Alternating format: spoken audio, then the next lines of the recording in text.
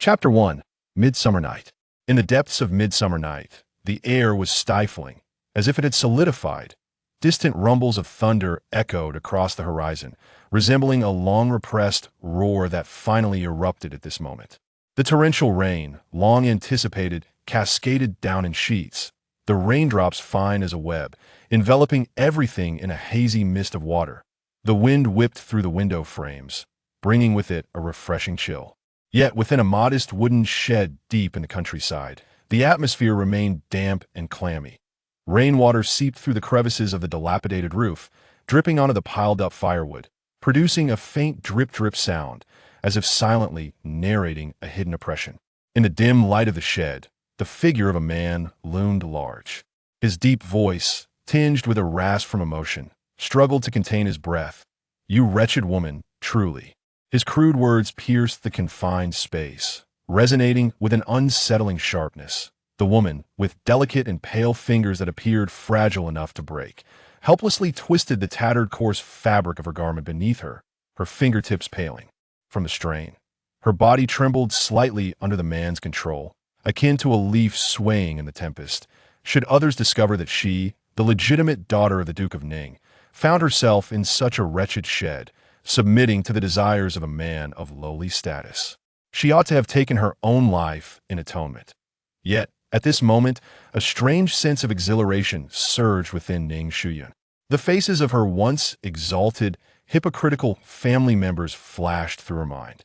They disparaged her as a withered flower, a fallen willow, as if her mere existence were a disgrace. In her previous life, she had committed no wrongdoing, yet she had been ensnared and her reputation tarnished.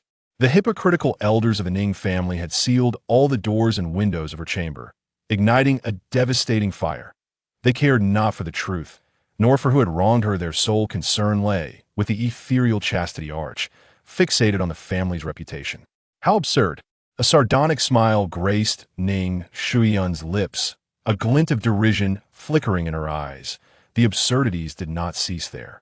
Her fall from grace was orchestrated by none other than her beloved and closest sister, Ning Anren.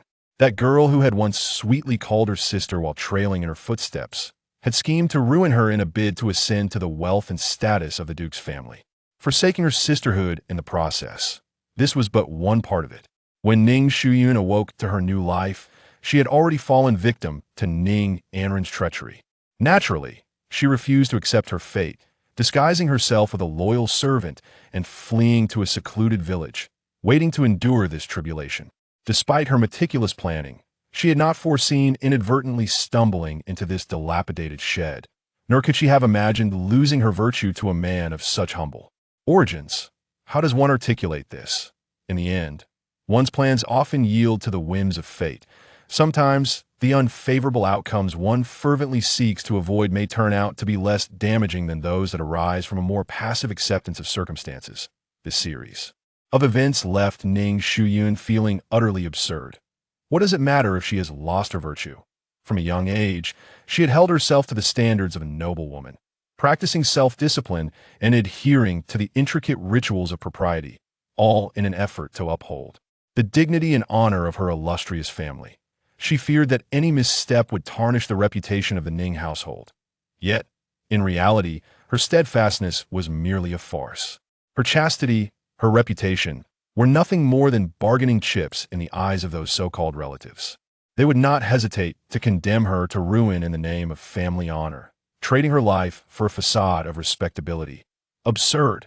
Now that she has been granted a second chance at life, she vows not to repeat the errors of the past, nor to continue tormenting herself for the sake of those unworthy individuals. In trivial matters, life is fleeting to live, and to find joy in oneself is of utmost importance. Ning Shuyun lifted her gaze and observed that although the coachman was of a dark complexion, the faint light filtering through the window subtly highlighted his remarkably handsome features. His face was chiseled, with pronounced cheekbones, a straight nose, and a jawline as sharp as a blade. The man had broad shoulders that enveloped her, with the contours of his muscular arms faintly visible in the dim light, resembling a beast poised for action. Perhaps it was the effect of the medicine, or perhaps it was the long-suppressed desire for abandon that stirred within her. Her alabaster arms gradually draped over the man's. Shoulders, the downpour intensified, intertwining with the elements, as if it had drawn a secret, dampened space that completely isolated the woodshed from the outside world. In the cover of this torrential rain, someone surrendered to indulgence. Chapter 2. The following morning, as she awoke, the sky was already brilliantly illuminated. Blinding sunlight streamed through the dilapidated window of the cottage, illuminating the dim space within. Ning Shuyun slowly opened her eyes, feeling as if her entire body had been mercilessly crushed, sore and weak to the point of near immobility. Beside her, the man remained in deep slumber, his fervent warmth emanating through the thin fabric of his clothing, an undeniable presence that was impossible to overlook. Yet, Ning Shuyun refrained from glancing at him, mustering her strength to sit up slowly. Her movements were delicate, as if she feared disturbing the man beside her, or perhaps striving to conceal her own disarray. The moment her feet touched the ground, her knees buckled, and she collapsed to the floor, nearly unable to stand. All of this served as a relentless reminder of the events of the previous night. Ning Shuyun bit her lip. What had transpired? Merely an absurd entanglement with a stranger for a single night. She was not the type of woman who would succumb to despair merely for having lost her virginity, especially when compared to the harrowing experiences of her past life. Last night's ordeal seemed trivial. At that moment, while kneeling on the ground, her gaze inadvertently swept across the floor, and she happened to catch sight of a fallen hairpin. It was an exquisite silver pin adorned with a blooming magnolia flower. Ning Shuyun paused, a flicker of complex emotions crossing her eyes. She reached for the hairpin, her fingertips gently caressing its surface. So, this pin had accompanied her all along. In her past life, after enduring hardships, she had clung to this very pin as her sole weapon in a desperate struggle against malevolence. She had used it to pierce her own skin, exchanging pain for clarity. She had wielded it against those who sought to harm her, fighting for her very survival. It had taken her nearly losing her life to escape. Now, this pin remained in her possession, and her current predicament seemed significantly less burdensome than in her previous existence. She raised her hand, intending to gather her disheveled hair. But in the next moment, a firm grip seized her wrist. The force was so great that it nearly crushed her bones, causing her to wince in pain. The man, who had been lying in bed, was now awake and towering over her, gazing down with an imposing demeanor. You initiated this embrace, yet now you act as though you seek death, he remarked, his brow furrowed tightly, his eyes ablaze with fury. His voice was loud enough to startle Ning Shuyun, causing her to instinctively attempt to free herself from his grasp. However, his strength was overwhelming, rendering her efforts futile. He then grasped her chin, compelling her to lift her gaze to meet his. His voice remained cold, yet it bore an undeniable authority. Since I have claimed you, I shall be responsible for you. Do not adopt such a desperate demeanor. At his words, Ning Shuyun felt a bitter laugh rise within her. Her? Seeking death? That was an impossibility. There were countless souls in this world far more deserving of demise. Yet she, Ning Shuyun, was not among them. She had never contemplated ending her life over the events of last night, nor would she succumb to despair for the sake of a stranger. Was on the verge of warning the excessively arrogant coachman, yet upon a moment's reflection, she suppressed all emotions and played along with his words. Her voice, soft and melodious, carried a hint of vulnerability, particularly as she lowered it to a gentle whisper, as if confiding in him. Are you truly willing to take me in? There was a trace of tentative hope in his tone, akin to a forlorn woman who had finally discovered a sanctuary to lean upon. Was evidently taken aback by her unexpected response. The fury in his eyes abruptly dissipated, replaced by a flicker of bewilderment and uncertainty. Sensing his shift, secretly smirked while maintaining her composed facade. Seizing the moment, she enacted another display of submission. Despite her wrist still being grasped, they were locked in a standoff. She leaned closer, pressing herself against the man's chest, her demeanor gentle and compliant, like a docile kitten nestled in its master's embrace. The fire in S' eyes had long since extinguished, and his body stiffened with an involuntary tension. He cleared his throat awkwardly, swallowing hard, and managed a low, raspy sound, as if it had been drawn from the depths of his throat. Subsequently, He released her wrist with a somewhat hasty motion, as if lingering any longer would lead to an unforeseen bite. Without a backward glance, he strode towards the door, his retreat resembling that of a frightened wolf. Yet, upon reaching the entrance, he halted abruptly, seemingly recalling something vital. With his back to S, shoulders tensed slightly. "I will take responsibility for you." His words bore an undeniable weight, yet they also hinted at a certain awkwardness. After uttering this statement, he departed without a second look. The door slammed shut, echoing with a creaking sound. Stood momentarily stunned, glancing down at her wrist, slightly reddened from his grip, and gently massaged it, a glimmer of amusement flickering in her eyes. Responsibility? Was it not merely a trivial matter of romantic entanglement? Men were so quick to offer promises without much thought. In the silent room, a sharp, short laugh broke the stillness. "So be it, let him be." Just moments ago, he had turned and left without a word, and had assumed he had discerned something amiss. His departure was a relief, sparing her from potential complications. At this juncture, within this estate, there existed not the legitimate daughter of the family, but merely a lonely, delicate woman. After all, one must commit fully to the performance. Chapter 3. With greater resolve, having tasted the pleasures of a woman, reveled in bliss akin to that of a celestial being these past few days. He had always been a man of disregard for convention. Once he claimed, he resolved that she was his. He could never embody the sort of man who would abandon his responsibilities after the act. Moreover, once the barrier between the genders had been breached, there was no turning back. It was a pursuit of immediate gratification. After all, they had indulged in their desires. And as for what could not be done, they would navigate that as it came. In the past, he merely listened to his subordinates boast about women, but now, upon experiencing it firsthand, he realized the truth in their words. The sensation was indeed irresistible. Ning Shuyun had been ensnared in this estate for nearly 2 days, living in a disordered cycle of day and night. She initially believed that feigning a delicate and innocent demeanor would suffice to deceive the man, yet to her surprise, she had scarcely left the bed during this time. Zhou Chongyun, that insufferable man, was like a wolf starved for generations, seizing her and refusing to let go. As dawn broke, after being tormented for much of the night, Ning Shuyun had just begun to drift into slumber when the morning light streamed through the window, waking her once more.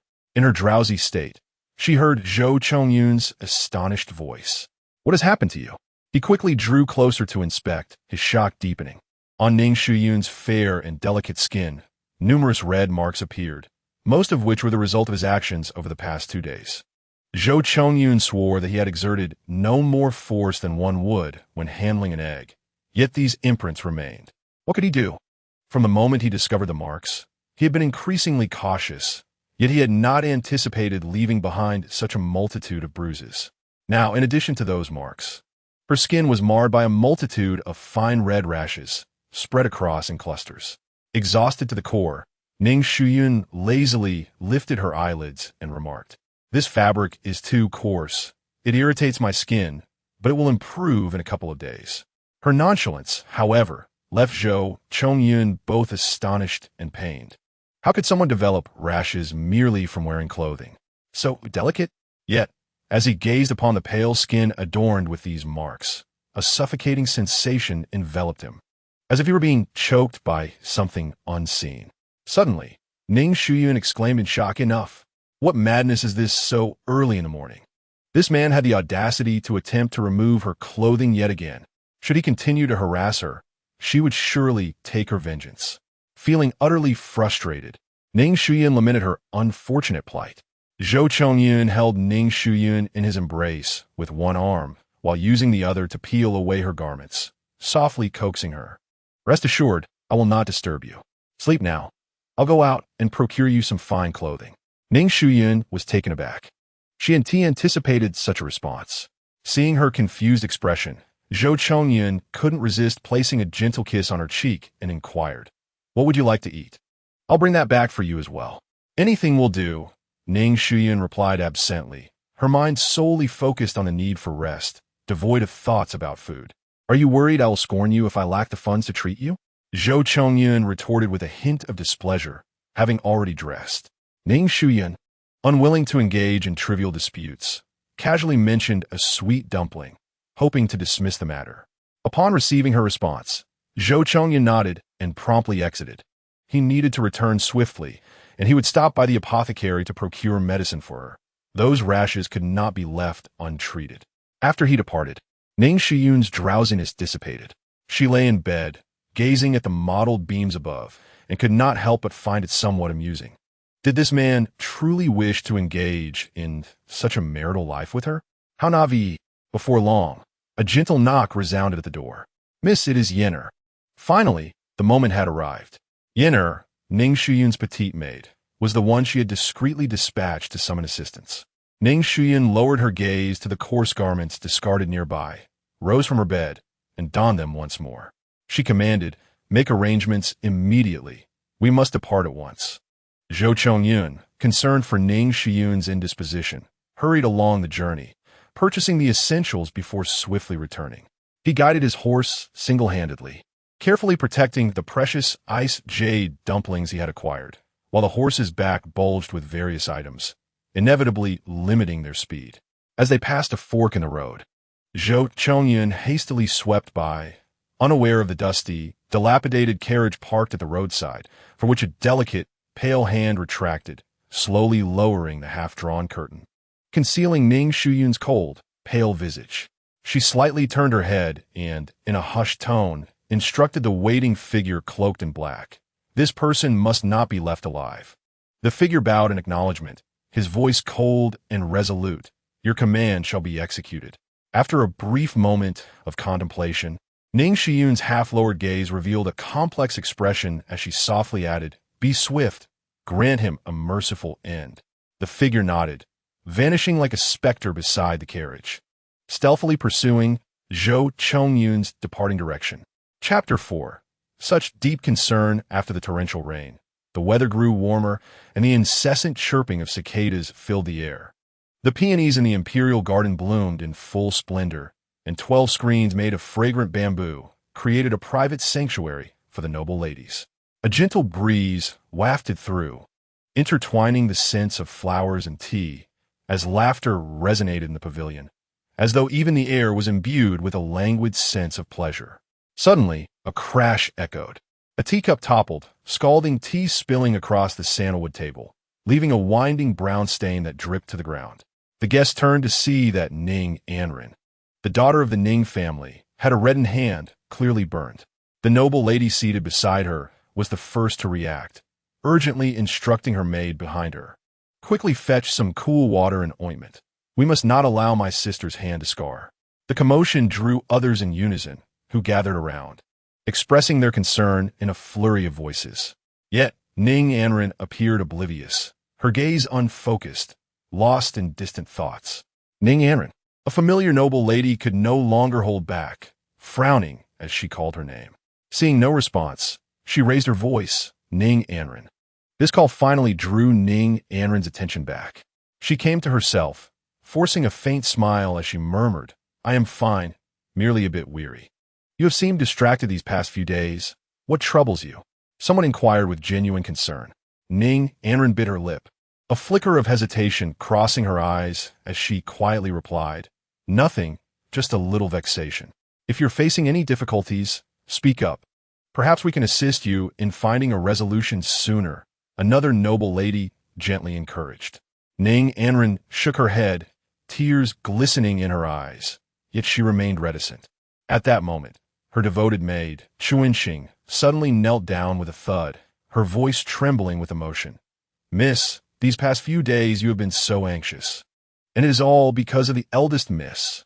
She declared her intention to visit Longing Temple alone to pray for blessings, and she has yet to return. As these words echoed, the pavilion fell into a profound silence. Even the wind seemed to pause. The noble ladies exchanged glances, their eyes reflecting a mix of surprise and uncertainty.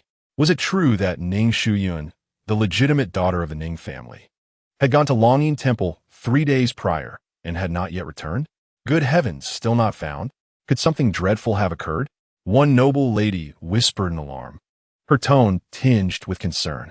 "Let us not frighten ourselves. Sister Shuyun is a person of virtue and surely she will return safely, someone offered in reassurance. Though their voice betrayed a hint of doubt. Ning Anren bit her lip, a complex expression flashing in her eyes, hesitating to voice her thoughts. Lowering her head, her voice trembled. Sister, she has always been kind-hearted. Visiting the temple to pray is a common occurrence for her. However, I have heard rumors that bandits are lurking in the mountains, targeting unwed maidens. She trailed off, yet everyone understood the implication of her unspoken words. If Ning Shuyun had indeed encountered bandits, the situation could be dire. The noble ladies exchanged glances, feelings of regret and fear rising within them, while Ning Anren feigned concern. Internally, she reveled in satisfaction. She had long endured the hypocrisy of Ning Shuyun, who presented herself as a devoted sister while constantly meddling in her affairs, as if her existence depended on offering unsolicited advice. It was merely a fade to showcase her own superiority. And now, as her reputation lay in ruins, how could she possibly compete with Ning Anren upon her return? A cold smile curled on Ning Anren's lips as she imagined Ning Shuyun's disheveled state when faced with the judgmental stares of others. However, her moment of triumph was short-lived. Do not worry, everyone. Just as the ladies were engrossed in discussion, a melodious voice rang out from the corridor, sounding like pearls cascading onto a jade plate, crisp and delightful, yet laced with a hint of languid charm. A figure clad in crimson gracefully approached from the corridor. The crimson gown swayed, adorned with blooming peonies. Ning Shuyun's beauty was unparalleled, her raven hair cascading like clouds, styled in the latest fashionable flying fairy bun, her brows resembling distant mountains, and her eyes shimmering like autumn waters. She walked with poise, exuding an air of refined elegance, yet with an indescribable allure. Ning Anren's complexion drained of color in an instant, her hand clutching the handkerchief tightly, her knuckles turning white from the pressure. She gazed at Ning Shuyun in disbelief, a tumult of emotions surging within her. How could Ning Shuyun be here? Was she not supposed to, sister? Is it truly you? Ning Anren suppressed her shock, hastening forward with feigned excitement in her voice.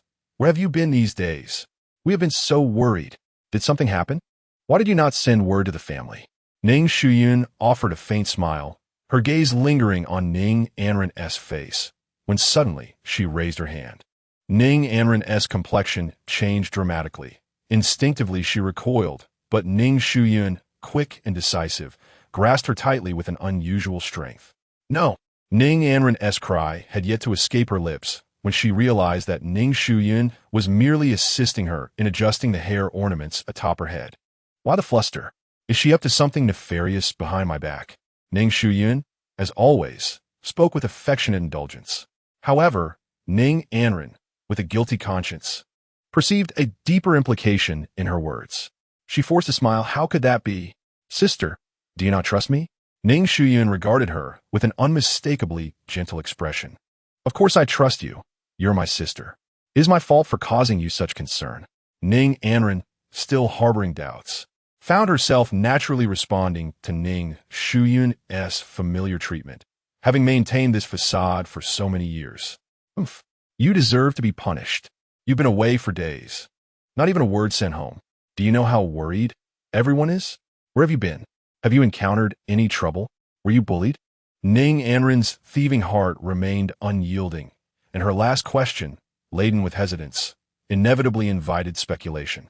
In the present circumstances, Ning Shuyun was compelled to provide an explanation for her recent disappearance, especially with so many eyes upon them. Ning Anren was unafraid of her fabrications. Unless she could weave an utterly seamless lie, she would undoubtedly expose Ning Shuyun's hypocritical facade. Ning Shuyun maintained her gentle smile, preparing to speak when a soft yet authoritative voice called from behind. What? Does this palace need to seek permission from the Ning residents for inviting Xiao Yun to the palace for a brief stay? The newcomer, her hair elegantly styled and adorned with a jeweled phoenix hairpin, moved gracefully, the pearls swaying gently with her steps, enhancing her striking features and adding an air of majesty. The noble ladies quickly knelt in respect, exclaiming in unison, "We pay our respects to the consort.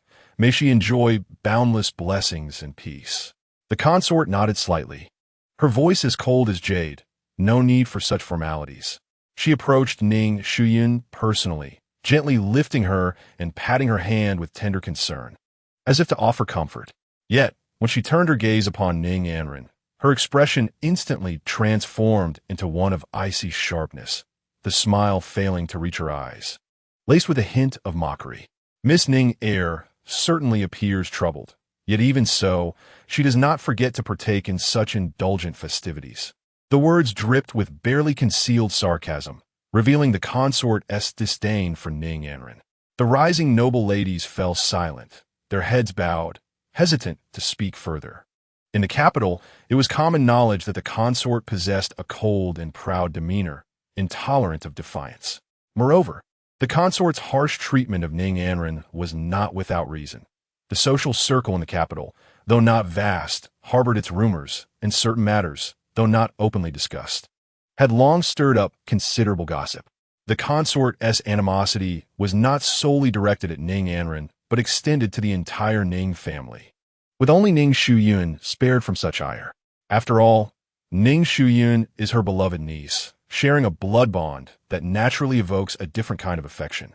The Empress, originally named Su Wenjin, hails from the illustrious Su family of the capital and is the biological sister of Ning Shuyun's mother, Su Wenpei.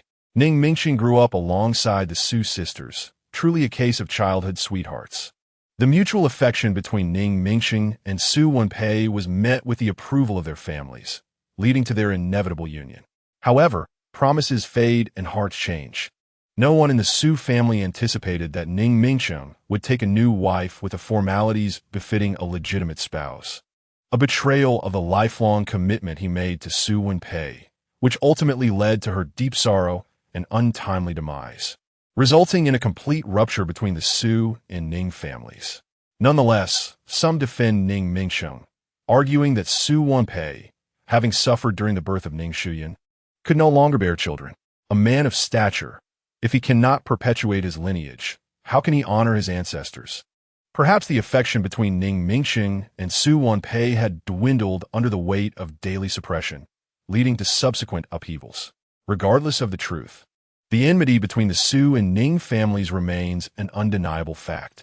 Chapter 6. Lack of upbringing. For years, the Empress has remained childless.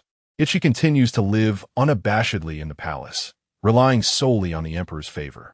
Her unabashed public reprimand of Ning Anren left the latter unable to react. Her face flushed, tears welling in her eyes. No, that is not true. I genuinely worry for my sister. My family wishes for me to clear my mind. Ning Anren's voice trembled as she attempted to justify herself. The Empress scoffed, impatiently responding, "Cease your weeping and wailing. I merely asked you a question. Must you create such a scene, as if I were punishing you?"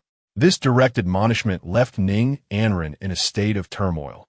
Wanting to cry but unable to do so, she lowered her head, her fingers twisting the handkerchief tightly, her knuckles turning white from the strain. The Empress continued, "I do not understand how Ning Mingxing has raised you, but to tarnish a woman's reputation in such a manner, either openly or covertly, is a true lack of upbringing." Her tone was frigid, each word striking at Ning Anren's heart. "Aunt," Ning Shuyun softly called, her voice as gentle as a clear spring. "Please do not take offense. My sister and I grew up together.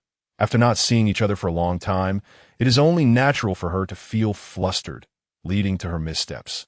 I hope you can temper your anger." Ning Shuyun stepped forward, bowing respectfully, earnestly pleading for Ning Anren. However, her words prompted further speculation. In the past, Ning Shuyun had always regarded the Empress with respect and distance, never approaching her closely. Yet now, she called her aunt and spoke with a newfound familiarity, perhaps due to their recent companionship, which had brought them closer together. The Empress, showing no attempt to conceal her favoritism towards Ning Shuyun, softened her demeanor upon hearing her plea, allowing the matter to rest. She cast a cool glance at Ning Anren, her tones still icy. "Since your sister has interceded on your behalf, I shall not pursue this any further. However, Miss Ning, you must think more carefully in the future and refrain from such thoughtless actions."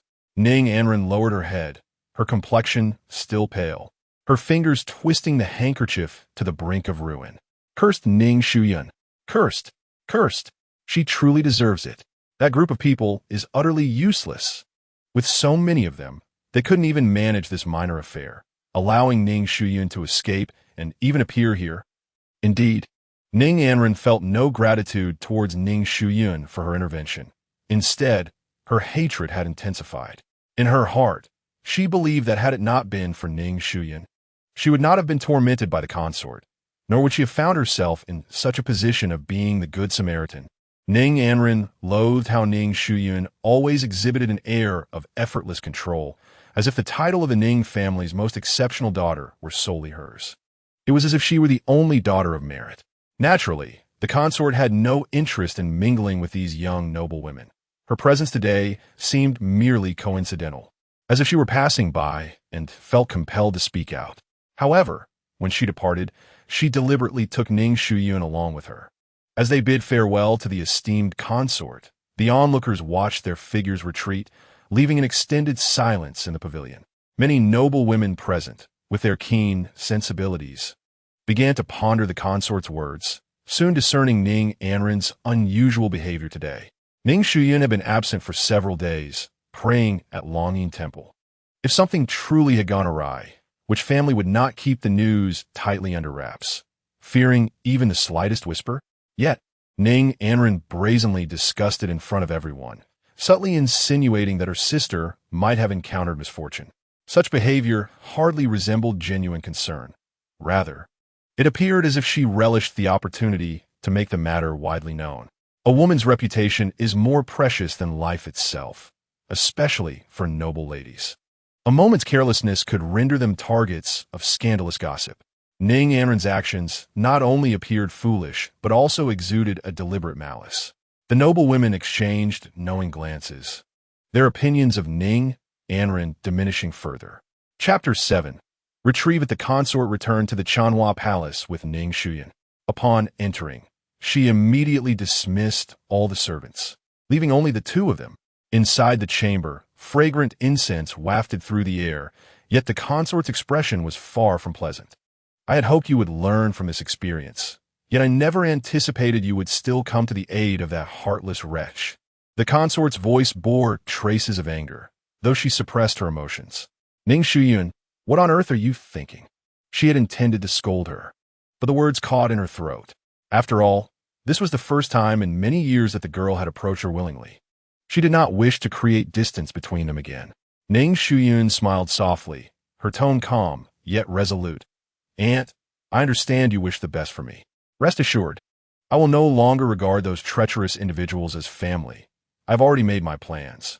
Though she did not articulate her intentions explicitly, the consort failed to detect the coldness in her gaze and continued to advise her gently.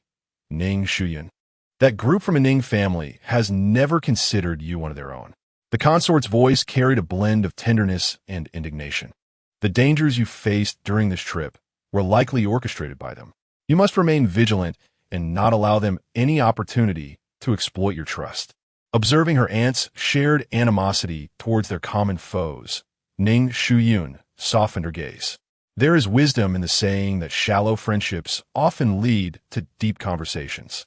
In truth, the relationship between Ning Shuyun and her aunt is far from harmonious. Given this premise, the words spoken by Consort Chun are likely to reinforce the perception that she harbors malicious intent, seeking to sow discord among family members, especially since it is the Ning family who shares the most intimate bond with Ning Shuyun. Nevertheless, she speaks candidly and without regard, driven solely by a genuine desire to look out for Ning Shuyun. Regrettably, in her previous life, Ning Shuyun was swayed by the one-sided narrative of the Ning family, convinced that the Su family had coerced her mother into choosing between her natal and marital homes, ultimately leading to her mother's untimely demise. This instilled in her a lifelong indifference, even animosity, toward the Su family. Upon reflection, it becomes apparent that she was indeed the one lacking discernment. Ning Shuyun nodded, a flicker of cold light flashing in her eyes. Aunt, rest assured, I am well aware of my own matters. Those who owe me will be repaid in full. Is it necessary for you, a mere child, to concern yourself with these matters? Just take care of yourself, I shall reclaim what is rightfully mine. Consort Chen, like any typical elder, instinctively sheltered her junior, asserting herself with great authority. Ning Shuyun understood that the enmity between her and the Ning family could not be easily resolved. Merely hiding behind her aunt would not suffice. Yet, at this moment, she relished the sensation of being cared for and protected, thereby choosing to remain silent. Little Shuyun, the Ning family now openly harbors ill intentions towards you. Given their ruthless disposition, I fear they might still pose a threat upon your return home. You may stay within the palace, and I will ensure your safety. If you prefer not to remain in the palace, you may reside at your maternal grandfather's house, where they will not allow you to suffer. Consort Chen's tone was filled with concern. After a moment of silence, Ning Shuyun replied, I still wish to return to Ningfu. Absolutely not. Consort Chen immediately countered. Ning Shuyun patiently explained, Aunt, I do not wish to bear the title of the legitimate daughter of the Ning family, while possessing nothing. Consort Chen promptly retorted, How could you have nothing? Aunt, what I mean is, I intend to reclaim everything that belongs to me from the Ning family. Ning Shuyun articulated deliberately, her tone gentle yet laced with undeniable resolve and ambition.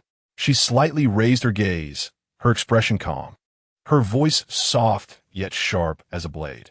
Since the age of 13, I have been managing the affairs of the Ning family, pouring my heart and soul into every aspect. I am merely reclaiming what rightfully belongs to me. Upon hearing this, Consort Chen's gaze flickered momentarily, as if she glimpsed her late sister's visage through Ning Shuyun. Her sister had also possessed a gentle demeanor, yet was fiercely strong-willed.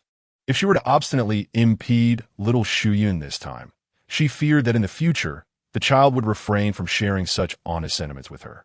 With a deep sigh, Consort Chen spoke, her tone tinged with helplessness and affection. My dear child. Chapter 8.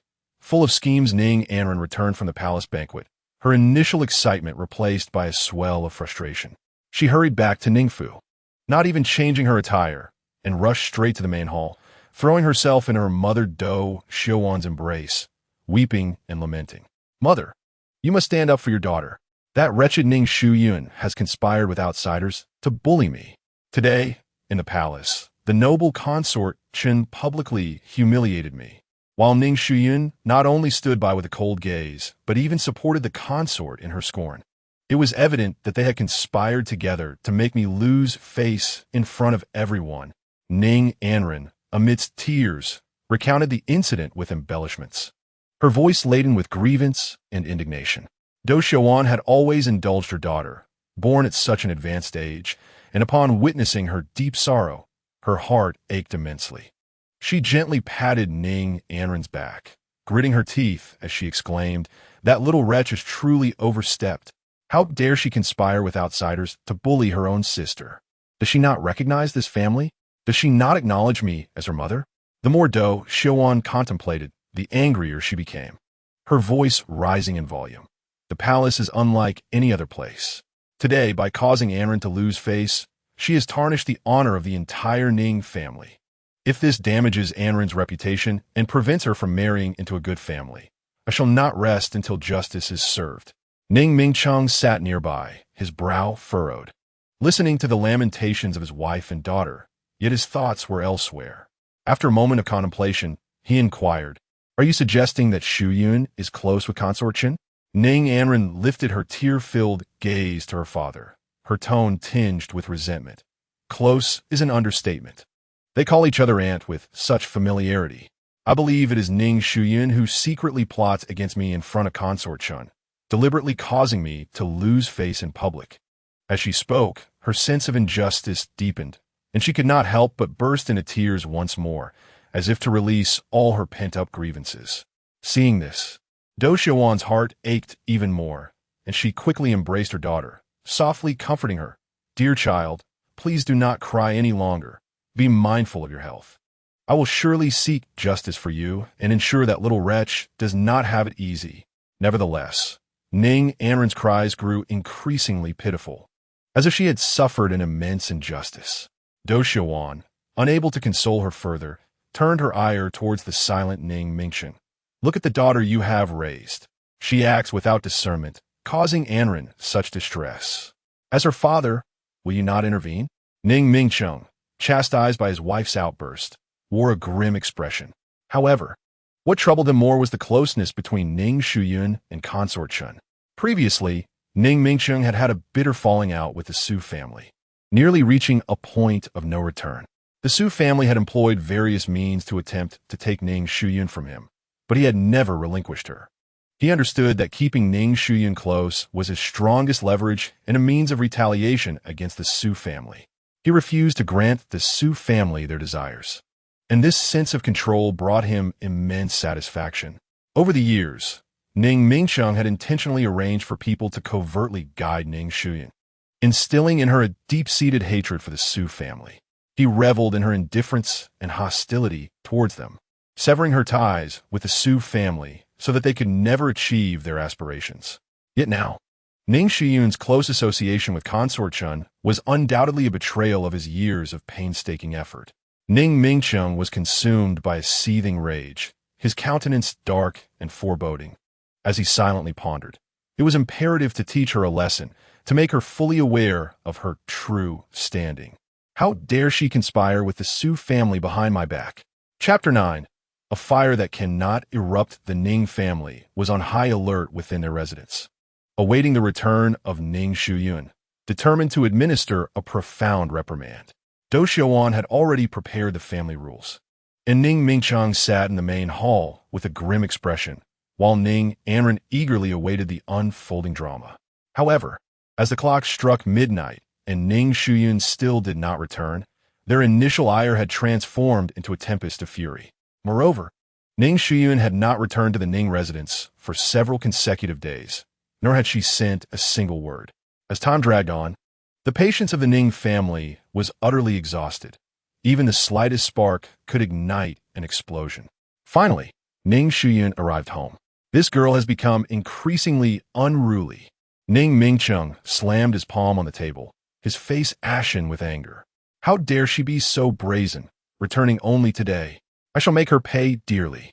Do Xiaoan grit her teeth and asserted, My lord, this time we must not let her off lightly. If we do not discipline her, she may very well bring ruin upon the Ning family in the future. Ning Anren added fuel to the fire. Father, mother, Ning Shuyun has grown too proud, deliberately disregarding you both.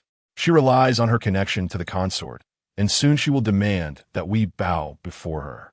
Though Ning Anren's words were exaggerated, they certainly inflamed the situation. During these past few days, Ning Shuyun had been lavishly entertained by the consort in the palace, living a life of luxury, her complexion radiant and vibrant compared to the Ning family. The sight of her appearance twisted the faces of the Ning family, who were on the verge of unleashing their pent-up fury. Yet, they noticed two women standing beside Ning Shuyun, their expressions grave and demeanor dignified, clearly high-ranking court ladies. The Ning family members were instantly taken aback. The scolding and punishment they had prepared had to be swallowed back down. After all, with outsiders present, even their greatest anger had to be suppressed. Ning Mingcheng forced down his displeasure and managed a strained smile. Approaching to inquire, Shuyun, who are these two? Ning Shuyun smiled slightly and respectfully explained, Father, these two are mammy sent by the consort, tasked with teaching my sister some etiquette and decorum. Teaching Anren? Do Xiaoan's expression shifted dramatically, her voice rising sharply. Anren has always been well-versed and composed. Why would she require guidance from others? One of the mammy stepped forward, her tone cold yet authoritative. Madam Ning, the consort has heard of the recent misconduct of the second Miss Ning and has specially requested the Empress Dowager's decree, sending us here to provide instruction.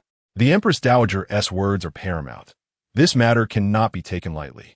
Upon hearing this, Ning Mingcheng's expression darkened to an extreme. He could hardly believe that the consort would directly petition the Empress Dowager and issue an edict. This was not merely instruction. It was a blatant slap in the face to the Ning family. Yet, imperial orders were not to be defied, no matter how unwilling he felt. He had to endure it. Ning Anren's face turned pale, her eyes filled with terror and resentment. She never anticipated that she would become the target of scorn, subjected to the teachings of the palace matrons. If word of this were spread, her reputation would surely be irrevocably tarnished. An unmarried woman, personally instructed by the palace matrons, would inevitably be deemed of questionable character, and when it came time for marriage proposals, who would dare to approach her family? Do Xiaowan trembled with rage, yet felt utterly powerless. She could only attribute this affront to Ning Shuyun and the consort Shun, silently vowing that one day she would ensure they paid her back 1,000-fold. Chapter 10. Dragged down from that point onward, the two matrons took residence at the Ning estate, where Ning and Ren endured their harsh tutelage, suffering greatly under their relentless discipline. Ning Shuyun occasionally visited, deriving a certain pleasure from witnessing her disarray. However, Do Xiaowan did not grant her much respite. 2 days later, she made a point of seeking Ning Shuyun. Shuyun. It is said that one does not enter the Three Treasures Hall without cause. Ning Shuyun had anticipated this visit, yet feigned mild surprise. Aunt Wan, do you have something to discuss? Do Xiaowan wore a gentle smile, her tone laced with feigned concern. The palace has dispatched matrons, and I observed their demeanor, graceful and efficient. This is a rare opportunity. Why not join in and learn the proper etiquette, lest you lose your decorum in public in the future? She dared not mention the matter before the matrons, as she could not ascertain whether they were aligned with Consort Shun or the Empress Dowager. To speak out of turn could provoke the matron's ire, leaving her in a precarious situation. Thus, she resolved to drag Ning Shuyun into the fray. Surely, if Ning Shuyun were to volunteer to join, the matrons would find it difficult to refuse. In this way, Anren's burden would lighten, and Do Xiaowan could publicly assert that the sisters were receiving instruction together, diverting attention from her own daughter. Ning Shuyun, perceptive and astute, recognized Do Xiaowan's ulterior motives, but merely smiled faintly without responding. Do Xiaowan, noticing her lack of engagement, became incensed, her tone turning frosty. Shuyun, why do you exhibit such attitude? Ning Shuyun remained silent until Do Xiaowan could no longer contain herself, unleashing a tirade. You, girl, are becoming increasingly thoughtless. Anren is your own sister. How can you bear to watch her suffer? At last, Ning Shuyun raised her gaze, her expression calm, yet laced with a hint of frost. Aunt Wan, the matrons come at the Emperor's behest. How could I dare to interfere? If we were to provoke the Emperor's wrath, our Ning family would be unable to bear the consequences. Do not use such grandiose excuses to brush me off. Do Xiaowan spat out, her voice sharp. If it were not for your collusion with Consort Shun, how would Anren be in this predicament? I see you cannot stand to see her in a better light. How cruel your heart is. Do Xiaowan berated Ning Shuyun without allowing her a chance to retort, ultimately storming out in a fury. That evening, a servant came to announce that Ning Mingcheng wished to see Ning Shuyun. The servant lit the lamp, and Ning Shuyun followed at a measured pace. They traversed the winding corridors, arriving at the most secluded courtyard of the estate, a place once inhabited by her late mother. Suwenpei. In the past, this place was not the most secluded corner of the residence, but with the expansion and renovation of the estate, coupled with Ning Mingcheng's deliberate avoidance, this courtyard gradually faded into obscurity. Ning Shuyun had once questioned this matter, yet Ning Mingcheng, with a sorrowful expression, earnestly replied, as a father, I fear that seeing familiar objects will evoke memories of the departed, stirring painful emotions. At that time, Ning Shuyun, surprisingly, believed this absurd statement, which was truly laughable. As the door creaked open, the room remained as it was when Ning Shuyun had last departed, albeit cloaked in a thick layer of dust. In the past, her frequent visits and daily cleaning had prevented it from feeling desolate. Yet now, it seemed that in this vast estate, no one was willing to brush away the dust from her mother's chamber. Ning Mingcheng led her to the altar where the plaque of Su Wenpei was placed and commanded sternly, kneel. Chapter 11.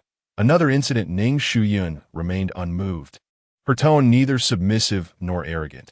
I am unaware of what transgression I have committed to provoke such anger from you, father. Shuyun, you have disappointed me greatly. Ning Mingcheng's tone was heavy, as if Ning Shuyun had committed an unforgivable sin. The consort deliberately targeted and ran, and you stood idly by, even assisting outsiders in bullying your own family. If your mother were still alive and witnessed your cold-heartedness, she would surely be devastated. A cold smile flickered in Ning Shuyun's heart. Had it been her former self, she would have been entirely at the mercy of such words. Ning Mingcheng excelled at manipulating her emotions in the name of her deceased mother. Ning Shuyun inherently felt a deep connection to her mother and was naturally reluctant to do anything that would disappoint her. However, with her mother long gone, on what grounds could Ning Mingcheng impose his will, masquerading it as her mother's desires? Yet, Ning Shuyun had her own plans. She feigned her usual demeanor, tears glistening in her eyes, her tone laced with a hint of grievance and helplessness. "Father, the consort is, after all, His Majesty's consort. Once she entered the royal family, she became one of them. Let alone me. Would you dare to defy the consort in front of so many people? Her status is immensely noble, and her every action represents the majesty of the royal family. If I do not align with her wishes, I fear it may bring greater calamity upon the Ning family." Ning Mingcheng's expression shifted slightly, clearly moved by her words. What Ning Shuyun said held some truth. The consort's status was indeed formidable, and even he would hesitate to provoke her. However, a sense of discontent lingered within him. He had harbored grievances against the Su family for many years, and the greatest satisfaction had been witnessing Ning Shuyun's hatred towards them. Now, she was rekindling ties with the Su family, which felt like a severe slap in his face. After a moment of silence, his tone turned somewhat probing. "Shuyun, while I do not oppose your closeness to the consort, do you still remember the grievances between the Su family and our Ning family?" Ning Shuyun raised her gaze, her eyes clear yet unfathomable, her voice soft yet cold. "Father, I certainly remember. However, the circumstances are different now.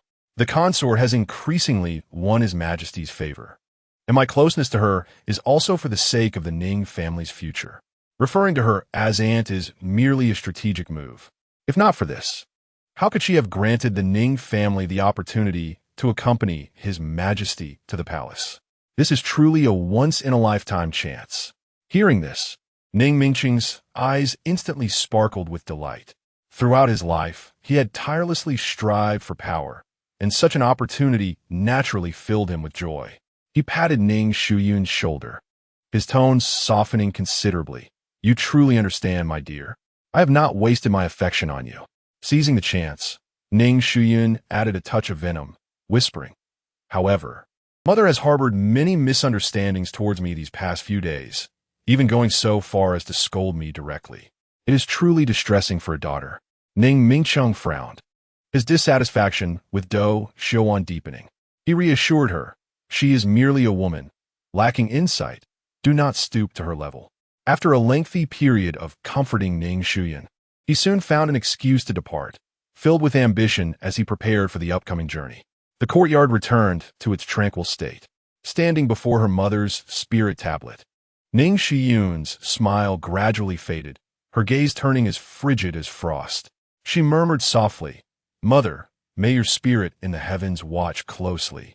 I shall not spare those who have wronged you." Uncertain how much time had passed, a figure emerged from the darkness, kneeling on one knee. His voice grave, "I am guilty. The task remains unfulfilled, and I have come to accept my punishment." Chapter 12. We shall not meet again. Ning Shuyun was momentarily taken aback, struggling to recall the task she had assigned to this individual. It was only when a vision of the dilapidated woodshed and the robust, dark-skinned man flashed through her mind that her heart quickened, her fingers instinctively tightening around her sleeve. She composed herself, suppressing the turmoil within, and continued to listen to her subordinate's report. It was a grave oversight on his part. He had not anticipated that the man was a seasoned fighter, far surpassing him in martial prowess. After a few exchanges, he had sustained serious injuries. Had that man not shown mercy and allowed him to live, his life would have been in jeopardy.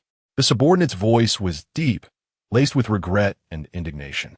"I barely escaped with my life, and upon returning, I have lost track of that man. It is my failure in carrying out the task. I am willing to accept punishment." He knelt lower, his head bowed, his tone filled with self-reproach. Ning Shuyun furrowed her brow, a tempest brewing within her. This man was a retainer secretly trained by the Su family, possessing extraordinary capabilities. Had she not sent out an urgent distress signal when in peril? The The Su family would likely not have deployed such a formidable figure. Yet, how could such a person be bested by a mere stableman from a small village? Perhaps that individual was never a stableman at all. Ning Shuyun pondered, her thoughts surging like a tide.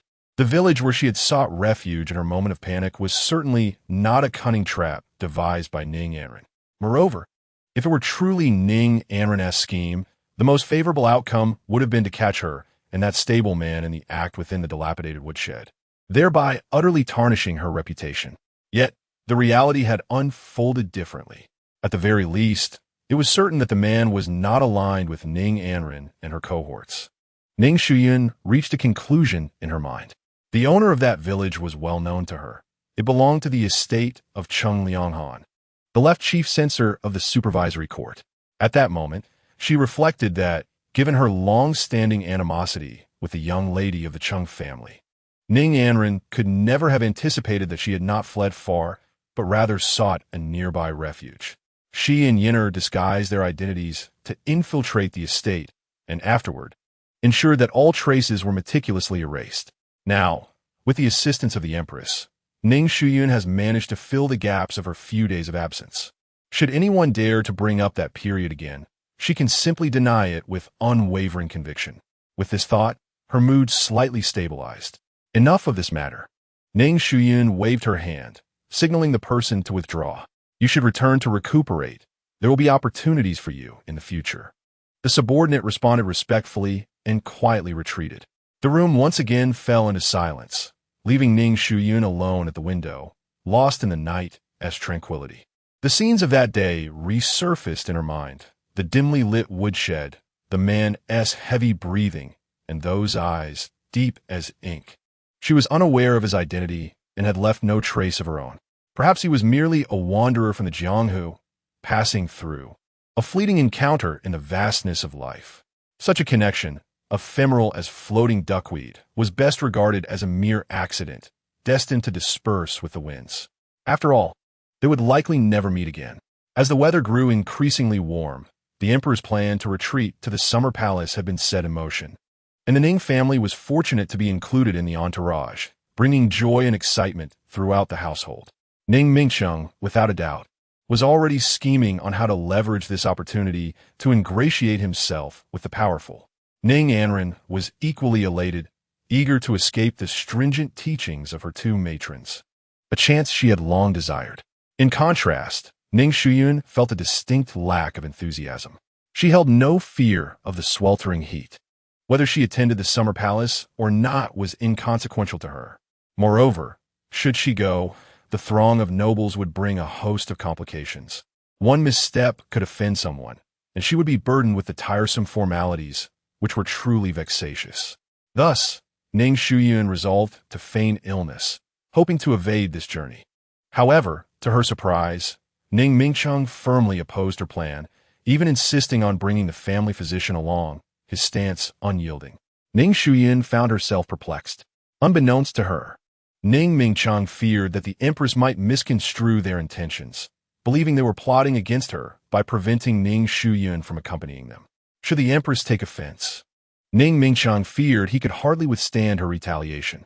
Thus, despite her reluctance, Ning Shuyun had no choice but to comply.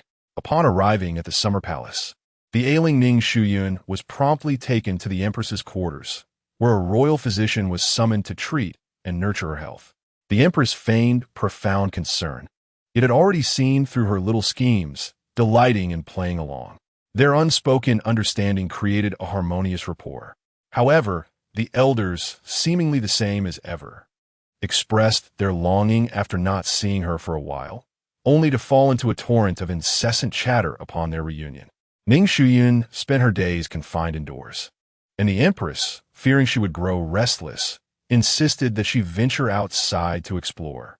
Even though Ning Shuyun repeatedly affirmed her comfort and lack of boredom, the empress remained unconvinced, insisting she take a stroll. With no other recourse, Ning Shuyun acquiesced. Nevertheless, she was not entirely at a loss for activities. She resolved to learn horseback riding. Trained from a young age according to the standards of an aristocratic lady, she excelled in music, chess, calligraphy, and painting, yet had never learned to ride. Ning Shuyun was acutely aware that the skill of horseback riding could prove to be a lifesaver in critical moments. Thus, her resolve to learn this art grew ever stronger. She instructed Yenner to select a gentle young colt from the stables and sought a secluded grove away from the crowds to begin her practice. Given her petite frame, mounting the horse proved somewhat arduous. She gripped the reins tightly, carefully managing the steed, beads of sweat forming on her brow. Yet she remained steadfast and refused to yield. After an hour of effort, she finally managed to guide the little colt in a steady straight line, a satisfied smile breaking upon her face. However, in the next moment, her smile froze. Looking around, she found no one but Yenner at her side. Yet an unsettling sensation lingered within her, as if a penetrating gaze was observing her from the shadows, intense and secretive, seemingly capable of piercing through her back. Abruptly, she turned, but was met only with the swaying shadows of trees and the whispering wind. "Miss, what troubles you?" Yenner inquired with concern, having sensed her unease. "Nothing," Ning Shuyun replied, retracting her gaze, though her brow furrowed slightly. Despite the palace's vigilant guards, she could not shake off the feeling of that intense scrutiny. "Yenner, let us return," she decided, firmly grasping the reins, weighing her options before finally choosing to depart. In the bathing chamber, the sound of water resonated gently. Steam enveloped the space, casting a hazy veil over everything. Having just practiced riding and worked up a sweat, Ning Shuyun hurried to cleanse herself upon returning to the palace. The warm water cascaded over her fair, delicate skin, washing away her fatigue and allowing her taut nerves to relax. The gaze that had so troubled her vanished upon leaving the grove. She secretly rejoiced, thinking it might have been merely an illusion, or perhaps there was indeed some wild beast lurking in the woods. If it had suddenly emerged, the consequences for the two defenseless women would have been dire. With this thought, Ning Shuyun felt a wave of relief wash over her, dismissing the unsettling incident and focusing instead on the joy of her riding progress. She gently closed her eyes, surrendering to the soothing water that enveloped her, reveling in the rare tranquility. Yet, at that moment, she suddenly jolted her eyes open. That gaze had returned. Her body stiffened, and she instinctively held her breath, straining to hear any sounds around her. The silence was punctuated only by the rippling water. Something was amiss. Though she remained still, the water's surface was disturbed, as if something had broken its quietude. Ning Shuyun's complexion changed drastically. Before she could turn, a tall, heated figure pressed closely against her from behind. A large hand covered her mouth, stifling any cries that threatened to escape her throat. His breath was warm, accompanied by a familiar sense of urgency that enveloped her. "You little deceiver, I've searched high and low for you." Chapter 14.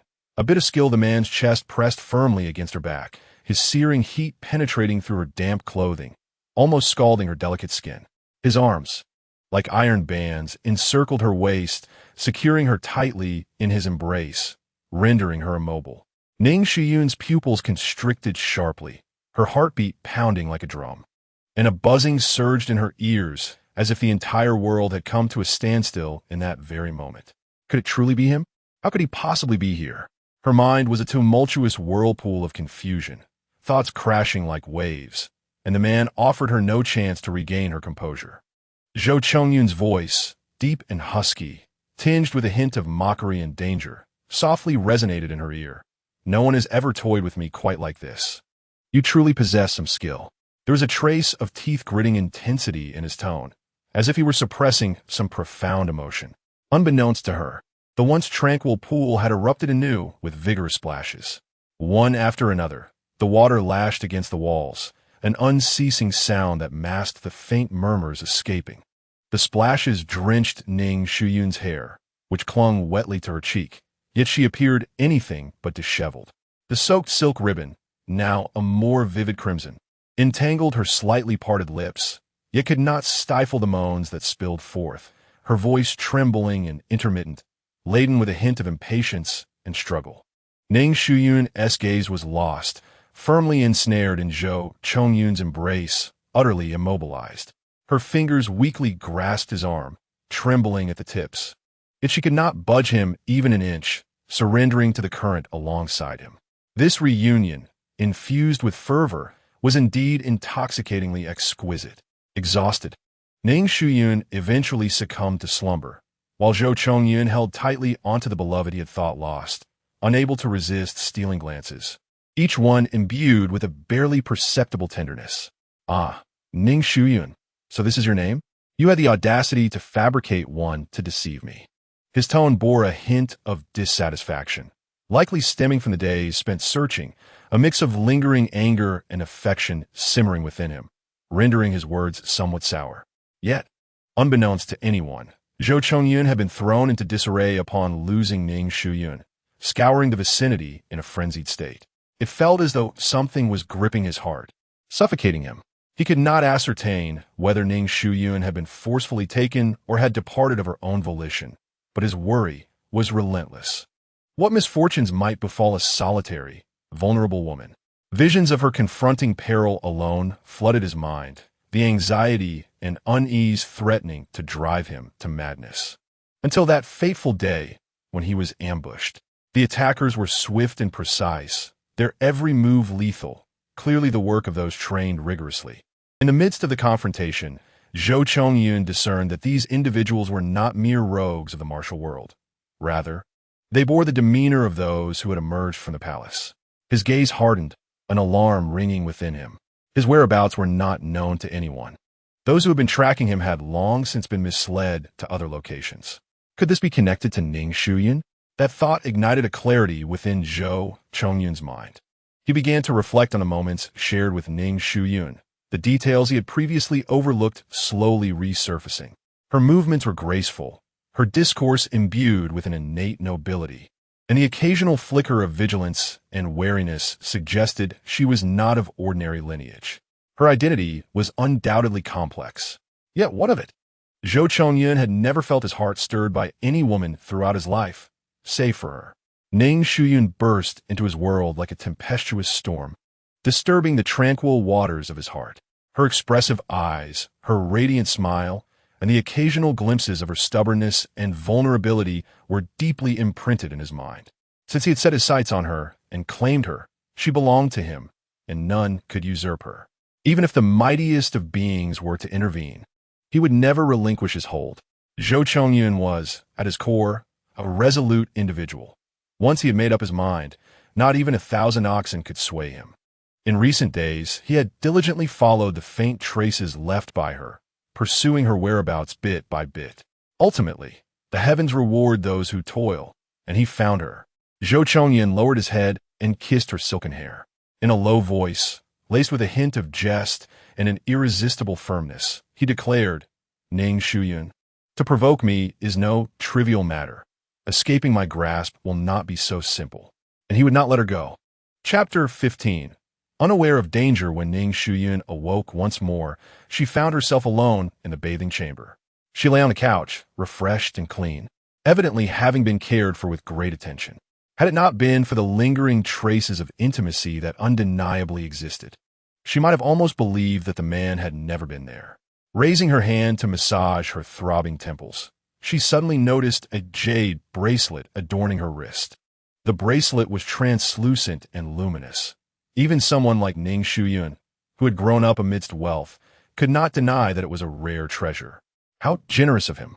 She scoffed lightly, a hint of derision flashing in her eyes, before decisively removing the jade bracelet and tossing it aside carelessly. "Yinner, summon Su Ping to see me," Ning Shuyun commanded, her tone calm yet tinged with an undeniable chill. "Understood, miss," Yinner replied from outside the door and withdrew. Ning Shuyun's gaze darkened slightly. Initially, she had intended to let the man off the hook, but, to her surprise, he had audaciously reappeared before her. Now, she was no longer in her previous state of despair. Since he had come knocking on her door, she would not hesitate to be ungracious. Within the palace of the consort, a fresh face arrived, a girl of about 16 or 17 with a delicate oval face. She donned a gown of pale, yellow brocade, cinched at the waist with a light green silk ribbon, adorned with a piece of mutton-fat jade pendant that chimed softly as she moved. Most striking were her lustrous, dark eyes, slightly upturned at the corners, which sparkled with a mischievous glint. Her large eyes brimmed with curiosity and scrutiny, reminiscent of a fawn exploring an unfamiliar environment, lively and animated. Xiaoyun, this is your cousin Su Wanwan, the daughter of your maternal uncle, the consort introduced with a smile. Your grandmother has been yearning for her, so she instructed your uncle to bring her back to the capital during his official visit, hoping she could spend time with you. She then turned to Su Wanwan, saying, "This is your cousin Shuyun. You two should bond more, as you are like sisters." Ning Shuyun had no recollection of this cousin, as she had been absent during her previous life. Yet, gazing at the vivacious girl before her, she felt an unexpected sense of kinship. Xiaoyun, your uncle's family has never been particularly strict with Wanwan, which has led to her carefree and unruly nature. The tone of Princess Chun was imbued with a hint of helplessness, yet laced with affection. When you were with her, it was prudent to offer her gentle reminders to prevent her from creating any amusing blunders. It was fortuitous, for she could also accompany you to relieve your worries. Princess Chun held a sincere fondness for Ning Shuyun. However, the perspectives of elders often diverged significantly. Ning Shuyun had been feigning illness for several days to recuperate. Yet such a facade could not persist indefinitely. Should she be perceived as a frail invalid, it was a sight Princess Chun would find most unwelcome. Thus, the present scene unfolded. Although Ning Shuyun cherished solitude, she was reluctant to disregard her aunt's feelings over trivial matters, so she nodded in agreement. Consequently, the two set off together for a leisurely stroll. "Cousin, you are truly beautiful," Su Wanwan exclaimed, her large eyes sparkling with unrestrained admiration. Ning Shuyun was momentarily taken aback before letting out a light laugh. She had never before received such candid and unreserved praise. Finding it amusing and softly replied, "You are also quite lovely. Do not flatter me. It is you who is beautiful. I merely exist in your presence," Su Wanwan pouted, her straightforwardness eliciting a soft chuckle from Ning Shuyun. "Why would I deceive you?" Ning Shuyun's tone was gentle, her eyes reflecting a measure of seriousness. Everyone possesses a unique perspective on beauty. Some may revel in the misty rains of Jiangnan, while others may prefer the desolate beauty of the northern deserts. Can one truly compel another to embrace what they do not cherish? Her words struck a chord with Su Wanwan. She nodded vigorously, her eyes alight with enthusiasm. "Yes, I adore the vastness beyond the borders, where one can gallop endlessly. Can you ride?" Ning Shuyun's interest was piqued. "What is difficult about it? I could perform tricks on horseback by the age of 6, Su Wanwan boasted proudly, tilting her chin. Ning Shuyun felt a surge of joy. She had been seeking a suitable mentor to teach her to ride, and here was someone eager to offer her guidance. Lowering her voice and infusing her tone with earnestness, she asked, "Would you teach me to ride? But this must remain a secret between us. I do not wish for others to know, especially since I am currently unwell." Finally, with a mischievous wink, Ning Shuyun added a playful note. Su Wanwan instantly comprehended and nodded eagerly. "Cousin, do not worry. I am the most discreet." Chapter 16. Tempers flare. Ning Shuyun and Su Wanwan shared laughter, walking side by side along the path to the stables. Sunlight filtered through the treetops, casting dappled shadows, while a gentle breeze carried the fragrance of blooming flowers. Su Wanwan animatedly recounted her adventures beyond the borders, and Ning Shuyun listened with a smile, occasionally interjecting, creating a relaxed and joyous atmosphere.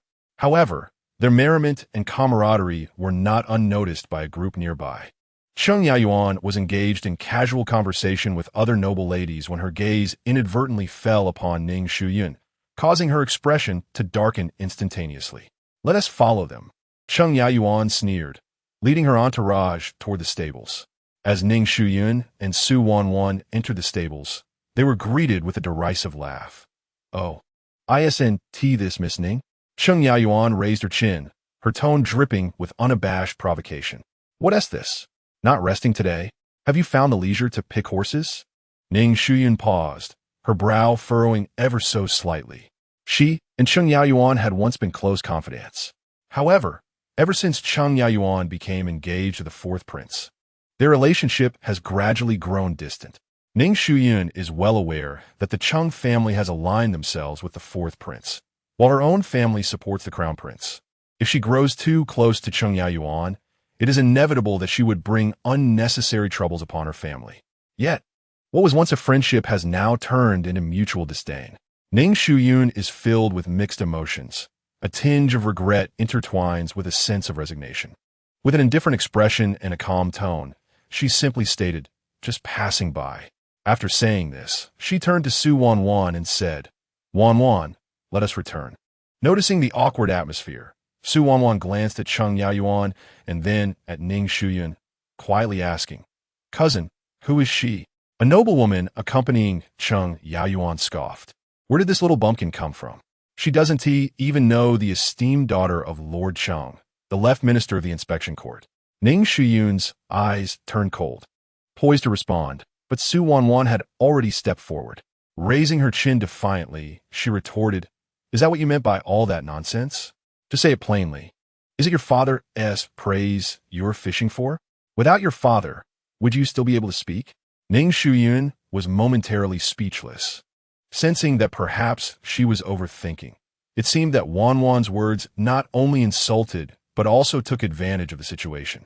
Cheng Yaoyuan was momentarily taken aback, then smirked coldly. "Ah, quite the silver-tongued one. Miss Ning, your cousin truly demonstrates impeccable manners." Ning Shuyun hurriedly grasped Su Wangan's hand, gently squeezing it to signal her to refrain from further comments. She then looked up at Cheng Yaoyuan and softly apologized. "Miss Cheng, please forgive my cousin. She grew up in the borderlands and speaks rather bluntly. If she has caused any offense, I hope you can overlook it." However, Cheng Yaoyuan was even more unyielding. Blocking their path, she retorted sharply, "What offense did she commit that requires your apology?" Su Wanwan, with her stubborn temperament, stood her ground. "I did nothing wrong. Why should I apologize?"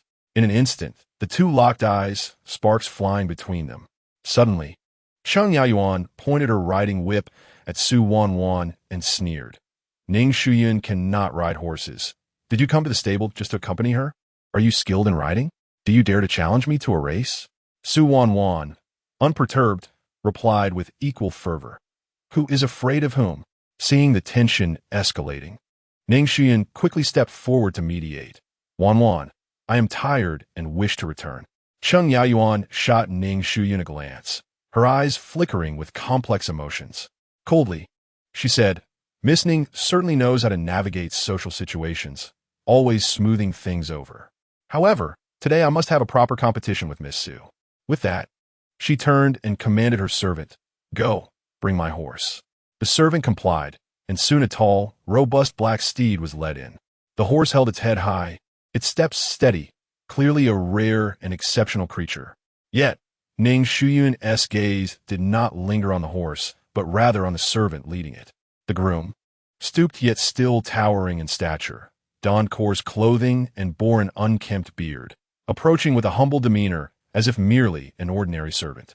Ning Shuyun's fingertips trembled, her heart suddenly pounding. The person was none other than Zhou Chongyun. Chapter 17. How dare you? Ning Shuyun had often contemplated the scenario of Zhou Chongyun reappearing. Yet the current situation was entirely beyond her expectations.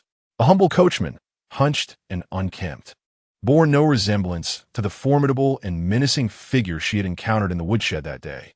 Ning Shuyun was genuinely taken aback, retreating several paces without noticing the depression behind her. As her foot twisted, she lost her balance and fell backward. "Cousin, Shuyun!" Two exclamations rang out simultaneously. However, Ning Shuyun did not hit the ground. Zhou Chongyun, quick as lightning, stepped forward and caught her around the waist. Her back pressed against his chest, and even through his coarse garments, she could feel the heat radiating from him. This familiar posture sent her already racing heart into a frenzied gallop, as if it might leap from her throat. Memories of that day in the woodshed flashed through her mind, causing a faint blush to rise to her cheeks. What on earth did he intend to do? A tumult of emotions surged within Ning Shuyun, leaving her mind nearly in disarray. Zhou Chongyun was an enigma, his movements shrouded in mystery, his skills extraordinary, and his fearlessness only complicated their inexplicable connection.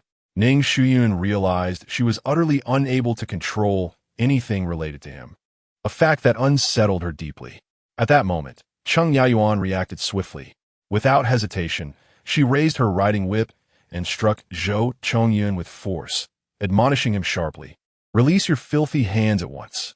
Ning Shuyun felt Zhou Chongyun's body tense, his muscles coiling like iron. She nearly expected him to retaliate. Yet, to her astonishment, he bore the blow. Lowering his head, he took a step back, his voice rough and hoarse, lacking the deep resonance she remembered. "Miss Ning, steady yourself." He then relinquished his hold. Ning Shuyun, still inwardly lamenting his theatricality, attempted to regain her balance when a sharp pain shot through her ankle, nearly causing her to topple again. She gasped in pain, her complexion turning pale. Fortunately, Su Wanshan arrived just in time to support her, asking with concern, "Cousin, are you all right?" Ning Shuyun's face was ashen, her voice trembling slightly. "I think I twisted my ankle." That night, under a moonlit sky, Ning Shuyun lay in bed, gazing at the canopy above, unable to suppress a quiet sigh. The good news was that her aunt had finally ceased urging her to take walks. The bad news was that she had truly fallen ill. The day had been fraught with turmoil. Her feigned illness had unexpectedly become genuine, and even she could not deny it. Exhausted from the day's events, Ning Shuyun soon found herself drifting into a daze. Yet, just as she was about to succumb to slumber, she suddenly felt a rough yet fervent hand gliding up her ankle. Ning Shuyun jolted awake, her eyes flying open to behold a tall figure sitting at the edge of her bed, shrouded in shadow. The man had his head bowed, his features obscured, but his deep, inky eyes emanated a disquieting sense of danger. As Ning Shuyun was about to raise her voice to summon someone, she hesitated, her gaze fixed warily on the approaching figure with her shimmering black eyes. It was him again. Despite being discovered, Zhou Zhongyun's actions remained unperturbed. "How dare you?" Ning Shuyun whispered, her tone laced with indignation and a hint of panic. Chapter 18. A life-or-death situation. It was not until Zhou Zhongyun pressed on a specific point on her ankle that Ning Shuyun could no longer suppress a low cry of pain, her brows knitting together. Zhou Zhongyun, however, pulled her into his embrace, a mixture of reproach and concern coloring his voice. "Why is your foot still in this condition? Didn't the court physicians attend to you?" "Of course I had the physicians attend to me, but they had no better remedy. Such a sprain can only heal gradually on its own. To expedite the process, one must rely on medicinal wine for massage to invigorate the blood." Yet, how could Ning Shuyun endure the agony akin to a dull knife grinding against flesh? After only a few moments, she gasped in pain and decided to dismiss him. "If it takes longer to heal, so be it. I shall simply rest well." However, such words were not meant for Zhou Zhongyun. At that moment, she wished to ignore him entirely. How could he so casually invade her private space? Her heart swelled with a mixture of shame and anger, yet she felt utterly helpless. In truth, Ning Shuyun longed to withdraw her foot from this man's grasp, but she dared not exert force, fearing further injury. Her ankle was already severely swollen, and now Zhou Zhongyun's rough, heavy hand enveloped it, as if he were playfully toying with her. What infuriated her further was that she was completely ensconced in his arms, unable to move. "Did you not summon the physician?" Zhou Zhongyun's brows knitted tightly, his gaze fixed on her swollen ankle, overwhelmed with concern. "Speak." He gestured for Ning Shuyun to respond to his earlier inquiry, yet she appeared resolute in her decision to remain silent. She pressed her lips together and turned her face away, displaying a stubborn demeanor. Zhou Zhongyun felt a sense of helplessness, yet he understood that she was merely being petulant. Nevertheless, his primary concern was her injury.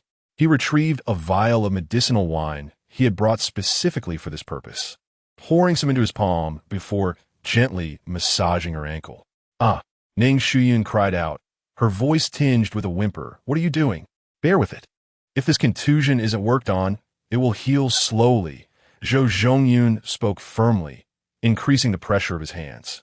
Ning Shuyun felt a wave of pain wash over her, nearly overwhelming her senses. Yet, she refrained from crying out or struggling. Instead, she turned her head and bit down hard on the man's solid arm. Zhou Zhongyun's arm was as firm as iron, the muscles taut. As she bit down, she exerted considerable force, a metallic taste flooding her mouth. She thought to herself that if he did not release her, she would not relent, testing his endurance. Nevertheless, This did not halt Zhou Zhongyun's actions. His rhythm remained steady. With a strength that seemed capable of crushing her, he continued to knead her swollen ankle. His hands were rough, yet powerful, and each press elicited gasps of pain from Ning Shuyun. Yet she clenched her jaw, refusing to yield. Until later, Ning Shuyun's jaw ached from clenching.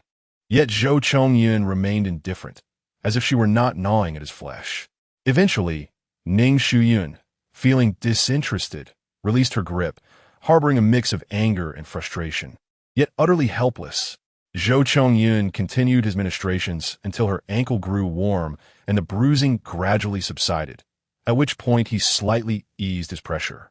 Ning Shuyun lay limp in his embrace, beads of perspiration forming on her forehead, her damp hair clinging to her cheeks, rendering her appearance particularly disheveled. Zhou Chongyun, observing her distressed countenance, softened inwardly. He gathered her closer, enveloping her in his arms, and gently pressed a kiss on her slightly damp hairline. A gesture imbued with tenderness and compassion. Ning Shuyun, now thoroughly disinclined to engage with him, closed her eyes, allowing him to hold her, silently cursing. Very well. This wretched man shall meet his end. Chapter 19. A silent contest. Ning Shuyun resolved to ignore this man, hoping he would tire of her and depart. Yet, as she waited, Zhou Chongyun showed no signs of leaving. The room was enveloped in silence, with only their breaths intertwining, as if engaged in a wordless contest. Unable to resist, she tilted her head slightly to ascertain whether he had fallen asleep. However, the moment she stirred, Zhou Chongyun shifted as well. Have you rested well? His deep voice resonated clearly in the stillness of the night. The mention of rest incensed Ning Shuyun. When had she had the luxury of rest? It was precisely the time for repose, yet he was the cause of her suffering. Biting her tongue, she suppressed her irritation, stubbornly maintaining her silence. Why aren't you wearing the jade bracelet I gave you? Is it unappealing? Zhou Chongyun inquired again. Not wearing it was simply that. This man was far too meddlesome. Ning Shuyun remained sulky, oblivious to the underlying implications of his words. Where did you place it? Zhou Chongyun seemed unfazed by his one-sided conversation, relentlessly posing questions without a hint of fatigue. Where did I place it? Ning Shuyun recalled discarding it carelessly that day, likely to be collected by Yen'er. Though she remained mute, her mind involuntarily followed his line of questioning. Suddenly, Zhou Chongyun sat up, pulling Ning Shuyun along with him, their faces mere inches apart. His gaze bore into hers, his dark eyes glinting with an unusual light. As he spoke with a hint of amusement, I shall inquire once more. Where's the jade bracelet? As if I would respond to you. Ning Shuyun stubbornly pressed her lips together, refusing to speak. Still unwilling to respond, are we? Then do not blame me for being impolite. Zhou Chongyun's voice brimmed with barely contained amusement, laced with a sense of danger. Before Ning Shuyun could ponder what his impoliteness might entail, he eagerly took action, mirroring the manner in which he had roused her earlier. Yet this time, he did not cease. Ning Shuyun could not suppress a soft moan, a single syllable escaping her lips before she bit down on her own mouth. Yet she remained unaware that her blood-stained cherry lips exuded an inexplicable allure and danger, which only intensified Zhou Chongyun's desire. Subsequently, everything spiraled out of control. Ning Shuyun could not recall when she succumbed to the urge to speak, her words almost exclusively laced with insults directed at Zhou Chongyun. However, having been educated from a young age, her repertoire of curses was limited, merely revolving around terms like scoundrel and shameless. Even so, this only served to incite Zhou Chongyun further into a frenzy. As he toyed with her, he incessantly reminded her in a husky whisper not to remove that jade bracelet, his words echoing in her mind like a haunting melody. Yen'er, this is a precious heirloom from my mother, meant for my wife. You must wear it well. Do you understand? His voice, deep and gravelly, carried an enticing lilt. My dear Yen'er, my beloved wife, please do not take it off, all right? After coaxing her with tender words, before she even had the chance to acquiesce, this scoundrel began to resort to threats and temptations, his movements becoming increasingly aggressive. Will you, or one to you? There was a hint of menace in his tone. If I ever see you remove this bracelet again, I will not let you off so easily. His voice was low and commanding, as if proclaiming an unassailable decree. The long night stretched on, its duration unknown. Exhausted, Ning Shuyun ultimately succumbed to a deep slumber. When she awoke again, the day had fully dawned. Yenner knelt tremulously beside her, the room in disarray. Fear and anxiety laced her voice as she bowed her head. "Miss, what would you have Yenner do?" Ning Shuyun's expression remained unchanged as she slowly rose to dress. Her tone serene. "It is nothing. You may act as if you know nothing of this matter.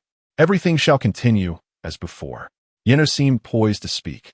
Yet aware of her humble status, she ultimately remained silent while tidying up. However, as she cleaned, tears streamed down her cheeks uncontrollably. Ning Shuyun understood the reason for her distress. Yenner was a good soul. During the great fire that consumed the Ning family, she had been the only one, regardless of danger, to cry out for help. Now, witnessing her mistress's humiliation, how could Yenner's heart not ache? "Yenner!" Ning Shuyun suddenly called her name. "Miss!" Yenner choked on her words, finally unable to suppress her tears. She was acutely aware of the gravity of the situation and dared not speak loudly. Sobbing softly in indignation for her mistress, "Which heartless beast dares to bully you so?" Yenner truly wished to avenge her. Ning Shuyun felt warmth in her heart and gently patted Yenner's shoulder, her tone tender. "Silly girl, do not cry. I shall manage this matter." Chapter 20. Beauty with a kind heart. Upon hearing Ning Shuyun's words, Yenner found no solace. She bit her lip, tears once again brimming in her eyes. Having been by Ning Shuyun's side since childhood, she knew her mistress to be a remarkably understanding young lady, shouldering burdens alone and sparing her family from worry. Despite being merely a child herself, even now, in the face of such humiliation, which woman would not feel utterly pained? Yet, her mistress, so gentle and kind, put on a brave front to comfort herself. Why should someone so deserving endure such misfortune? The sorrow within Yenner surged uncontrollably. Yet, she quickly recalled an urgent matter and hurriedly reported to Ning Shuyun. "Miss, the young master has returned." "Xiao Jingyi has returned?" Ning Shuyun was momentarily taken aback, then recalled that Xiao Jingyi had recently accompanied the imperial envoy to construct the flood defenses in Jiangnan. Thus he had been absent from the palace for some time. His unexpected return left her somewhat astonished. There was indeed a budding affection between Xiao Jingyi and Ning Shuyun, and their families were eager to see this union flourish, even going so far as to exchange engagement letters in preparation for a betrothal. However, as the health of the elder of the Xiao family deteriorated, the betrothal was left in limbo. What Ning Shuyun had not anticipated was Ning Anren's ambition to marry into the Xiao family, even to the extent of plotting against her own sister. In her past life, when Ning Shuyun was trapped within her room, engulfed by flames that consumed everything around her, she distinctly remembered Ning Anren outside, brazenly declaring, "Brother Xiao has long grown weary of you. Were it not for your incessant clinginess, he would have long been with me." The resentment and jealousy in those words were not born of thin air. After her rebirth, she meticulously recalled the interactions between Ning Anren and Xiao Jingyi, as well as the numerous times they were absent together on outings. The answer had become glaringly evident. "Ning Shuyun, how tragically you live your past life. You disregarded those who truly cared for you and instead mistook these wolves and tigers for kin. How absurd." She took a deep breath, suppressing the chill within her heart, and calmly instructed, "Yenner, go and convey my regards, stating that I am unwell and shall meet the young master on another day. Also, visit the second miss and inform her that as grandmother's birthday approaches, I have asked Jingyi to paint a small portrait of her for collection." Yenner, though somewhat puzzled, respectfully responded, "Yes, Mississippi." She turned and hastily departed, feeling a subtle shift in her miss's attitude towards the young master. Ning Shuyun's health had shown slight improvement, yet she fell ill again shortly thereafter. Upon learning this, Consort Chen kept it in her thoughts, feeling that Ning Shuyun seemed to be experiencing a streak of misfortune, perhaps having offended some unclean entity. Consort Chen intended to take Ning Shuyun to a temple to pray for peace, but as Ning Shuyun's foot injury had yet to heal, making movement difficult, Consort Chen personally made the trip to obtain a talisman for her, solemnly hanging it by her bedside and instructing her to carry it at all times. Observing Consort Chin's diligent efforts on her behalf, Ning Shuyun felt a warm surge in her heart. While many spoke of Consort Chin as cold and proud, her concern for Ning Shuyun was genuine. This bond of affection was etched in Ning Shuyun's heart. However, despite her gratitude, Ning Shuyun did not allow it to disrupt her plans. She continued to seclude herself under the guise of recuperating, inadvertently granting more space for Ning Anren and Xiao Jingyi to interact. She was eager to witness the drama that would unfold between them. However, what she did not anticipate was that the first to seek her out would be Cheng Yaoyuan, a development that took her by surprise.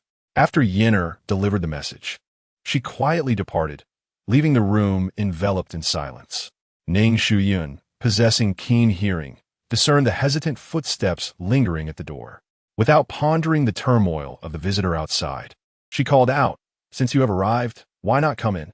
As if in response to her words, a faint sound of footsteps echoed, and the door was gently pushed open, revealing the figure of Cheng Yaoyuan at the threshold. Leaning against the soft couch, Ning Shuyun's lips curled into a slight smile, her tone warm yet tinged with distance. "Miss Cheng, what brings you here today?" Cheng Yaoyuan, unceremonious, walked directly to a chair and seated herself. Her gaze lingered on Ning Shuyun's face for a moment, brows furrowing slightly, her tone imbued with incredulity. "You appear quite rosy. How could you be unwell? Have you feigned illness to retaliate against my equestrian endeavors?" Chapter 21. Pretending that time is serene. Ning Shuyun found herself momentarily at a loss for words in the face of Cheng Yaoyuan's sudden inquiry, yet swiftly grasped the underlying implication in her statement. With a gentle smile, she replied sincerely, "I harbor no ulterior motives. I have merely been a bit lethargic these past few days and have chosen to refrain from venturing outside." Cheng Yaoyuan waved her hand dismissively, her tone forthright. "I understand." Her overly blunt response rendered her earlier comments to seem like mere excuses. Realizing this, Cheng Yaoyuan's face betrayed a hint of embarrassment, plunging her into a brief silence. After a moment of contemplation, she met Ning Shuyun's gaze directly, her tone earnest and grave. "Well, I did not come here for that. I merely wish to caution you about your sister." Ning Shuyun's brow furrowed at this remark, a sense of confusion washing over her. Had she and Wanwan gotten into yet another conflict? Sensing the puzzled expression on Ning Shuyun's face, Cheng Yaoyuan clarified, "All right, I know you have many sisters. I am referring to Ning Anren." Ning Anren. However, Ning Shuyun remained unfazed, her gaze calm as she regarded Cheng Yaoyuan, seemingly untouched by the concern expressed. This reaction stirred an inexplicable sense of grievance within Cheng Yaoyuan, and her tone inadvertently took on a more emotional edge. "I had thought you were quite astute. Surely you would not be swayed by Ning Anren's beneath-the-surface tactics. Yet here you are, appearing utterly indifferent, as if time is blissfully serene while your fiancé is on the verge of being lured away." Cheng Yaoyuan's words brimmed with frustration, tinged with urgency and helplessness. Ning Shuyun found herself both amused and exasperated by her friend's comments, responding with a hint of irony. "What do you mean I am indifferent and basking in tranquility?" Cheng Yaoyuan shot her a pointed look, affirming, "Isn't that precisely your demeanor now?" Ning Shuyun retorted, "I am not. You are." Cheng Yaoyuan countered defiantly. As the two engaged in their playful banter, though their tones bore a semblance of seriousness, they exchanged smiles, reminiscent of their carefree youthful days.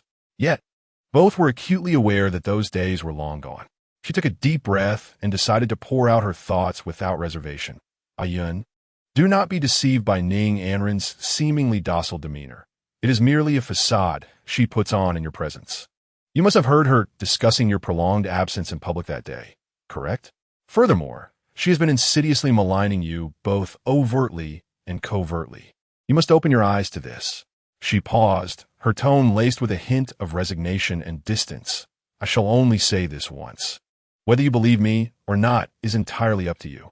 "I believe you," Ning Shuyun interjected softly, her tone resolute and unwavering. This response left Cheng Yaoyuan momentarily speechless. Caught off guard, those simple words, conveyed with unwavering trust, brought tears to her eyes. Cheng Yaoyuan turned away, somewhat flustered, and self-deprecatingly remarked, "Are you not worried that I am deliberately sowing discord between you sisters?"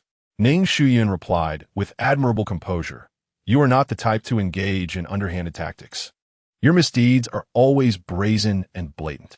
Would you even stoop to such petty schemes?" Cheng Yayuan found herself at a loss for words, yet a warmth blossomed within her. Indeed, none understood her better than Ning Shuyun. "It seems your vision is not entirely impaired," Cheng Yayuan remarked with a hint of satisfaction. "Thank you, Yayuan. What for?"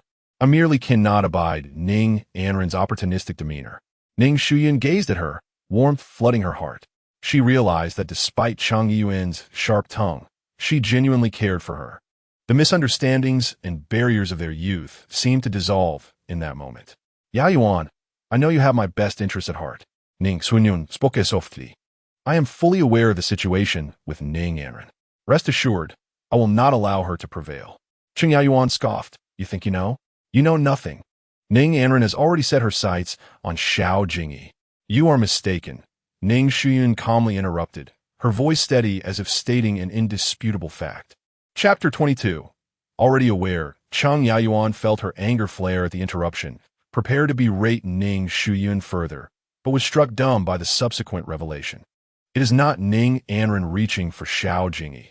They have long been exchanging glances and secret communications. Ning Shuyun's tone remained unruffled, as if discussing a matter entirely disconnected from her own life. Cheng Yayuan suddenly stood, her chair sliding back with an unsettling screech. She stared at Ning Shuyun in disbelief. You have known all along?" "Yes, I have been aware for some time, yet I chose not to expose them. I wished to see just how far they would go," Ning Shuyun affirmed, her demeanor unflinching. Yet her composed, almost indifferent appearance left Cheng Yayuan both shocked and pained. How could she bear such a significant burden alone? Cheng Yayuan struggled to imagine how a Yun had coped upon first learning of this. Feeling compelled to speak, Cheng Yayuan found herself at a loss for words. The thought of the person she cherished entangled with her own sister was utterly absurd. "So, what do you plan to do next?" Cheng Yayuan finally reclaimed her voice, her tone laced with a touch of urgency and concern. Ning Shuyun continued to smile, yet the warmth of her expression failed to reach her eyes, as if a thin layer of ice enveloped her face, chilling the heart. "As a person of such virtue, it is only natural that I wish for lovers to unite in happiness." Upon hearing these words, Cheng Yayuan could no longer contain herself and muttered softly, "Ning Shuyun, are you out of your mind? Do you intend to make a wedding gown for Ning Anren?" Such an outrageous statement elicited a genuine laugh from Ning Shuyun. "You may as well consider me mad. Born into such a family, how could I possibly be normal?" Seeing her friend display such a lack of desire, Cheng Yayuan felt a mix of urgency and anger.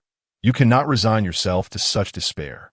You once said that if you desire something, you must strive for it and not wait for the charity of others. How have you transformed into this semblance of yourself?" The heartfelt concern from her dear friend left Ning Shuyun both amused and touched, though she was not one to speak excessively, having traversed the gates of death. She understood the rarity of Cheng Yayuan's friendship. With a soft sigh and a hint of resignation, she candidly expressed her thoughts. "Yayuan, I owe you an apology. Initially, I distanced myself from you, fearing that our bond would cause difficulties for our elders with the crown prince. I was short-sighted and failed to appreciate your sincerity." Upon hearing this, Cheng Yayuan's eyes brimmed with tears. Suddenly, she exclaimed, "Why are you saying such things now? You don't have any ill thoughts, do you?" Ning Shuyun, somewhat speechless, replied, "What are you thinking? He is merely a man, and not even a particularly admirable one." Her attitude reassured Cheng Yayuan, who agreed, "Exactly. There are plenty of men in this world.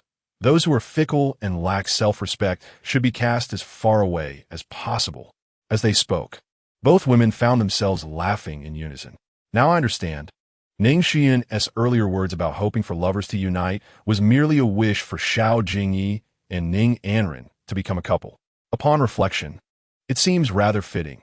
A match made in heaven for a scoundrel and a shameless woman." The more Cheng Yayuan pondered this, the more amusing it became. "Quickly, tell me, do you have a plan? I'll help you. It seems you just want to stir up trouble," Ning Shuyun teased her. Cheng Yaoyuan eagerly nodded, showing no intention of concealing her thoughts. Ayun, the more hands, the more strength. What can your biased father do? I do have a plan, but you mustn't alert the enemy, understand? Ning Shuyun did not specify what the plan entailed, but assured Cheng Yaoyuan that she would be invited to witness the spectacle when the time came. Ning Shuyun coldly remarked, "They believe I know nothing, performing daily before me. I shall simply let them continue their charade. I want to see how long they can keep this act going without my intervention." Chapter 23. What is the origin? In Ning Shuyun's room, the sun shone warmly.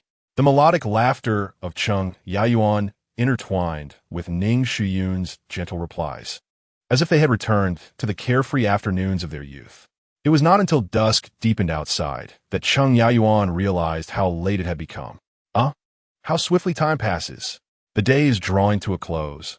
I shall return to seek you tomorrow. Cheng Yaoyuan rose, her tone tinged with a sense of incompleteness. She had come today with a heart ready to let go, anticipating a complete severance with Ning Shuyun. Yet unexpectedly, she had unraveled a long-standing knot in her heart. Ning Shuyun sat gracefully on the embroidered stool, her eyes sparkling with warmth and gentleness as ever. "Very well, I shall await your return." Observing Cheng Yaoyuan, who resembled a child eager to engage in a heartfelt conversation, Ning Shuyun felt a surge of emotions within her.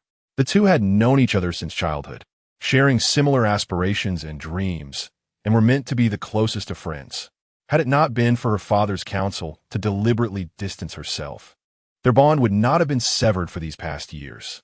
Now, the prospect of rekindling their friendship filled Ning Shuyun with gratitude. At that moment, as Cheng Yaoyuan had one foot out the door, she suddenly turned back to inquire, "Ayun, what about the jade bracelet on your wrist?" Ning Shuyun's eyelit flickeret, her heart racing.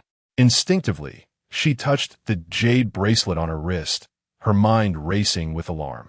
This bracelet had been forcibly given to her by Zhou Chongyun, who claimed it was a family heirloom. What truth could possibly emerge from that insufferable man's lips? If she were to genuinely believe his words, it would be a foolish mistake. She fervently hoped he had not procured it from the Chung family. Otherwise, she would ensure he paid dearly. As she frantically contemplated how to respond, she heard Cheng Yaoyuan continue, "Do you have an affinity for jade now? If you like it, I have several exquisite pieces at my place. Perhaps I could bring a few over for you tomorrow." Ning Shuyun exhaled in relief, realizing Cheng Yaoyuan's inquiry was merely casual. She smiled gently, declining, "No need. I merely wear it for fun. Please do not gift me anything." Cheng Yaoyuan waved her hand dismissively. "Why must you be so polite? I have plenty of jade. It only gathers dust if left untouched." She paused, then added, "Though your bracelet is of fine quality, its design is somewhat outdated, not befitting of you." Ning Shuyun glanced down at the jade bracelet on her wrist, inwardly scoffing. This bracelet was not only antiquated in style, but also a shackle forced upon her by that insufferable Zhou Chongyun. She had never been fond of jade, finding these delicate and fragile ornaments burdensome to maintain, yet he had insisted she wear it. Contemplating this, Ning Shuyun felt an urge to rip it off and shatter it to pieces. However, the thought of Zhou Chongyun's ambiguous smile quelled her impulse. "Really, it's unnecessary." Ning Shuyun reiterated her refusal, her tone laced with a hint of resignation. "You see, I've tried it. It does not please me. I appreciate your kindness." Cheng Yaoyuan pouted, clearly not taking her refusal to heart. "Very well, I shall take my leave. I will return tomorrow." With a wave, she turned and departed, her figure exuding a carefree joy. Ning Shuyun watched her retreating silhouette, feeling both warmth and a touch of helplessness. It seemed her earlier words had gone unheard. She feared that tomorrow, Cheng Yaoyuan would indeed bring those jade pieces. As she toyed with the jade bracelet on her wrist, her lashes obscured the coldness in her eyes. Zhou Chongyun was indeed a domineering and obstinate individual, yet Ning Shuyun believed she was no longer one to passively submit to circumstances. The night deepened. Ning Shuyun has always held a disdain for darkness. A few candles flicker within the room, casting a warm golden glow upon the embroidered curtains adorned with intertwined lotus vines, creating an atmosphere of serene tranquility. Zhou Chongyun silently lifts the draping curtain, his movements so delicate as if he fears to disturb the slumbering figure within. Observing his restrained demeanor, he suddenly relaxes, a low chuckle escaping his lips, tinged with a hint of mockery. "Staying up so late? It seems you've been waiting for me?" Seated at the edge of the bed, Shuyun toys with an exquisitely crafted crossbow, its arrowhead aimed directly at his throat. Her gaze meets his, a gentle smile gracing her lips, yet the warmth fails to reach her eyes. "Indeed, I've awaited your arrival for quite some time, fearing you might not come tonight." The flickering candlelight dances upon her features, illuminating her striking beauty, yet her expression remains resolute. The crossbow in her grasp remains steadily aimed at Zhou Chongyun, her finger poised on the trigger, ready to unleash a fatal strike with but a gentle press. "Speak, what is your true identity? What are your intentions?" Chapter 24. Driven to desperation, the room is enveloped in silence, save for the gentle flickering of candlelight casting mottled shadows upon the walls. The bolt in Ning Shuyun's crossbow glints coldly in the candlelight, poised to deliver a lethal blow at any moment. Her heart pounds like a drum. Zhou Chongyun's deep and dangerous gaze infusing her with an unprecedented sense of oppression, making her feel like the prey trapped in a dire predicament. Shuyun forces herself to steady her nerves, her eyes discreetly scanning the bronze incense burner beside the bed, where tendrils of thin smoke rise and dissipate into nothingness. Zhou Chongyun chuckles softly, his voice husky and laced with playful mockery as his gaze lingers upon her delicate, fair feet. "Are you certain you wish to employ that against me? Do you have the accuracy required?" His tone is light, as if discussing a matter of little consequence. A mix of embarrassment and anger surges within Shuyun, causing her to unconsciously nibble on her soft lips. Yet, unwilling to appear weak, she raises her chin defiantly and replies coolly, "Well, perhaps my aim isn't quite sufficient. Why don't you allow me a few more attempts?" Zhou Chongyun nods in agreement, a hearty laugh escaping him, his eyes glinting with amusement. "Very well. However, in the next moment, she interjects, 'You are not permitted to come any closer.'" Shuyun aims the crossbow at the advancing man, her voice steady, yet betraying a subtle tension. Zhou Chongyun remains unperturbed by her threat, continuing his advance with an air of confidence. His gaze is fervent, as if he intends to consume her whole. The frustration within Shuyun intensifies. Despite the crossbow aimed at his vulnerable spot, he remains unfazed, even taking the time to assess her with casual interest. This sense of being underestimated ignites a fire within her. Shuyun parts her crimson lips, coldly uttering a single word. "One." Zhou Chongyun merely tilts his head a low, deep chuckle escaping him, as if he has heard something amusing. His laughter resonates clearly in the silent room, carrying a hint of provocation. Shuyun furrows her brow, her voice rising sharply too. Yet Zhou Chongyun's expression remains unchanged, his gaze still ablaze, as if her threats are mere child's play. His composure left Ning Shuyun feeling utterly powerless. She was acutely aware that she was no match for this man, and her actions were akin to a mantis attempting to stop a chariot, entirely futile. Yet, given the current circumstances, she could not simply call it a day. Her fingers tightened around the trigger of the crossbow, her knuckles whitening from the strain. Truly, he was impervious to persuasion. Gritting her teeth, a glint of ferocity flickered in her phoenix eyes. Just as she was about to count down to 3, Zhou Chongyun's imposing figure suddenly collapsed to the ground without warning. Producing a dull thud, Ning Shuyun exhaled a sigh of relief, her taut nerves finally easing. She was not surprised by the sight before her. Zhou Chongyun had succumbed to the intoxicating fragrance she had dispersed in the room, though she had not anticipated the delayed effect it would have on him. It was worth noting that this man was a formidable opponent even Su Ping could not rival. In that fleeting moment, she had been genuinely concerned that the fragrance might lose its efficacy. Had that been the case, the situation would have surely spiraled out of control. Barefoot, Ning Shuyun descended from the bed and looked down upon the man who had caused her considerable distress.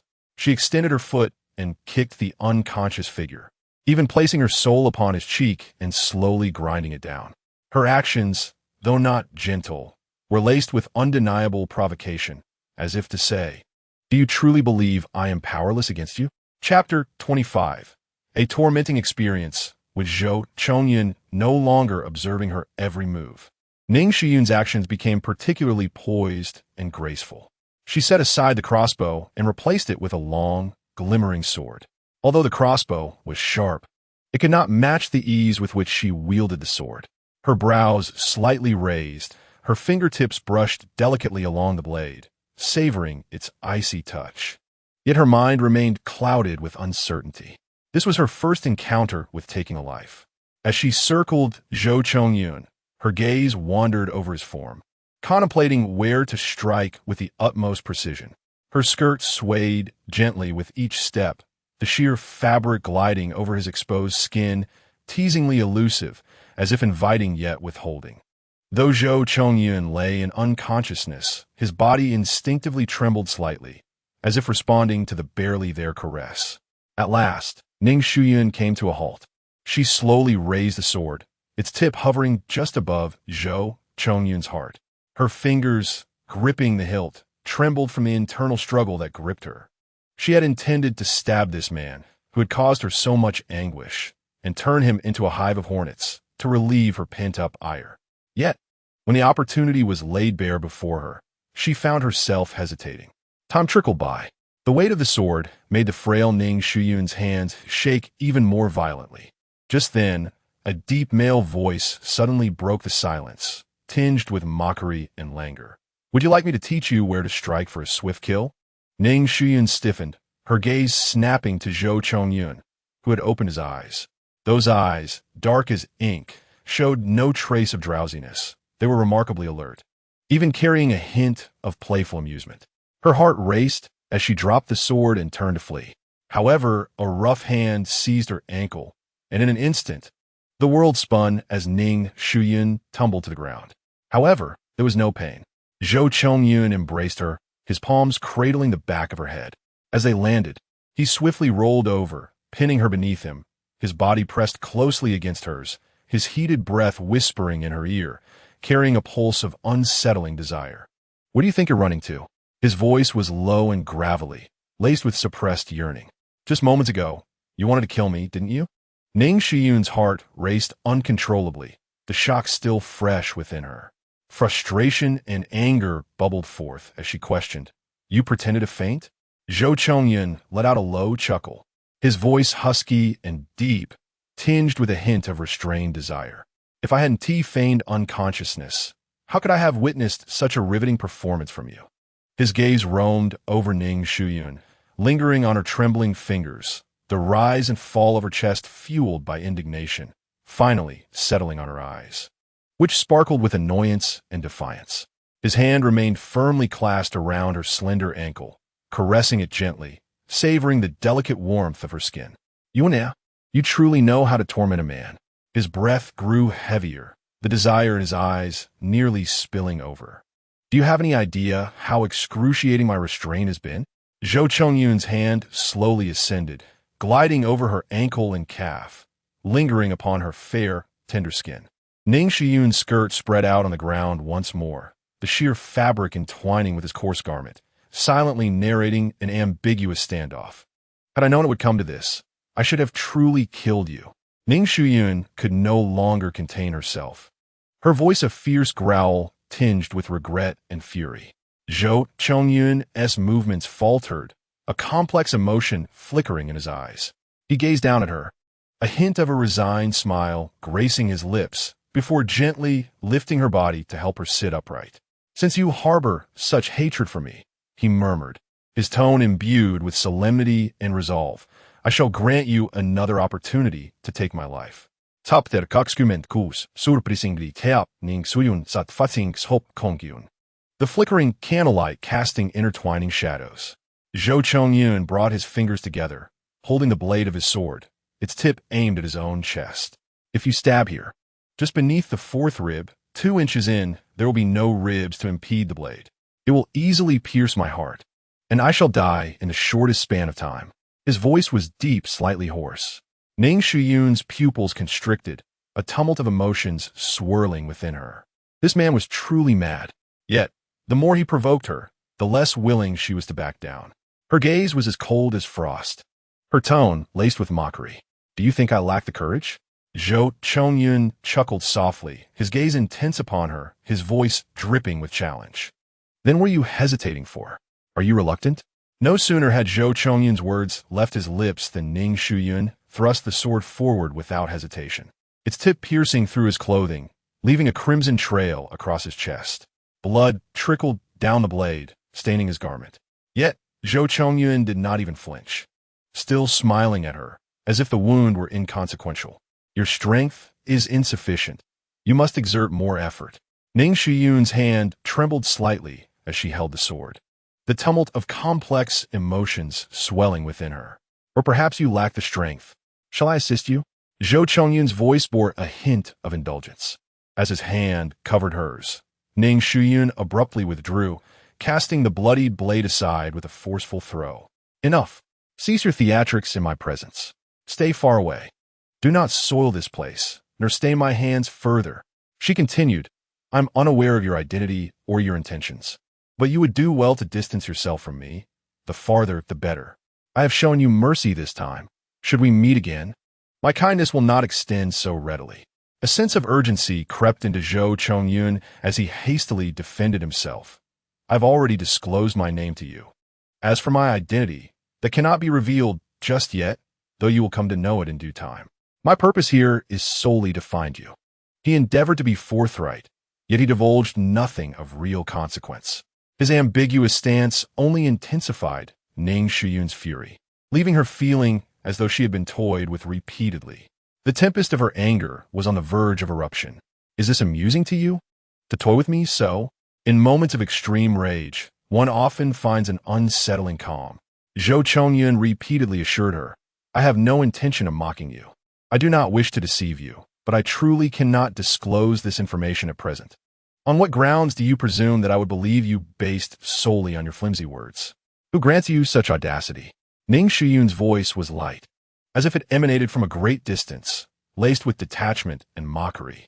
Zhou Chongyun furrowed his brow, an inexplicable surge of anxiety and irritation welling within him. He particularly disliked her demeanor, which seemed to place an insurmountable distance between them, causing his heart to flutter erratically, unsettled. Yinner, I would never harm you, he murmured, his tone imbued with a blend of helplessness and resolve. Yet, Ning Shuyun appeared oblivious to his words, her gaze suddenly fixated on his lips. She leaned in slightly, the proximity so intimate that they could nearly feel each other's breaths.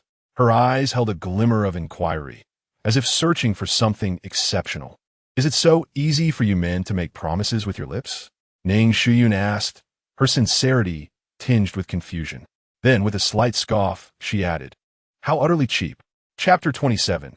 Unyielding Ning Shuyun's reaction clearly indicated her determination not to trust Zhou Chongyun's words. You, woman. Zhou Chongyun found himself at a loss. An overwhelming sense of powerlessness engulfing him. He had never encountered anyone quite like Ning Shuyun, impervious to both sweet words and stern measures. She was as elusive as a wisp of wind, leaving him utterly at a standstill. A tempest of frustration surged within Zhou Chongyun, akin to a fire blazing in his chest, threatening to unravel his sanity. Unable to contain himself any longer, he rose to his feet, his imposing figure advancing step by step, his gaze piercing as if to devour her whole. Ning Shuyun fought against the urge to flee, resolutely standing her ground. Her fingertips trembled slightly, yet she maintained her posture, spine straight and unyielding, unwilling to concede. Who would demand unwavering trust from others while revealing nothing about themselves? This sense of being in the dark while the enemy stands in the light left Ning Shuyun feeling uneasy, like a thorn in her back. She despised this discomfort, and even more so the notion of being led by the nose.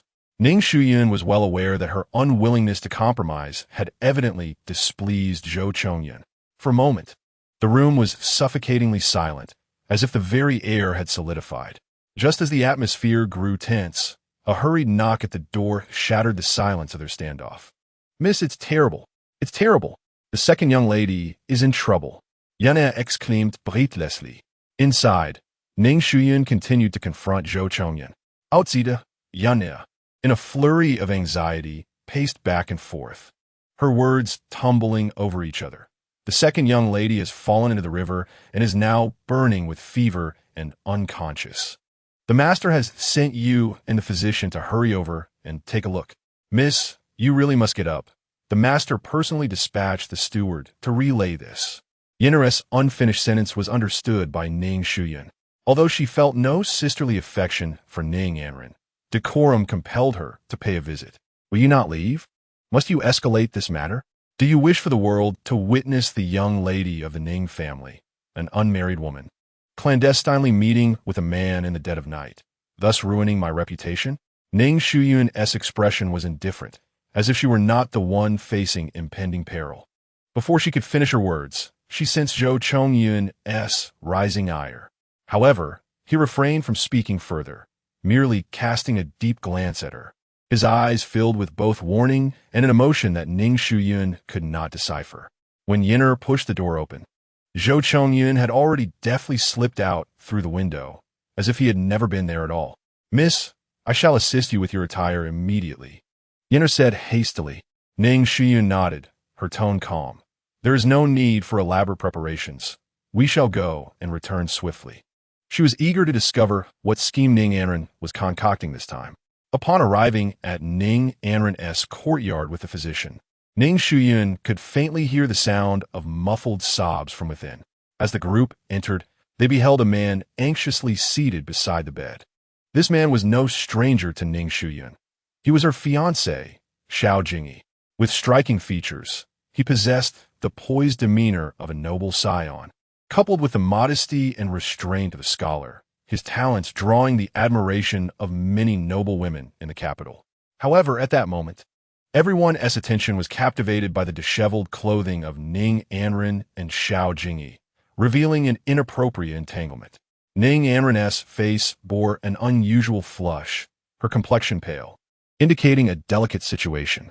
Collectively, the onlookers turned their gaze towards Ning Shuyun, for she was indeed Xiao Jingyi's betrothed. The sight of her fiancé in such a compromising position with another woman surpassed the bounds of propriety, something even biological siblings would not dare to exhibit. It was utterly incomprehensible. Shuyun, you have arrived, Xiao Jingyi spoke awkwardly. Ning Shuyun nodded with indifference, her tone detached. I heard that my sister is in trouble, so I brought the physician to take a look. Noticing the peculiar glances from those around him, Xiao Jingyi belatedly recognized his indiscretion, his demeanor becoming somewhat uncomfortable as he hastily attempted to withdraw his sleeve. However, despite Ning Anren's unconscious state, she clung tightly to his arm as if grasping the last lifeline. Xiao Jingyi dared not pull away forcefully, which only made him appear more awkward. Ning Shuyun immediately discerned the situation between the two. She raised an eyebrow, feigning ignorance, and turned to converse with the imperial physician. The physician determined that Ning Anren's condition was not severe, prescribed several doses of medicine, and advised her to rest well before departing. Ning Shuyun had fulfilled her duties. After instructing the servants to take good care of Ning Anren, she prepared to leave. Young Master Xiao, I've been feeling unwell lately, and I fear my illness might affect her, so I shall take my leave first, Ning Shuyun said coolly. Xiao Jingyi opened his mouth, seemingly wanting to say something, but saw that Ning Shuyun had already turned to leave. A sense of inexplicable disappointment washed over him, as he felt that Ning Shuyun had grown markedly colder towards him. Chapter 28. A complete lack of decorum. What had initially seemed a minor incident from the previous night unexpectedly bore repercussions. The following day, Ning Shuyun found herself confronted. Ning Shuyun, without knocking, the intruder stormed in, displaying a complete disregard for decorum. Ning Shuyun's expression darkened, and she reprimanded, Ning Honglang, who taught you such rudeness? To intrude upon a lady's chamber uninvited. Should I summon someone to take you to the authorities, you would find no place to cry injustice. Do you understand? The young man before her was Ning Honglang, her half-brother.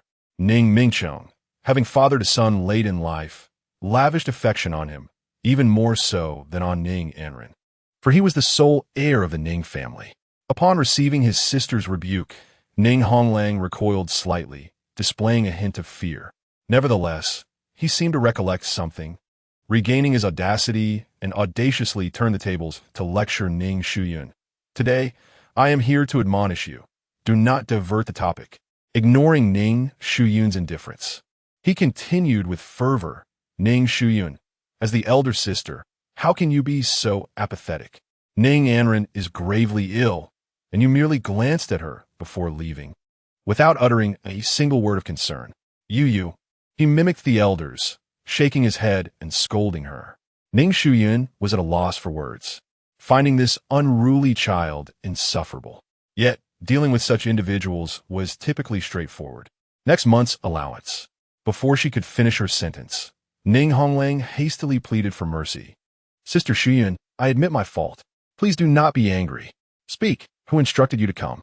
Ning Shuyun's tone was calm, yet imbued with an undeniable authority. Under the temptation of money, Ning Honglang readily divulged Ning Anren's intentions to meet her. Ning Shuyun quickly grasped the crux. If Ning Anren wished to see her, she could simply say so without such elaborate machinations. A sense of confusion stirred within her. Sister Shuyun, I have told the truth, so about next month's allowance. Ning Honglang smiled ingratiatingly as he leaned closer. How much did Ning Anren give you for running errands? Ning Shuyun replied with a slight smirk. Ning Honglang, known for his extravagant ways and his penchant for displaying grandeur, often found his monthly allowance insufficient, frequently approaching Ning Shuyun for advances. Thus, she typically used monetary incentives to encourage him to study diligently. In her previous life, when Ning Shuyun met her untimely end due to arson, Ning Honglang was not in the capital, leaving her uncertain of his involvement. Perhaps there is, perhaps not, but Ning Shuyun has long ceased to care. As the offspring of Ning Mingqing and Do Xiuwan, he is destined to be her adversary. Sister, Ning Honglang, though no longer a child, still indulges in childish antics. Ordinarily, when he behaves thus, as long as he has not committed a grave error, Ning Shuyun would regard him with a smile. However, this time, she merely gazes at him with cold indifference. It cannot truly be described as apathy. Rather, her countenance lacks the usual warmth and gentleness. For reasons unknown, faced with such an unyielding Ning Shuyun, Ning Honglang finds himself at a loss for words, stammering, Sister. Ning Shuyun, snapping back to reality, replies coolly enough. I understand. You may return now. The allowance for next month will depend on your performance. Upon hearing this, Ning Honglang breathes a sigh of relief and promptly declares, Good sister, I shall head to the study at once and read more books. With that, he hastily departs, anxious not to give Ning Shuyun further grounds for reproach. After his exit, Ning Shuyun rises as well. Miss, your foot has yet to soak in medicine. Where are you off to? Yenner inquires anxiously. My foot is already mending well. The soaking is of little consequence. Come along with me. Ning Shuyun responds, her interest piqued. She wishes to see what performance Ning Anren is putting on. Chapter 29. A mutual performance. As Ning Shuyun enters the room, she finds Ning Anren reclining on the bed, weeping like a rain-soaked pear blossom, lamenting, Sister, you have finally deigned to see me. Ning Shuyun thinks to herself, it has only been a single night. Ning Anren's demeanor resembles that of someone separated for a decade. Though caught off guard by Ning Anren's sudden display, Ning Shuyun decides to indulge in this theatrical charade. Adopting a serious expression, she speaks with a hint of concern. Anren, what do you mean by that? Have I ever been unwilling to see you? Ning Anren, however, offers no explanation, merely continuing to weep and repeatedly apologize. Sister, if there is any displeasure in your heart, feel free to express it. There is no need to hold back. This matter is indeed my fault.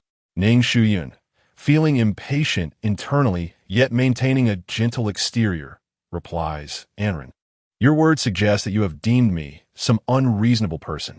If this is how you perceive me, it truly saddens me. I am currently unaware of what has transpired. She spreads her hands in exasperation, her tone tinged with grievance. In truth, Ning Shuyun has long been vexed. She detests such individuals who cannot articulate their thoughts properly. Yet, as she has yet to decipher Ning Anren's intentions, she must continue to play along. Stung by Ning Shuyun's words, Ning Anren is compelled to explain herself. Through muffled sobs, she states, Yesterday, I accidentally fell into the water, and it was Brother Jingyi who saved me just in time. I was utterly terrified which is why I clung to him in a panic and refused to let go. To emphasize her sincerity, Ning Anren grasps Ning Shuyun's hand, her eyes brimming with pleading. Sister, there is truly nothing between Brother Jingyi and me. Do not overthink it. Ning Shuyun perceives her intentions clearly. Ning Anren's demeanor betrays her fear of being misconstrued. Now that she understands Ning Anren's scheme, Ning Shuyun resolves not to indulge her. Suppressing the urge to shake off her hand, she gently inquires, is it truly necessary to weep and wail over such a trivial matter? Ning Anren fixed her gaze on Ning Shuyun's face, desperately attempting to discern any hint of unusual emotion from her expression. She found it hard to believe that Ning Shuyun would remain unresponsive upon witnessing yesterday's scene. However, Ning Shuyun's indifferent demeanor was clearly not what she had hoped for. No, she must be feigning composure, surely seething with anger inside, merely concealing it. A sense of perverse comfort stirred within Ning Anren as she speculated. Anren, your health is still fragile. Do not overthink. The connection between you and Jing Yi is entirely natural. He is not just anyone, but your brother-in-law. After all, you will become one family in due course. Ning Shuyun gently withdrew her hand, assisting Ning Anren to lie down, her tone tender yet resolute. She paused, her eyes brimming with warmth. Though we share the same father but not the same mother, I have always regarded you as my own sister. I have also expressed this to him, vowing to cherish you as my sister. Now that I see him protecting you so diligently, I can rest easy. Nonsense.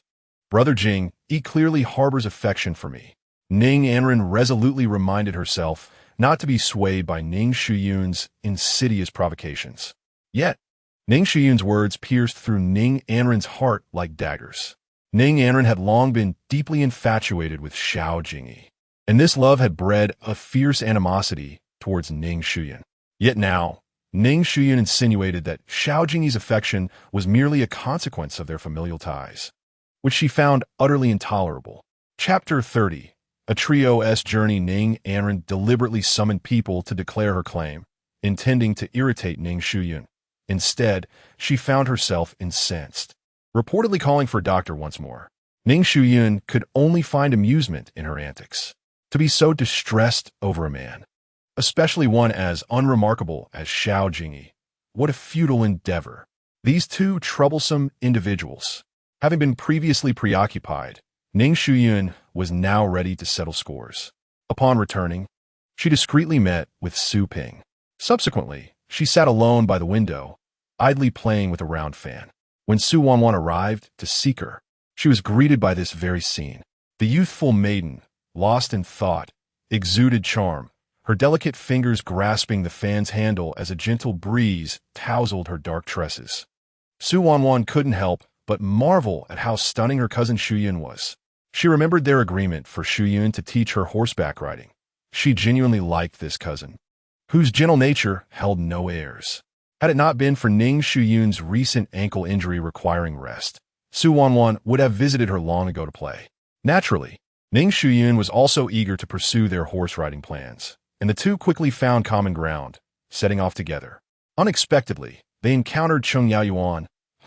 Upon learning of their plans, insisted on joining them. Su Wanwan sensed that something had transpired between Ning Shuyun and Cheng Yaoyuan, now aware of their friendship. She was not one to hold grudges and thus set aside her initial discomfort. Cheng Yaoyuan, recognizing Su Wanwan as Ning Shuyun's cousin, was particularly gracious. The three of them then ventured to the horse ranch together.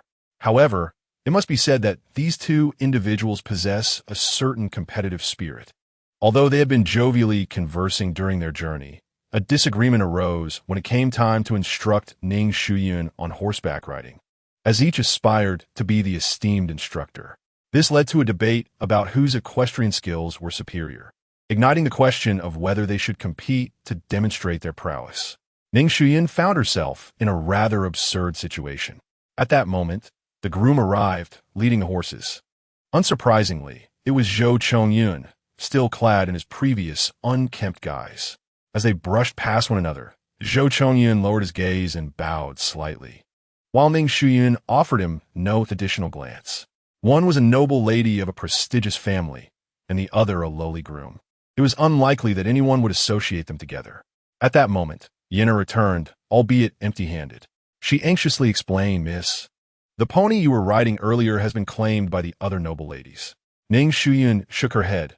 "No matter. Feel free to choose any horse." Cheng Yaoyuan also lifted her head, signaling the family groom to follow. "Hey, you come along too. Help select a good horse." Previously, Ning Shuyun had no intention of riding.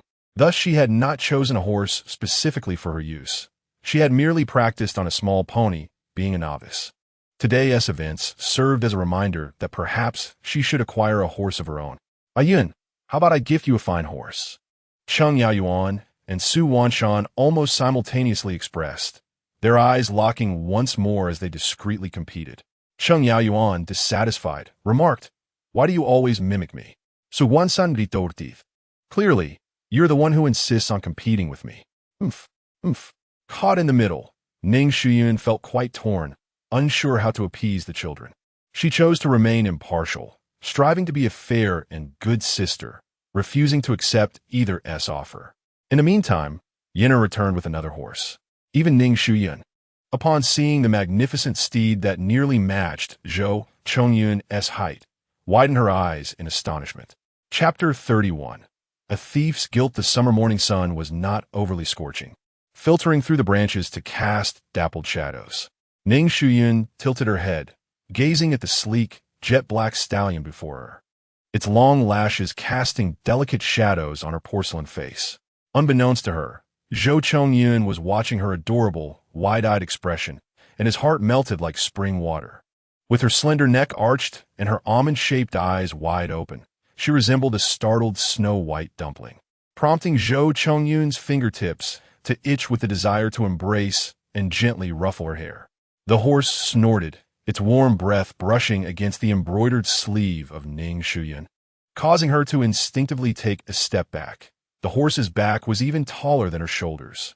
"Miss, be careful." Yenna quickly steadied her at the waist, frowning and sighing.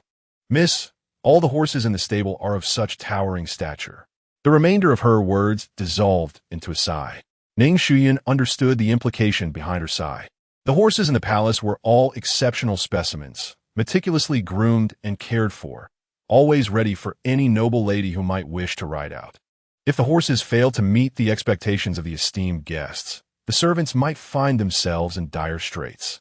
Cheng Yaoyuan, standing nearby, kindly suggested, "Ayun, perhaps it would be best to let it go for today. Another day, I shall gift you a gentle little colt, and you can learn to ride then."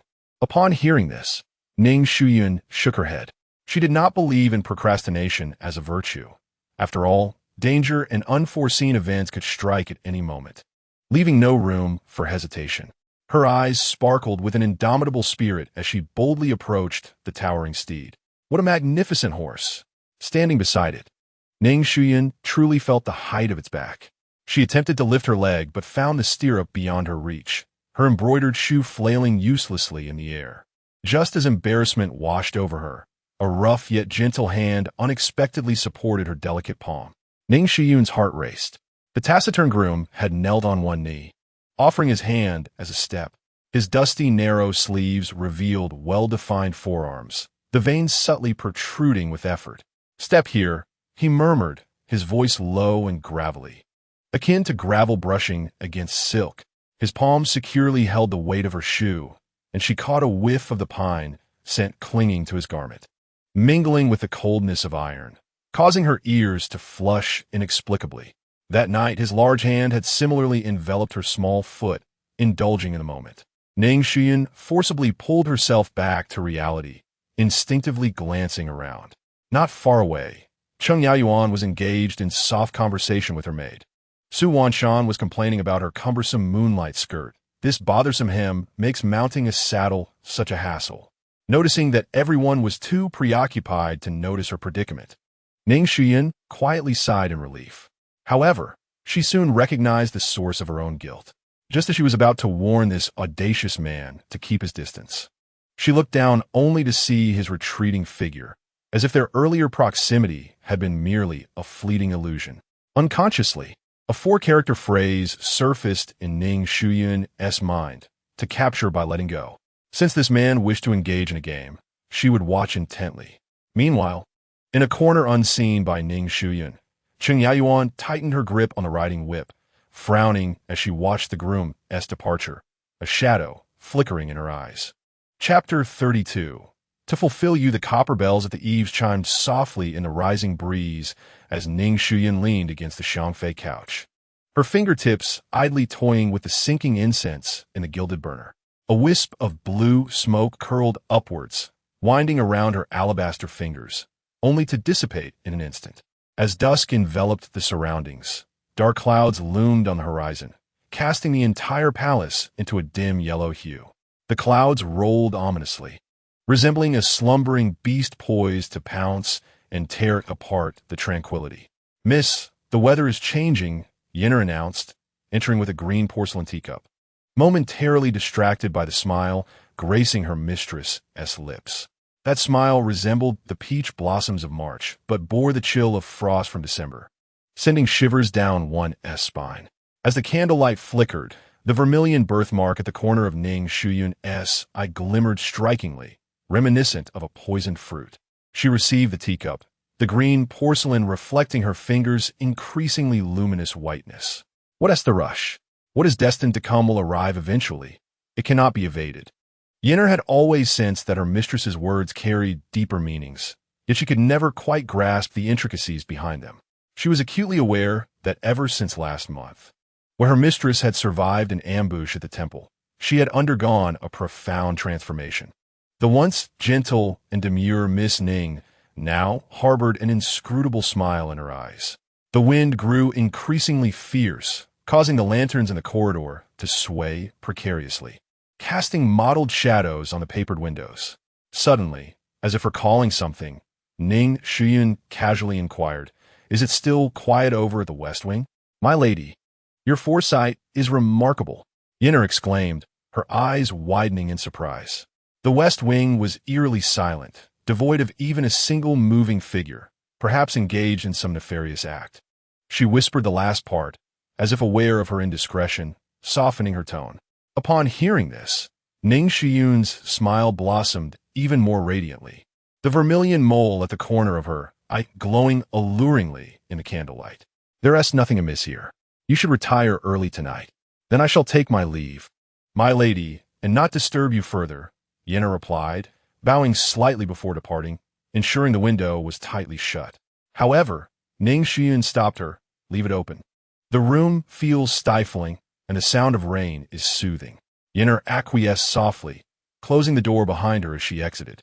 Once the sound of footsteps faded, Ning Shuyun slowly rose. She approached the window, gazing towards the West Wing, a derisive smile playing on her lips, her heart inexplicably elated. "Ning Ganran, you ensnared me in a web of longing, wishing for my disgrace, all for the sake of a union with the Shao family. Today, I shall grant you your desires, and your years of feigned sisterly affection shall not be in vain." A flash of lightning illuminated half of Ning Shuyun's face, rendering her expression cold and detached, yet imbued with a divine indifference. The thunder roared in response to her words, as if the heavens themselves were acknowledging her sentiments. Raindrops began to pelt the tiles, composing a chaotic symphony. Yet, I am not without my own cunning. The very methods you employed to ensnare me shall now be the means by which I fulfill your ambitions. It is but a matter of returning your own tactics upon you. You cannot hold me accountable for this. A glacial resolve filled Ning Shuyun's gaze. As the rain intensified, enveloping the palace in a shroud of mist, she knew that within the West Wing, her dear sister was likely succumbing to the effects of the poison, while her betrothed, who had professed undying love, would soon arrive. Ning Shuyun had long anticipated the conclusion of this farce and felt no inclination to wait. She turned to re-enter her quarters when suddenly, a deafening thunderclap erupted. The sound startled her, not merely due to its volume, but because a damp, rough hand reached in from outside and grasped her firmly. Chapter 33. Ning Shuyun was taken aback by the unexpected hand, her body trembling in shock. Before she could fully comprehend the situation, a surge of brute force yanked her towards the window. Her waist collided with the intricately carved window frame, eliciting a gasp of pain. "Zhou Chongyun, have you lost your mind?" she admonished in a hushed tone, only to feel a chill run through her upon meeting his gaze. The eyes that usually sparkled with mirth now blazed crimson, akin to a beast cornered with no escape. Rain cascaded down his brow, dripping onto her pale neck, sending a shiver down her spine. "Indeed, I have lost my mind." Zhou Chongyun's voice was hoarse to an unbearable degree, his rough fingers caressing her cheek with such force that it brought her pain. "From the very first moment I laid eyes on you, I lost my mind." Ning Shuyun barely had time to retort before her lips were forcefully sealed. This kiss lacked the gentleness of the past. Imbued with an almost desperate ferocity, she tasted blood, unable to discern whose lips or tongue it originated from. Zhou Chongyun's drenched coarse clothing clung to Ning Shuyun's brocade gown, the chilling rainwater soaking through, causing her to involuntarily shiver. Her protest against Zhou Chongyun's grip were swallowed entirely as he clasped her nape with one hand while the other deftly unfastened her garment. Ning Shuyun was a mixture of shock and fury. She lifted her foot to kick him, only to find her legs restrained as if he had anticipated her move, leaving her trapped by the window, unable to move. Outside, thunder rumbled and lightning flashed, the torrential rain pouring down. Ning Shuyun feared that someone might witness this absurd scene. Yet she found herself unable to escape his hold. Zhou Chongyun's hand had already slipped inside her clothing, the rough pads of his fingers igniting a wave of shivers within her. "Zhou Chongyun," Ning Shuyun finally maneuvered her head to the side, her voice low yet laced with anger. "Do you even realize what you are doing?" Zhou Chongyun chuckled softly, devoid of warmth. "Of course I do." He ripped open her outer garment with a roughness that made her frown. "I am ensuring that the young lady of the Marquis' residence remembers who her man truly is." Ning Shuyun, filled with a blend of shame and indignation, raised her hand and struck him across the face, only to have her wrist seized effortlessly and pinned against the window frame. Zhou Chongyun suddenly leaned in, the unexpected intimacy causing her to arch her back in pain, her nails digging deep into his arm. The pain brought tears to her eyes, her voice trembling. Zhou Chongyun lowered his head, biting her earlobe, his warm breath brushing against her ear. It's supposed to hurt. His actions were forceful and domineering, each movement as if to meld her into his very being, proclaiming to the world that she belonged to him. Ning Shuyun bit down on her lower lip, refusing to make a sound, yet in a fleeting moment, a soft moan escaped her. Zhou Chongyun's Adam's apple bobbed as he sought more fervently. "Yes, just like that." His words dripped with an unprecedented possessiveness. "A refined lady in my embrace is nothing more than a blushing little maiden." Ning Shuyun trembled with rage, yet shamefully softened in response to his overwhelming closeness. This realization brought her to the brink of despair. All the while Zhou Chongyun continued to whisper words that reddened her cheeks. Just as she was on the verge of surrender, an unusual metallic scent invaded her nostrils. Ning Shuyun jolted back to reality. It was the smell of blood. Only then did she notice that Zhou Chongyun's breath was significantly heavier than usual, the veins on his forehead bulging. Tentatively, she placed her hand on his back, immediately feeling the uneven texture of fresh wounds. Zhou Chongyun's muscles tensed, yet his movements turned even more fierce, as though he sought to mask his pain with intimacy. Ning Shuyun wanted to ask how he had been injured, but Zhou Chongyun covered her lips. His gaze was dark, his voice raspy. "Forget it. It's better if you don't speak, as you always say things I do not wish to hear," Ning Shuyun retorted. "Then let the pain take you, you bastard." Chapter 34. A well-deserved beating. Ning Shuyun was awakened by the sound of birds chirping outside the window. As she opened her eyes, she found herself reclining on a bed, enveloped in a silk quilt, her garments, drenched from the previous night's rain, replaced with clean nightwear. Were it not for the dull ache in her waist and the faint trace of wounds upon her lips, she might have almost believed that the absurdity of last night was merely a dream. Zhou Zhongyun's voice, scarcely above a whisper, murmured her name, as her fingertips unconsciously brushed over a crimson mark on her collarbone, a lingering reminder of that man's frenzied bites. Ning Shuyun propped herself up, noticing a warm bowl of ginger soup placed on the small table beside her, accompanied by her gilded incense burner, from which fragrant smoke spiraled upwards, dispelling the dampness left by the rain. She was momentarily stunned, surprised that even the rough coachman had discerned her susceptibility to the cold. Knowing the wrongdoing, why then did he act so irrationally? Yet, she recalled the myriad scars that adorned this man, stirring her curiosity about who could have inflicted such injuries upon him. Miss! Yinner burst through the door in a flurry, forgetting her manners. Something grave has occurred. The second young lady in the West Wing. A flicker of satisfaction crossed Ning Shuyun's eyes, though her expression feigned surprise. What has happened to Enran? Speak slowly. Yinner, in her urgency, stomped her feet. The second young lady and young Master Xiao. Oh, miss, you must go and see. The master and madam have already gone over. Ning Shuyun lowered her eyelids, concealing the cold glint in her gaze. She slowly rose, allowing Yinner to assist her in dressing.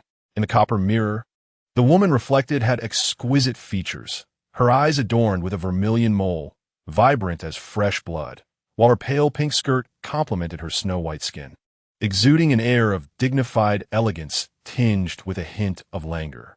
Miss, are you not anxious? Yinner inquired, perplexed as she styled her hair. Ning Shuyun gently caressed her temples, a barely perceptible smile gracing her lips. Why should I be anxious?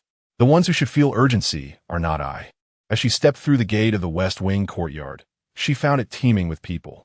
Maids and matrons whispered amongst themselves, several ladies covering their faces with sighs, while her fiancé, Xiao Jingyi, stood protectively before the disheveled Ning Anren, resembling a gallant protector. Ning Shuyun halted, memories from her past life flooding back like a relentless tide, the overwhelming blaze consuming everything related to her. Thus, the sight before her filled her with profound disgust. Upon seeing her, Xiao Jingyi's expression shifted, instinctively loosening his hold on Ning Anren. Ning Anren, with tear-filled eyes, looked up, a flicker of panic crossing her features before she donned a pitiful guise. Sister. It's not as you think. Ning Shuyun advanced slowly, her skirts flowing effortlessly. The crowd instinctively parted, and the atmosphere grew heavy with tension. She approached the two, her gaze lingering on Xiao Jingyi's disordered attire and the red marks adorning Ning Anren's neck before suddenly raising her hand. Slap!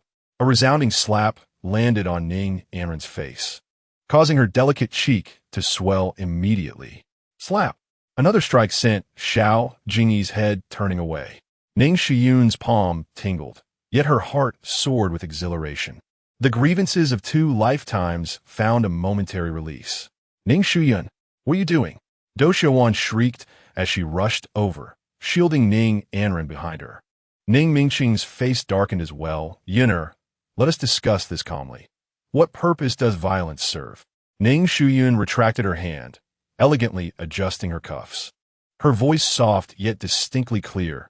Why not inquire with young Master Xiao and my sister about what transpired last night that warrants the 2 slaps I bestowed? Chapter 35. Truly inheriting the legacy, Xiao Jingyi's handsome face flushed crimson. Shuyun, this is a misunderstanding. A misunderstanding?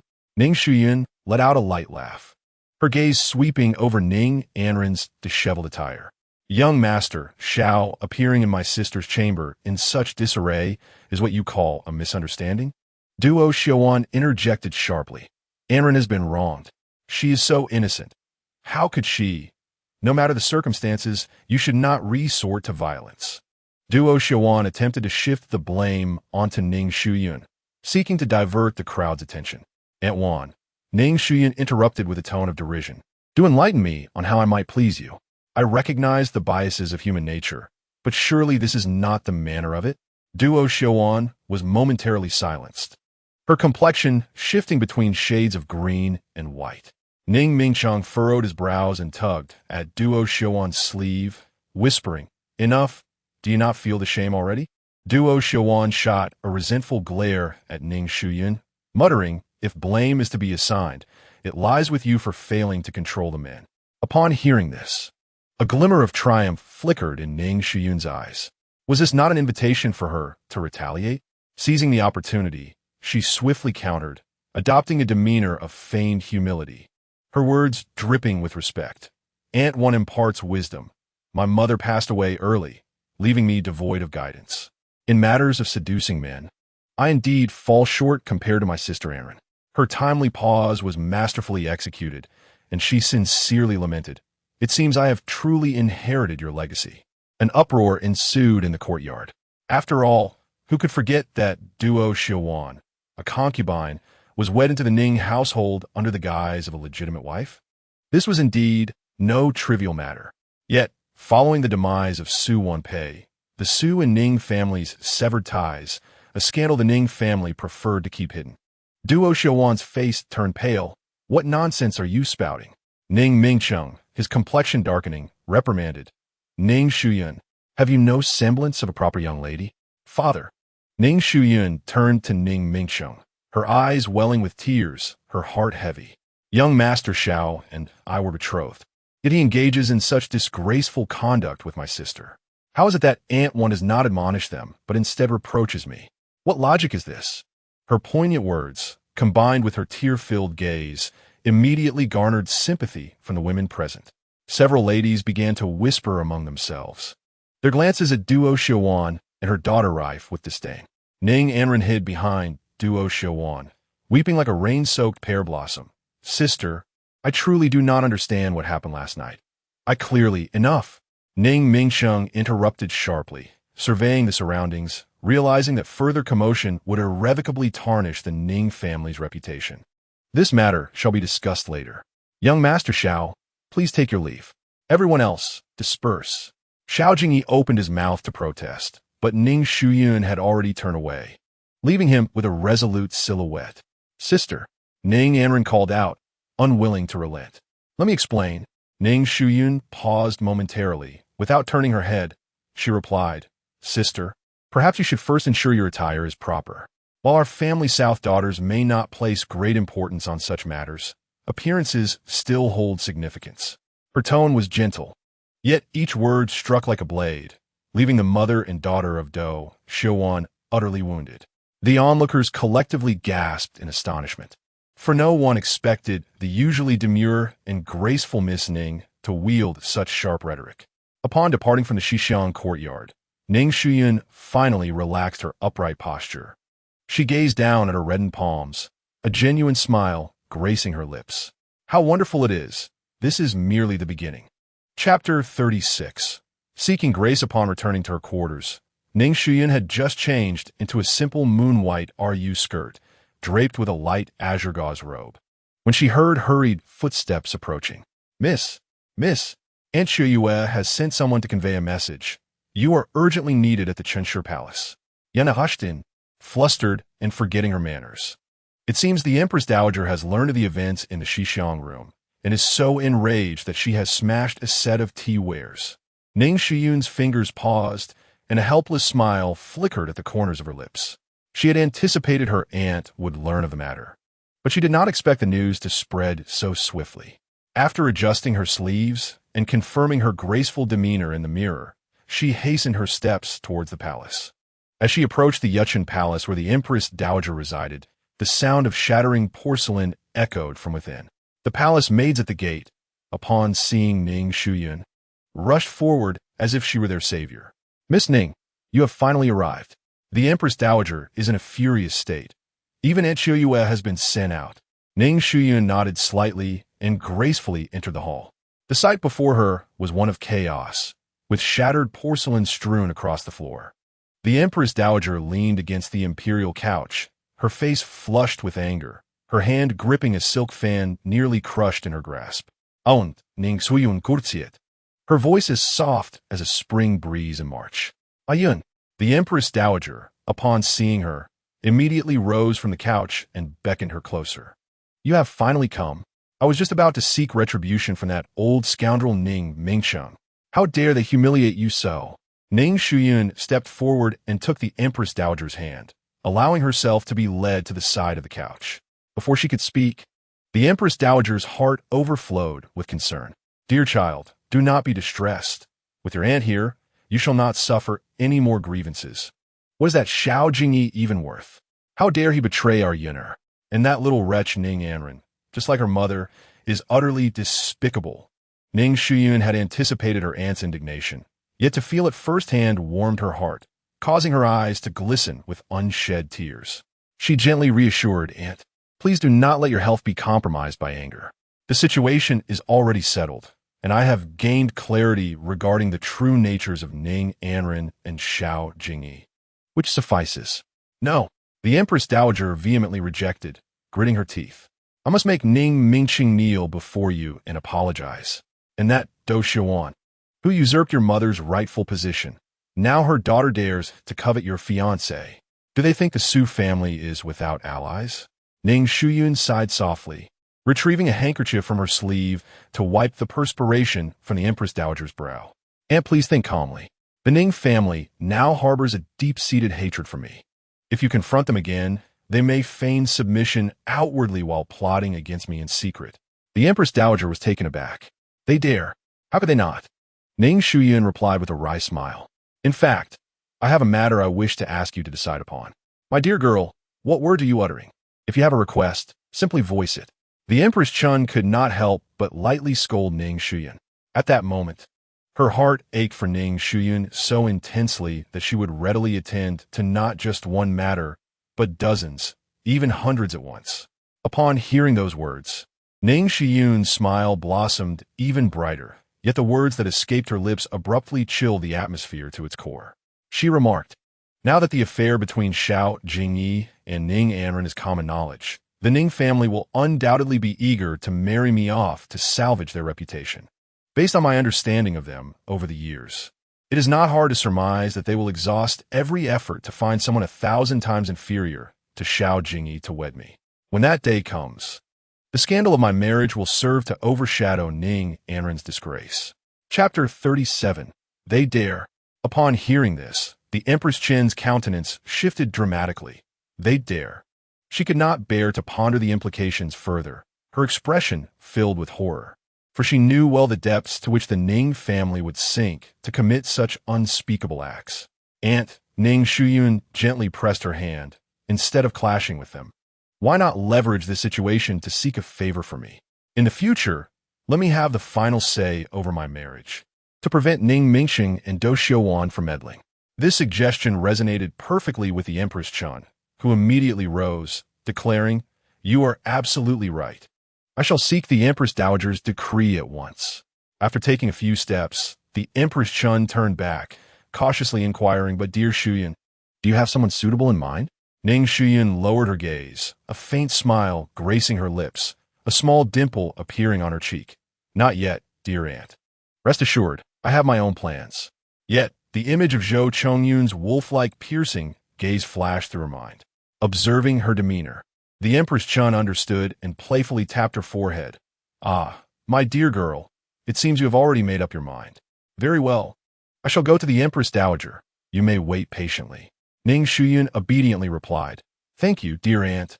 After seeing off the Empress Chun, Ning Shuyun returned to her courtyard, where she was greeted by Yenner.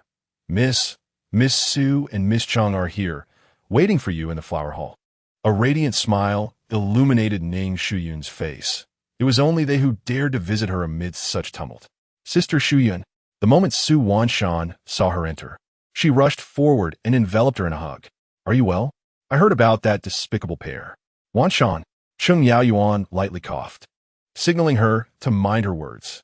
Su Wanshan pouted, receiving a delicate food box from a maid behind her. "Here, this is the osmanthus cake that grandfather specially had someone buy. I hope it suits your taste. Do tell me what you wish to eat. I shall procure it for you, for I have money." She then presented a brocade box, and this, the rouge I brought back from the western regions, is exquisite in color. Is a gift for you. A warm feeling spread through Ning Shuyun's heart. Despite the animosity between the Su and Ning families, the Su family had always showered her with affection as their granddaughter. "Please convey my gratitude to grandfather. Once I return to the capital, I will certainly visit them." Ning Shuyun promised. "That will be splendid. Grandfather and grandmother will surely be overjoyed." Su Wanshan exclaimed with delight. Ning Shuyun then turned to Chung Yaoyuan. "What brings you here? Are you not afraid of gossip?" Chung Yaoyuan huffed lightly. "What do I have to fear? Those individuals eagerly anticipate your misfortune, yet I shall purposefully thwart their expectations. Today, she donned a resplendent lake blue riding outfit, exuding a striking aura that starkly contrasts with her usual demure demeanor. Ning Shuyun smiled as she beckoned two others to sit down. Instructingan artu pripertel. After a brief moment of idle chatter, Ning Shuyun suddenly recalled something. Wanwans. I have a Zeton wooden box in my room containing a Mo Chan brush, a gift from my grandfather. I fear I may forget to have you take it later. Would you kindly fetch it for me? Su Wanwan, unsuspecting, rose to comply. Ning Shuyun then resumed her conversation with Chang Yaoyuan, unable to suppress her grievances. In recent days, events have unfolded in rapid succession, leaving me no time even to practice riding. And you still think of horseback riding? Your fiancé and stepsister have conspired to create such turmoil in your life. Cheng Yaoyuan expressed admiration for her friend's calm demeanor. Ning Shuyun, visibly displeased, replied, "Why dwell on such ominous matters when we could continue discussing horseback riding? By the way, the stableman who assisted me in selecting a horse last time was from your family, correct?"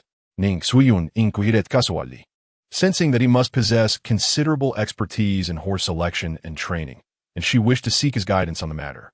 After all, am I not in need of a young colt? No sooner had she finished speaking than Chang Yaoyuan's expression shifted dramatically, and she seized Ning Shuyun's wrist. That despicable stableman is still pursuing you? Ning Shuyun's heart raced, her grip on the teacup tightening until her fingertips turned pale. What did Cheng Yaoyuan mean by that? Had she discovered her secret affair with Zhou Chongyan? A flurry of explanations raced through Ning Shuyun's mind, but she heard Cheng Yaoyuan continuing with fiery indignation. That arrogant stableman. I noticed his inappropriate gaze at you during our last visit to the stables. I never imagined he would dare to intrude upon you. Ning Shuyun's previously tense shoulders relaxed slightly, only to stiffen again at Cheng Yun's next words. A lowly servant dares to covet the daughter of a marquis? Truly, a toad wishing to eat swan meat. Cheng Yaoyuan grasped Ning Shuyun's wrist tightly, almost leaving a mark. Shuyun, you must not be deceived by such a person.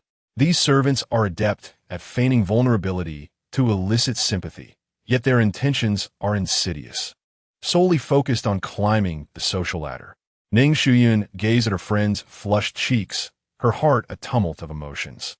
She was acutely aware that every word Yaoyuan spoke was for her own good, so she lowered her gaze to conceal the complexity within her eyes. Yaoyuan, please do not be angry. You may have misunderstood.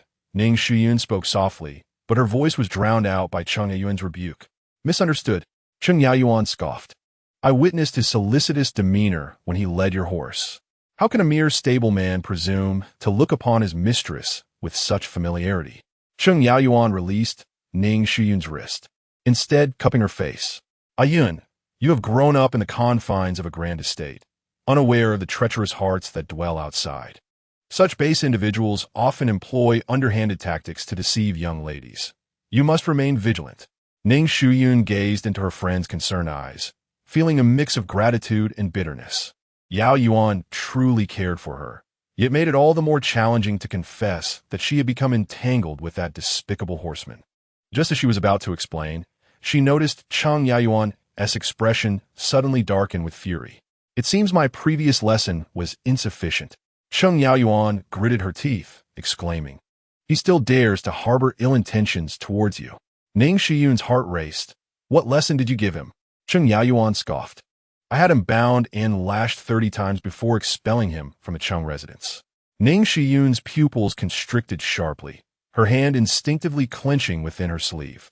30 lashes had indeed left cruel, intersecting scars across Zhou Chongyun's broad back. So, this was the extent of his suffering? Did he not resist? Ning Shuyun forced herself to maintain composure, her voice quivering slightly. Cheng Yaoyuan laughed derisively. Did he have the courage to resist? I sent 6 servants, and he didn't even dare to struggle, accepting his punishment obediently. No, this was utterly incongruous. A tempest of emotions surged within Ning Shuyun. Trained in martial arts by the Su family, Su Ping could not withstand even 3 moves under Zhou Chongyun's prowess. How could such a skilled fighter have been subdued by mere 6 servants? Yaoyuan, Ning Shuyun suddenly grasped her friend's hand tightly, her tone gentle yet resolute, promise me. Do not confront him again. Sheng Yaoyuan was taken aback. What? That horseman? Ning Shuyun carefully chose her words. His martial skills are exceptional. If a conflict were to arise, your men might get hurt. Sheng Yaoyuan's expression shifted from astonishment to disbelief. Shuyun, do you care for him? That horseman? Chapter 39. Truly confused Ning Shuyun did not respond immediately, merely letting out a soft sigh. In that moment of silence, Su Wanwan returned, holding a Zeton wood box, cheerfully interrupting their conversation. Sister Shuyun, this brush is exquisite. Grandfather will surely adore it. Su Wanwan placed the box on the table, curiously observing the two. What are you discussing? Why do you both look so serious? Sheng Yaoyuan opened her mouth, but Ning Shuyun silenced her with a glance. Nothing much, just trivial matters. Ning Shuyun smiled, redirecting the topic. Wanwan, the brush handle is crafted from 100-year-old Zeton wood, and the bristles are made of fine wolf hair, which grandfather prefers for his calligraphy. Su Wanwan was indeed distracted, eagerly engaging in a discussion about the four treasures of the study. However, Sheng Yaoyuan remained silent, casting a complex gaze at Ning Shuyun until the gathering concluded. After bidding farewell to Su Wanwan, Sheng Yaoyuan insisted on staying. In the flower hall, only the two of them remained, the flickering candlelight casting shifting shadows across Ning Shuyun's profile. Now, can we speak freely? Sheng Yaoyuan asked bluntly. What is the true nature of your relationship with that horseman? Ning Shuyun realized she could no longer conceal the truth, speaking softly. He saved me when I was in peril while praying at the temple. Is that all? Sheng Yaoyuan frowned. You could simply reward him with some silver. Why? It is not just that. Ning Shuyun interrupted her. His martial abilities are extraordinarily high, far beyond that of ordinary individuals. Yaoyuan, I am perplexed as to why he willingly serves as a stable hand in your household, and why he endures those 30 lashes. Yet, I am certain that if he truly intended to inflict harm, your 6 servants would be no match for him. Sheng Yaoyuan's expression shifted. Are you suggesting he deliberately refrains from resisting? Ning Shuyun nodded, a flicker of concern crossing her eyes. I do not comprehend his motives, but I fear that your persistent provocations may provoke him, and the consequences are too dire to contemplate. Yaoyuan, promise me, do not provoke him any further, all right? Sheng Yaoyuan remained silent for a long moment before finally sighing. Shuyun, please tell me honestly, do you have feelings for him? Ning Shuyun lowered her gaze, her long lashes casting a shadow across her face. After a moment of silence, she spoke slowly. I am uncertain how to articulate the nature of my relationship with him, as even I am confounded. However, Sheng Yaoyuan did not allow her to complete her thought, interjecting hastily. But he is merely a stable hand. Ayun, you are a legitimate daughter of the Marquis' household, destined to marry a man of equal standing. If word spreads of your entanglement with a stable hand, I am aware. Ning Shuyun gently interrupted. I know everything. Sheng Yaoyuan gazed at her friend's calm, yet resolute expression, suddenly realizing something. A flicker of pain entering her eyes. You are truly foolish. Yaoyuan. Ning Shuyun grasped her hand. Grant me some time, please. I promise to clarify everything with you in due course. Sheng Yaoyuan looked deeply into her eyes and ultimately nodded in resignation. Very well, but you must promise me, regardless of what happens, to safeguard yourself and not allow him the opportunity to get close to you. You must not let him manipulate you. Ning Shuyun felt a wave of embarrassment wash over her, unsure of how to respond. I am doing this for your own good, you foolish girl. Sheng Yaoyuan lightly tapped Ning Shuyun's forehead, exclaiming with irritation. Reluctantly, she added, as for the stable hand's whereabouts, I shall dispatch someone to inquire. Do not concern yourself with this matter any longer. Day by day, do you not have enough to worry about? Sheng Yaoyuan said reluctantly. But I must make it clear from the outset that my intentions are not to facilitate your relationship, but to keep an eye on him and prevent him from spreading rumors that could tarnish your reputation. Chapter 40.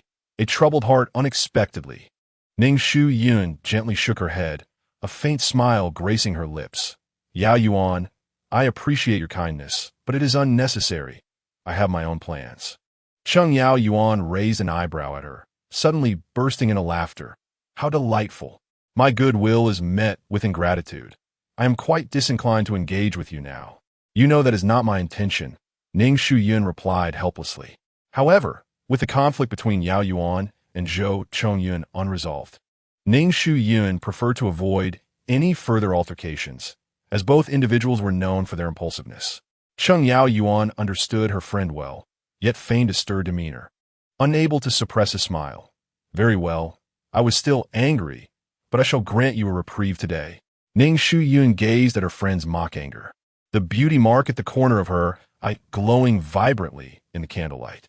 She reached out to smooth the stray hairs framing Yao Yuan's face and spoke softly. I know you have my best interests at heart. The two shared a smile, and as twilight deepened outside, the flower hall was enveloped in a gentle, warm glow. After bidding farewell to Yao Yuan, Ning Shuyun stood alone in the corridor.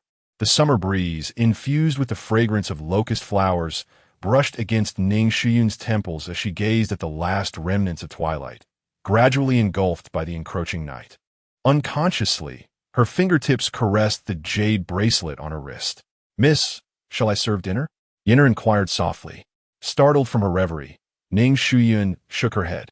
No need. I wish to quietly read for a while. She retreated to her inner chamber, changing into a simple white nightgown, draped with a light lotus-colored shawl. Removing the last jade hairpin from her tresses, her dark hair cascaded down like a waterfall, framing a visage of exquisite beauty reflected in the bronze mirror. The Xiangfei couch was adorned with soft satin cushions, and Ning Shuyun leaned against its edge, slowly perusing a scroll. The flickering candlelight illuminated the room, yet time slipped away, her delicate fingers lingering over the unturned pages. Her gaze drifted to the swaying shadows of trees outside the window, her thoughts wandering far away. Why would Zhou Chongyun willingly endure 30 lashes? Was he concealing his martial prowess? Who was he truly? These questions swirled incessantly in her mind. And why did she feel an inexplicable discomfort when hearing Yao Yuan denounce him as despicable, as though she harbored a sense of injustice on his behalf? Ultimately, all her confusion circled back to whether he would come tonight. This thought flickered in her mind, prompting her to shake her head. Had she lost her senses? Fretting over a man of uncertain origins? How absurd! Yet, she could not shake the memory of Zhou Chongyun's solemn words, professing that he had come for her and would never deceive her. With a soft sigh, she recognized the turmoil in her heart, setting the scroll down upon the table. The sound of distant drums echoed from outside, marking the arrival of the third watch of the night. The incense in the gilded burner had long since burned out, yet its lingering fragrance still permeated the room. Time slipped away unnoticed, and the wax tears on the copper stand had formed a small mound. The candlewick now reduced by half, its flame growing dimmer and more feeble. Ning Shuyun's eyelids began to grow heavy, and drowsiness finally overtook her. Her head drooped slowly, dark strands slipping from her shoulder to obscure half her face. Just as her head fell into her palm, a warm hand suddenly cradled her cheek. Startled, Ning Shuyun awakened to meet a pair of piercing, wolf-like eyes. Zhou Chongyun knelt before her, his rough fingertips gently caressing her jawline. Moonlight streamed through the window, illuminating the chiseled contours of his face, still clad in his coarse linen garments. Chapter 41. Applying medicine. Ning Shuyun's fingertips trembled slightly as the moonlight filtered through the sheer fabric, casting mottled shadows upon Zhou Chongyun's defined features. His half-kneeling posture resembled that of a poised wolf, yet his deep-set eyes held a tenderness she had never fully observed. She began to speak. But Zhou Chongyun had already risen, his broad hand slipping from her chin to encircle her slender waist and knee. In a swirl of motion, Ning Shuyun instinctively grasped the fabric of his chest, the coarse linen brushing against her palm, revealing the taut muscles beneath. Zhou Chongyun scooped her up effortlessly, striding toward the intricately carved bed in the inner chamber.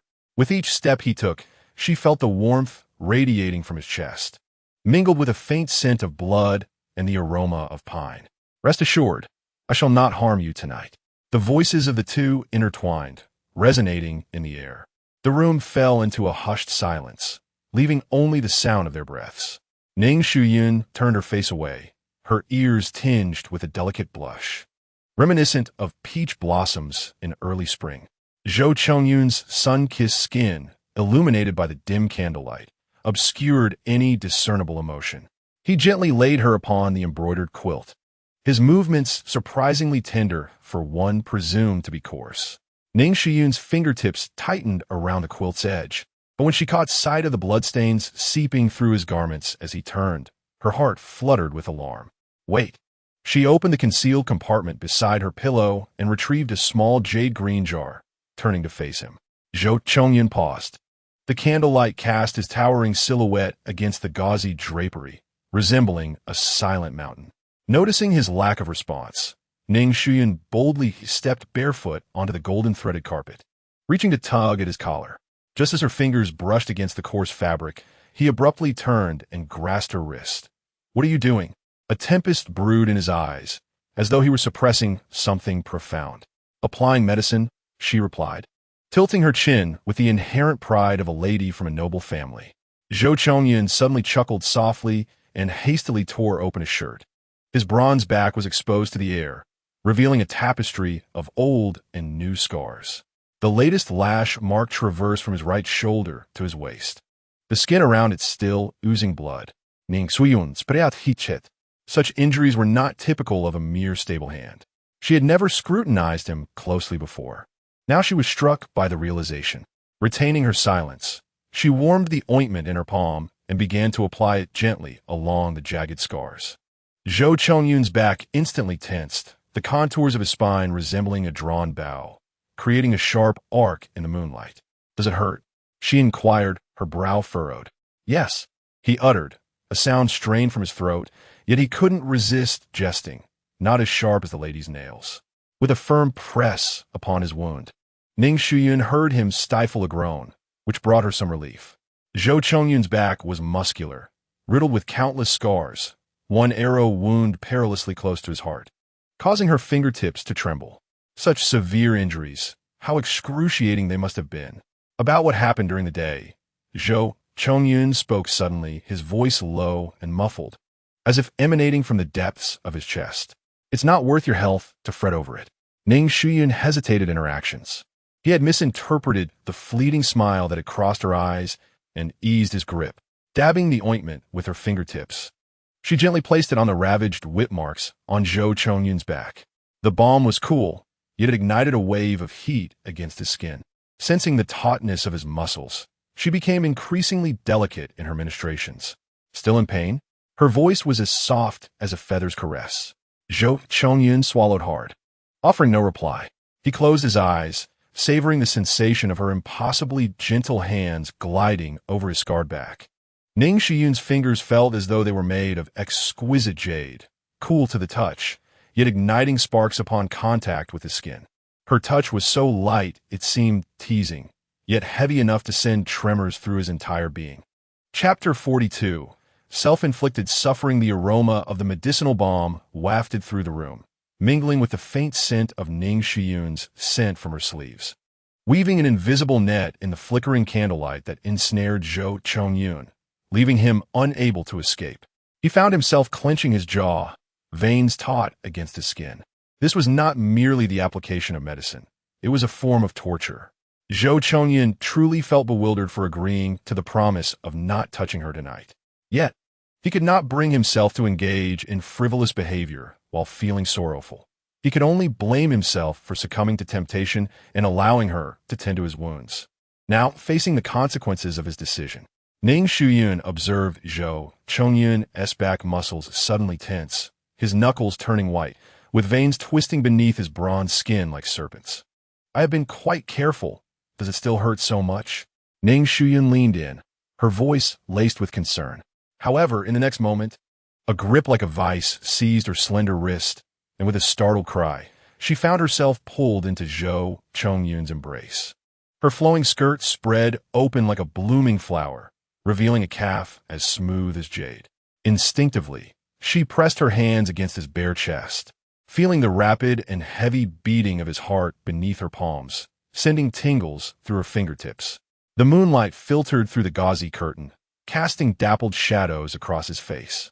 Ning Shuyun looked up, meeting his deep, pool-like eyes, which were filled with a complex array of emotions: restraint, longing, and something she dared not explore further. The medicine. She spoke in a husky voice, realizing that her hand still rested against his chest. In a flustered attempt to withdraw, she found herself held firm by his grip. His palm was scorching, the heat seeping through her sleeves and igniting a fire within her. "Do not move," he commanded, his breath warm against her ear. "Allow me a moment." Ning Shuyun froze in his embrace, acutely aware of the tautness of his muscles. His arm encircled her waist with a force that nearly pained her. Yet he carefully avoided all her sensitive areas. This paradoxical control made her heart tremble. In the moonlight, she noticed a bead of sweat roll from his chin, tracing the contour of his prominent Adam's apple before disappearing into the depths of his collar. For reasons unknown, Ning Shuyun suddenly had the reckless urge to reach out and touch that pulsing protrusion, to feel its tremors beneath her fingertips. This audacious thought startled her, prompting her to hastily avert her gaze. Just as she became lost in thought, Zhou Chongyun suddenly released her. "That is enough," he stated, his voice regaining clarity. "It is late, and the young lady should rest." Without allowing her a moment of protest, he gently pushed her onto the bed. Zhou Chongyun turned his back to her and took several deep breaths, struggling to suppress his agitation. He felt a surge of self-reproach, realizing how close he had come to losing control. Thinking of the sordid events she had endured earlier that day only deepened his sense of disgrace. "Lie down," he rasped, yet his hands delicately pulled the silken quilt over Ning Shuyun, urging her to close her eyes. Ning Shuyun blinked, observing this rugged man, usually so untamed, now exhibiting such carefulness, stirring an unusual feeling within her. She complied and lay down, yet could not resist the urge to glance at him. Zhou Chongyun lay beside her, fully clothed, deliberately maintaining distance, his hands folded over his chest as if to establish an invisible boundary for himself. The moonlight accentuated the sharp angles of his profile, his jawline taut, evidently still wrestling with his desires. This was their first night sharing a bed without any further actions. Ning Shuyun found it intriguing and began to grasp something profound. This man was, in fact, offering her comfort. Chapter 43. The Fatal Proposition on a Serene Summer Night. A crescent moon hung gracefully outside the intricately carved window.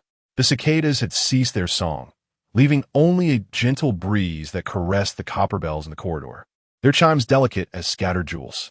Within the gauzy curtains floated an elusive fragrance, and a subtle smile graced Ning Shuyun's lips. She was acutely aware that this man had not strayed far, persistently observing her every move from the shadows. Yet, he had misjudged her sentiments. At this moment, her heart bore no trace of sorrow. Instead, it brimmed with exhilaration. The distorted and grotesque faces of the Ning family lingered in her mind, and had it not been for the propriety of the occasion, she might have clapped her hands in delight. To her surprise, this simpleton believed she was grieving, clumsily attempting to console her. This notion stirred a warmth in Ning Shuyun's heart. "Are you unable to sleep?" Zhou Zhongyun suddenly inquired, his deep voice resonating distinctly in the night. Ning Shuyun replied softly, deliberately elongating her tone to convey a touch of feigned melancholy. She could clearly sense the man's posture stiffen beside her before he turned to face her. In the darkness, his eyes sparkled luminously, as if imbued with starlight. "Do not dwell on such sordid matters," he clumsily advised, his words coarse and jagged like sandpaper. "Those two are not worth your concern." Ning Shuyun nearly succumbed to laughter. Who would have anticipated that this usually taciturn man could be so blunt and reckless in his attempts at comfort? "But one is my half-sister, with whom I share my days, and the other is my betrothed." Her voice trailed off, her long lashes casting a quivering shadow in the moonlight. Zhou Zhongyun raised his voice. "They are utterly shameless. Why should you trouble yourself over them? It is a case of a rotten pot fitting a rotten lid, saving others from their mischief." Ning Shuyun stifled her amusement, her fingertips subtly tightening on the brocade quilt. He continued in indignation, "Your sister, fully aware that Xiao Jingyi is your fiancé, still engages in secretive correspondence with him. That is truly disgraceful, and that Xiao Jingyi is a fool, forsaking a precious gem to chase after mere pebbles. How utterly foolish. This passionate outburst only heightened Ning Shuyun's amusement. She propped herself up, her cascading hair shimmering like pearls under the moonlight. You accuse them of being shameless, she remarked, a glint of mischief in her eyes. What of me? As an unmarried maiden, what does it signify that I have been entangled with you in such a vague manner? Zhou Zhongyun froze, as if struck by a sudden realization. He had never expected Ning Shuyun to pose such a question. Despite his carefree demeanor, he understood that their relationship was indeed improper. After that unforeseen encounter, the two young souls found it difficult to restrain their affections. Yet how many ordinary families would tolerate such a situation? Ultimately, he felt he owed her an apology. In the moonlight, Ning Shuyun could clearly see the rapid movement of his Adam's apple, the veins at his temple faintly visible. She patiently awaited his response, curious to see how this bold man would answer her.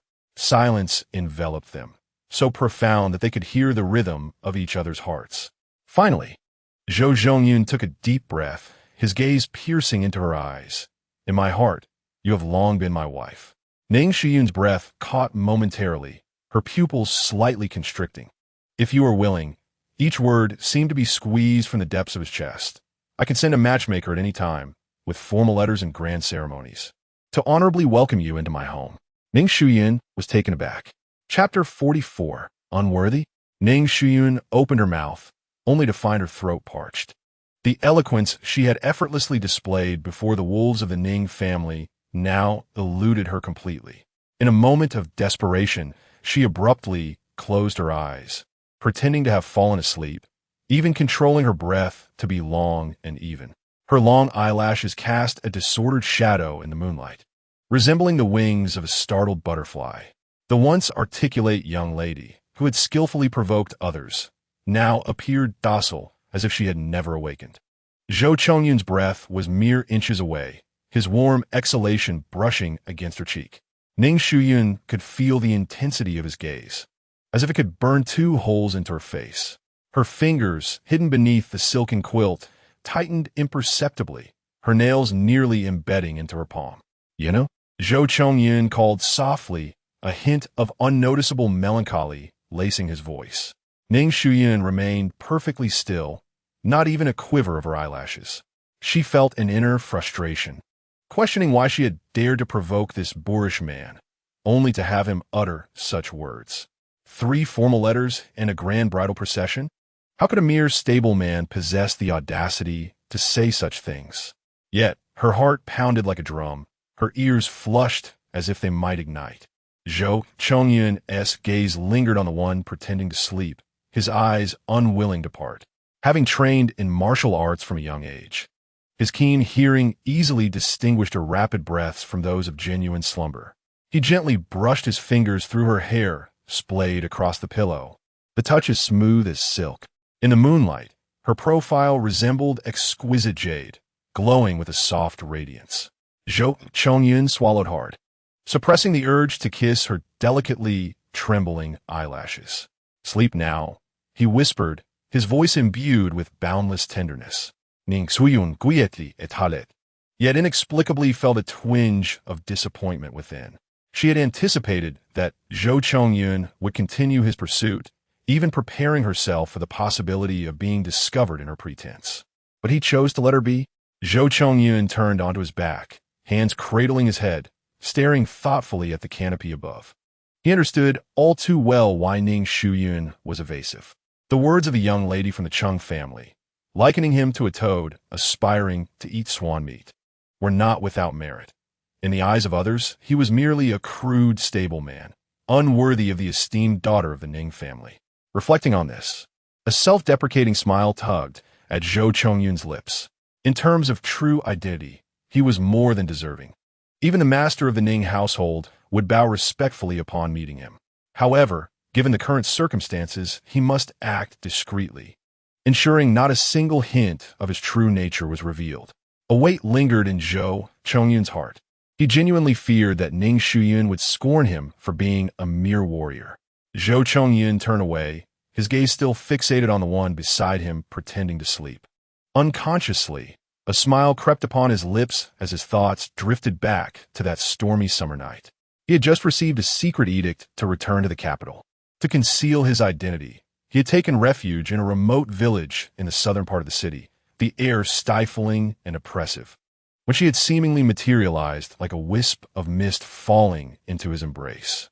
In the dilapidated wooden house, her emotional turmoil rendered him utterly unrestrained. After that night, she vanished without a word, escaping with remarkable grace, leaving him astonished when he traced her whereabouts. Who could have anticipated that the delicate figure beneath him was none other than the renowned and dignified daughter of the Ning family in the capital? He mused that during those 2 days of infatuation, no matter how convincingly she masqueraded as a courtesan, the glint of pride in her eyes was unmistakable. Such a woman, once possessed, how could he ever bear to let her go? The notion of unworthiness echoed silently in Zhou Chongyun's mind, a flicker of sharpness gleaming in his gaze. Since time immemorial, fierce women have feared persistent suitors, and Zhou Chongyun, lacking in other talents, possessed ample patience. Why forsake the delicate beauty before him for mere pride? Chapter 45, Unwillingness. Today's horse racing grounds buzzed with extraordinary excitement, colorful flags fluttering while drums resounded. Ning Shuyun stood apart from the crowd in a moon-white riding outfit, her slender fingers gently caressing the horse's mane. Despite her deliberate attempt to avoid the clamor, the sharp gazes of noble women pierced through her, accompanied by hushed whispers. Sister Shuyun, those people are truly insufferable, always gossiping, Su Wanwan exclaimed, approaching on horseback, her fiery red skirt billowing in the wind like flames. The silver bells at her waist jingling in rhythm with the horse's hooves. Cheng Yayuan followed closely, her delicate chin raised in disdain, dismissively curling her lips. They are merely fickle creatures. Why bother with them? Ning Shuyun's lips curled into a faint smile, her eyes reflecting an unfathomable depth. It matters not. Let them look. She tightened the reins, feeling the warm breath of her steed caress her wrist, sending a shiver through her. Ayun, will you truly not join us? Su Wanwan drew nearer, her radiant face betraying a clear sense of regret. They had been practicing at the racetrack daily, and it seemed these noble ladies had received word of their activities, trailing in droves, which was rather bothersome. Today was particularly special, as several young scions from prominent families had whimsically decided to host a polo match, igniting a fervor throughout the grounds. Ning Shuyun maintained her smile. You go ahead. I do not relish the noise. Were it not for my recent progress in horsemanship, I would not have come at all. Cheng Yayuan followed her gaze and scoffed. That trivial matter concerning Ning Anren has caused you unnecessary vexation. She lightly tapped her whip against her waist. Shall I, Ning Shuyun? She gently interjected, her eyes still sparkling with mirth. It is not worth it. Suddenly, the sound of a gong from the competition echoed sharply, its clear rings slicing through the air. Ning Shuyun looked up and said, Enough, do not circle around me any longer. Go and watch the match. If you miss the thrilling moments, do not come to me for compensation. Once the two departed, the smile on Ning Shuyun's face ebbed away like the tide. She lightly urged her horse forward, seeking a more secluded spot. Though she had mentally prepared herself, the relentless scrutiny and chatter from these people were indeed tiresome. Abruptly, her white horse let out a shrill neigh, rearing its front hooves high, nearly throwing her off. Before she could steady herself, the steed bolted away like an arrow released from a bow.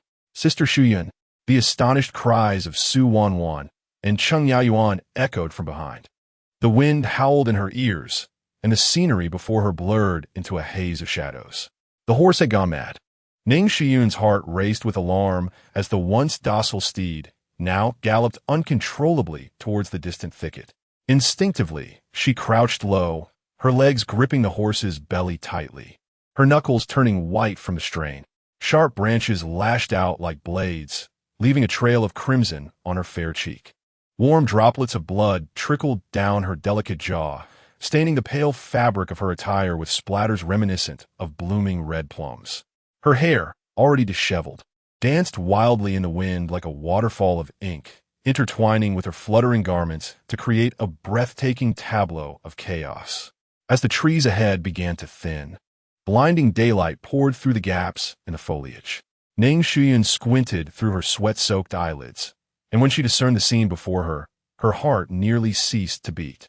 To her horror, the end of the thicket revealed a sheer cliff. She desperately tugged at the reins, but the horse continued its frantic charge. The cliff loomed ever closer, and an overwhelming sense of futility surged within her. She had fought so hard to return, yet had not yet honored her elders, nor avenged the grievances against the Ning family. How could she perish so recklessly? She was unwilling to accept such a fate. Tears streaked across her porcelain-like face.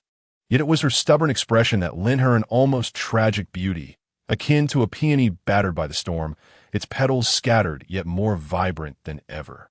Just at that critical moment, a shadow darted in like the wind from the side. "Hold on to me."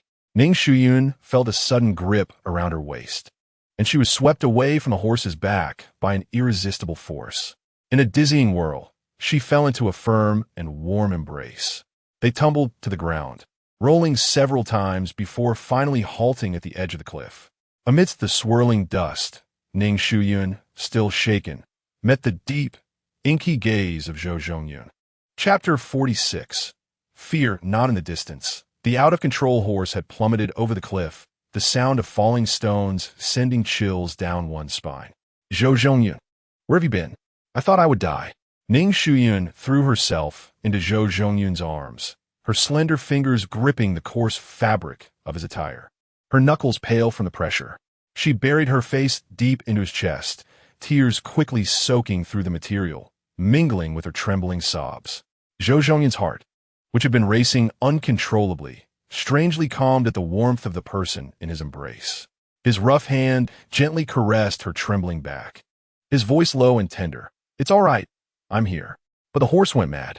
Ning Shuyun lifted her tear-filled eyes, only to freeze in shock the next moment. From the corner of her vision, she caught a glint of cold steel among the trees. Before she could utter a warning, Zhou Zhongyun had already rolled with her. 3 arrows whizzed through the air, embedding deeply into the ground where they had just been. Seeking death, a glint of cold light flashed in Zhou Zhongyun's eyes as he swiftly unfastened the leather whip from his waist. The whip lashed out like a venomous snake, carving a fierce arc through the air as it deftly ensnared the neck of the nearest assailant. With a flick of his wrist, the assailant was violently slammed against a tree trunk. The sound of splintering would accompanied by the sickening crack of broken bones. Dozens of figures clad in black converged from all directions, encircling the 2 individuals at the center. The leader brandished a knife, pointing it menacingly at Zhou Zhongyun, his voice chilling. "We know not your identity, but if you surrender the woman behind you, we shall pretend we have seen nothing." Ning Shuyun instinctively shook her head, her frail form shrinking into Zhou Zhongyun's embrace, resembling a trembling willow in the wind. Sensing her dependence, Zhou tightened his arm around her, resolute determination resonating in his voice. "I advise you all to depart swiftly. I shall spare your lives." The negotiations collapsed. The black-clad assailants surged forward like a relentless tide. Yet Zhou took the initiative, springing forth like a fierce tiger unleashed. His bronzed arms, muscular and powerful, shattered the jaw of the foremost attacker with a single punch. And the long blade he seized arced brilliantly in the morning light. Wherever the blade passed, blood blossomed, and Zhou fought effortlessly against the multitude, targeting their vital points with precision. For the first time, Ning Shuyun witnessed the terrifying strength he possessed, a force to be reckoned with. She felt both fear and relief, only to see the remaining assailants alter their strategy, converging towards her. In a panic, Ning Shuyun retreated, her moon-white riding attire leaving chaotic traces amidst the underbrush. As a shadow lunged towards her face, she instinctively closed her eyes. Clang! The sound of metal clashing erupted in her ears. When she opened her eyes, she saw Zhou's thrown blade piercing through the attacker's chest. Yet, this moment of distraction revealed a vulnerability in his defense. "Attack the girl," the leader of the black-clad men hissed. In an instant, 5 steel blades aimed at Ning Shuyun. Without regard for the oncoming weapons behind him, Zhou lunged in front of her, his long whip twirling to ensnare the attackers as he shielded her with his broad back. Ning Shuyun heard the sickening sound of blades slicing through flesh, warm droplets of blood splattering against her neck, blooming like vivid red plums on her porcelain skin. Zhou Zhongyun. She gasped in horror. Yet he seemed oblivious to the pain, turning with a fierce, sweeping kick that sent the assailant flying. Run, Zhou urged, pulling her waist as they retreated, his back crashing through the thorns. Ning Shuyun's embroidered shoes sank into the mud, and the branches snagged her moon-white attire with a ripping sound. The footsteps of their pursuers grew ever closer, and suddenly she felt the ground give way beneath her. The stones at the edge of the cliff crumbled with a thunderous crash. Ayun! Zhou leaped forward, his bloodied hand gripping her slender wrist tightly. Ning Shuyun dangled in midair, looking up to see him leaning perilously over the edge, veins bulging from the strain. Blood dripped from Zhou's arm onto her face, warm and salty, reminiscent of a crimson rain. The black-clad figures on the cliff raised their blades, intent on delivering a final, fatal blow. Ning Shuyun gazed at the glinting steel behind Zhou and suddenly smiled. With a swift motion, she withdrew her hand from his grasp, silently whispering, "I'm sorry." In truth, Ning Shuyun feared death immensely, yet she had always been clear about her loyalties. Zhou had protected her to this extent, and she felt nothing but gratitude towards him. She did not wish to burden this kind-hearted man. Live well, she thought, believing that without her as a hindrance, he would surely escape from this perilous situation. However, at the very moment when Ning Shuyun was plummeting downward, Zhou Chongyun leaped forward with all his might and caught her. Ning Shuyun's pupils constricted as she beheld him descending into the mist alongside her. Amidst the howling wind, she found herself pressed tightly against his solid chest, hearing his heartbeat thundering like a drum, mingled with indistinct yet resolute whispers, "Do not fear." Chapter 47. That fool, as the frigid water surged into her nostrils. Ning Shuyun believed she was destined to perish. In her hazy consciousness, she felt a pair of strong arms encircling her waist, holding her firmly in his embrace. The turbulent waters battered her back against sharp rocks, yet the man's body shielded her from harm. Time passed in a blur until Ning Shuyun was jolted awake by a sharp pain. She opened her eyes to find herself half leaning on the shallow bank, her moon-white riding attire thoroughly drenched, clinging to her skin. Beside her lay Zhou Chongyun, one arm still wrapped around her, while the other clung desperately to a tree root at the water's edge, his knuckles turning white. "Zhou Chongyun!" Ning Shuyun exclaimed in alarm, propping herself up, only to see the man's eyes closed, his bronzed face as pale as parchment. His garments were tattered, revealing deep wounds on his back, the flesh white from soaking in the water.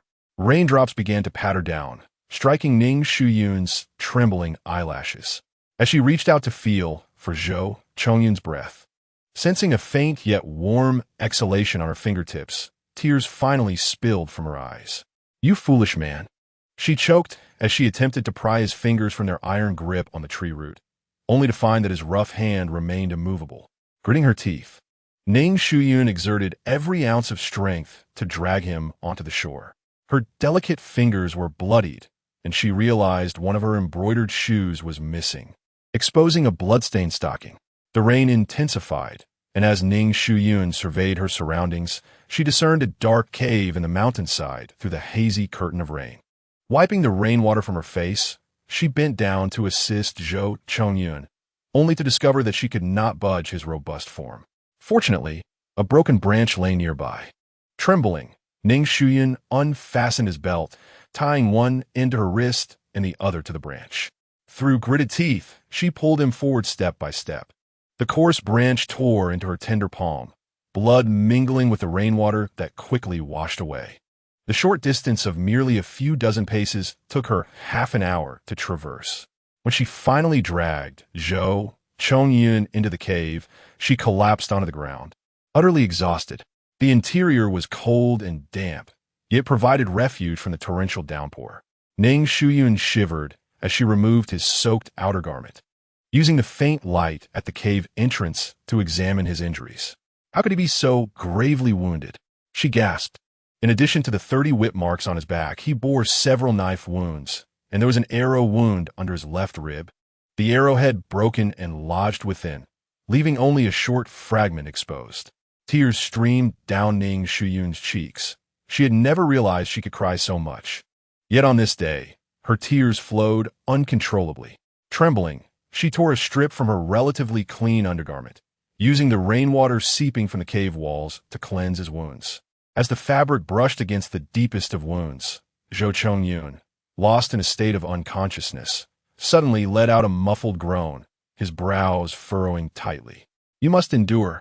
Ning Shuyun, her voice trembled, yet her touch grew ever more gentle. The sky darkened, and thunder rumbled outside the cave. Ning Shuyun noticed that Zhou Chongyun's body began to heat up, his once pale complexion now tinged with an unnatural flush. In a flurry of panic, she pressed her hand against his forehead, feeling the intense heat radiating from him. Oh no, Ning Shuyun thought, her anxiety mounting. Having been sheltered in seclusion since childhood, she had never cared for a sick person before, especially not in this desolate wilderness where even a warm cup of water was a luxury. In desperation, she tore another strip from her skirt, soaking it in rainwater to place upon Zhou Chongyun's brow. However, instead of alleviating his fever, he began to shiver uncontrollably, his teeth chattering. As she touched his cold hand, a jolt of alarm shot through her, and she suddenly recalled a passage from a medical text she had read, warning that alternating chills and fever were perilous. With her face flushed, she unfastened her outer garment, gritting her teeth as she removed her thin inner garment, and nestled herself into Zhou Chongyun's embrace. She wrapped his arm around her waist, pressing her entire being against his feverish chest. The mingled scent of blood and rain enveloped her, causing her cheeks to burn. Outside, the rain intensified. Listening to Zhou Chongyun's rapid heartbeat, she gently caressed his taut back. "Please don't leave me." She buried her face in the crook of his neck, her tears soaking into his skin. "I beg you." Time seemed to stretch indefinitely until Zhou Chongyun's trembling gradually subsided.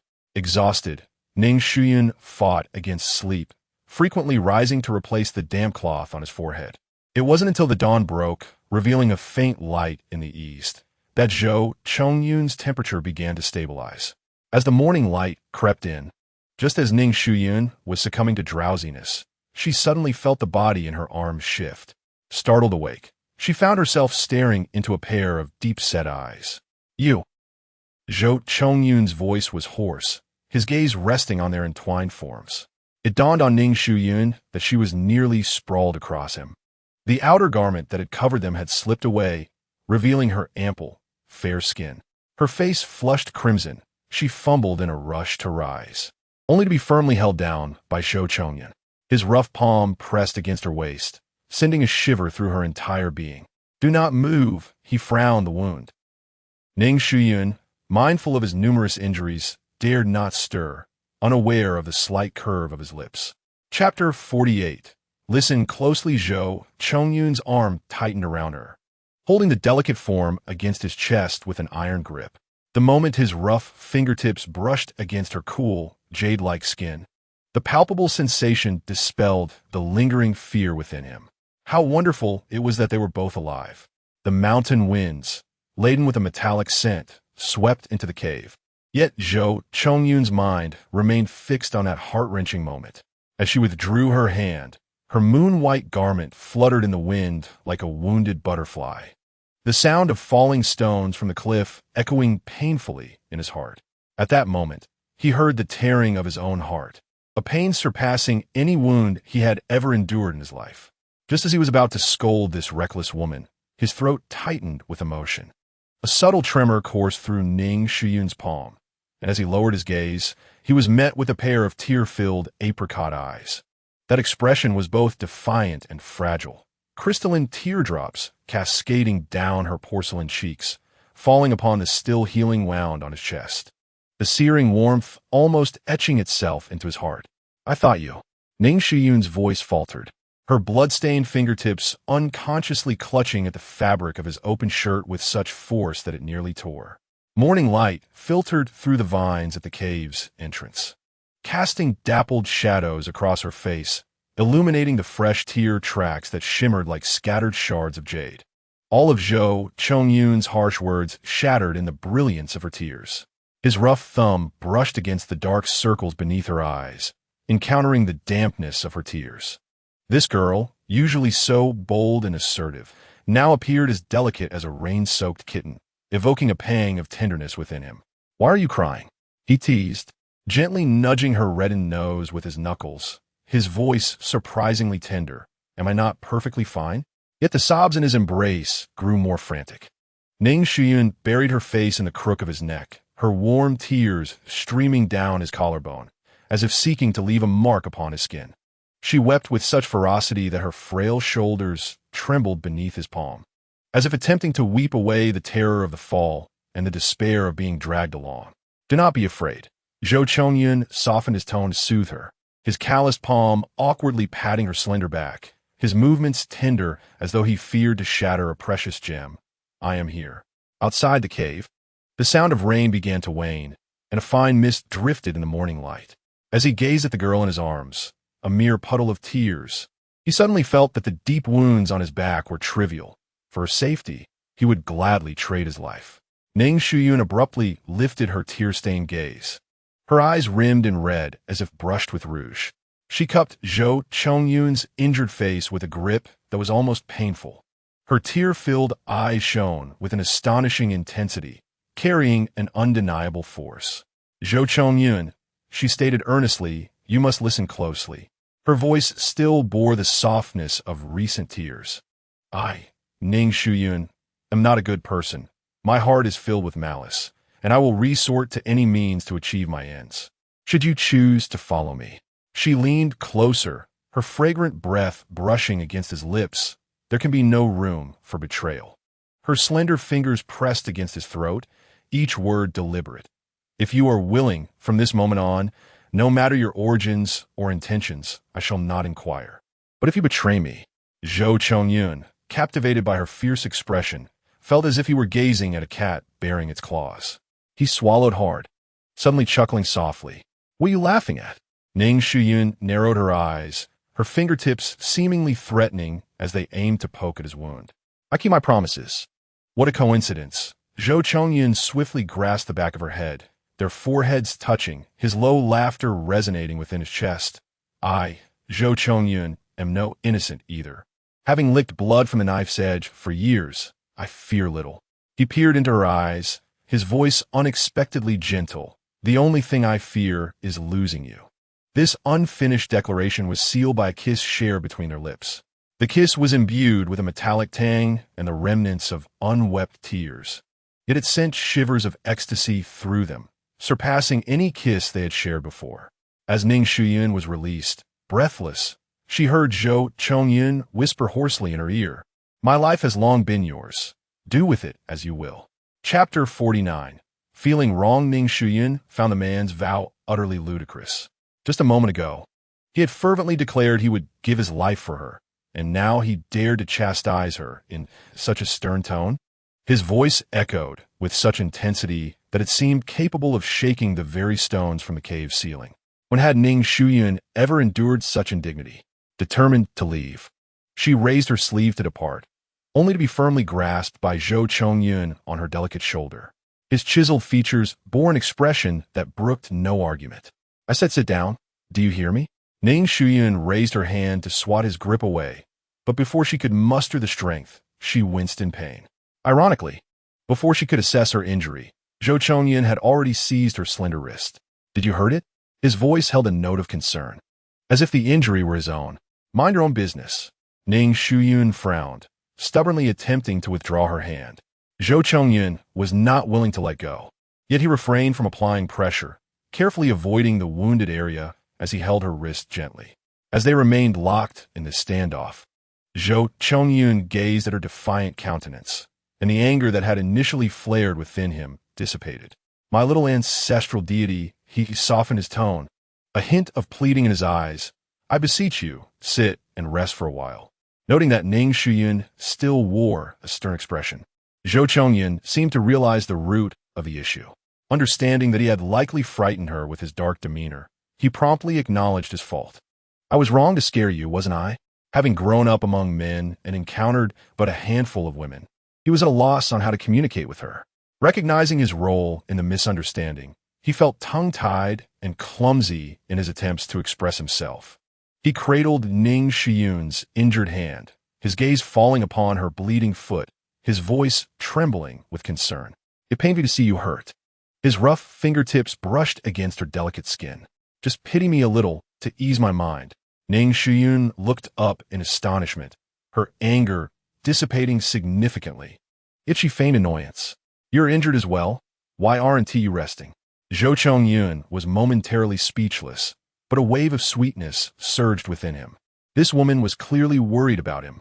With that thought, he couldn't help but burst into laughter, his mirth startling the birds in the woods into flight. "My dear Ayun," he gazed intently at the graceful woman before him, holding her injured hand. "I know your spirit is fierce. Your abilities rival those of any man. But such labor and toil should not fall upon your shoulders." He lowered his head and placed a gentle kiss upon her fingertips. "You are the wife of Zhou Chongyun, the daughter of a noble house. You are destined to remain the precious young lady you have always been. This was true in the past, and now that you are with me, it is even more so." The warmth of his touch sent a blush to Ning Shuyun's ears. Just as she was about to speak, Zhou Chongyun gently pressed his index finger against her lips. "Be good." He softened his voice, as if to soothe the child. "Perhaps to put my mind at ease, Ning Shuyun reluctantly paused for a moment, but ultimately could not sit still and felt compelled to assist. However, every time she reached for something, Zhou Chongyun would inevitably rush over like a gust of wind to seize the task. After several attempts, not only did she fail to lend a hand, but she also left him with half-processed herbs. At last, she resigned herself to her fate, obediently sitting on the bluestone to act as a supervisor. Little did she know, with just a single glance from her bright, autumn-like eyes, Zhou Chongyun felt invigorated, yearning to move mountains to please her. Chapter 50. Peril lurks everywhere as dusk settled and the mountain mist began to rise. Ning Shuyun leaned against the mouth of the cave, gazing at the last remnants of twilight on the horizon. Her long eyelashes cast a shadow of worry beneath her eyes. In this remote wilderness, if our pursuers do not arrive soon, finding our way back will be all the more challenging. She murmured softly, her delicate fingers unconsciously twisting the fabric of her belt as she glanced back at the man behind her.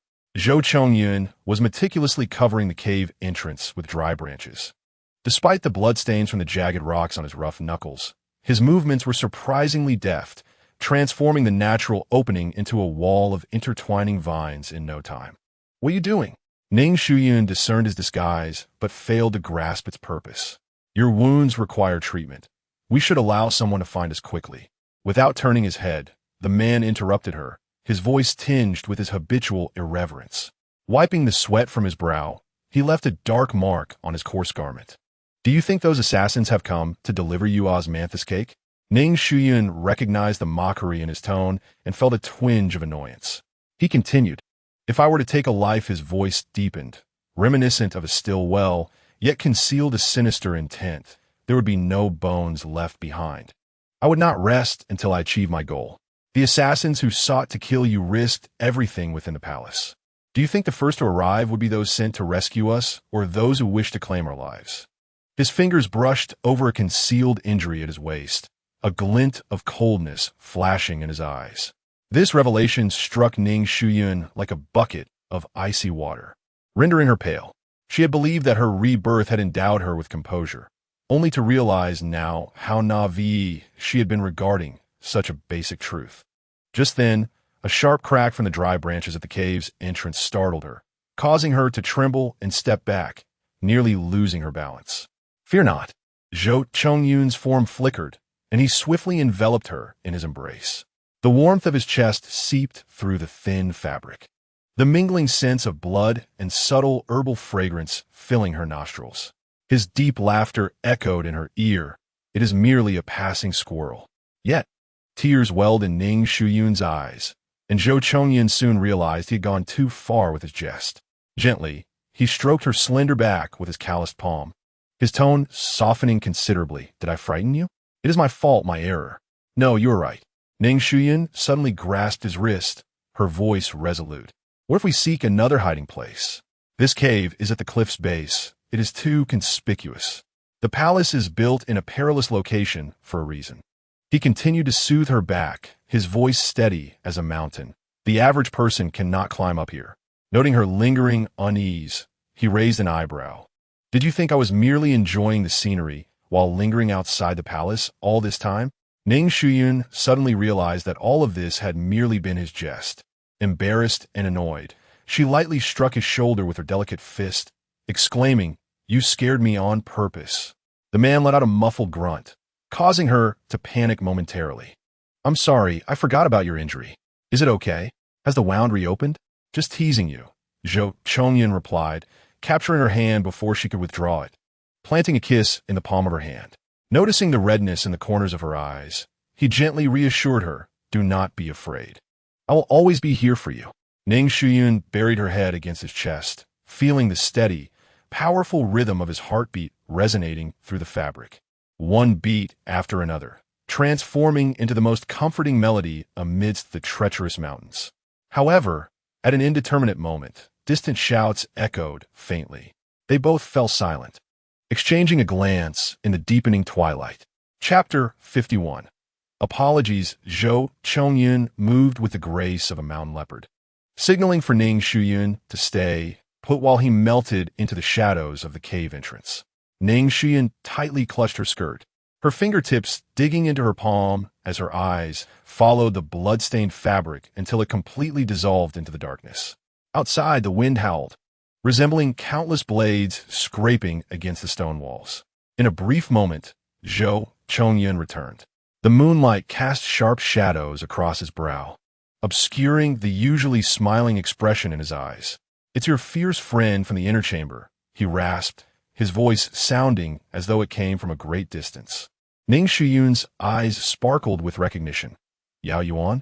Yet, Zhou Chongyun's address made her throat tighten, recalling the 30 deep, bone-marking whip scars. Her eyelashes fluttered as she softened her tone, explaining, "Chang Yao Yuan is my childhood friend." She was unaware of the circumstances regarding those 30 lashes. The man suddenly called her by both her name and surname, his brow furrowed as if it could crush a mosquito. "You're mine now, and you will soon be my legitimate wife. Why should you apologize for someone else?" Though his words sounded fierce, there lay a familiar indulgence in his gaze. A sudden thought struck her, and she gently tugged at the tattered edge of his garment. "Yao Yuan acted out of concern for me. Can my husband find it in his heart to forgive her?" The term husband pierced her heart like a sweet arrow. Zhou Chongyun's breath hitched as he abruptly pulled her into his embrace, his rough fingers caressing her delicate cheek, his atoms apple-bobbing.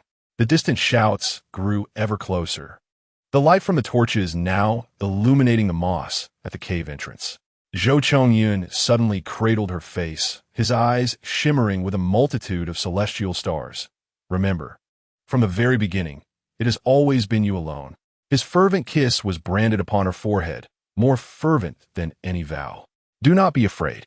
I stand guard in the shadows." Before his words could fully resonate, his figure melted like ink in the moonlight. Ning Shuyun gathered her tattered sleeve, which still bore the warmth of iron's rust. Just as she stepped out of the cave, the sound of snapping branches echoed through the woods. "We found her. Miss Ning is here." The guard's exclamation startled the birds from their roosts. Chang Yao Yuan burst forth from the underbrush, her skirt soaked with morning dew, a golden hairpin askew in her hair, and fresh mud splattered on her embroidered shoes. Upon seeing Ning Shuyun, tears streamed down her face. "You ungrateful one."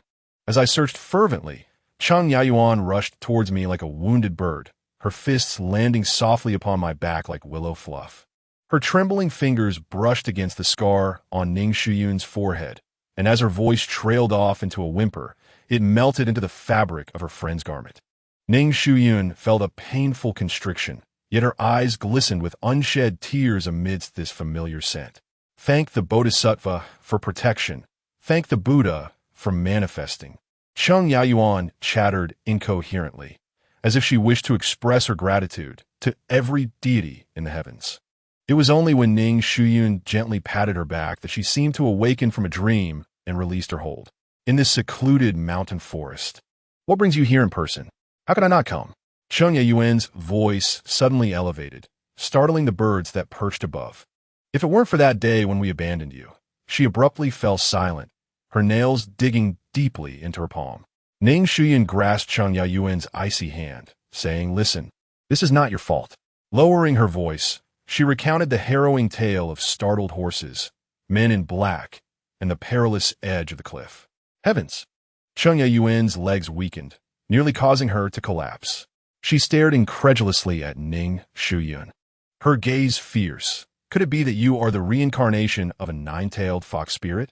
If so, the ancestral graves of the Ning and Su families must be smoldering. It is not mere fortune. Ning Shuyun suddenly broke into a smile, playfully winking at her. The flickering firelight cast a golden halo around her, and the tear mole at the corner of her eye shone brilliantly. Cheng Yayuan's pupils dilated. She murmured the suspicion that floated in her mind. That coachman? Upon receiving a confirming glance, she gasped. She recalled Ning Shuyun mentioning this coachman had extraordinary martial skills, something Cheng Yayuan had dismissed as mere chatter. But this man had single-handedly confronted dozens of assassins and had even protected someone while leaping from a cliff. Oh no, those 30 lashes. Cheng Yayuan's complexion changed rapidly, and she ultimately buried her face in Ning Shuyun's embrace, resembling a startled quail. "Ayun, you must protect me."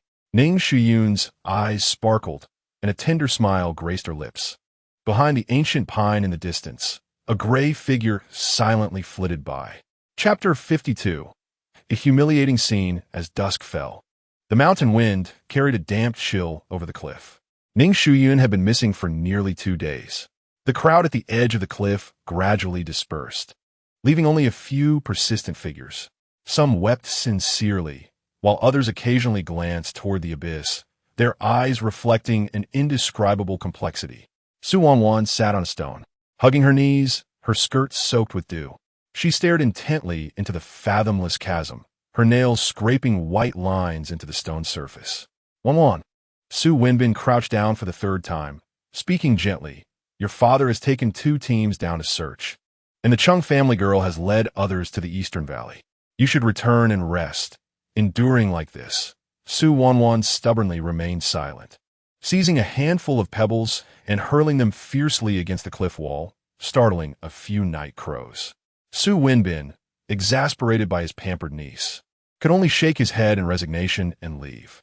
Su Wanwan recalled how her cousin had smiled while pinching her cheek yesterday, saying she would tell her about the results of the polo match. But where was she now?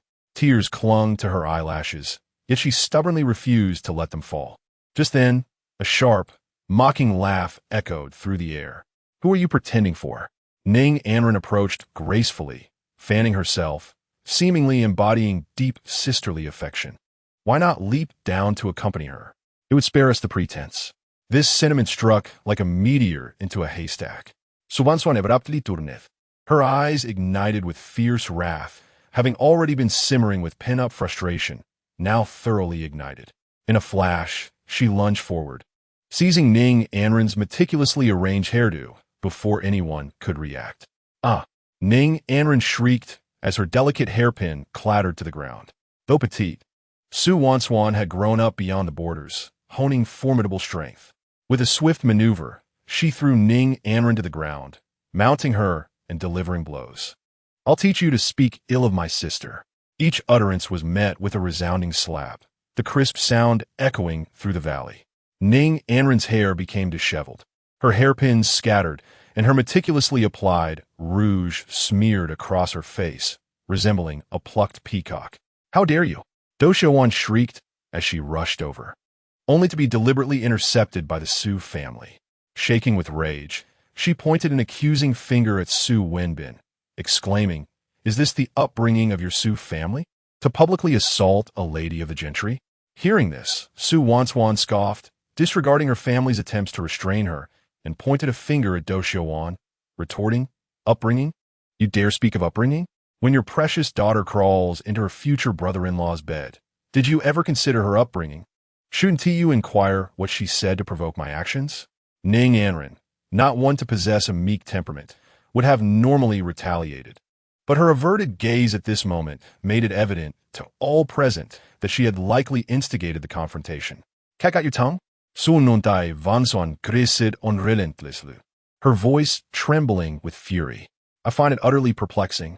You grew up alongside sister Yun, both receiving the same education. Yet how can you possess such a vile heart? You don't worry for her, but do you think my concern for sister Shuyun is insincere? What then do you call your encouragement for me to leap down and join her? The moment her words left her lips, silence enveloped the cliff's edge. All eyes fixated on Ning Anren, the usually sharp-tongued second miss of the Ning family, now pallid and trembling, unable to muster a single retort. Su Wenbin stepped forward slowly, his voice icy. Lord Ning. His towering figure forced Ning Mingqiang to retreat a step, the fury in his eyes nearly piercing through the other's fa ade of civility. It's fortunate my Wanswan has matured and is not easily placated. He sneered, his gaze slicing through Ning Anren's swollen face. Had a naive child overheard such heart-wrenching words? What would you have done if they truly leaped down? The atmosphere thickened, as if the air had crystallized.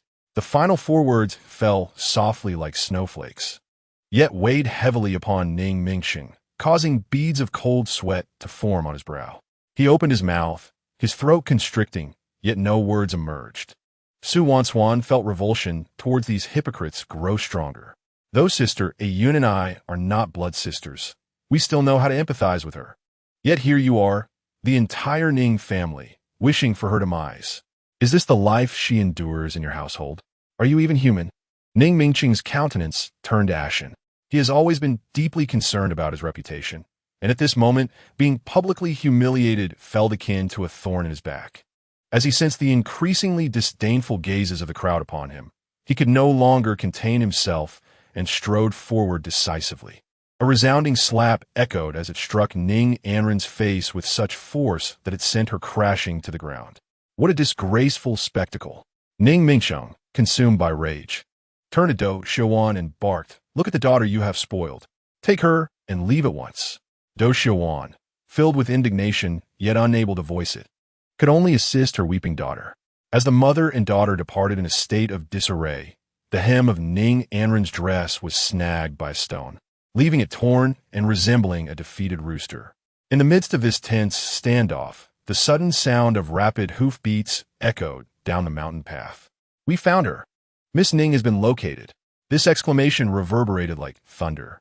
Su Wanswan was momentarily stunned before dashing towards the source of the voice, not even pausing to retrieve her lost shoe. Meanwhile, the recently departed Ning mother and daughter froze in place upon hearing the news. Chapter 53. Found why didn't that girl perish at the bottom of the cliff?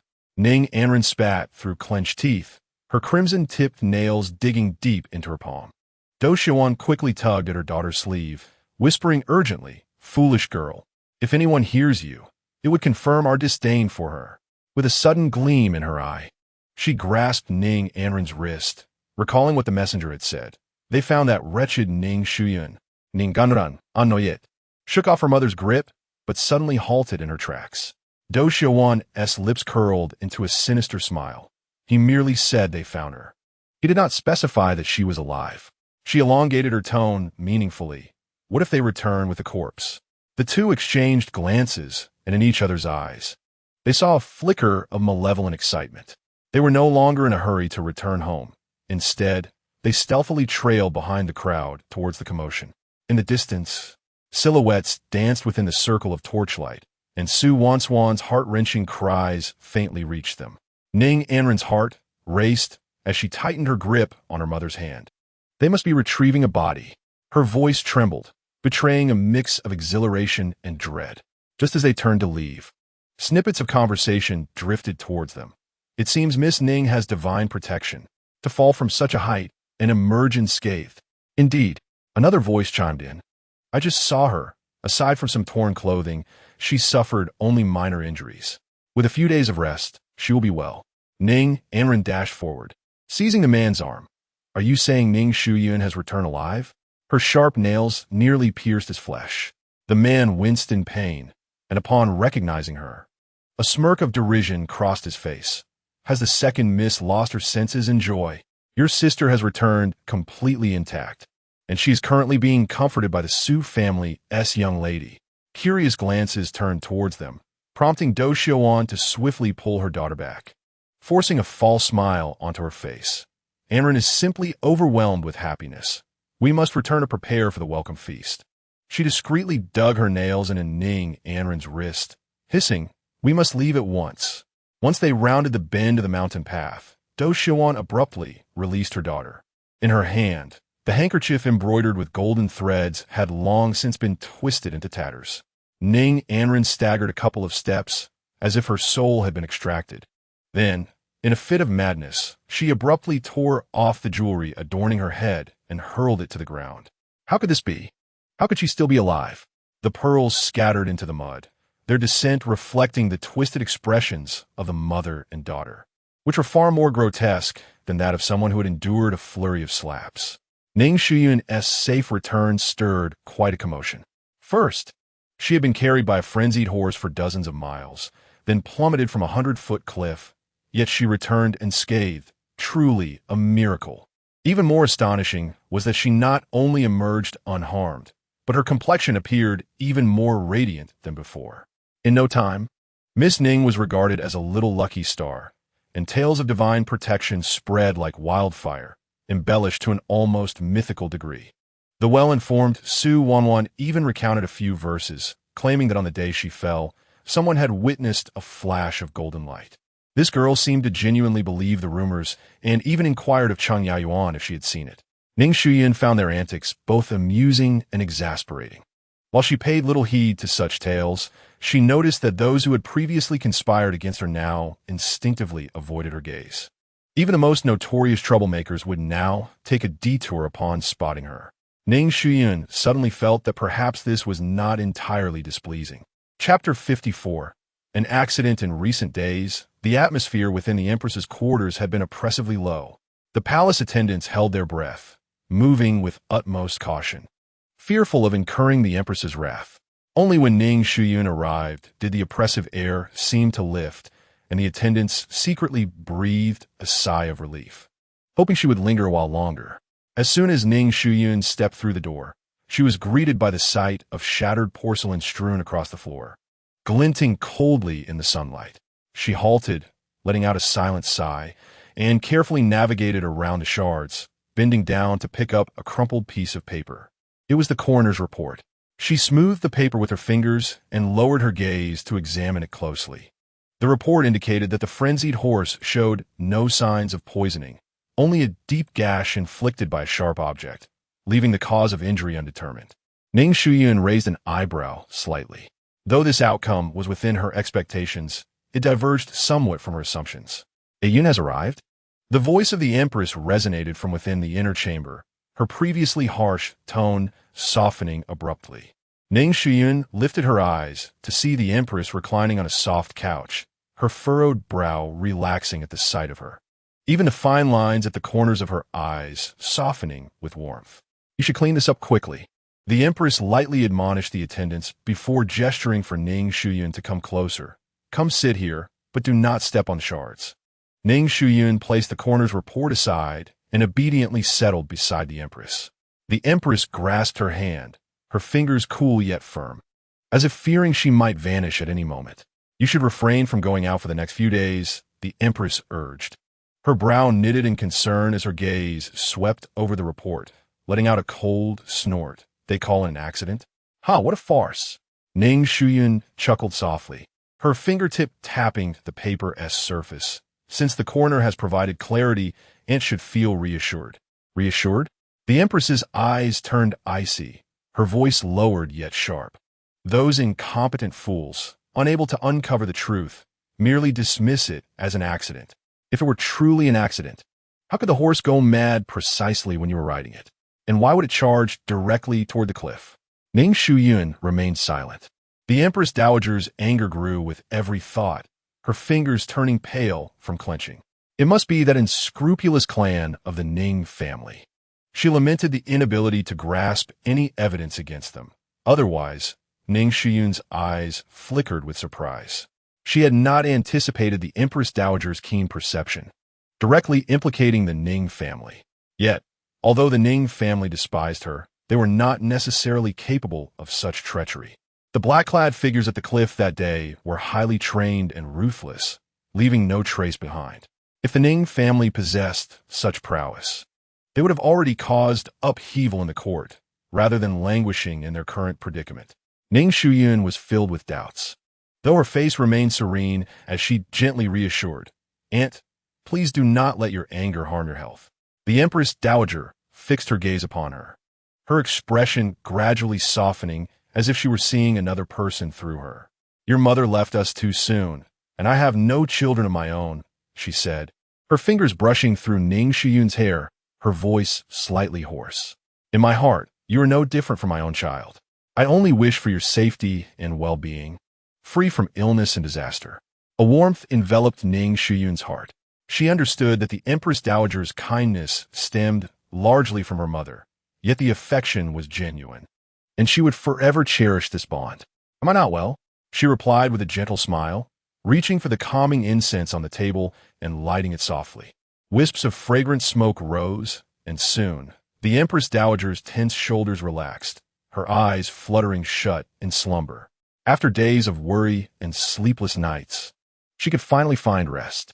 Ning Shuyun tucked the covers around her gently and quietly exited the inner chamber. As the palace attendants saw her emerge, they all bowed respectfully, their eyes filled with gratitude. Only when Miss Ning is present can Her Highness find a moment of peace. However, as she stepped out of the chamber, the tender smile on Ning Shuyun's face faded like the receding tide. Standing in the corridor, her gaze turned icy. The frenzied horses, the pursuit by the black-clad men, and the fall from a cliff, these series of misfortunes seemed to be orchestrated by an invisible hand. It could not possibly be the Ning family. Who then could it be? Chapter 55. Did you hear that?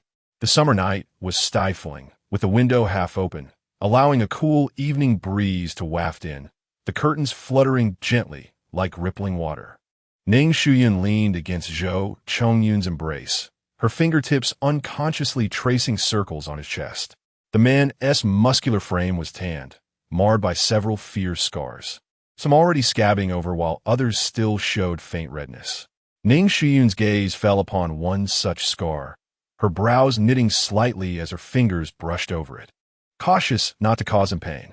Zhou Chongyun's Adam's apple bobbed as his breathing deepened.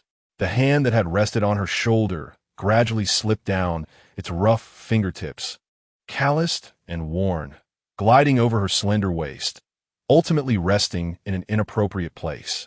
With a sharp clap, Ning Shuyun unceremoniously swatted his hand away, seizing his wrist in the process, her fingertips teasingly scratching his palm as she playfully admonished, "I am speaking to you. Did you hear me?" Zhou Chongyun chuckled softly, his voice gravelly. Ning Shuyun narrowed her eyes, gripping his chin to compel him to look down at her. "Are you being dismissive?" The man raised an eyebrow, shadows flitting across his gaze, yet he complied with her request, deliberately repeating her words. "You claim the Ning family lacks the capability to orchestrate this assassination, and that there is someone else behind it, a person of considerable influence." He articulated every word precisely. Ning Shuyun let out a soft hum, feeling satisfied yet still feigning discontent as she turned her face away. "You are quite perceptive," she remarked. Zhou Chongyun chuckled softly, his palm pressing against the small of her back, exerting a gentle force to draw her closer into his embrace. He leaned down, his lips brushing against her ear, his voice low and soothing. "Do not fear, I am already investigating."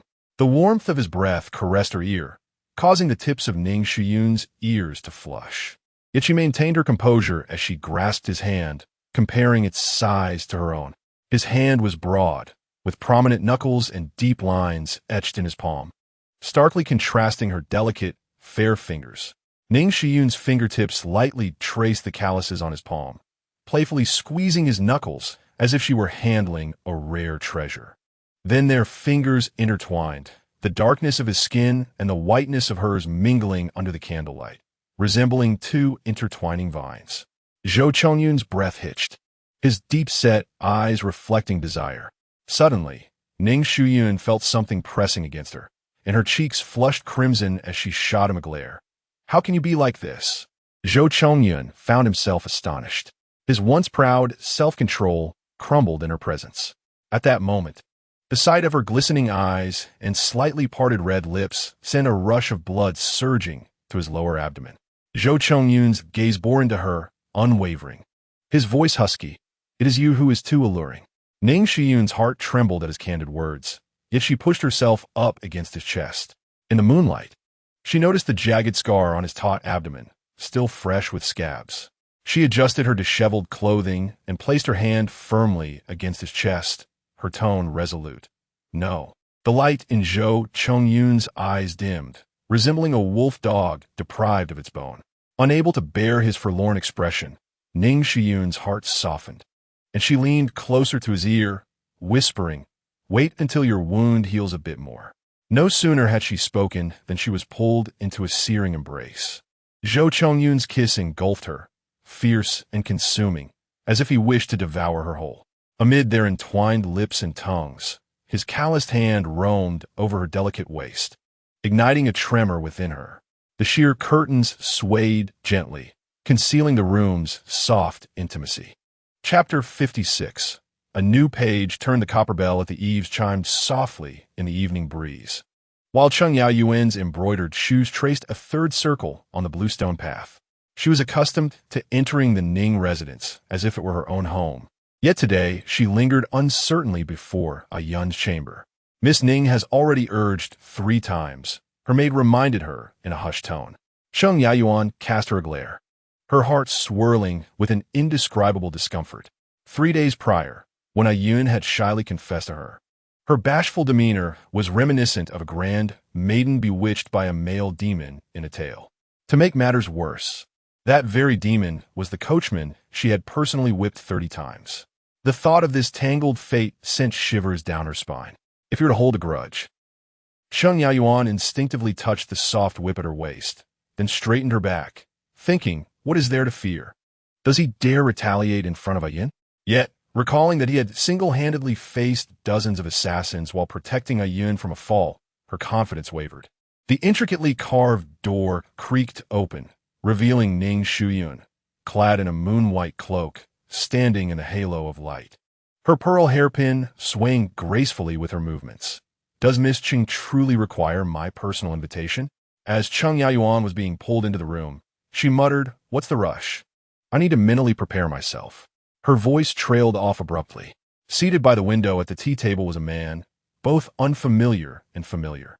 His face now devoid of the scruffy beard that once obscured his features. Clad in dark attire that accentuated his broad shoulders and narrow waist, he stood tall. This man was a stark contrast to the humble groom she remembered, with only his deep, dark eyes remaining unchanged, still unfathomable. Ning Shuyun gently guided her to the round rosewood table, where 3 jade green tea cups had already been prepared, though they had shared countless moments, pouring tea for each other with delicate hands as the water flowed like pearls onto jade plates. Today required a formal greeting anew. Amidst the swirling tea mist, Cheng Yaoyuan noticed the corners of her friend's eyes glistening with warmth. "Cheng Yaoyuan, my dearest friend," Ning Shuyun spoke with a gravity Cheng Yaoyuan had never heard before, akin to introducing an elder in an ancestral hall. "There are few in this world who treat me with sincerity, and she is one of them." Those words seeped into her heart like honey, causing her nose to tingle with emotion. Throughout their lives, they had gazed at each other in such a manner countless times. When she had contracted smallpox and was quarantined, only Yun dared to scale the wall to bring her osmanthus cakes. Later, when Yun's mother passed away, it was she who rushed to accompany her through the night. Lost in her sentimentality, Cheng Yaoyuan did not see Ning Shuyun subtly entwining her pinky with that of the man beside her as she turned to the right. The usually composed daughter of the now, with glimmering eyes, exclaimed, "Zhou Chongyun, my man." Cheng Yaoyuan's head shot up. She glimpsed a faint blush blooming on the bronze-hued face of the man, his gaze tenderly resting on Ning Shuyun's profile, so warm it could melt the heart. Cheng Yaoyuan suddenly felt a pang of regret. Had 30 lashes truly been too few? As past grievances lingered, Ning Shuyun raised her cup, her gaze shifting between the two. Let us forget the past over tea instead of wine.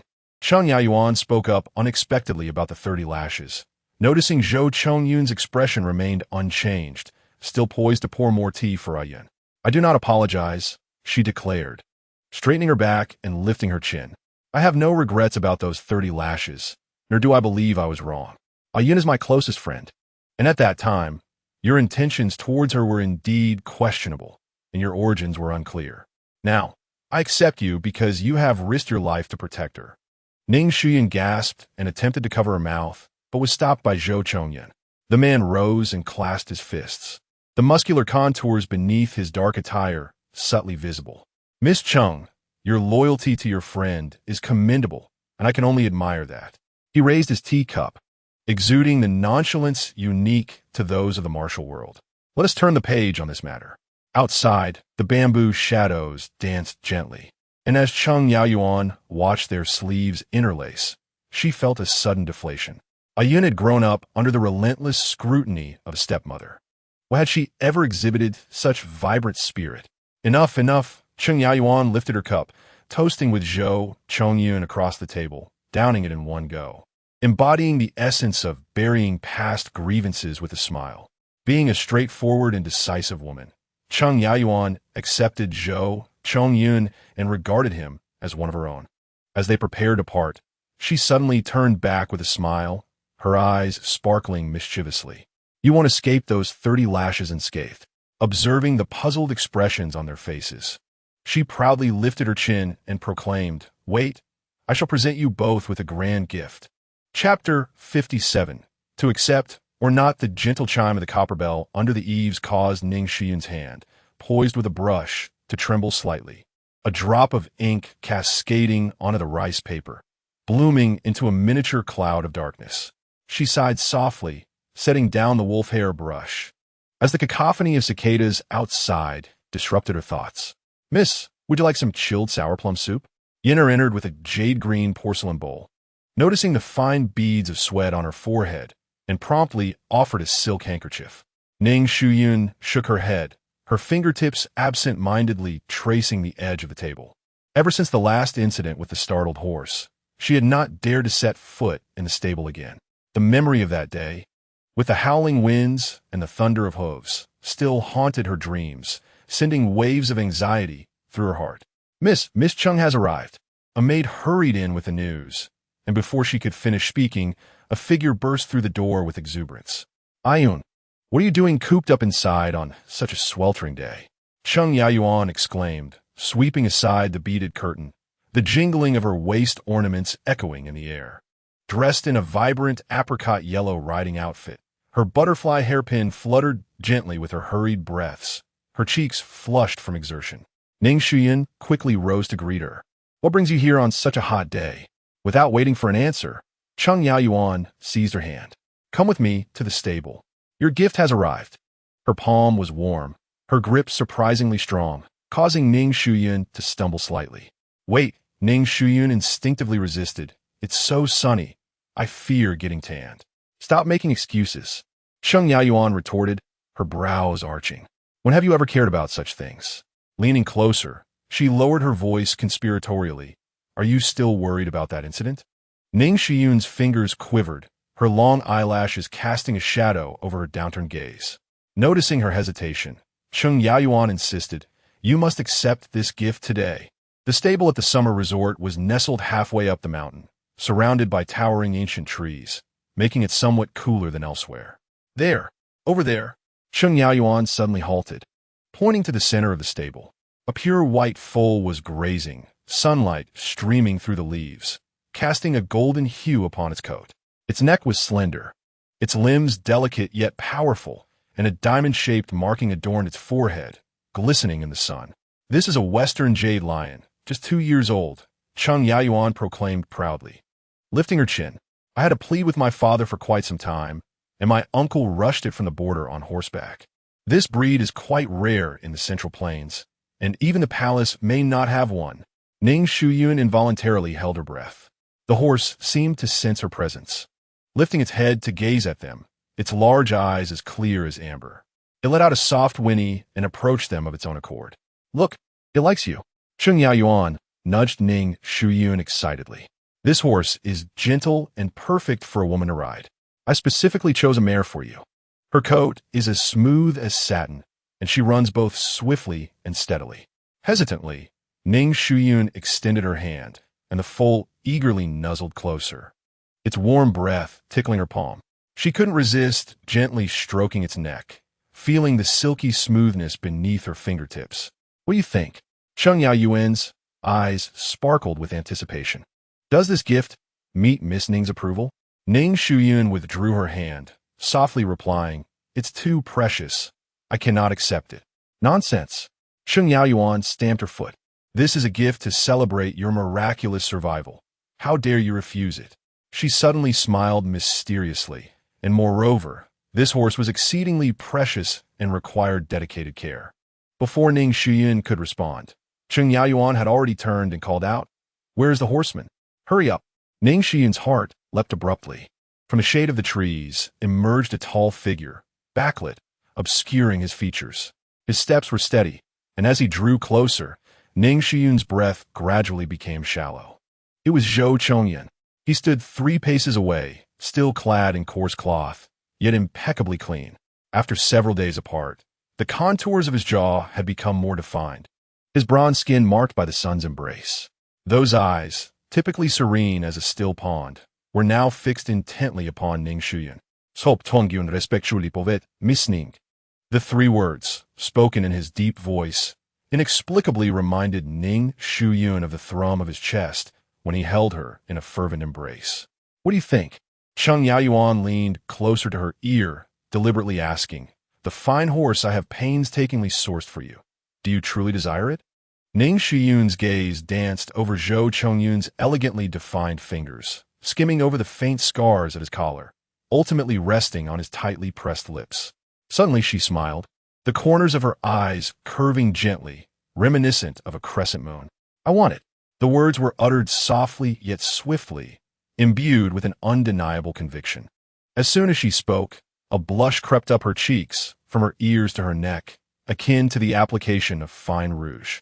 Cheng Yaoyuan chuckled, triumphantly tilting her chin towards Zhou Chongyun. "Did you hear that? From this day forth, you shall remain in the Ning residence to attend to this horse, and to Miss Ning." Zhou Chongyun bowed once more, this time lowering his head even further, though no one noticed the fleeting smile at the corners of his mouth. Chapter 58. Long desired on a sultry afternoon filled with the cacophony of cicadas, several noble ladies gathered in a pavilion, fanning themselves as they idly counted the koi in the pond. "Shall we go observe the stables?" The third miss of the Minister of Personnel's family suddenly proposed, her eyes sparkling with mischief. "I hear Miss Ning has been riding again." A hush fell over the pavilion. Several fans came to an abrupt halt. "She is not afraid." The legitimate daughter of the Minister of Rights scoffed, twirling her handkerchief. Having just escaped death, she dares to approach horses. Indeed, someone whispered. My housekeeper clearly saw her surrounded by golden light as she fell. "Shoo!" The youngest, Miss Zheng, quickly interrupted, glancing nervously around. "We must not speak of such things. My mother says that those blessed should not have their fates discussed by others." The fans resumed their rustling, albeit with a more urgent tempo. "The sun is too harsh today," someone remarked, pressing a silk handkerchief against their forehead. "We might get sunburned." "I did not sleep well last night. I feel quite fatigued. My mother wants me to return early to embroider the dowry." Within half a tea's worth of time, the pavilion had emptied significantly. The last to leave, Miss Zheng, turned back to glance toward the stables, and for some reason, she shivered suddenly, quickening her pace to enter the palanquin. Little did they know, deep within the mountains, a pure white steed grazed leisurely on the grass, its reins loosely draped over a protruding rock. Not far away, a concealed cave entrance was adorned with a few tendrils of vines, gently swaying in the breeze. Inside, the light was dim, barely revealing a slender figure pressed against the stone wall. Ning Shuyun was clad in a moon-white riding outfit, the front of which was wide open, exposing an apricot-colored corset beneath. Her snow-white skin gleamed with a pearlescent luster in the faint light. "Zhou Chongyun, have you lost your mind?" she exclaimed, tilting her head back, her voice tremulous. "You toiled to bring me here, only to engage in this sort of business? In response, a series of heart-pounding, intoxicating sounds of water filled the air. Zhou Chongyun knelt before her, his rough hand firmly grasping her delicate waist, leaving no room for retreat. Ning Shuyun trembled, her fingers entangled in Zhou Chongyun's hair, torn between pushing him away and drawing him closer.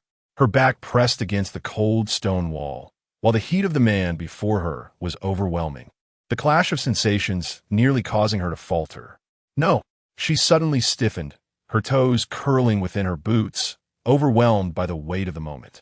It was not until she could no longer suppress her feelings that a sharp gasp escaped her lips. Only then did the man lift his head, water glistening on his lips. In the dim light, his deep-set eyes fixated on her, akin to a famished wolf eyeing its prey. Ning Shuyun's heart raced at his gaze, and before she could recover from the moment's intensity, he swept her up and laid her upon a flat stone covered with his outer robe. I had wanted to do this the last time we were here, Zhou Chongyun murmured hoarsely, suddenly lowering his head to seal her lips with his. The kiss was urgent and fervent, as though he sought to pour all his worries of the past days into it. Initially, Ning Shuyun resisted, but gradually she softened, yielding to his advances. Outside the cave, the occasional chirping of birds was drowned out by the rustling of fabric. As the mountain winds swept through the cave entrance, she instinctively nestled closer to him, her fingertips leaving faint traces on his shoulder. Do you know what you should call me? Zhou Chongyun suddenly paused, beads of sweat trickling down his chin. She opened her eyes, still dazed, and her playful rebuke was abruptly halted by his unexpected movement, transforming her words into a soft exclamation. Chongyun, my husband, the last syllable dissolving amidst their entwined lips. The temperature within the cave steadily rose, the sound of fabric rubbing against one another mingling with their erratic breaths. Once the wind ceased and the clouds settled, Zhou Chongyun enveloped her snugly in his robe. Exhausted, Ning Shuyun leaned against his chest, drifting into a drowsy slumber, vaguely sensing someone gently brushing through her disheveled hair, accompanied by an almost inaudible sigh. Do not frighten me like that again. Chapter 59. Shadows in the early morning at the horse grounds. The morning mist had yet to dissipate, and dewdrops glistened on the tips of the grass. Ning Shuyun's fingers, gripping the reins, turned slightly pale, as sunlight filtered through the shadows of the phoenix trees, casting a dappled glow upon her moon-white riding attire, rendering her complexion even more pallid than snow. She gently bit her lower lip, her gaze resting upon the gentle little horse from the western regions ahead. A few days prior, this white steed, gifted by Yao Yuan, had been meticulously cared for by Zhou Chongyun, every hair radiating vitality and shimmering like pearls in the morning light. At that moment, it lowered its head to sniff the newly sprouted grass, completely oblivious to the tension in the rider upon its back.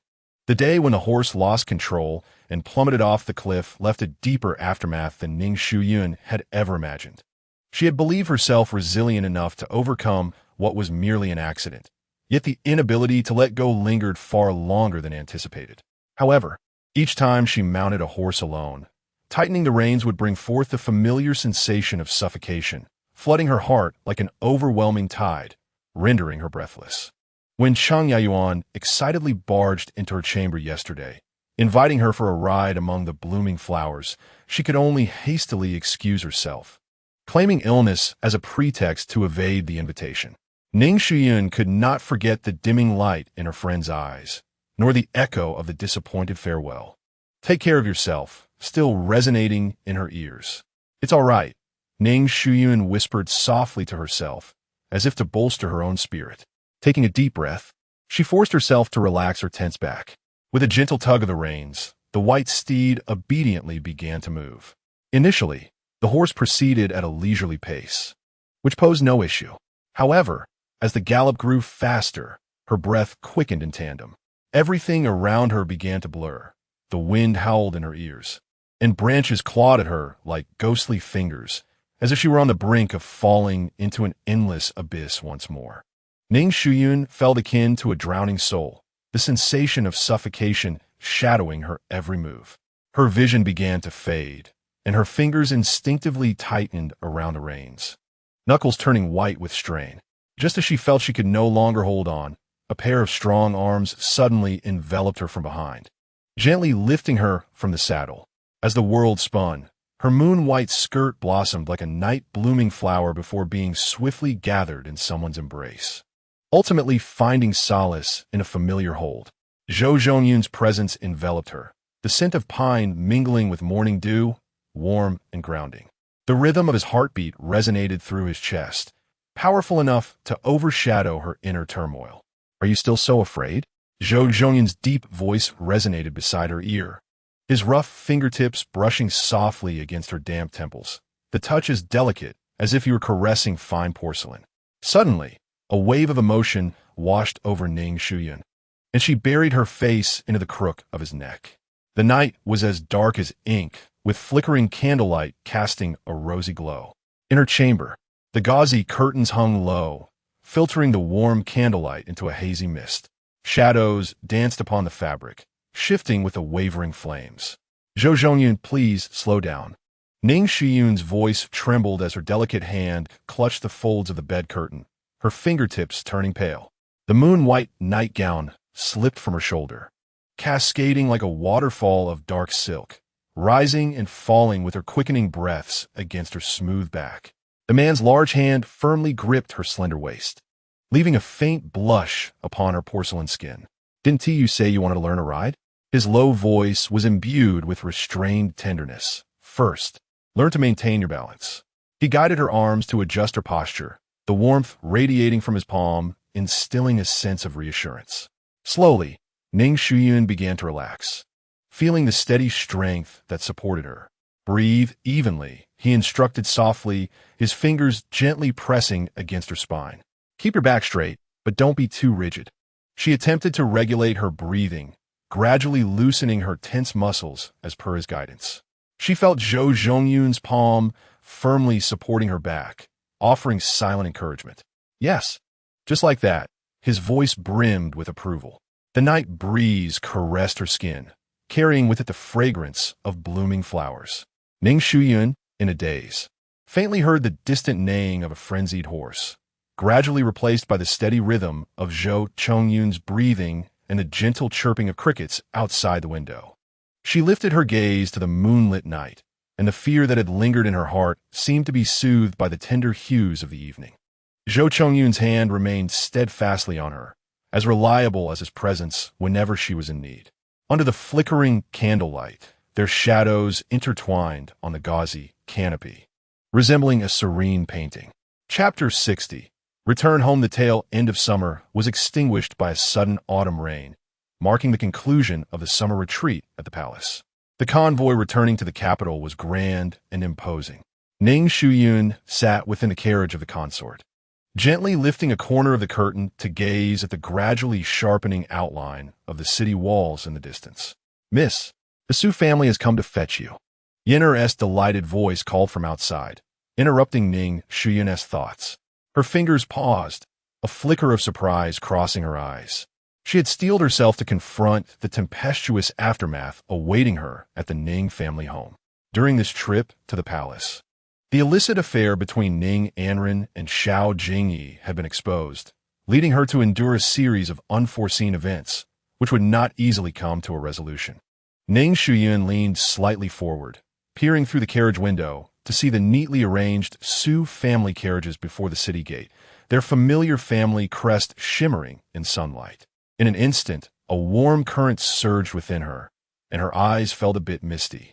In her past life, she had fallen prey to the feigned affections of the Ning family, fostering hatred towards the Su family who genuinely cared for her, culminating in a tragic end.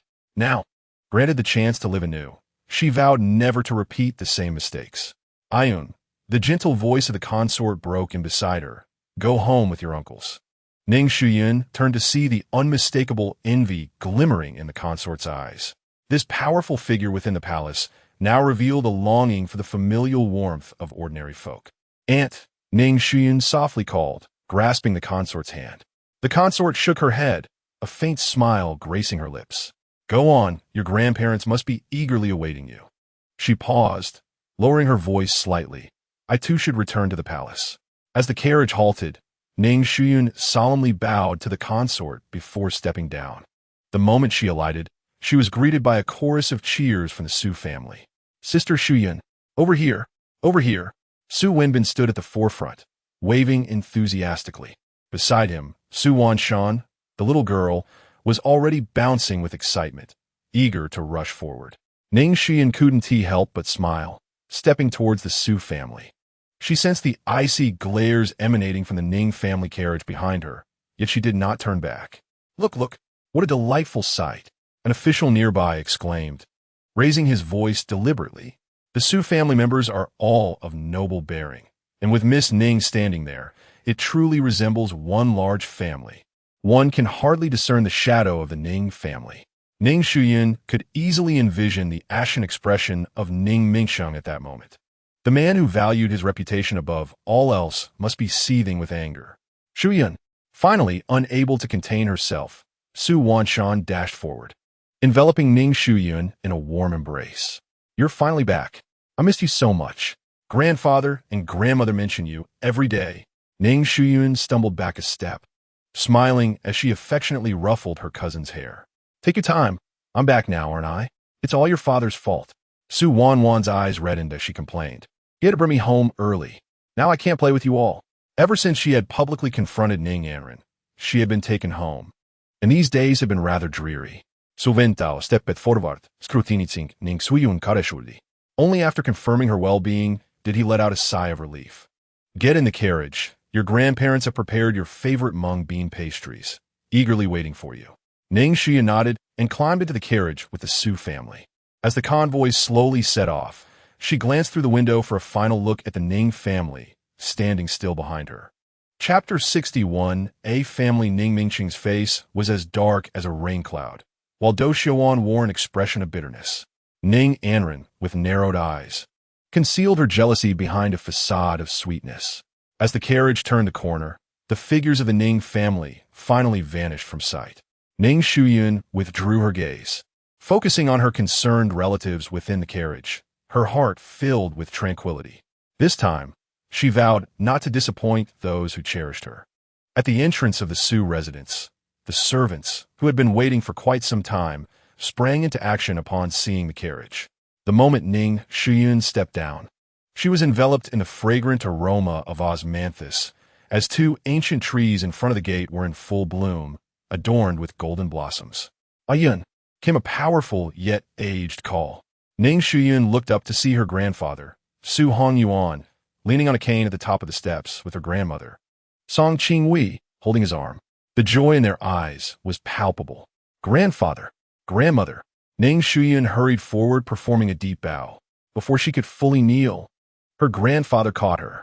"Just being back is good enough," Su Hongyuan said, his voice slightly choked as he examined his granddaughter, noting her weight loss.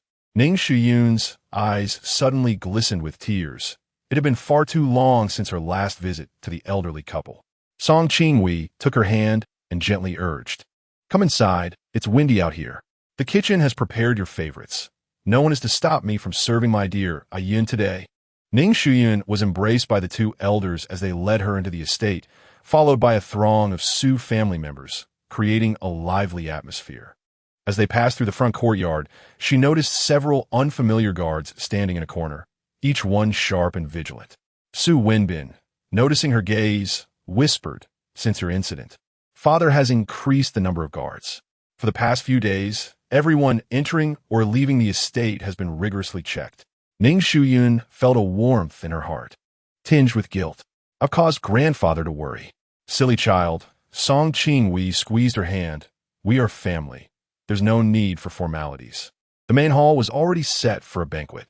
Ning Shuyun was seated between the two elders, a position typically reserved for the most favored grandchildren. Dish after dish of exquisite cuisine was presented, most of which were her childhood favorites. "Try this," Song Qingwei said, placing a glistening piece of crystal pork in her bowl. "I remember you adored this as a child. You would pester the kitchen to make it every time you visited." Ning Shuyun took a bite, and the familiar taste burst on her tongue, instantly transporting her back to the carefree days of her childhood. At that time, her mother was still alive, often bringing her back to the Su family for a brief stay. "Sister Shuyun?" Su Wanwan's voice pulled her back to reality. Why are you crying? Ning Shuyun raised her hand to touch her cheek and indeed felt the dampness. She hurriedly wiped it away, smiling as she said, It's nothing, just that I haven't tasted such delicious food in a long while. Upon hearing this, the expressions of those at the table darkened slightly. Su Hanyuan let out a heavy snort. Is the Ning family so stingy that they can't even provide a full meal? Ning Shuyun's grandfather wanted to explain, but was interrupted by Su Wintao. Father, today is a joyous occasion with a Yun's return. Let's not bring up anything disheartening. Her uncle raised his wine glass. Come, let's welcome Ayun back home. Welcome home. Everyone echoed in unison, the sound of clinking glasses ringing clear and melodious. Ning Shuyun lifted the osmanthus wine before her, taking a small sip, the sweet fragrance permeating her heart. This was the taste of home, the true love of those who cherished her. How had she been so blind in her past life to believe the feigned affections of the Ning family? Chapter 62. Not simple as the banquet progressed, Ning Shuyun noticed her fifth uncle, Su Wanqian, had been mostly silent, glancing her way occasionally, as if hesitating to speak. Fifth uncle, she initiated, do you have something to say to me? Su Wanqian seemed taken aback by being called out, pausing for a moment before offering a rueful smile. It seems I cannot hide anything from you. He set down his chopsticks, his expression turning serious. Ayun, we have uncovered some clues regarding your fall from the cliff. The room fell silent instantly. Ning Shuyun placed her chopsticks down and sat up straight. Please, fifth uncle, be direct. The wound on that mad horse's abdomen. Su Wanqian lowered his voice, was inflicted by a specially crafted concealed weapon, known in the martial world as the B-tail needle. B-tail needle? Ning Shuyun furrowed her brow. What is its origin? The Tang sect, Su Wanqian replied with 2 words. Noticing her look of confusion, he elaborated. The Tang sect from Shu is renowned for its concealed weapons and poisons. However, this B-tail needle, he paused, is a unique weapon created by the traitor Tang Qi 20 years ago. Ning Shuyun's heart trembled. Are you implying that Tang Qi has resurfaced after so many years? And now targeting you? Su Wanqian's brow furrowed in concern. This matter is undoubtedly complex. Su Hanyuan slammed the table. Regardless of who Tang Qi is, those who dare to harm members of the Su family shall pay the price. Father, please calm down, Su Wenbin quickly interjected. This matter is already under investigation. Our immediate priority is to ensure Ayun's safety. Ning Shuyun observed her family's worried expressions, feeling a warmth mixed with bitterness in her heart. She spoke softly. I will be careful. Actually, she hesitated. I suspect this may be related to the Ning family. However, given their capabilities, they should not have access to individuals from the Tang sect. Su Hanyuan scoffed, that hypocrite Ning Mingsheng. Who knows what kind of people he has been secretly associating with. Song Qingwei patted her husband's arm. Enough of this talk for today. Ayun has just returned. Let her rest well. After the banquet concluded, Ning Shuyun was assigned to stay in the courtyard of Qinghe Garden, where her mother had resided before her marriage. Although the lotus flowers in the pond had passed their peak bloom, a few late-blooming flowers still stubbornly opened, filling the air with their fragrance. These lotus flowers were planted by your mother herself, Song Qingwei remarked, standing with her under the corridor, her eyes filled with nostalgia. She adored lotus flowers. Ning Shuyun gently replied. When her mother passed away, she was still young, and her memories had become hazy. Only a gentle figure and a faint scent of lotus lingered in her mind. Ayun, Song Qingwei suddenly turned, grasping her shoulders with both hands, tears shimmering in her eyes, urging her grandmother not to return to the Ning family, for it was not her home. Ning Shuyun met the elderly woman's worried gaze and nodded earnestly. I promise you. That night, Ning Shuyun lay in her mother's former boudoir, indulging in a long-forgotten dream. In her dreams, there were no schemes or betrayals, only a pond full of lotus flowers and a gentle voice calling her Ayun. Meanwhile, the Ning residence was engulfed in a different turmoil. It's a rebellion. Everything is in disarray. Ning Mingcheng roared in his study, violently sweeping the tea set off the table. What does the Su family mean by this? Are they publicly humiliating me? Do Xiaowan stood nearby, her expression equally grim. Master, it's all that wretched Ning Shuyun's fault. The entire capital is laughing at us, claiming that our family cannot retain its members, not even our own daughter. Silence. Ning Mingcheng barked. Isn't this all the result of your upbringing? This daughter of yours has indulged in scandalous behavior, enticing her future brother-in-law. If this gets out, it will tarnish my reputation. Do Xiaowan's face shifted between shades of pale and flush, yet she dared not retort. Ning Anren stood in a corner, tears brimming in her eyes. Not due to her father's scolding, but out of jealousy that Ning Shuyun had once again stolen the spotlight. Master, Do Xiaowan ventured cautiously. The urgent matter at hand is to finalize the engagement between Anren and the Xiao family. Once that is settled, who would dare to gossip? Ning Mingcheng recognized this as the swiftest way to quell the external whispers. He narrowed his eyes, calculating. Tomorrow, you shall visit Madame Xiao to discuss this matter thoroughly. Do Xiaowan nodded eagerly in agreement. In the chapter titled Veil of Modesty, within a beautiful glazed vase, a snow-white hibiscus flower leaned gracefully against the azure porcelain. Ning Shuyun delicately wielded silver scissors, meticulously trimming the excess branches and leaves. Outside, the clear chirping of birds enhanced the tranquility of the flower hall, with only the soft snipping of scissors breaking the silence, like a rhythmic accompaniment to the late summer afternoon. Sister Shuyun, Sister Shuyun. Su Wanshan rushed in, lifting her skirts, resembling a fluttering kingfisher. Her cheeks flushed, and beads of sweat clung to her forehead, clearly having sprinted over. Ning Shuyun paused, her silver scissors momentarily still, her gaze lifting to reveal a gentle smile. Slow down, be careful not to fall. She set down the scissors, picking up a rose-scented handkerchief from the table. What is you in such a hurry? She leaned in closer, her voice lowered yet brimming with excitement. Sister Shuyun, do you know? The engagement between Ning Anren and Xiao Jingyi has fallen through. Su Wanshan took the handkerchief, hurriedly dabbing at her face, her eyes sparkling with amazement. I heard that old Master Xiao flew into a rage, shattering countless pieces of porcelain, and even disciplined Xiao Jingyi with a heavy hand. She gestured animatedly, describing the severity of the punishment. Ning Shuyun merely responded with a soft acknowledgement, her fingers gliding over the hibiscus petals, adjusting a slightly curled leaf. Sunlight streamed through the intricately carved window, casting delicate patterns upon her pale skirt, rendering her figure akin to a jade statue, shrouded in mist, her very breath almost imperceptible. Su Wanwan widened her eyes in surprise. Sister Shuyun, how can you be so unfazed? She leaned closer to the flower, suddenly enlightened. I understand now. It must be that Sister has cultivated her composure, keeping her emotions in check. Lowering her voice, she tugged at her clothing, unlike me, who tend to be a bit too expressive. Ning Shuyun chuckled softly, plucking a half-bloomed pink hibiscus from the vase and deftly pinning it in Su Wanwan's hair. Everyone has their own temperament. If you were to mimic those young ladies of the boudoir, I would be more concerned. Her fingertips brushed against her cousin's ear as she tucked a stray lock of hair behind it, saying, "This lively appearance suits you best." A blush rose to Su Wanwan's cheeks, and just as she was about to speak, she heard Ning Shuyun's cheerful voice. Moreover, I learned this news 3 days ago. Huh? Su Wanwan gasped, her mouth agape. Ning Shuyun tilted her head and winked at her. The stable boy from the Xiao family and the laundress from the Ning family's wash house had to inform me, didn't they? What schemes are that mother-daughter duo concocting now? She resumed her task with the silver scissors, trimming another branch of hibiscus.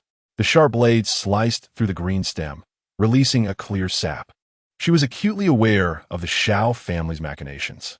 Their so-called fury was merely a performance for outsiders. The Xiao family was astute. They had once scorned her deceased mother and disdained the relationship between the Su and Ning families, and now they criticized Ning Anren's tarnished reputation. While the world claimed the Xiao family valued promises, preferring to marry the infamous Miss Ning over breaking an engagement. Little did they know that the family had already dispatched trusted agents to discern the preferences of Princess Anyan. If they could secure the princess's favor, who would still desire a daughter of the Ning family? One could only wonder if the elder Ning Shurchong could engage in a worthy contest against the Xiao family. Suddenly, the scissors slipped, leaving a thin cut on her fingertip. Ning Shuyun stared at the crimson droplet, memories of a past life igniting within her. In her previous existence, when she was burned alive, these people had denied her even a chance to defend herself. Now, with undeniable evidence of Ning Anren's indiscretions, they were intent on covering it up, even resorting to shameless negotiations for peace. What happened to propriety, integrity, and familial bonds? They were merely veils for their ruthless ambition. It was truly laughable. Ning Shuyun chuckled softly, her fingertips unconsciously caressing the hibiscus petals. Sister Shuyun? Su Wanwan called out with concern.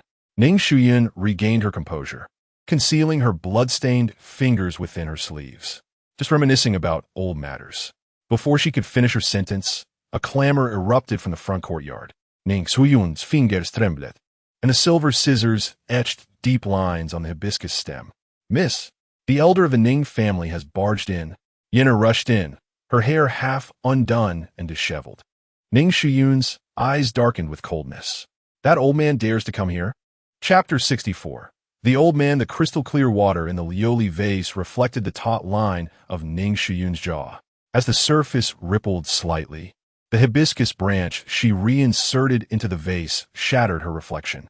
She smoothed out the non-existent wrinkles of her moon-white skirt, her fingertips gliding over the intricate golden patterns. Wanwan, go fetch Aunt to the front courtyard. Yin, assist me in receiving our guests. Before they reached the flower-hanging gate, they heard a loud, aged voice penetrating the corridor. What a disgrace it is for the blood of the Ning family to be scattered outside. If old Madame Song does not release them today, I will kneel to death at the gate of the Su residence. Ning Shuyun quickened her pace. Her soft-soled embroidered shoes adorned with intertwining lotus patterns barely making a sound against the bluestone tiles. As she turned the corner of the corridor, she spotted her grandmother, Song Ching Wei, leaning on a sandalwood cane at the steps, her silver hair trembling slightly in the sunlight, resembling a delicate frost. There stood Ning Shuyun in a brown satin robe, his cane thudding heavily on the ground, accompanied by 5 or 6 young men from the Ning family, resembling a band of marauders. Ning Xicheng. Song Qinghui's cane struck the bluestone with a resounding thud, echoing ominously. How did your family respond to when paid back in the day? Do you still have the audacity to come here, seeking Shuyun? Ning Shuyun hurried forward to support her grandmother, feeling the frail hand tremble violently. The familiar scent of sandalwood mingled with medicinal herbs wafted from her grandmother, a fragrance born from years of consuming soothing soup. She raised her gaze to the assembly below, her eyes slicing through the faces of the Ning family, youths behind Ning Shuyun, ultimately resting on the deeply wrinkled visage of the elder. Ning Shuyun's eyes drooped, the lines of his face etched like deep ravines, yet he endeavored to maintain an air of authority. Grandfather Ning, she spoke, her voice clear as crystal, akin to shattered ice against porcelain. I currently reside with my grandparents. I am not lost to the world. A glimmer of clarity flickered in Ning Shuyun's murky eyes as he stroked his grizzled beard. While your parents are alive, you should not stray far. Your father is still here. How can you justify living at your maternal grandparents' home? Suddenly, he raised his voice, hoarse and grating. Is it that the Su family is keeping you from returning home? At this, the crowd erupted into whispers. Ning Shuyun sensed her grandmother's frail hand tremble anew and instinctively shielded her from view. Grandfather Ning, your reasoning is utterly flawed. My mother bears the surname Su. I possess half the blood of the Su family. Why, then, can I not reside with my grandparents? She deliberately elevated her tone, enunciating each word with clarity. As for the second miss of the Ning family, I heard that she recently shifted her stance at the Shao family villa, her lips curving into a knowing smile. If you truly relish lecturing others, might you not return to instruct Miss Anren instead? Otherwise, no matter how much faith the Ning family possesses, it may not suffice for her to squander. Impudent. Ning Shuyun's face flushed crimson, his cane striking the ground heavily, stirring up fine dust. You dare to defy your elders in such a manner. Ning Shuyun stood unmoved, sunlight filtering through the eaves, casting dappled shadows upon her pale blue skirt. A light laugh escaped her lips, yet her eyes glimmered with ice. Elders? On the 15th of last month, when you accepted 2 bolts of cloud brocade from my stepmother. You should have understood how forced this grandfather address is for me. A middle-aged man with a short beard behind Ning Shuyun barked sharply, Ning Shuyun, do you not recognize the hierarchy? Hierarchy? Ning Shuyun scoffed, her gaze cutting through the air like a blade. Uncle, last year when you owed 3,000 taels of gambling debts and came to my courtyard at midnight begging, you did not wear this mask.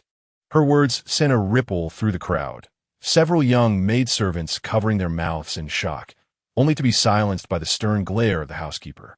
Ning Shuyun's face turned ashen, and he staggered back 2 steps, clutching his chest, gasping hoarsely, "It's a rebellion, a rebellion." Chapter 65. Truly absurd. Shuyun observed this farcical performance with cold indifference. It had always been this way. Whenever they were in the wrong, these old geezers resorted to theatrics of illness. She recalled the time she had called for help through the sealed window, when Ning Shuyun had similarly clutched his chest, lamenting the misfortunes of the family. If Grandfather Ning is unwell, I shall immediately send for the imperial physician. Ning Shuyun feigned concern, yet remained rooted in place, allowing the physician to witness whether this ailment was related to the ginseng sent by Lady Do, which, as rumor had it, had been treated with alum. Ning Shuyun's hand froze midair. At that moment, Aunt Chen Lingrong of the Su family hurriedly arrived with maids and servants, and upon seeing the scene, promptly directed her subordinates, "Why are you not assisting old Master Ning to the guest room to rest?" "No need." Ning Shuyun shrugged off the helping hands, akin to a punctured balloon that had suddenly deflated. "Ning Shuyun, the old master of the Shao family wishes to see you." Ning Shuyun's fingertips sank into her palm. Indeed, it was about this matter. She gazed into the elder's flickering eyes and suddenly comprehended. "Is it your father who has sent you as a negotiator?" Noticing the elder's silence, she nearly laughed aloud. "Do you know that the Empress Dowager has permitted me to choose my own husband? The engagement with the Shao family has long been returned. What further betrothal do you expect me to rescind?"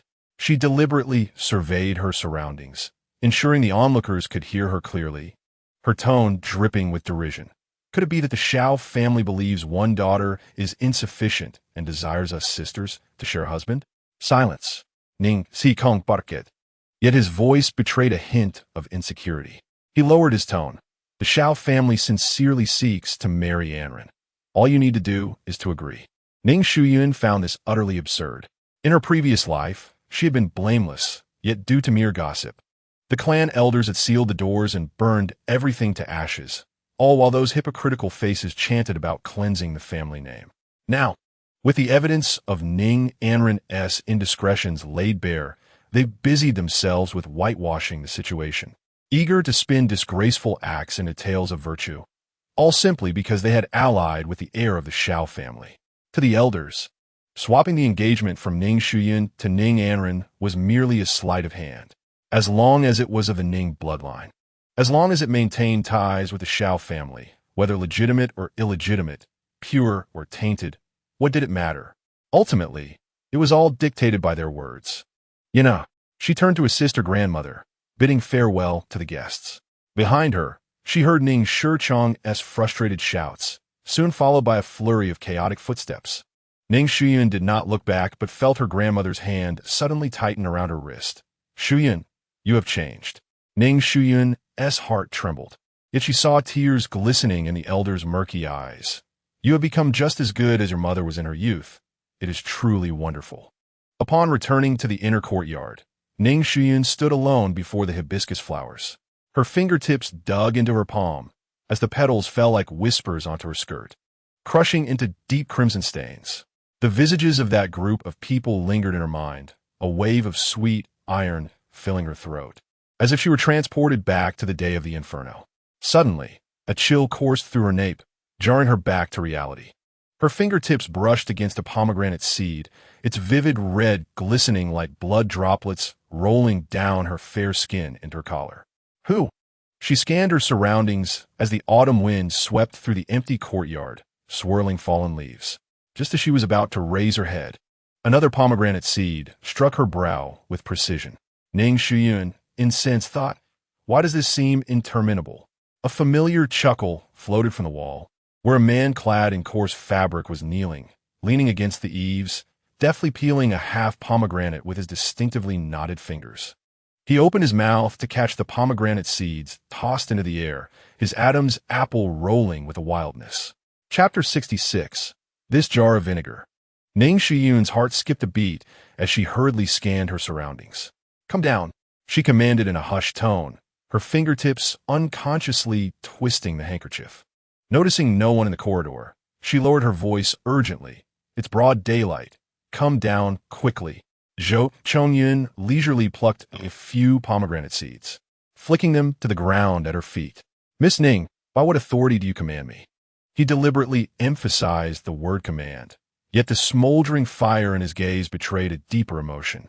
Was he a master ordering a servant? The last few words were drowned in his ambiguous chuckle. The autumn sun filtered through the branches of the pomegranate tree, casting dappled light on his brow, enhancing the wolfish brightness of his eyes. Zhou Chongyun, Ning Shuyun felt her ears flush. In recent days, the women of the Su family had taken turns accompanying her to admire chrysanthemums and embroider sachets, even her cousin clamoring to share a bed at night, which had indeed neglected him. But at that moment, she was overwhelmed by the distasteful matters of the Ning family, leaving her with no inclination to appease this jar of vinegar. Indifferent, Ning Shuyun turned to leave when she suddenly heard the rustling of fabric behind her.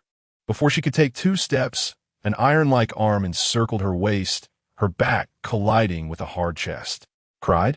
Zhou Chongyun's voice tightened unexpectedly, his calloused thumb brushing against the corner of her eye. "Who cried?" She struggled to break free, only to find him staring at her reddened fingertips in a daze. The juice from the crushed pomegranate had stained them, resembling tear-stained rouge.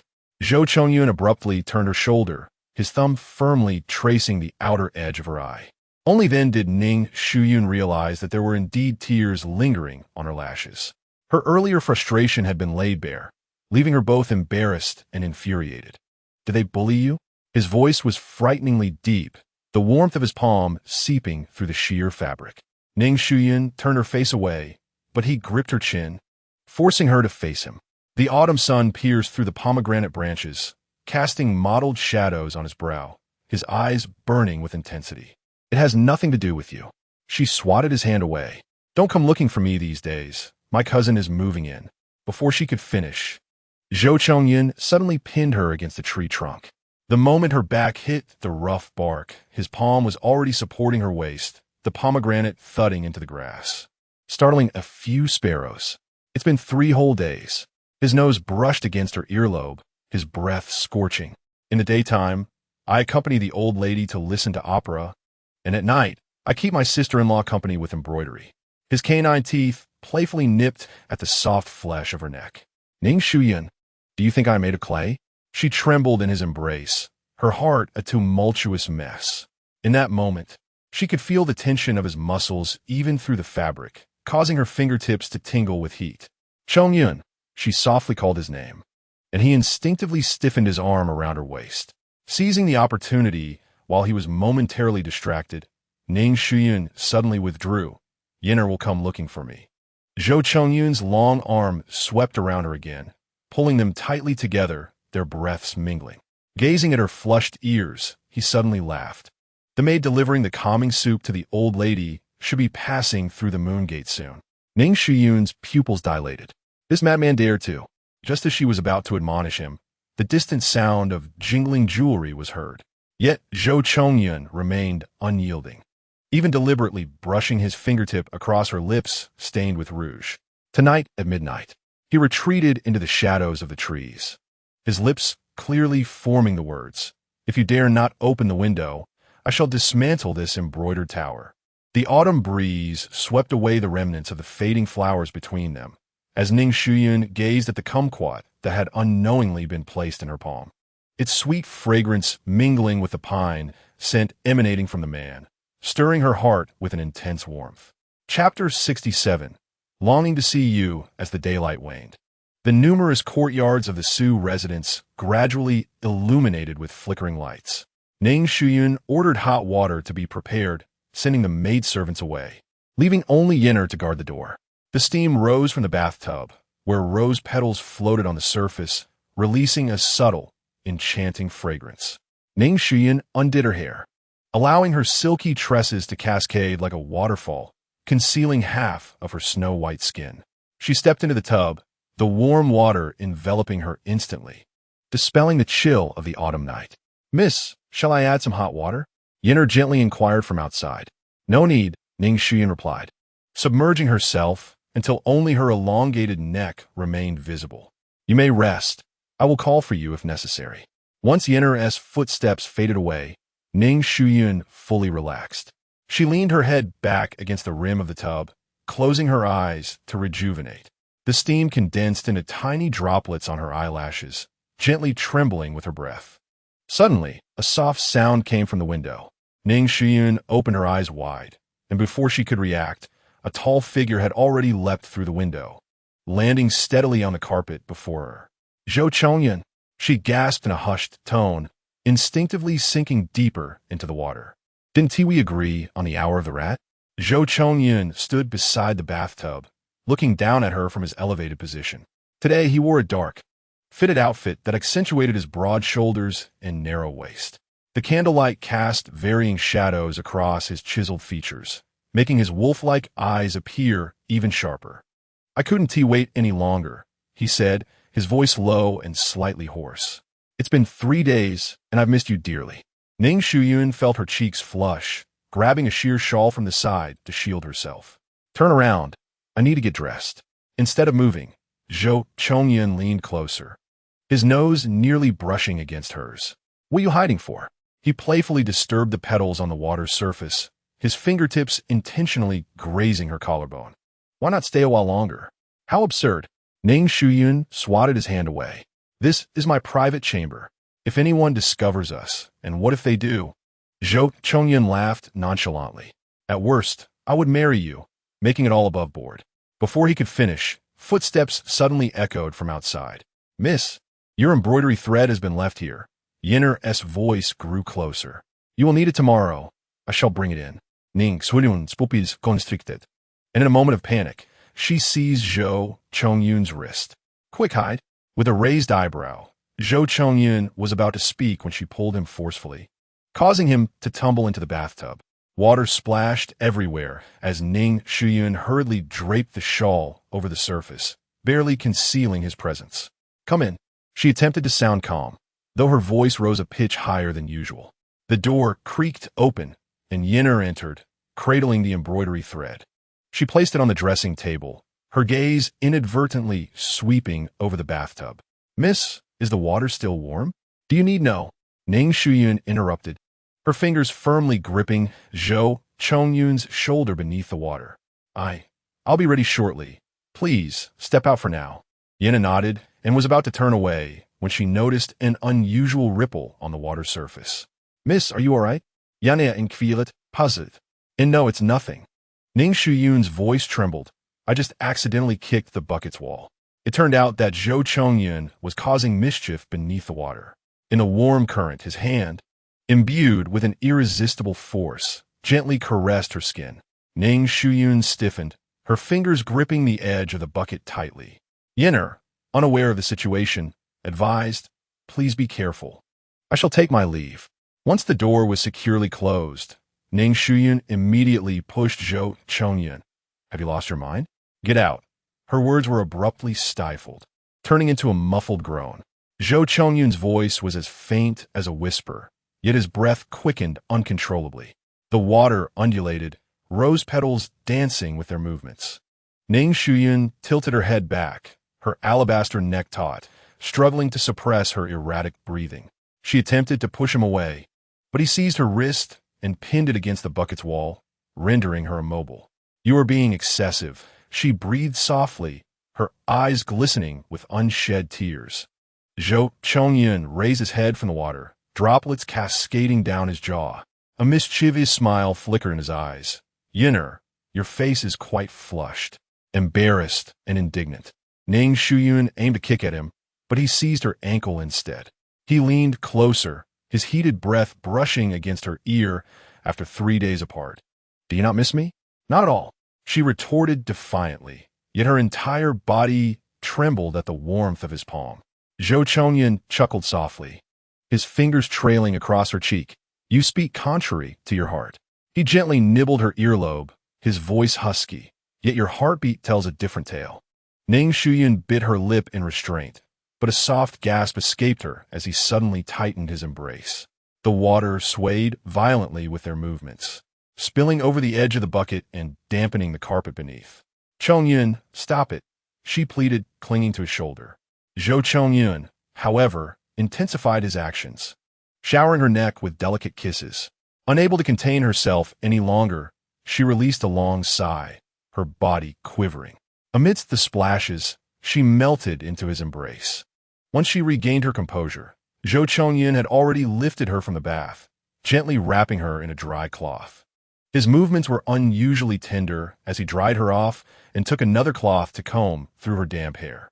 Ning Shuyun let out a soft hum, turning her face away, though she could not hide the smile at the corners of her lips. Zhou Chongyun's heart melted at the sight, and he effortlessly lifted her into his arms, striding toward the bed. "What are you doing?" she exclaimed in surprise. "It's late. Time to rest," he replied, his eyes filled with gentle affection. "I will watch over you."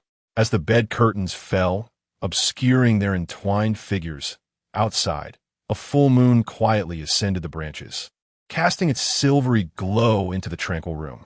Chapter 68. Let them live. The following day, at the break of dawn, Ning Shuyun stood before the stable.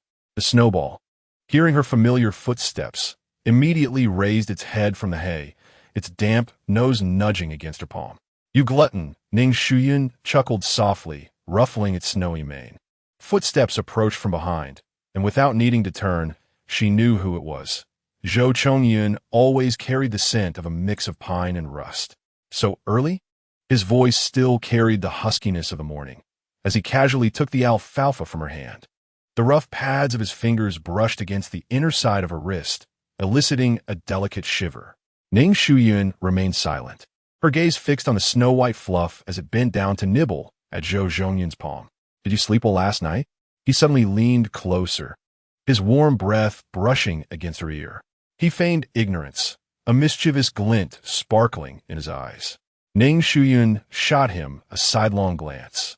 In the morning light, his handsome face was particularly striking. His sword-like brows framed a pair of wolfish eyes, the bridge of his nose sharp as if chiseled, yet his lips were quite full, contrasting sharply. At that moment, they curled into a playful smirk, unmistakably hinting at the events of the previous night.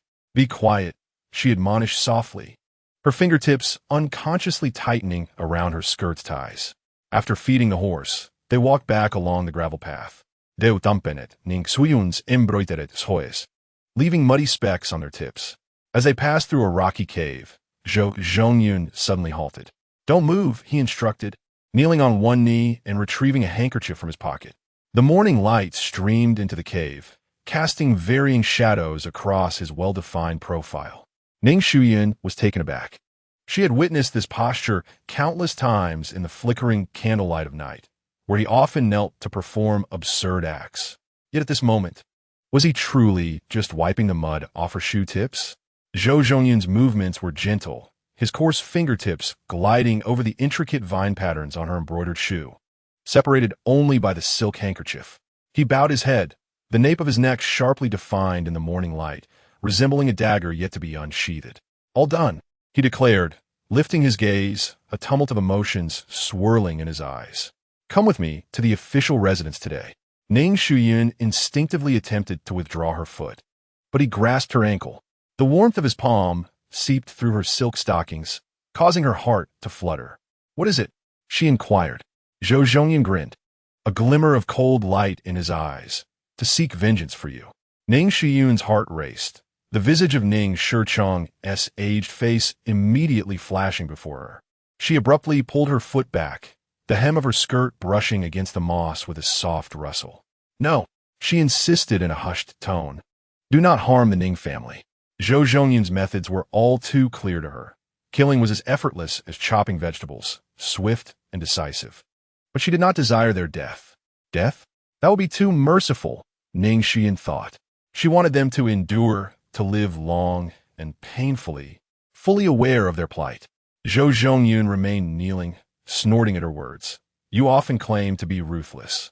He suddenly reached out, his thumb pressing against her lips. Yet I perceive you to be soft-hearted, his fingertip pressing heavily against her tender lips. Every part of you is soft. Such nonsense. Ning Shuyun retorted without hesitation, raising her foot to kick him.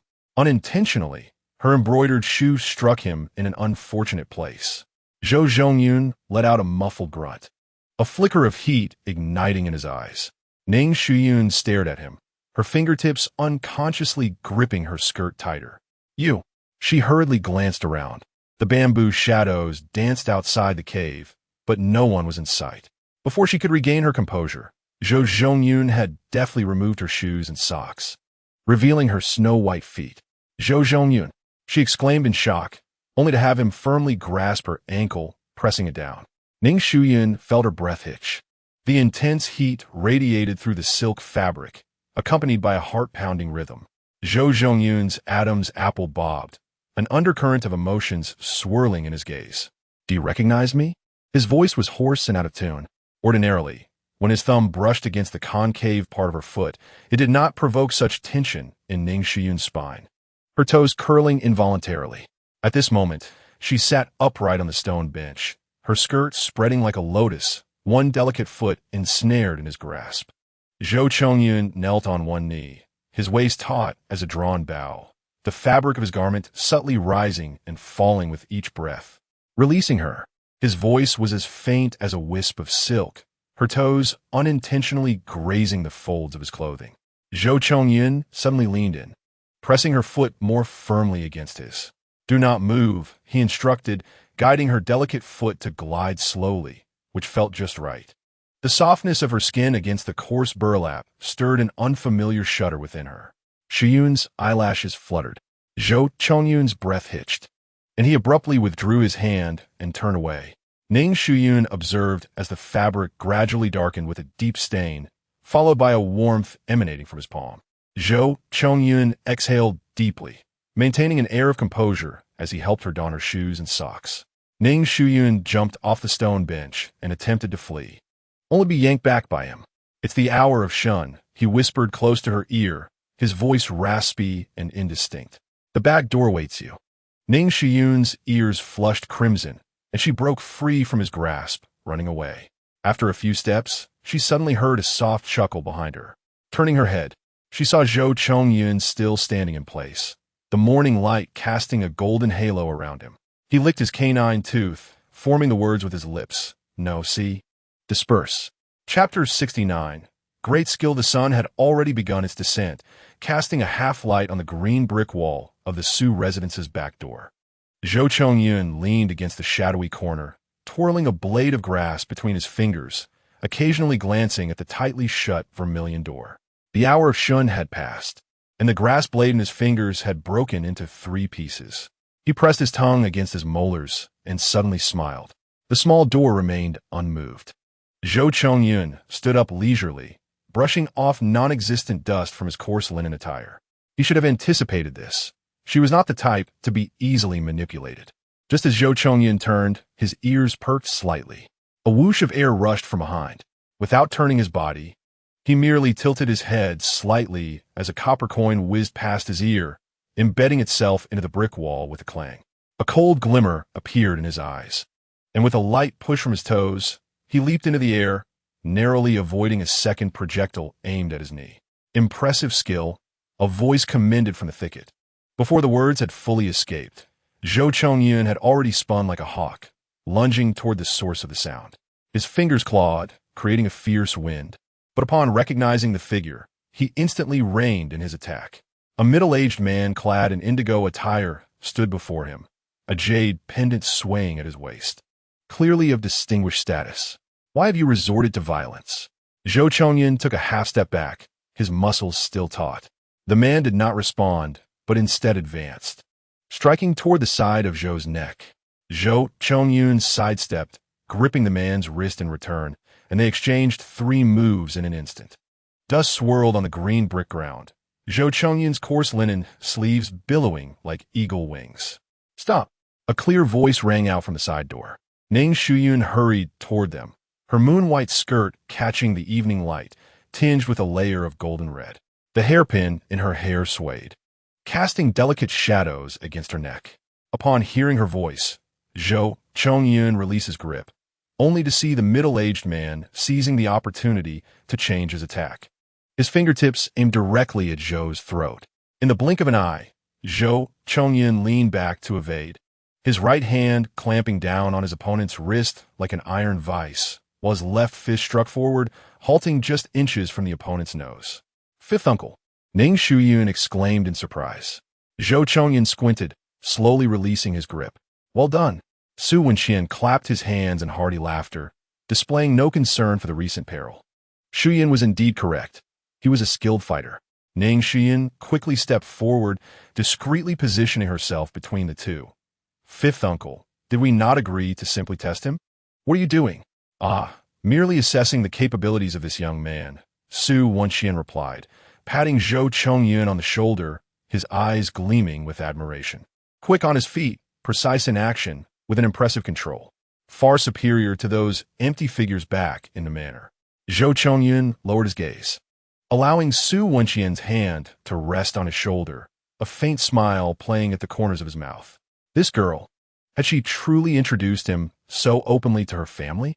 "She has informed us," Su Wenqian gestured toward the courtyard, "that you are a specially hired groom, exceptionally skilled in martial arts. Initially I was skeptical, but it appears." He scrutinized Zhou Chongyun's sturdy arms. "You are indeed capable of providing her with protection." Ning Shuyun's ears turned slightly red as she cleared her throat. "Fifth uncle, we should be on our way." Go on," Su Wenqian waved his hand dismissively, then leaned closer to Zhou Chongyun, adding in a hushed tone, "Young man, if my niece loses even a single hair." "Fifth uncle," Ning Shuyun interjected, stamping her foot. Zhou Chongyun suddenly grinned, revealing a set of gleaming white teeth. Rest assured, just 3 simple words, yet they carried an inexplicable assurance. As they watched Su Wenqian depart, Ning Shuyun turned to face Zhou Chongyun. The setting sun cast a golden hue around her silhouette, even her eyelashes appearing as if woven from transparent gold. "I had no intention of sneaking out through the back door," she declared, lifting her chin, her brows arching gracefully as her eyes sparkled with determination. "If I am to leave, it will be through the front door, boldly and openly." Chapter 70. Just wait, Zhou Chongyun chuckled softly, his voice deep. "Initially, my grandparents were opposed." Ning Shuyun walked with poise, her embroidered shoes lightly swaying over the cobblestones. "I told them you were my specially hired groom, a man of great martial prowess, capable of ensuring my safety." Zhou Chongyun raised an eyebrow. "They did not inquire about my background?" Ning Shuyun suddenly halted, turning to face him. The blue brick wall reflected her porcelain-white face, her eyes sparkling with starlit mirth. "Of course they did. But I pleaded with them not to pursue your origins," she replied, arching her brow. "This is our agreement, is it not?" Zhou Chongyun's throat moved slightly. Indeed, when she had first discovered his extraordinary identity, she had made a similar statement. "I will not question your origins, and you shall not concern yourself with my methods. Let us proceed." Ning Shuyun turned and continued forward. "We must not delay, lest the night falls." The two exited the Su residence through the main gate, one following the other. Zhou Chongyun led the way to the horses that had been prepared earlier. Ning Shuyun gracefully mounted her steed. "Where to?" Zhou Chongyun mounted another black horse, a dangerous smile playing at his lips. "A secluded path." The sound of hooves echoed as they traversed the bustling streets, gradually veering into the quieter western outskirts of the city. The sycamore trees lining the road provided shade, casting dappled shadows. Suddenly, Zhou Chongyun reined in his horse, its front hooves rearing high before landing steadily. He pointed ahead to a crooked, old sycamore tree, its trunk adorned with emerald moss. "We shall wait here." Ning Shuyun furrowed her brows, her slender fingers unconsciously entwined around the reins. "Who are we waiting for?" she inquired, recalling how she had stared at the scene for an entire afternoon yesterday. Zhou Chongyun withdrew a paper-wrapped bundle from his bosom, the warmth of his body having rendered the paper pleasantly warm. He unfurled the oil paper to reveal several exquisite osmanthus cakes, their golden bodies adorned with candied osmanthus flowers. Those individuals were undoubtedly headed to Tianxiang Tower today, a path they could not avoid. Ning Shuyun accepted the delicacies, her fingertips inadvertently brushing against his calloused palm, and the fleeting contact caused her to pause momentarily. She took a small bite of the osmanthus cake, the sweet and rich flavor melting upon her tongue. Suddenly recalling something, she tightly grasped Zhou Chongyun's wrist, her nails nearly embedding themselves into his bronzed skin. "You promised me. You must not harm the Ning family." Her voice was low yet resolute, imbued with an undeniable authority. Zhou Chongyun glanced down at her, a mischievous smile breaking forth. "I only heed my wife's words." He deliberately elongated the final syllable, a glint of mischief flickering in his eyes. "You!" Ning Shuyun, exasperated, struck him, her fist landing on his iron-like arm, which only resulted in her own hand stinging from the impact. She shook her numbed fingers, her cheeks flushed with indignation. "What a rogue!" Zhou Chongyun laughed heartily, allowing her to pummel him. As dusk deepened, a fierce light burned in his eyes. In the distance, the faint sounds of hoofbeats and laughter mingled with drunken ramblings reached them. Zhou Chongyun's expression turned serious, his laughter vanishing in an instant. He held Ning Shuyun's hand firmly, whispering, "They are coming." Amidst the dappled shadows of the trees, several elegantly dressed men rode towards them, their banter rife with frivolity. Leading them was none other than the third master of the Ning family, the same uncle who had once incurred massive debts at the gambling house and had come to Ning Shuyun for rescue in the dead of night. Ning Shuyun's breath caught, her nails instinctively digging into her palm. It was these very individuals who had coldly watched her be burned alive in her previous life. The memories of flames and smoke surged forth, tightening her throat. Zhou Chongyun keenly sensed her distress, his large hand enveloping her tightly clenched fist. "Do not rush," he murmured, his voice deep and soothing. "The true spectacle is only just beginning." Chapter 71. Remain calm as night fell. The shadows cast by the locust trees thickened like ink. Ning Shuyun tightened her grip on the reins, her fingertips leaving crescent-shaped indentations on the leather. From a short distance, raucous laughter and curses pierced the air, as several inebriated figures staggered into view around the street corner. "That new girl at Tianxiang Tower, the little Tao Hong, has a waist as slim as a willow branch." One of them jeered. "Yesterday, my father said, with your meager coins, do you think you deserve to approach the headliner?" A wave of nausea surged within Ning Shuyun. These scions of the Ning family, who typically carried themselves with airs in the academy and engaged in poetic exchanges at the tavern, now spewed vulgarities akin to street ruffians. Instinctively, she leaned closer to Zhou Chongyun, finding an inexplicable sense of comfort in the mingled scent of sweat and pine that enveloped him. To speak of the girls at Tianxiang Tower, Ning Mingde suddenly raised his voice. "I dare say, they don't compare to our two maidens from the Ning family in terms of charm." Ning Shuyun stiffened, her nails digging deeper into her palm. She sensed Zhou Chongyun beside her abruptly halt his breath, his muscles tensing in an instant. "Young Master Zhao's gaze is truly despicable," someone chimed in. "Ning Anren, that girl, has neither bosom nor backside. How did you ever take a liking to her?" "You know nothing." Ning Mingde chuckled a few times, while Ning Shuyun, resembling a fairy, was mostly as stiff as a wooden doll in bed. "In my opinion, one would prefer someone like Anran, who knows how to engage." A piercing scream shattered the tranquility of the night. Suddenly, Ning Mingde collapsed to the ground, clutching his right leg in anguish. The others burst into laughter, jesting that the third master had drunk too much to walk straight. Ning Mingde's cries of pain intensified, prompting everyone to rush to his aid. A careless touch to his injured leg elicited a more harrowing wail. "My leg is broken. My leg is broken." "What? You drank a little, and now you've broken your leg while walking?" "Nonsense." Ning Mingde gritted his teeth in a snarl, veins bulging on his forehead, exclaiming, "Something hit my leg." Ignoring the sweat pouring down his face, he frantically rolled up his pant leg to show everyone. The sight revealed his leg, marred by dark bruises and scars, resembling the skin of a toad. "Third master, did you attract mosquitoes?" Someone joked foolishly, adding, "I heard mosquitoes near the latrine particularly favor you." Amid the laughter and jests, in the shadow of a nearby tree, Ning Shuyun, with her delicate and fair hand, clung tightly to the man's neck, almost hanging from him. Through the coarse fabric of his clothing, she could distinctly feel the rage pulsating within his chest. His breath hot and hurried. "Calm down," she spoke softly, her voice as gentle as a feather's touch, yet imbued with an unyielding firmness, as if soothing a ferocious beast awakening from its slumber, fearful of its complete awakening. Only she understood the gravity of the situation. Had she not intervened in time, Ning Mingde would likely have already met his demise. Zhou Chongyun looked down at her, his eyes still fierce. "Do you remember your promise? You must not take a life." Ning Shuyun traced the taut line of his jaw with her fingertips, speaking earnestly and innocently. "If you kill someone, you cannot stay by my side. I do not want a husband who disobeys me." In the next moment, Zhou Chongyun's arm tightened around her waist like an iron vice, the strength nearly bending her in half. Despite the pain, Ning Shuyun merely furrowed her brow slightly.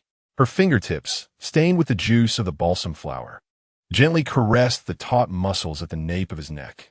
Zhou Chongyun bent down, his nose brushing against her hair as he inhaled her unique fragrance, gradually calming himself. However, the murderous intent within him had not dissipated. A cold, frost-like glare fell upon the group of onlookers, but the woman in his arms, scratching his chin, redirected his attention. "Are you still thinking of revenge?" Ning Shuyun had been held tenderly for a considerable time, and if they continued, they might stand together until dawn while the crowd dispersed. Zhou Chongyun finally released his grip, his voice hoarse as he replied, naturally, and retrieved a bamboo tube from his pocket. "This is—" Zhou Chongyun suddenly broke into a smile, wrapping one arm around Ning Shuyun as he leaped onto the branch of the locust tree, the rough bark brushing against her skirt and pulling a few threads loose. "Watch closely." With a swift flick of his fingers, the bamboo tube's lid flew off. Shortly after, a dense, ink-like cloud drifted closer, accompanied by the faint buzzing of insects. Ning Shuyun instinctively leaned into the man's embrace. The ominous cloud surged toward a group of inebriated men beneath the tree, their cries echoing incessantly. "Ah, what is that?" "A wasp. It's a wasp. Help! My eyes!" Ning Shuyun's eyes widened in astonishment. Was it truly wasps? She watched, incredulous, as the usually composed young men of the Ning family scurried about in panic, clutching their heads. Ning Mingde fared the worst, with a broken leg. He could barely escape and became the primary target of the swarm. His face swelled dramatically, resembling a doughy bun. Suppressing her laughter, Ning Shuyun quickly covered her mouth, her shoulders shaking with mirth. When she saw someone frantically leap into a nearby cesspit, she could no longer contain herself and collapsed into Zhou Chongyun's arms, laughing uncontrollably. Having grown up in seclusion, even during her mischievous childhood with Chang Yaoyuan, she had never encountered such a mischievous prank. It was utterly delightful. In a flurry, Ning Shuyun pressed Zhou Chongyun's large hand against her lips to stifle her laughter. Her moist, cherry-red lips brushed against his warm palm, and he could distinctly feel her breath quivering with laughter. Zhou Chongyun gazed down at her, never having witnessed such childlike joy in her before, and his heart softened like water. Her hair, styled in a loose bun, had partially come undone, a strand of silky hair sticking to her rosy cheek, swaying gently with her laughter. Suddenly, Ning Shuyun tilted her head back, her glistening eyes locking onto Zhou Chongyun's. "Husband." That single word rendered Zhou Chongyun weak in the knees. Ever since she had called him husband in the cave, he could only hear her say it during moments of passion. She released his hand, yet continued to hold on, her delicate fingertips teasingly scratching his rough palm, and once more she called out, "Husband." The last two syllables were almost a breathy sigh, sticky as honey. Zhou Chongyun abruptly grasped the back of her head and kissed her softly yet fervently on those lips still trembling from laughter. Chapter 73. Bullying Ning Shuyun's gaze shimmered as she spotted a peony blooming vibrantly, its petals layered like pink silk piled upon snow. With a delicate motion of her fingertip, the flower quivered and blossomed between her fingers. "Wanshan, come here." Ning Shuyun turned and beckoned her cousin from a distance, an involuntary gentle smile gracing her lips. This flower suits you. Su Wanshan, leaning against the door in a daze, flinched at the sound. Cousin, she stammered, twisting the silk ribbon at her waist, her eyes wandering. I suddenly recalled that Sister Chung invited me to select some horse gear. Ning Shuyun calmly placed the flower on the table, her lips still curved in a warm smile. In that case, do go. Once the pale yellow figure vanished beyond the flower-laden door, Ning Shuyun gradually released her tightly clenched handkerchief. Wanshan was indeed deliberately avoiding her. Not long ago, she followed her like a little tail, yet now even gestures of intimacy, such as a hairpin, are met with excuses and evasion. Miss, the horse farm is sent over the newly crafted riding whip. Yinner reported softly from outside the door. Ning Shuyun suddenly regained her composure and instinctively brushed her temple. Come in, she commanded. The footsteps echoed heavily against the blue bricks as the visitor stood silhouetted against the light at the threshold, a tall figure nearly filling the entire doorway. The coarse fabric of his clothing could not conceal the broad shoulders and narrow waist, and remnants of hay from the stable clung to his sun-kissed neck. Just place it there, she indicated towards the rosewood table, her tone softer than usual. Zhou Chongyun, however, boldly approached her without adhering to decorum, audaciously lifting her chin with the whip's handle. The rough wood grazed her skin, sending a shiver through her. Who has displeased our young lady? He murmured, his voice deep and husky, imbued with the characteristic swagger of a stableman. His thumb brushed beneath her eye with a pressure that bordered on insolence, almost causing her to tear up. Ning Shuyun swatted his hand away, casting a glance outside. How audacious, she chided in a lowered voice. Meanwhile, over at Su Wanswan's side, Chung Yaoyuan. Su Wanswan burst into the Chung family's parlor, her embroidered shoes thumping against the floor. Chung Yaoyuan reclined lazily in her chair, engrossed in a newly acquired novel, barely lifting her eyelids as she extended her hand. Pass me the candied fruits. The package of sweets was pressed into her palm, accompanied by the girl's dulcet voice. What do you think of my cousin? Yin? Chung Yaoyuan mumbled around the candied fruit, her words somewhat muffled. She's quite splendid. The room fell into a silence so profound that the sound of leaves falling outside could be heard. Chung Yaoyuan assumed Su Wanswan had departed, but upon glancing up, she found her cousin standing there, biting her lip, her eyes slightly reddened. What's wrong? Did you two have a quarrel? Chung Yaoyuan straightened her posture. No. Su Wanswan shook her head vehemently, the tassel on her hairpin swaying with a sharp sound. It's just that my cousin seems not as wonderful as I had imagined.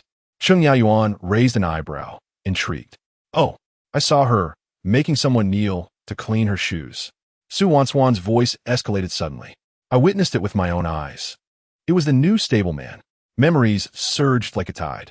That day, when she sought her cousin, she had seen from a distance a tall man on one knee on the flagstone, beneath the arch adorned with hibiscus flowers. Her cousin's embroidered shoe was pressed against his knee, the hem of her white skirt entangled with his coarse trousers. The man had said something, and her cousin abruptly lifted her foot to lightly kick him in the chest, only to have him grasp her ankle. Sunlight filtered through the leaves, casting dappled shadows on the two, and her cousin's ears flushed crimson as if they might bleed. Su Wanswan had been so startled that she turned and fled, too afraid to look further. She even kicked him. Su Wanswan grew increasingly animated, gesturing with her foot. Suddenly, Chung Yaoyuan erupted into a fit of coughing, her face turning beet red. She hastily grabbed a teacup and took a sip, her gaze wildly darting. Wanswan, you are 15 this year, correct? In just 2 months, you will turn 16. Su Wanswan was perplexed, wondering what age had to do with anything. Gazing into the girl's innocent eyes, Chung Yaoyuan felt a lump in her throat. How could she explain that it wasn't bullying, but rather a reflection of Ning Shuyun's lack of discretion? With a deep sigh, she gently ruffled Su Wanswan's hair. You will understand when you are a bit older. Now, you must simply remember that your cousin has her reasons for being with that coachman. What reasons? Su Wanswan relentlessly pressed. Chung Yaoyuan looked up at the sky. Perhaps it's the necessity of regularly checking the horseshoes? Observing the increasingly perplexed expression on Su Wanswan's face, Chung Yaoyuan resignedly placed a piece of candied fruit into her mouth. In any case, your cousin has done nothing wrong. You need not avoid her any longer. As for that coachman, she smiled knowingly. He seems quite pleased. The autumn breeze swept through the courtyard, scattering a tree full of hibiscus blossoms. Some flowers were nearing their end, while others were in full bloom. Chapter 74. Farewell on the third day after the initial autumn rain. The horse-drawn carriage adorned with a Ning family lantern remained steadfastly stationed upon the bluestone pavement in front of the Su residence. Ning Shuyun stood behind the shadow wall, observing the commotion outside with a cold gaze. In the twilight, the lantern of the Ning family's carriage swayed gently in the evening breeze, casting flickering shadows of the character Ning. A servant seated on the yoke was conversing with an elderly man selling sugar cakes, their voices intermittently drifting upwards, to escort Miss Ning back to the residence as per the master's orders. She let out a cold laugh, her eyes glinting ominously. The Ning family's actions clearly intended to broadcast throughout the capital that Ning Shuyun was unfilial, having remained at her maternal grandfather's house without returning. Miss, the old lady has summoned the physician again, Yen Er reported softly, having gathered the news, her expression laden with concern. I heard she has been suffering severe chest pains after lunch. Ning Shuyun's fingertips trembled. She understood that her grandmother's ailment had worsened ever since the Ning carriage had come to a halt at the Su residence. Prepare the carriage, she suddenly commanded. I shall go meet them. Yen Er's eyes widened in shock. Miss, are you returning to the Ning family? Returning? Ning Shuyun curled her lips into a mocking smile. Do they deserve it? She leisurely polished her jade bracelet and instructed, go tell my aunt, simply say I'm stepping out to purchase embroidery thread, and asked her not to worry. As dusk enveloped the sky, Ning Shuyun emerged from the corner gate with Yen Er. She had deliberately changed into a lotus-pink skirt woven with gold threads and adorned her hair with a white jade jingling hairpin, the sound of which resonated crisply in the quiet alley. Indeed, the servant from the Ning carriage immediately jumped down and rushed over. Miss, I've been waiting for you. His face was plastered with a sycophantic grin. The servant hurriedly lifted the carriage curtain. Just then, the sound of galloping hooves echoed from the depths of the alley. The noise approached swiftly, and in an instant, it was upon them. A black carriage came to a halt in the middle of the road, driven by a robust man clad in coarse clothing, his muscles taut beneath the fabric. He reined in the horses with one hand, their front hooves rising, nearly stopping just inches from the nose of the Ning family servant. The Ning servant collapsed to the ground, his face as pale as parchment. Hey, called the man at the yoke in a low, hoarse voice, carrying the chill of the night air. From the Ning family, I'm addressing you. He nonchalantly flicked the reins, the tip of the whip slicing through the air mere inches from the Ning driver's nose, stirring a gust of wind. The Ning servant trembled like a leaf, scrambling back to his own carriage. Zhou Zhongyan leaped down and strode towards Ning Shuyun. Miss, you seem startled, he said respectfully, yet his fingers, while ostensibly assisting her, brushed lightly against her palm in a subtle, teasing manner. Ning Shuyun felt her ears flush with warmth, yet her face remained composed. She gently placed her silk handkerchief on his wrist, offering support as she ascended the carriage. The moment the curtain fell, Zhou Chongyun's fingers unexpectedly hooked around the silk ribbon at her waist, giving it a gentle tug. You, she nearly gasped. Zhou Chongyun flashed a grin, his canine teeth gleaming like stars under the moonlight. Miss, hold on tight. With that, he swiftly swung the curtain aside and departed. As the carriage rumbled forward, Ning Shuyun clutched the loosened silk ribbon, her heart pounding like a drum. This madman dared to make such a move in public, and as she bit her lip to retie it, her fingertips inadvertently brushed over the spot he had touched, where the roughness of his grip lingered. The carriage traversed the long street, the eaves lanterns casting flickering shadows against the window. Ning Shuyun lifted a corner of the curtain and realized they were not heading towards the Ning residence at all. Where are we going? Her maid Yenner asked anxiously, gripping her sleeve. To the Shao residence. The Shao estate stood brightly lit before them. Ning Mingcheng and the others were consumed with worry, fearing that Ning Shuyun might change her mind and return home. They exhaled in relief only upon hearing the sound of hooves approaching. As Ning Shuyun descended from the carriage at the Su residence, the moonlight elongated her silhouette. The coachman immediately stepped forward, bowing to assist her. He was tall, and as he bent, the coarse fabric of his clothing stretched tightly across his back, resembling a wolf poised to pounce. The silk handkerchief rested lightly in his palm, not as if seeking support, but rather as if leading a crouching beast. The juxtaposition of their appearances instilled an inexplicable sense of dread in the Ning family. Chapter 75. What play is this? In front of the Shao estate, two gilded red lanterns swayed gently in the night breeze. Ning Shuyun stood beside the carriage, the moonlight casting a silvery sheen over her pale white skirt, rendering her as ethereal as frost. Ah, Shuyun has arrived. Do Xiaoan was the first to approach, her face adorned with a smile, though the tension in her eyes betrayed her. You've had a difficult journey. Ning Shuyun merely glanced at her, choosing silence. Her sister, Ning Anren, timidly called out, twisting an apricot-colored handkerchief between her fingers. Today, she had dressed with particular simplicity, foregoing her beloved golden-laid jade earrings, which rendered her somewhat pitiful. Hurry and announce her. Ning Mingqing barked at the attendant, his gaze flickering nervously, unwilling to meet his eldest daughter's eyes. The Ning family's servants hurriedly approached and knocked on the copper ring of the Shao estate's door. The dull sound echoed into the night, and after a lengthy wait, the sound of footsteps was finally heard from within. Knock, knock, knock. What is there to knock for? The side door creaked open, revealing an impatient young servant who peered out. My master is not home. How bothersome. Ning Mingqing's expression turned dark, and Do Xiaoan's smile faltered. Ning Shuyun observed coldly, aware that the Shao family was deliberately humiliating the Ning family. If the master had not given such orders, which servant would dare to be so insolent? The eldest daughter of the Ning family has come to pay a visit, the Ning servant said, forcing the words out. The young servant paused, his eyes darting over to Ning Shuyun, and his demeanor instantly shifted to one of respect. Ah, it is Miss Ning. Please wait a moment. I shall open the main door. The vermilion doors slowly creaked open, revealing a brightly lit courtyard within. Ning Shuyun's heart stirred. What play was the Shao family performing?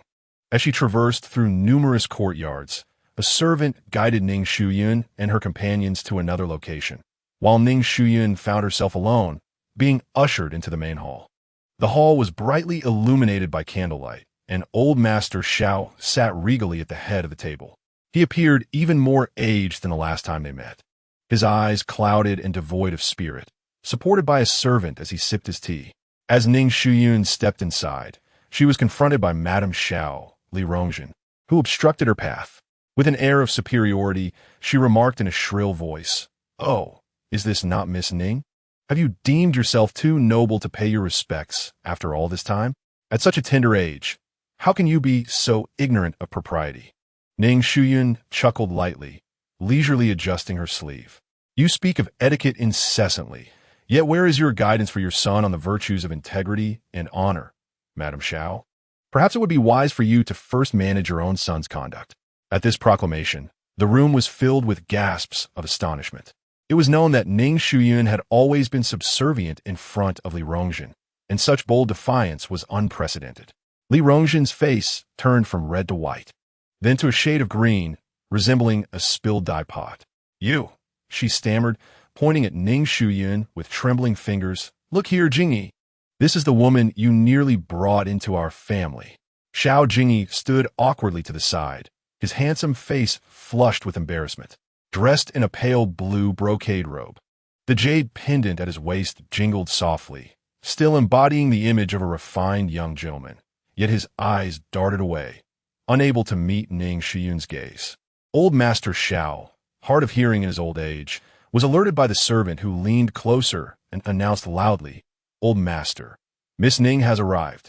Another impostor attempting to deceive this old man? Old Master Shao huffed, slamming his teacup down upon the table. I may be old and my vision may be poor, but I am not blind.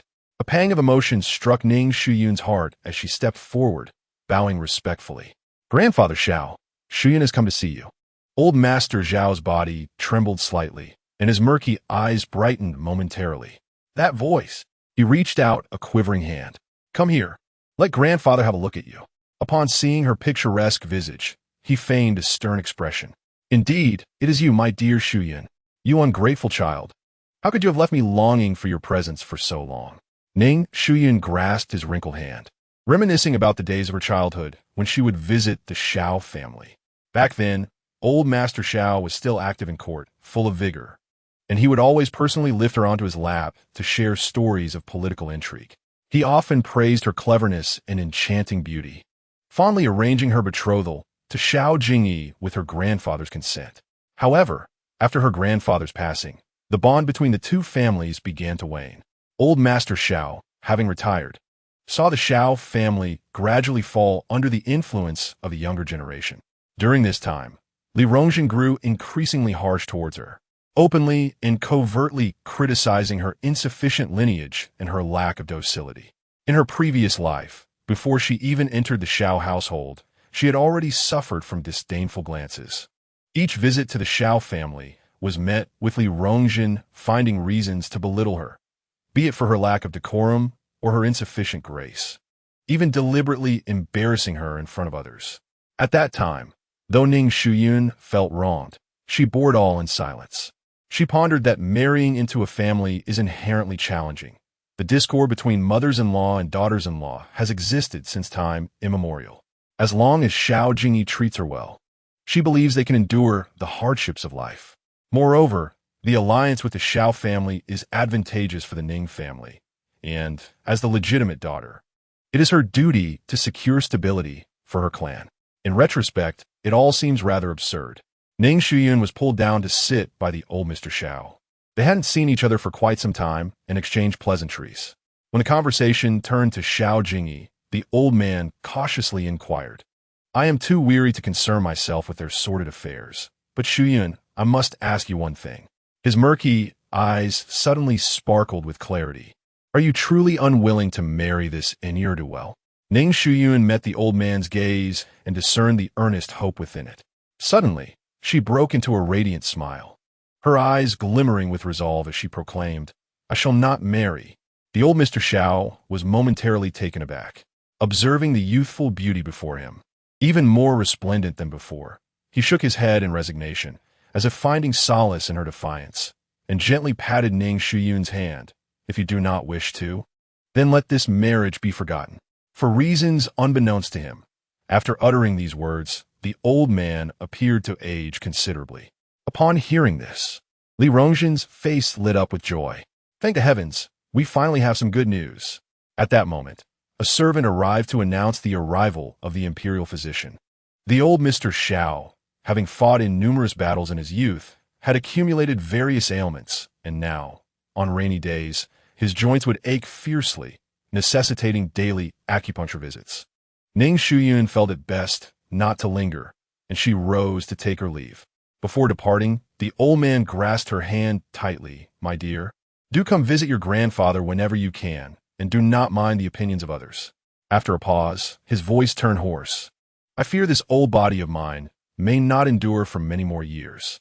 Ning Shuyun felt a pang in her heart and solemnly nodded. As the old Mr. Xiao stood to depart, he cast a glance around the hall, shaking his head with a sigh. "Such unfortunate souls, they are all a wretched lot." Leaning on his cane, he hobbled away, his back hunched with age. Ning Shuyun also rose to leave. Li Rongjin, brimming with suppressed anger, finally found an opportunity to vent. "Ning Shuyun, you uncouth." "Mrs. Xiao." Ning Shuyun turned, her gaze as icy as winter's chill. "If you utter another word that displeases me, do you believe I will hesitate to strike you?" Ning Shuyun, being a daughter of a prestigious family, was known for her decorum and had never before displayed such blatant disregard. Li Rongjin stood, frozen in shock. Fury surged within her, ready to erupt. But upon meeting Ning Shuyun's frigid gaze, she found herself momentarily speechless. The biting words that had been on the tip of her tongue were lodged in her throat, and in frustration, she merely tugged at Xiao Jingyi's sleeve, muttering, "I always knew this woman was no good. Thank goodness she wasn't married in." Without looking back, Ning Shuyun stepped through the vermilion gate of the Xiao residence. Suddenly, a gust of wind swept through, lifting her pale blue silk skirt, the embroidered hem fluttering in the breeze like the wings of a crane ready to take flight. Chapter 77. The stone lines before the Shao residence cast grotesque shadows under the lantern's glow. As Ning Shuyun stepped into the carriage, a piercing argument erupted behind her. "Mrs. Shao," Do Xiaowan's shrill voice shattered the night's tranquility. "We had agreed that as long as that girl uttered her refusal to marry, this union would be nullified. How can you go back on your word?" Ning Shuyun paused momentarily, turning her gaze aside. She beheld Li Rongjin, who was ushering the Ning family out with the help of some servants. Madame Shao, adorned with a chaotic array of jewels, resembled a startled pheasant. "Bah!" Li Rongjin spat on the ground, declaring, "My esteemed old master merely stated that the marriage is null and void, but he never mentioned marrying your shameless daughter." She deliberately raised her voice, deriding the audacity of those who would dare cross the threshold of the Shao family. The old master spoke of the annulment, yet he never insisted on marrying your daughter. Her gaze drifted dismissively over Ning Anren, a mocking smile gracing her lips. Such an indiscreet girl is beyond the means of the Shao family. Ning Anren's face turned ashen, her humiliation sharper than a slap in public. While the surrounding servants listened intently, aware that by tomorrow, the entire capital would be abuzz with the scandal. "Enough!" Ning Mingcheng suddenly bellowed. The dignified Lord Ning, usually one to uphold decorum, had veins bulging on his forehead, his sleeves trembling with barely restrained fury. He ground out through clenched teeth, returned to the estate. Do Xiaowan attempted to argue, but her husband had already stormed away. Ning Mingcheng moved swiftly, his boots splashing through puddles, completely disregarding his wife and daughter. Leaning against the carriage, Ning Shuyun watched the unfolding drama with keen interest. The night breeze brushed against her hairpin, a delicate jade ornament, its soft chimes startling the hurried Ning Mingcheng. The father and daughter unexpectedly found themselves face to face. Ning Mingcheng halted abruptly, the lantern's red glow illuminating his ashen face. He moved his lips, but uttered nothing, retreating hastily into the carriage. "Ning Shuyun!" Ning Anren suddenly shrieked, rushing towards her, her carefully maintained demeanor shattered. "It must be you who has slandered me before Master Shao." Just as she lunged to claw at her, a soft click sounded from the yoke of the carriage. Zhou Zhongyun, rising leisurely on one leg, stood tall, his coarse garment failing to conceal his broad shoulders and narrow waist. He nonchalantly twirled the riding crop in his hand, the dark tip slicing through the air mere inches from Ning Anren's face. Without uttering a word, his wolf-like gaze swept over her, and Ning Anren froze in place, her throat constricting as she instinctively took 2 steps back. Ning Shuyun suddenly chuckled lightly, turning to the ashen-faced Do Xiaowan. "Who in the Shao family, apart from the old master, holds the Ning family in any regard?" She traced her fingers along the tassels of the carriage curtain. "And yet you insist on marrying your daughter into their family?" Do Xiaowan's heavily powdered face twitched. The answer was glaringly evident in the sudden constriction of her pupils. "Of course, I want it. Even if I have to kneel and lick the Shao family's threshold, I will ensure my daughter enters that high gate." "What do you know?" Ning Anren suddenly regained her composure, though her voice trembled. "What good can come from marrying low? Don't think I am unaware of your schemes. Let us depart." Ning Shuyun lowered the carriage curtain, shutting out the desperate cries. As the carriage rolled away, she cast one last glance through the gauzy veil. Ning Anren sat sprawled before the Shao residence, wailing, while Do Xiaowan struggled to pull her daughter along. And the Ning family's carriage had long since vanished. Ning Mingcheng had indeed abandoned them to fend for themselves. Zhou Zhongyun cracked a deft whip, startling the birds resting beneath the eaves. The night wind carried his amused whisper, "Feeling satisfied?" Ning Shuyun lowered her gaze to smooth the folds of her gown, a gentle dimple appearing at the corner of her lips. Outside the window, a slender crescent moon emerges from the clouds. Chapter 78. No need at all. The warm autumn sun streams through the intricately carved window lattice, casting its gentle rays upon Ning Shuyun, who is leisurely perusing the account books in the pavilion of the Su residence's rear courtyard. The soft rustle of the pages under her fingertips intertwines with the delicate chime of the wind bells at the eaves. Miss Yinner hurriedly approaches, her expression peculiar. Young Master Shao is requesting an audience in the front courtyard. Ning Shuyun's fingers pause, leaving a faint ink smudge on the page. She slowly raises her gaze, a glint of cold light igniting in her eyes. He dares to show his face? He's here to apologize, Yenner mutters, twisting her handkerchief, her voice diminishing. The old lady said it is entirely up to you. Ning Shuyun closes the account book, a sardonic smile curling at her lips. Let him wait. After leaving Xiao Jingyi waiting for a full half-hour, Ning Shuyun saunters towards the front courtyard. From a distance, she spots that familiar figure pacing back and forth in the flower hall, the moon-white brocade robe enhancing his already striking features. Where a time passed, she might have felt her heart stir at such a visage. Now, however, she finds it utterly repugnant. Young Master Xiao, she stands at the threshold, her voice colder than the autumn breeze. What business do you have? Xiao Jingyi abruptly turns, a flicker of astonishment crossing his features. Today, Ning Shuyun is adorned in a pale lotus-colored wide-sleeved, cross-collared skirt, with only a white jade tinkling hairpin securing her hair, appearing as if she has stepped out from an ink-wash painting, yet her eyes are chillingly frosty. Shuyun, he steps forward, but halts as he notices her retreating posture. Ning Shuyun does not lift her gaze. If young Master Xiao is here regarding my sister, there is truly no need. Xiao Jingyi, clad in a moon-white brocade robe, with a jade pendant swaying at his waist, deliberately maintains a distance of 3 steps, feigning deep sorrow. What occurred that day at the courtyard was indeed an accident. I had indulged in too much wine, mistaking and ran for you, young Master Xiao. Ning Shuyun suddenly laughs, swirling her teacup. Our engagement has long been nullified. To hear you speak thus now is quite beyond my comprehension. Xiao Jingyi's expression stiffens.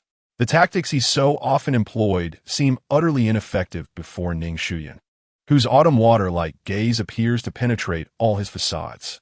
Yet, recollections of the previous day's revelry at the Zue Xianlu with his classmates flood his mind. Why fret, Brother Xiao? One of his companions had raised a wine cup, smiling suggestively. The gossip outside is merely a result of the Ning sisters' public discord. If I may suggest. He leaned closer, lowering his voice. With your esteemed family background and talents, why not simply take both sisters into your household?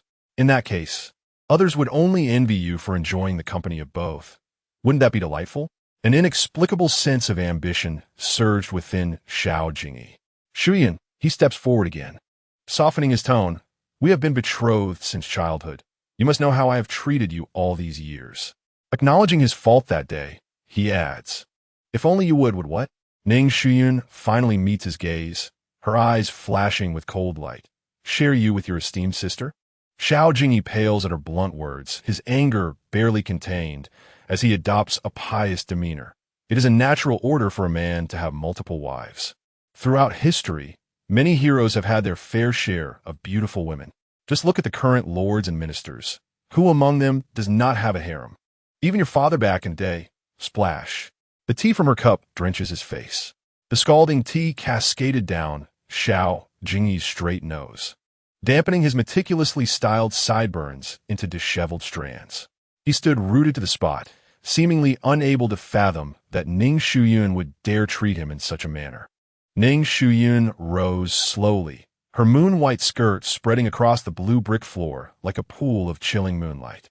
When we discussed our union, did I ever demand that you be my one and only for a lifetime? She advanced step by step, causing Xiao Jingyi to instinctively retreat. What do you intend to prove by bringing this up today? Ning Shuyun scoffed, to demonstrate that all men in this world are as callous as you? Or do you wish for me to praise you for being at least superior to my treacherous father? Xiao Jingyi's complexion shifted from pale to flushed, veins throbbing at his temples. Accustomed to being revered, he had never endured such humiliation. Ning Shuyun, he exclaimed, seizing her wrist, do not be ungrateful. With your current reputation, who else would have you? Release me. Ning Shuyun's voice was as icy as winter with your mere appearance. Do you think you are entitled to speak so brazenly before me? She yanked her hand away, retorting mockingly, Xiao Jingyi. Do you truly believe yourself to be a reincarnation of Pan? Any young lad from a brothel could surpass you by a margin. At least they have a clear price, unlike your duplicitous nature. Xiao Jingyi was utterly incensed. His handsome face contorted in rage as he raised his hand to strike. Just before his palm could land, a shadow darted forward like a specter. Zhou Chongyun delivered a kick to Xiao Jingyi's chest, sending him hurtling backwards to crash against a pillar. "Young master!" Servants in the distance gasped and rushed forward. Zhou Chongyun shot a fierce glare, halting them in their tracks. His eyes were as terrifying as a wolf ready to devour. Ning Shuyun adjusted her sleeves, looking down at the bloodied Xiao Jingyi sprawled on the ground, and let out a light laugh. "Look, even my groom can make you bleed. Do you still dare to call yourself a man?" Xiao Jingyi struggled to rise, only to see Ning Shuyun turning away. In the twilight, her silhouette stood tall and straight, while Zhou Chongyun fell a step behind, guarding her side, their figures elongated by the setting sun. Petals of hibiscus drifted down, landing on Xiao Jingyi's disheveled robe like silent slaps to his face. Chapter 79. Foolish Child, however. As soon as she rounded the corner of the corridor, Ning Shuyun grasped Zhou Chongyun's collar, her fingertips trembling. The man's towering frame bent down, resembling a beast willing to submit, yet his dark eyes sparkled with a mischievous grin. "Do you even know whom you struck?" she whispered, her voice low, every word seemingly forced through clenched teeth. Xiao Jingyi was the sole heir of the Xiao family, which boasted ancestral achievements of great merit, currently enjoying the emperor's favor. Not to mention, Xiao Jingyi's great-aunt was a figure of such stature that even the Empress Dowager would show her deference. If she, Ning Shuyun, sought revenge, she needed to tread carefully, yet this madman had kicked him to the point of spitting blood. Zhou Chongyun, unconcerned, wiped his mouth slightly. "I was holding back. If I had truly gone all out." Silence. Ning Shuyun abruptly released him, the coarse fabric of his clothing burning her palm. Since the moment Xiao Jingyi bled as he exited the Su residence, there would be no escaping the consequences. She turned to leave, but was seized by a grip like iron around her wrist. "I act alone. Stay away." Ning Shuyun shook him off, her nails leaving red marks on the back of the man's hand. She needed to hasten to find her aunt before the Xiao family initiated their attack. "Yenner," she called out, not casting another glance behind her. "Please invite Aunt Shun to the flower hall." It was I who instructed the coachman to act. Ning Shuyun knelt on the bluestone floor, her back straight as an arrow, while the young master Xiao spoke with reckless abandon. In a fit of anger, Aunt Chen Lingrong placed her teacup down with a sharp clatter. Ning Shuyun clenched her skirt tightly. She had to remove Zhou Chongyun from the equation, forcing the Xiao family to direct their ire towards the Ning family. Clenching her sleeves, she took a deep breath, looked up at her aunt, her voice slightly hoarse. "Aunt, I wish to return to the Ning family." The moment those words escaped her lips, the entire flower hall fell into a sudden silence. Aunt Shun furrowed her brow. "What nonsense are you speaking? Why would you want to return to the Ning family when everything is perfectly fine?" Ning Shuyun lowered her eyes, her fingertips unconsciously tracing the embroidered patterns on her skirt. "If the Xiao family truly seeks to pursue this matter, it should be directed at the Ning family. By returning, at least I want to implicate the Su family." Her voice was soft, yet every word was distinct, as if she had rehearsed this countless times in her mind. "Absurd." Aunt Chun slammed the table, the teacup rattling in response. "Do you think the Su family is just any place? You can come and go as you please?" Ning Shuyun pursed her lips in silence, though her eyes brimmed with unshed tears. She did not wish to leave. Rather, she was afraid to stay. In her past life, when she was forced into a corner by the Ning family, she had once fantasized about someone protecting her. Yet now, when someone was willing to support her, she feared that her presence would burden them, worried that this warmth would dissipate because of her. "Ayun." Seeing her silence, Aunt Chen's tone softened. "Listen carefully. The Su family does not fear the Xiao family, nor do they fear the Ning family. You are Wen Pei's daughter, a child of the Su family. No one has the right to cast you out." Ning Shuyun felt a tightness in her throat, her fingertips digging into her palms. What merit did she possess to deserve such protection? Just as she was about to speak again, she was interrupted. "No buts." A thunderous voice echoed from the corridor. Old Master Su approached, leaning on his cane, his snow-white beard bristling with anger. "Do you think the Ning family can protect you? They would be more likely to cast you aside to bear the blame." Ning Shuyun's heart jolted. Indeed, could the Ning family safeguard her? In her previous life, when she was falsely accused of an affair, the Ning family had denied her even a chance to defend herself, sealing the doors and windows, leaving no trace behind. Now, she still harbored thoughts of returning. A self-deprecating smile tugged at her lips, her eyes reddening. Silly child. Aunt Chin pulled her into an embrace, gently stroking her back. Isn't it just a matter of dealing with a scoundrel? That's worth your concern? Aunt, Ning Shuyun interjected urgently. The Xiao family has the Empress Dowager backing them. Old Master Su glared fiercely, striking the ground with his cane. In my day, while hunting tigers with the late emperor, that old fool from the Xiao family was still leading his horse. Ning Shuyun froze. She had envisioned countless scenarios, yet never anticipated this. Ayun. Aunt Chin suddenly cupped her face. In the Su family, there is no reason to place a young girl in harm's way. Precisely. Su Wenxian emerged from nowhere. Shaking his fist, that scoundrel Xiao Jingyi should have been dealt with long ago. Indeed, rightly so. A chorus of voices rose in agreement from all directions. Ning Shuyun gazed around in confusion, noticing the kitchen maid kneading dough and the assistant wielding a spatula. Even the usually stern butler offered her a nod. A wave of bittersweet emotion surged in her throat, and she hurriedly lowered her gaze, only to feel a warm drop land on her hand. Ouch! This Chun Lingrong fumbled for a handkerchief, but was preempted by the elderly gentleman. The coarse thumb of old Master Su brushed against her eye corner. I, Su Hongyuan's granddaughter, can strike whomever I wish, he proclaimed, thrusting his cane into the ground. If that scoundrel dares to approach again, I shall personally break his legs. Ning Shuyun opened her mouth, suddenly bursting into tears like a child. It turned out that being protected by family felt like this. The notion that the sky was falling truly found someone eager to shoulder the burden for her. Outside the window, Zhou Chongyun leaned against a pillar, listening to the muffled sobs within. He gazed up at the darkening sky, his throat constricting. After a long pause, he wiped his face and silently vanished into the twilight. Chapter 80. On the brink of madness, Ning Shuyun's eyes were swollen from crying, and during the night, her grandmother held her close as they slept. The frail, aged hand gently patted her back, humming a lullaby from her childhood, as if soothing a small child. Curled up in her grandmother's embrace, she inhaled the mixed fragrance of aged perfume and medicinal herbs, feeling a deep ache in her heart. For 2 consecutive days, she remained within the confines of the courtyard, with Yen taking the snowball to the stable. On this day, miss, please have some lotus seed soup, Yen urged, her eyes filled with concern as she gazed at her mistress leaning by the window. Ning Shuyun shook her head, her fingertips unconsciously tracing the window frame. The autumn wind swept in, carrying the scent of osmanthus, tousling her loose strands of hair as her gaze fell upon the empty stable. That rascal truly did not come? Where is Zhou Chongyun?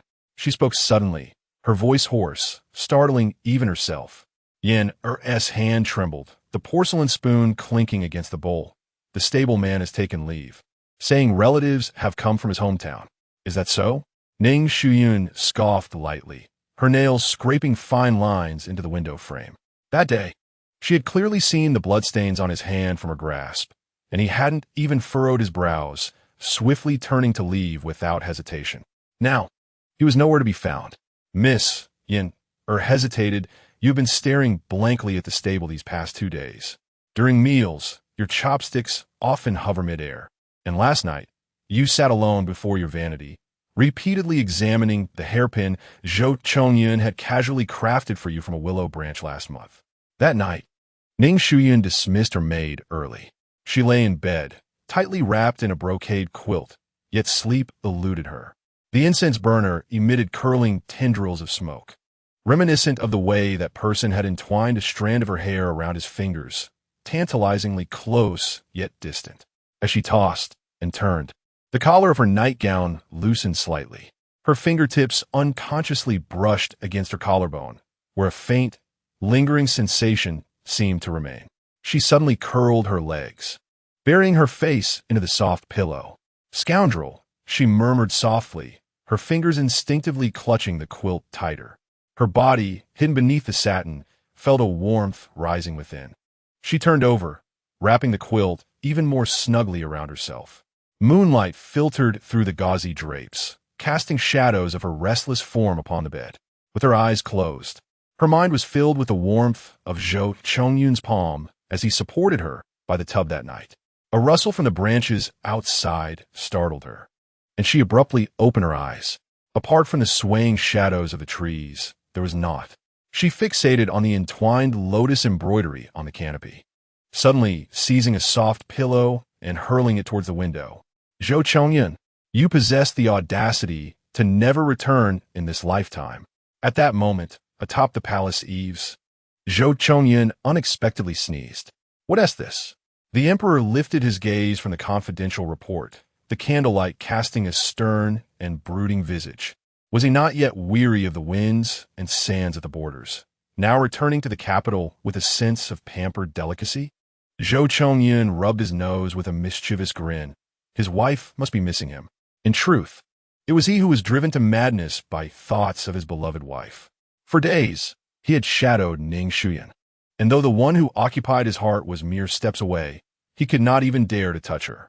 By day, he remained hidden like a shadow, watching her navigate the company of those scions of noble families. By night, he perched upon the eaves, listening to her restless movements within. His heart akin to a cat's claws, tormented. Several times he observed her gazing out the window, her fingertips unconsciously caressing the jade bracelet he had gifted her. In those moments, he could not help but wonder if she, too, was thinking of him, whether she, like him, was tortured by the wretched separation that robbed her of sleep. Zhou Chongyun was acutely aware of her anguish. Yet, the fiery resentment within him could not be quelled. They were, after all, united as husband and wife. How could she so easily cast him aside in times of trouble? And so decisively, so far. This was why he chose to ignore her. This foolish strategy, inflicting harm upon himself while attempting to wound her, seemed mad even to him. Yet, he could not swallow the indignation of being treated by Ning Shuyun as though he were a mere stranger to be discarded in times of peril. It had been 3 days, a full 3 days without holding his wife, without inhaling the faint scent of osmanthus from her hair, without hearing her playful scolding in his ear. For a man newly awakened to desire, this was far more unbearable than the harshest winter at the frontier.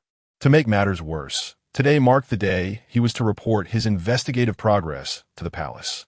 Zhou Chongyun crouched upon the beams of the Yangxin Hall, observing the emperor below as he reviewed memorials, and his resentment swelled further. Were it not for this cursed task, he would have long since taken his wife in his arms and taught her a lesson, rather than languish here, consumed by dust and emptiness. He bit down hard on the straw he was chewing, the bitterness spreading across his tongue. This life was truly unbearable. The emperor squinted at him, noting that unlike his usual return reeking of bloodshed, tonight there was a hint of sweetness akin to that of a young maiden. Suddenly, he smirked. I tasked you with investigating the Ning family, and yet you seem to have taken an interest in their daughter? No matter. Zhou Chongyun toyed with the jade pendant at his waist, a remnant left behind by Ning Shuyun, knowing that those old foxes were deeply entrenched and that he must approach from within the inner quarters. Just as he was about to finish speaking, a sudden discomfort clutched at his chest. He furrowed his brow, gazing towards the Sioux residence, an unsettling premonition creeping over him. Chapter 81. Dismissed in the Sioux stable. The following morning, the morning mist had yet to dissipate, dew clinging to the piles of fodder. Zhou Chongyun strode purposefully along the bluestone path, the sound of his boots crunching over the crushed grass resonating softly. Having endured a sleepless night in the palace, his eyes still bore the remnants of discontent. Yet the mere thought of soon seeing Ning Shuyun quelled some of the agitation within his heart. Ah, is that not Zhou Damafu? A sharp voice pierced through the morning mist. Zhou Chongyun halted his steps, noticing a scrawny lad resembling a monkey emerging from behind a stack of fodder. The young man rubbed his hands together, a sycophantic grin plastered on his face, yet his eyes sparkled with a malicious delight. I heard that your relatives have come to visit. The lad stepped closer, deliberately raising his voice. So, did your relatives not urge you to stay a few more days? Zhou Chongyun could scarcely be bothered to lift his eyelids and continued on his way to the stable. Upon hearing the familiar footsteps, Shui Tuanzi immediately raised its head from the trough, its damp nose nudging towards him. Hey, hey, hey. The lad abruptly stepped in front of the stable door. Zhou Master, you're not adhering to the rules. Zhou Chongyun finally regarded him with a glance. In the morning light, the shadow cast by his brow obscured the surging fury in his eyes, leaving only a faint, barely perceptible smirk at the corners of his lips. Get lost. The two words floated lightly, yet they sent a chill down the lad's spine. However, recalling the steward's instructions from that morning, he straightened his back. You may not be aware, but this stable, Zhou Master. The old steward had appeared on the porch, his gray-white beard fluttering in the wind. May I trouble you for a moment? Beneath the parasol tree, the old steward produced a dark blue cloth pouch from his sleeve. This month's wages. The elder's voice was heavy as he stated, the young lady has instructed that you need not come any more starting today. Zhou Chongyun's pupils constricted sharply. He fixed his gaze upon the bulging pouch of money and suddenly let out a laugh. Oldly, are you still drunk from last night's revelry? The steward remained silent, merely pushing the pouch forward once more. The cloth bag, embroidered with a pattern of entwined lotus, was a familiar design favored by Ning Shuyun. Zhou Chongyun's smile froze. He abruptly seized the steward's wrist. Where is she? The young lady has gone to the Chung family's pleasure boat early this morning. The steward winced in pain, but maintained his stern demeanor. Zhou Master, the young lady instructed me to convey to you. Nonsense. Zhou Chongyun suddenly bellowed, startling the sparrows perched beneath the eaves. He snatched the pouch, his rough fingertips brushing over the fine stitches. I want to see her. Now. The steward shook his head. The young lady said. He paused, adopting Ning Shuyun's soft tone. Zhou Master is a remarkable individual, capable of making a name for himself wherever he goes. Remaining by my side would indeed be a disservice. The morning breeze rustled through the parasol leaves. Zhou Chongyun's fingers tightened around the pouch until his knuckles turned white, the veins on the back of his hand bulging like coiling dragons. He suddenly turned to leave, but halted abruptly a few steps away. At the corner of the stable, the lad was exchanging knowing glances with several workers. It's clear he is trying to curry favor with the young lady. Bang! Zhou Chongyun's fist struck the trunk of the parasol tree. The bark splintered, sending wood shavings and droplets of blood cascading down. He stared at the wound in his palm, which oozed blood, and suddenly recalled the day Ning Shuyun had bandaged it, the shadow of her eyelashes flickering in the candlelight. On the pleasure boat, Cheng Yaoyuan and Su Wanswan were adorning Ning Shuyun's hair with lotus flowers. Oh, my dear aunt. Cheng Yaoyuan trembled as she held the silver hairpin. Your dark circles suggest you were out stealing horses last night? Ning Shuyun gazed at the shimmering river, her fingertips unconsciously stroking the jade bracelet on her wrist. Sunlight filtered through the gauzy curtain, casting a soft glow on her profile, yet it could not conceal the shadows beneath her eyes. Hey! Cheng Yaoyuan suddenly leaned in, making exaggerated expressions. Your horseman has been dismissed. Ning Shuyun interrupted her, her voice as soft as willow fluff. Cheng Yaoyuan's hand trembled, causing the lotus flower to fall into the teacup. She widened her almond-shaped eyes in shock. What? Have you two parted ways? Chapter 82. Let him go within the elegant boat. Cheng Wen's lotus flower fell with a soft splash into the teacup, sending droplets that dampened Ning Shuyun's sleeve. What? You two have broken up? Is it true? Cheng Wen's almond-shaped eyes widened in disbelief, her voice rising sharply. That Zhou Chongyun was not devoted to you? I no longer desire him. Ning Shuyun suddenly broke into a smile, the beauty mark at the corner of her eye glistening softly in the sunlight. She raised her hand to pour a cup of osmanthus wine, the liquid shimmering with delicate golden glimmers in the white jade cup. From now on, he will walk his own path, and I shall traverse my own solitary bridge, meeting as if we were strangers. Cheng Yaoyuan and Su Wanshan exchanged puzzled glances. Outside the boat, the melodic singing of the courtesans mingled with the silence within the cabin. Kasen Su Wanshan cautiously leaned closer, only to be pulled aside by Cheng Yaoyuan into a corner. Their heads huddled together as they whispered in hushed tones. What is happening on your side? Cheng Yaoyuan asked, partially concealing her face with a fan, her eyes round with curiosity. Su Wanshan shrugged innocently. I have no idea. Stealing a glance, at her cousin pouring wine. She lowered her voice. By the way, is my cousin really with Joe the coachman? It cannot be true. Weren't you supposed to ask your cousin last time? I didn't tea. Su Wanshan's ears turned crimson, her voice dropping further, feeling shy about the inquiry. It felt strange. Would it be any less strange if you asked me? Cheng Yaoyuan rolled her eyes, her peripheral vision catching Ning Shuyun downing another cup of wine. The sight of the beauty with her glazed eyes made her heart skip a beat. This was not mere nonchalance, but a deep emotional wound. Suddenly, Ning Shuyun slammed her palm on the table, startling the two girls. She pointed at the open book of songs, her voice soft yet slightly tipsy. What does it mean when a woman is infatuated that she cannot let go? She scoffed, her porcelain-like cheeks tinged with a rosy hue. Life is but a fleeting century. How much can one truly remember? I declare, if I say I can forget him, then I shall forget him. Her declaration was resolute. Yet she emphasized the word forget as if attempting to convince someone. Cheng Yaoyuan clearly noticed the whiteness of her fingers gripping the wine cup. There are countless men in this world. Ning Shuyun's voice suddenly faltered. Zhou Chengyun's carefree smile, the beads of sweat glistening on his bronze skin, and the steady heartbeat that resonated in her ear when she awoke from nightmares flooded her mind.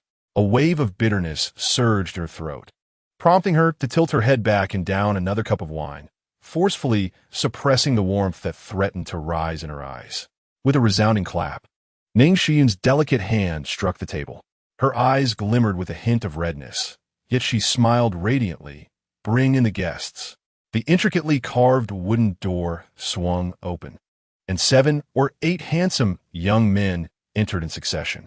There were scholars with fans, gentle as jade, swordsmen with a frosty demeanor, and performers in vibrant costumes, each captivating in their own right. Cheng Lin's sunflower seeds scattered across the floor, while Su Wanshan's mouth dropped open, wide enough to fit an egg. This is Lu Gongzi from the Drunken Immortal Building. Ning Shuyun casually pointed to the one holding a chain. This is from the 100 Herb Hall. She suddenly paused, rubbing her temples. Forget it, you all decide. The most handsome among the scholarly youths immediately stepped forward to pour wine, his gaze seemingly fixated on Ning Shuyun. Cheng Yaoyuan inhaled sharply, suddenly feeling a chill at the nape of her neck. Why has it become so cold in this boat? My lady, this is freshly brewed. Bang! The cabin door suddenly splintered into pieces. Amidst the flying wood shavings, a shadow lunged forth like a ravenous wolf. Before Cheng Yaoyuan could comprehend the scene, she witnessed the scholar, who had been serving wine, being kicked away, crashing through the intricately carved screen with a resounding crash. Zhou Chengyun stood firm, clad in coarse linen garments that clung to his taut muscles, the fury boiling in his eyes almost palpable. He surveyed the room filled with fluttering courtesans, and suddenly broke into a grin, his white canine teeth glinting ominously. Ning Shuyun's heart raced, yet she forced herself not to look at him, instead urging the stunned performer. Continue pouring. In a whirl of chaos, she found herself hoisted onto his shoulder. The familiar scent of pine mingled with the metallic tang of blood enveloped her as she struggled, pounding his back. Put me down. The response was a sudden sensation of weightlessness. Zhou Chengyun had leapt out of the window, carrying her effortlessly, his toes barely grazing the railing of the boat, soaring over the shimmering river like a falcon. The last image that imprinted on Cheng Yun's mind was the graceful arc of Ning Shuyun's moon-white skirt billowing in the air, and Zhou Chengyun's powerful hand pressing firmly against her lower back, as if intending to meld her into his very being. My goodness! Cheng Yaoyuan's fan slipped from her grasp and fell to the ground. Su Wanan stared blankly, cradling her face. Cousin, she. The two young women exchanged a glance, each seeing the same shock reflected in the other's eyes. Today, 2 innocent girls had gently shattered. Chapter 83. Let me go. The river wind howled past her ears, as Ning Shuyun's skirt fluttered like a butterfly in the air. She struggled, pounding Zhou Chengyun's back, but he only tightened his hold further. Are you insane? Her voice trembled. Put me down. Zhou Chengyun feigned deafness, bounding forward until they reached a patch of reeds by the riverbank. He strode through the tall grasses, carrying her effortlessly. The hem of Ning Shuyun's skirt caught on the blades, producing a faint tearing sound. She continued to struggle, hitting his back, her voice laced with both intoxication and fury. "Let me down." The man remained oblivious, his steps unyielding. "Zhou Chongyun," she raised her voice, her nails digging into his shoulder. "Are you deaf?" He finally halted, yet did not release her, merely turning his head slightly, his voice a gravelly whisper. "Ning Shuyun, have you grown bold?" She could not see his expression, only feeling the tension in his muscles and the weight of his restrained breath. "What does my capability have to do with you?" She retorted coldly. "Master Zhou, do not forget, I have already dismissed you." "Dismissed?" He scoffed, finally setting her down, but still gripping her wrist with enough force to draw a slight frown from her. Once steady, Ning Shuyun glared up at him. The autumn sun filtered through the gaps in the reeds, casting dappled shadows across his sharply defined features.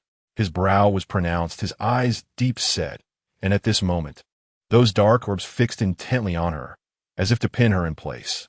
She had never seen him like this, rage giving way to a chilling smile. Yet beneath it simmered something even more perilous. "Ning Shuyun," he enunciated slowly, his voice low and hoarse. "Say that again. You wish to dismiss me?" "I could repeat it 100 times," she replied defiantly, raising her chin. "I no longer want you." His breath caught for a moment, then he sneered. "Is it because I struck Xiao Jingyi?" "No." She shook her head, her voice soft yet resolute. "It is because you do not regard me at all." Zhou Chongyun furrowed her brow intensely. "What do you mean? You are clearly aware of my concerns, yet you continue to act recklessly." Her eyes glistened with unshed tears. "Do you not realize that the Empress stands behind the Xiao family? Do you not understand that if the Xiao family decides to pursue this matter, the Su family will inevitably be implicated? Is that why you are so eager to sever ties?" His voice suddenly turned icy. "Ning Shuyun, do you think that I, Zhou Chongyun, cannot protect you? That is not my intention." She bit her lip. "I simply do not wish to implicate others." "Others?" He stepped closer, nearly pressing her against the tree behind her. "In your eyes, am I merely others?" Ning Shuyun found her breath caught in her throat. He was too close. Their noses almost touched, their heated breaths intertwining, carrying a faint scent of wine and pine. She instinctively attempted to retreat, but was trapped by his hold on her waist.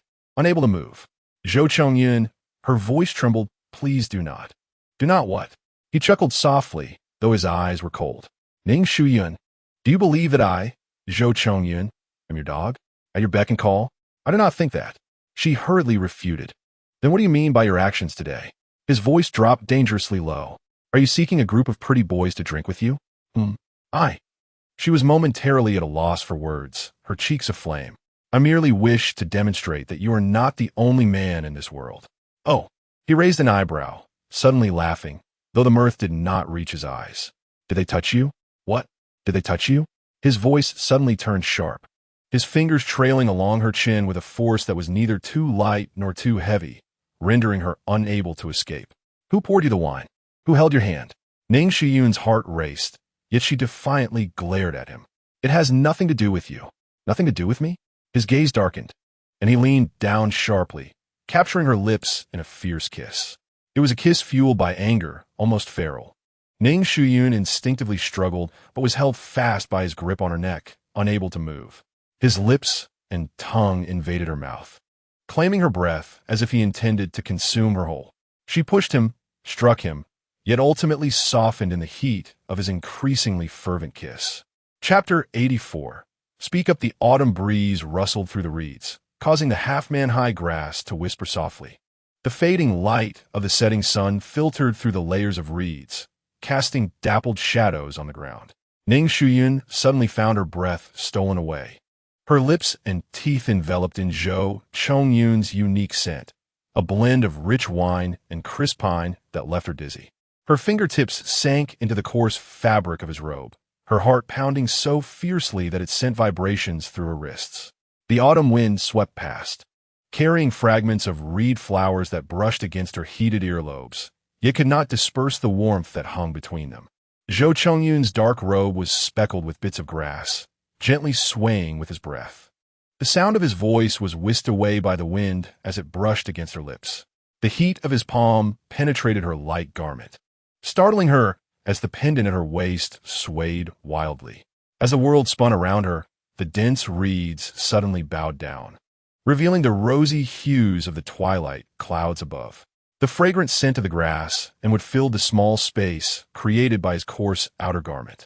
As Zhou Chongyun knelt slightly, the rough hemp belt brushed against her jade bracelet. He raised his hand to sweep away the reed fluff clinging to her hair, the calloused pads of his fingers grazing her earlobe with a heat that was even more intense than the previous sip of osmanthus wine.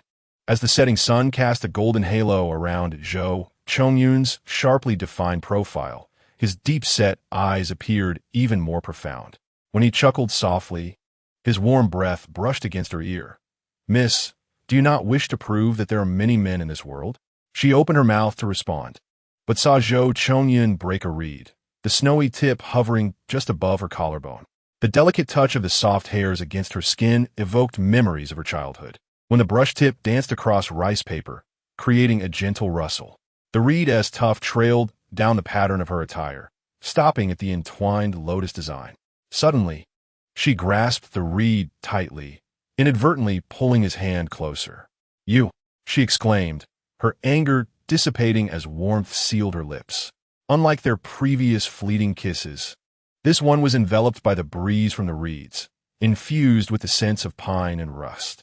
A jade hairpin slipped from her hair, cascading her dark locks over her shoulders. Zhou Chongyun abruptly withdrew slightly, his fingertip brushing against the rouge-stained corner of her lips. "My dear Mississippi." The last syllable faded into the tightening embrace. Ning Shuyun realized her back had touched the cool, coarse fabric, while a searing warmth seeped through the material. The twilight flowed over the reed tips. Startled partridges skimmed the water surface, shattering the golden reflection. He suddenly bound her hands loosely with a rough hemp strap, his movements as gentle as if he were securing a captured pheasant. "Watch," he instructed, turning her chin towards the western sky, where the setting sun was transforming the clouds into a tapestry of gold and crimson. His heated breath lingered against her ear. "Remember this twilight, just as you will remember today." In her swaying vision, she caught sight of the crushed reeds, their stems oozing emerald liquid. Zhou Chongyun was adorned with flecks of light like scattered gold, twinkling with his movements. The distant chirping of returning birds could be heard, yet it failed to penetrate the layers of reeds enveloping them. As the last sliver of daylight sank below the horizon, her fingertips brushed against the scar on the back of his neck, a remnant of the summer when he was grievously injured by an arrow while protecting her. Zhou Chongyun hesitated for a moment before enveloping her entirely in his outer garment.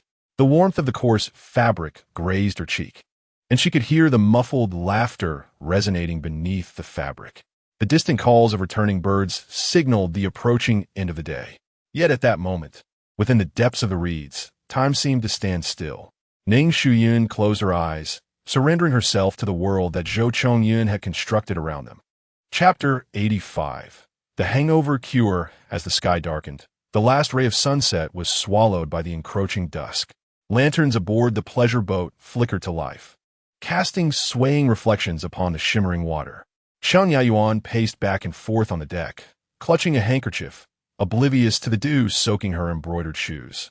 For the third time, she lifted the beaded curtain to gaze at the pitch-black river, her voice trembling with urgency. "Wanwans, do you think that madman Zhou Chongyun would really throw Shuyun into the river?" Su Wanwan, peering over the railing into the water, turned back sharply, her face pale. "No, surely not." Suddenly, she grasped Chang Yayuan's sleeve. "Sister Cheng, should we report this to the authorities?" "Report what?" Cheng Yayuan exclaimed, stamping her foot in frustration. "That scourge would dare to attack even Xiao Jingyi. If the officials arrive, they might end up in the river too." Just then, a sudden splash echoed from the distance.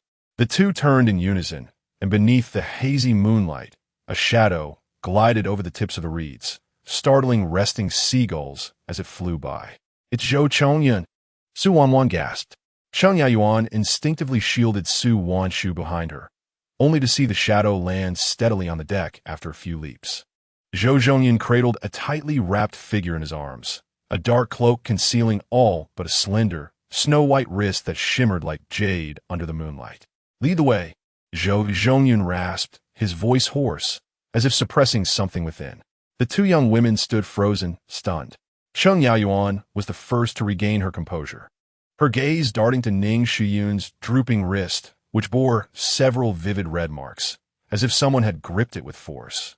Her heart skipped a beat, and she blurted out, "What have you done to Shuyun?" Zhou Zhongyun's expression turned icy in an instant, yet the person in his arms stirred slightly. From the cloak's opening emerged a flushed face. Ning Shuyun frowned, seemingly quite unwell. To the guest room, Zhou Zhongyun managed to utter through clenched teeth, "She has drunk too much." Realizing the situation, Cheng Yaoyuan quickly guided him upstairs. As they passed under the light, she stole a glance at Zhou Zhongyun. Noticing his jaw was tightly clenched, veins bulging on his neck, and his collar wrinkled as if he had just battled a ferocious beast. The innermost guest room was still lit with calming incense. Zhou Zhongyun carefully laid the figure on the bed, his movements astonishingly gentle. Just as Cheng Yaoyuan was about to step forward, he fixed her in place with a single glance. "Please watch over her," Zhou Zhongyun said abruptly, stepping back 2 paces to clasp his fists in a bow. "I will prepare a hangover remedy." The two young women exchanged glances. Once his tall silhouette had vanished from the doorway, Cheng Yaoyuan rushed to the bedside. "Shuyun? Shuyun, wake up!"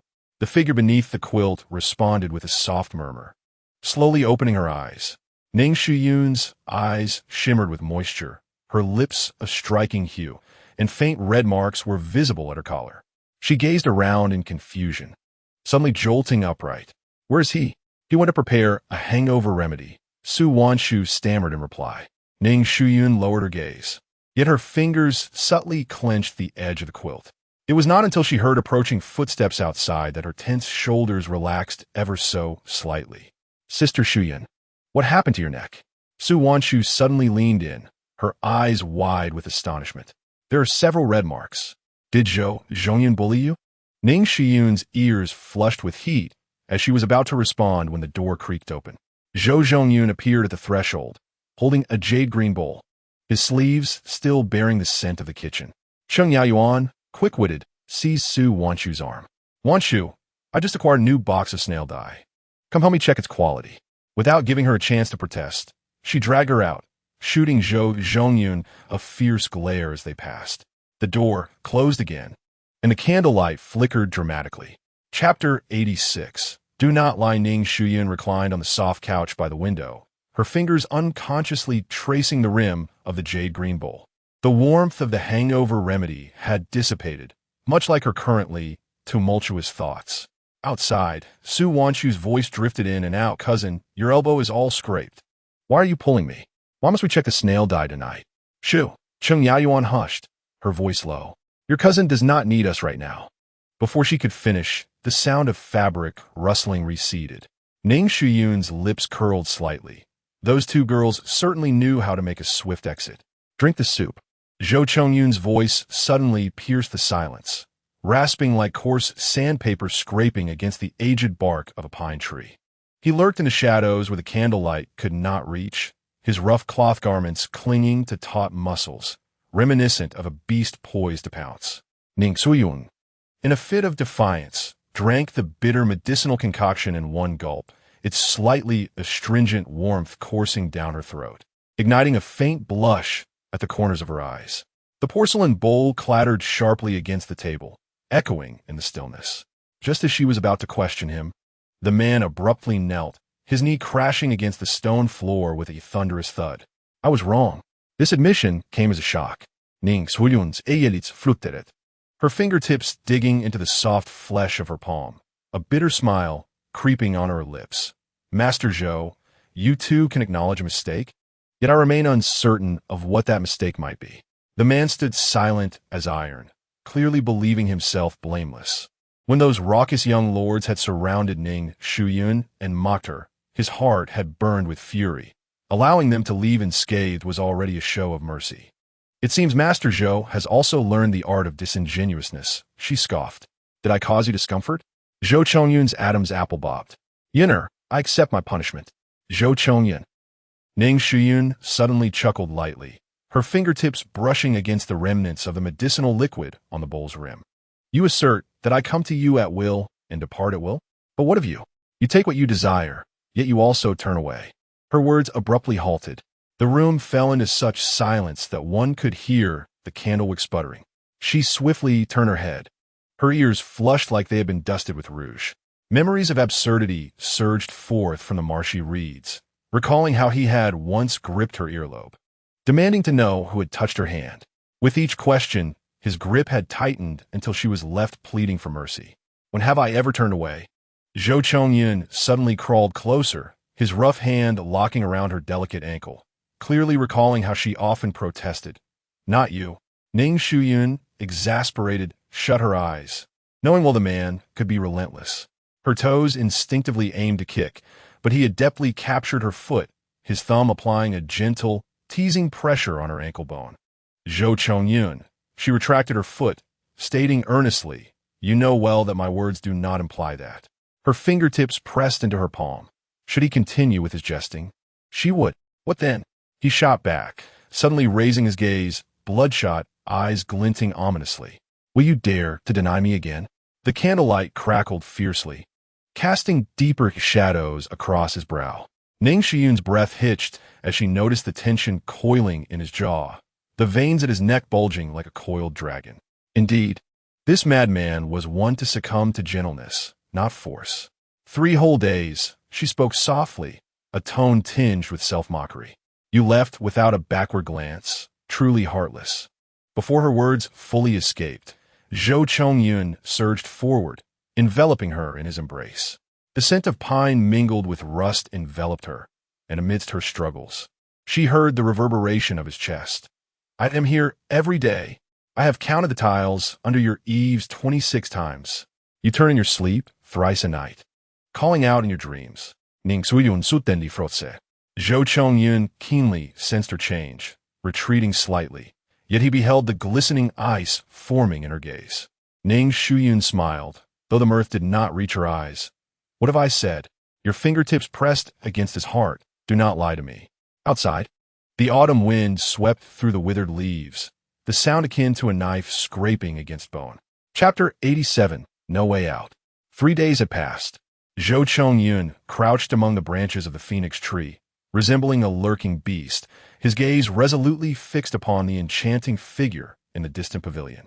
Ning Shuyun was adorned in a pale blue embroidered dress with a cross collar, a delicate apricot silk sash cinching her waist, and a jade hairpin nestled at a slant in her hair, exuding an elegance akin to an orchid blooming after a rain. She was gently sipping tea, her cherry lips brushing the edge of the celadone cup, savoring a delicate sip.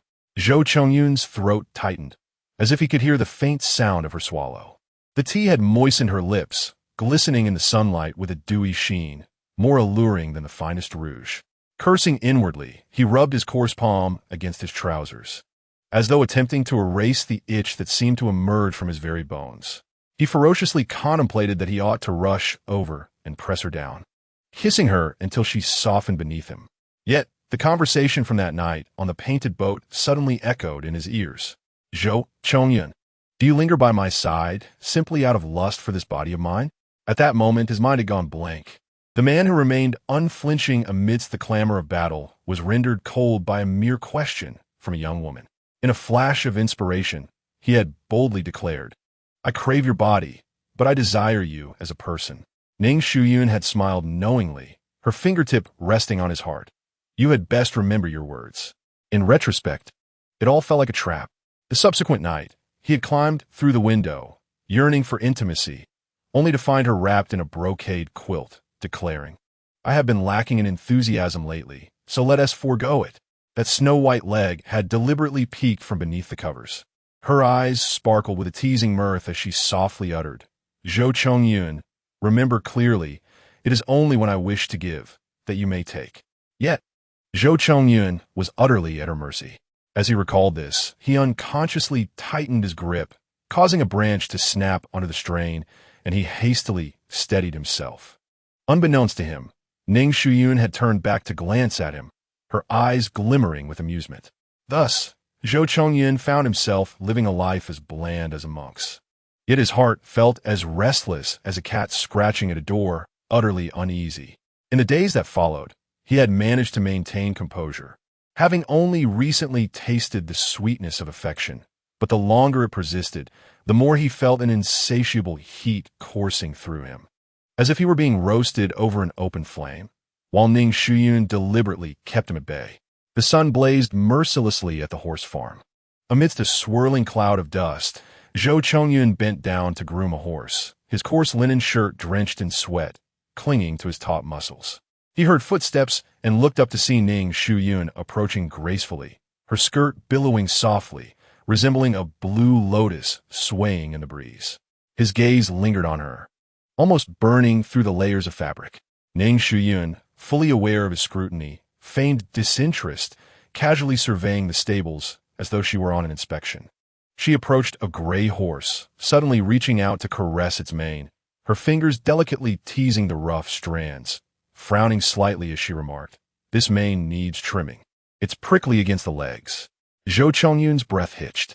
Her fingers, as pale as jade, sank into the deep gray mane, their contrast striking and painfully enticing. He stared intently at her movements, his throat dry and aching. The fingers should have been entwined in his hair, enveloped by his rough palm, and gently nibbled between his teeth.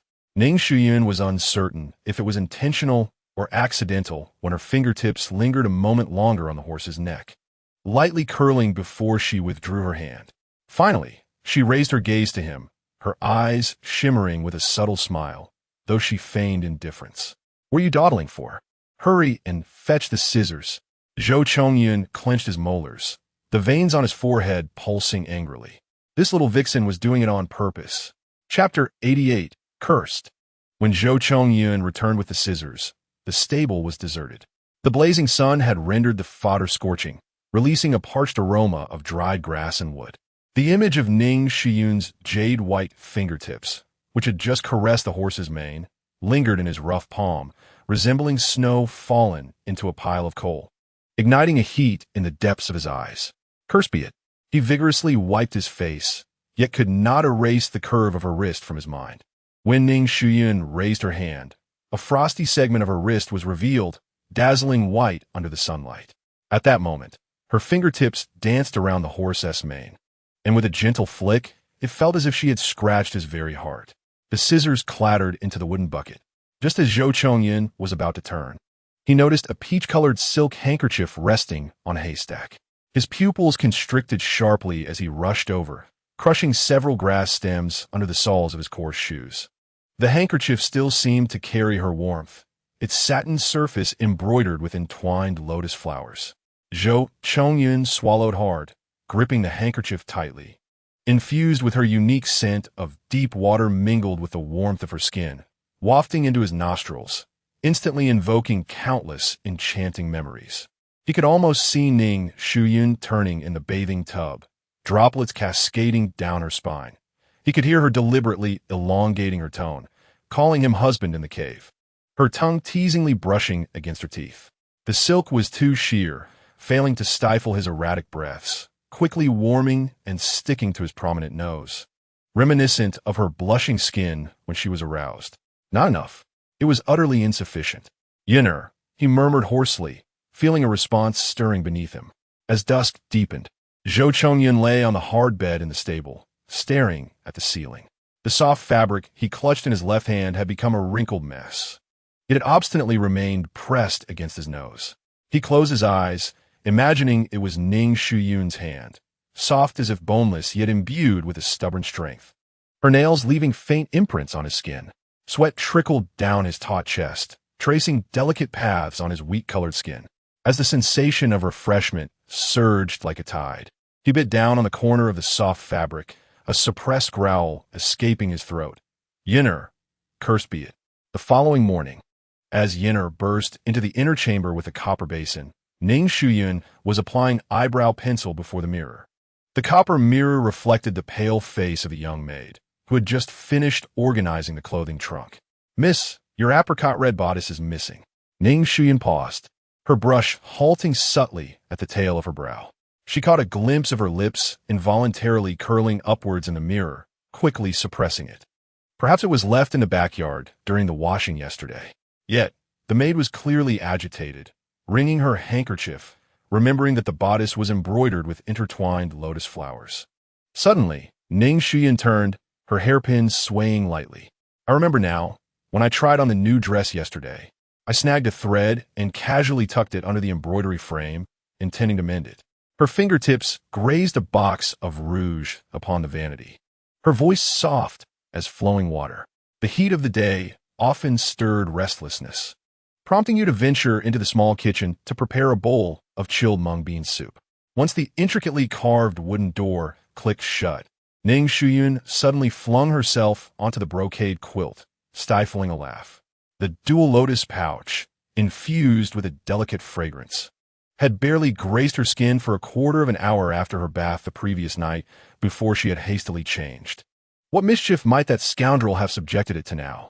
She rolled over, her fingers lightly tapping the wooden edge of the bed, when a sudden thought struck her. Zhou Chongyun had eyed her in the stable as if he were a ravenous beast fixated on a sweet cake. That very night, rain began to fall. The raindrops slanted against the window frame, dampening the poetry sheets on the desk.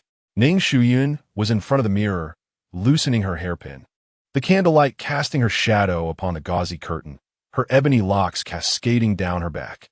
A dark silhouette suddenly appeared in the copper mirror, a tall figure nearly filling the entire doorframe.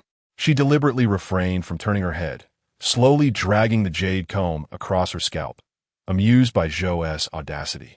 Zhou Chongyun compelled her to look up, their gazes locking in the mirror. The dim light of the copper mirror revealed his reddened eyes and taut jawline, resembling a famished beast. You did this on purpose. His voice was hoarse and unrecognizable. Before Ning Shuyun could respond, he seized her chin and kissed her fiercely.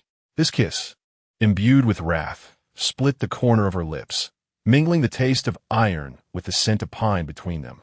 His tongue invaded with fervor, sending shivers down her spine as the silver strands of saliva trailed down her chin. She feigned resistance, yet her fingers betrayed her, gripping his garment tightly. The coarse fabric was torn open, revealing faint marks on his honey-toned chest, a testament to his own indulgence with that pouch. Zhou Chongyun abruptly lifted her, pressing her against the vanity, scattering rouge and powder across the floor. He buried his face in the crook of her neck, inhaling deeply, his nose brushing against her pulsing vein. Indeed, I possess audacity, my hand slipping beneath your skirt, leaving crimson traces. I shall quell my fire with your body. The mirror reflected their entwined figures. Ning Shuyun suddenly pressed against his chest, her voice soft and syrupy. Perhaps tonight, I would rather abstain. The air thickened instantaneously. Zhou Chongyun's pupils constricted, his muscles taut as if ready to burst. Yet he remained utterly still. He fixated on her glistening lips, his thumb brushing heavily against the vibrant hue. Ning Shuyun, do you intend to torment me? Indeed, she replied, laughter spilling from her lips as her finger playfully poked his heart. What shall we do about it? The final note of her words dripped with sweetness, while her eyes sparkled with mischief. Outside, the rain pelted against the withered banana leaves, each sound akin to a drop upon hot coals. Chapter 89. A decision made. Autumn rain pattered softly. The copper bell beneath the eaves chimed as the wind stirred. Ning Shuyun's fingertips clutched a freshly delivered letter, a cold smile gracing her lips. The missive, dispatched from the Ning family, plainly stated that Ning Anren and Xiao Jingyi's betrothal had been finalized, with a formal engagement set for the 15th of next month. Indeed, her fingers crumpled the letter into fragments that cascaded down. The scandal surrounding Ning Anren and Xiao Jingyi had stirred the city into a frenzy, and yet they had managed to secure a marriage agreement. The elders of the Ning family seemed to have cast aside all semblance of dignity. Ning Shuyun raised her gaze to the window, her eyes as frosty as the first winter-esque frost. The Ning family's eagerness to arrange a betrothal is merely an attempt to leverage the Xiao family's influence, seeking to quell the external rumors. Yet, what has prompted the Xiao family to suddenly change their stance? This matter is shrouded in mystery. The engagement between Ning Anren and Xiao Jingyi is undoubtedly more complex than it appears. I must return to the Ning household. As Ning Shuyun stepped into her aunt Chun Lingrong's courtyard, she found her embroidering in the shade. Upon noticing her arrival, Chun Lingrong smiled and beckoned. Ayun, Perfect timing. Please help me assess this pattern. However, before she could complete her sentence, she abruptly halted, keenly sensing something amiss in Ning Shuyun's demeanor. Aunt. Ning Shuyun stood resolutely before her, her voice soft yet unwavering. I wish to return to the Ning family. With a resounding thud, the embroidery frame in Chun Lingrong's hands crashed onto the table, scattering needles and threads across the floor. She sprang to her feet, her expression darkening. What did you just say? Ning Shuyun lowered her gaze in silence, her fingertips gently caressing the jade bracelet on her wrist. You still fail to grasp the intentions of the Ning family? Chun Lingrong's voice trembled with indignation. It is easy to evade an open threat, but a hidden one is far more treacherous. Living under the same roof, do you believe they will spare you? Meeting her aunt's gaze, Ning Shuyun's eyes remained serene. Precisely for that reason, I must return. Chun Lingrong's chest heaved with emotion, her finger trembling as she pointed at Ning Shuyun. Have you truly lost your mind? Ning Shuyun gently grasped her hand, her tone soothing yet resolute. Aunt, the engagement between Ning Anren and Xiao Jingyi has been finalized. They will only grow more restless henceforth. You witnessed their audacity last time. They even dared to disturb grandmother. At the mention of the matriarch, Chun Lingrong's expression shifted slightly. Seizing the moment, Ning Shuyun pressed on. If I do not go, their actions will only escalate. Besides, a faint smile graced her lips, a glint of cold determination flickering in her eyes. I have my own accounts to settle with them. After a prolonged silence, Chun Lingrong finally sighed deeply. Have you truly thought this through? I have, Ning Shuyun affirmed with a nod. I will take Zhou Chongyun with me. Upon hearing Zhou Chongyun's name, Chun Lingrong's tense expression softened somewhat. While the horseman's origins were uncertain, his skills were commendable. With him by her side, Ning Shuyun would at least not suffer losses. Very well, Chun Lingrong relented, yet still concerned, she cautioned. But you must promise me to return to the Su family every few days to report your safety, or I shall send someone to fetch you immediately. Ning Shuyun smiled brightly, responding solemnly, agreed. As night enveloped the world, only a single glass lamp illuminated the boudoir. Seated at her vanity, Ning Shuyun lightly traced the edge of the bronze mirror, her tone languid. Come out. Her voice was soft yet imbued with an irresistible command. A tall figure emerged slowly from the shadows, clad in coarse fabric that accentuated his muscular build, each step exuding an aggressive aura. Zhou Chongyun halted behind Ning Shuyun, slightly bending forward, his warm breath brushing against her ear. What's the matter? Did you miss me? Without turning, Ning Shuyun met his gaze in the mirror. The candlelight danced upon his chiseled profile, accentuating his high cheekbones and deep-set eyes.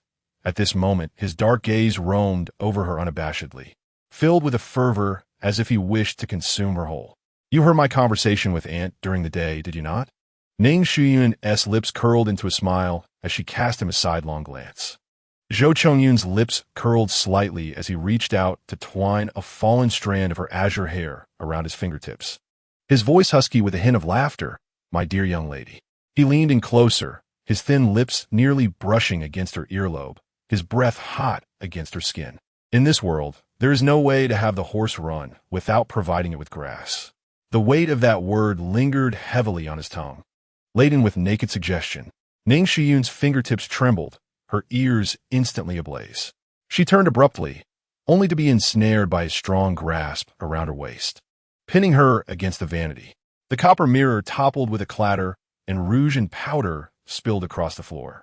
Zhou Chongyun lowered his head, his nose grazing her neck, his voice a low rasp.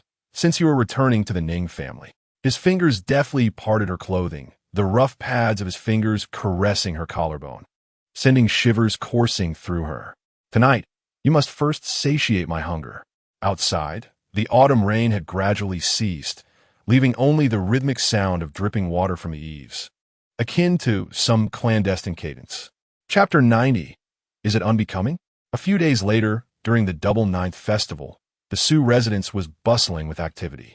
The corridors were adorned with fragrant pouches of dogwood, and the kitchen was filled with the sweet aroma of chrysanthemum wine, Even the most junior of servants received double rewards.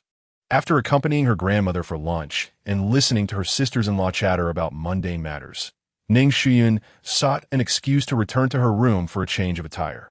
"Miss, do you truly wish to wear this?"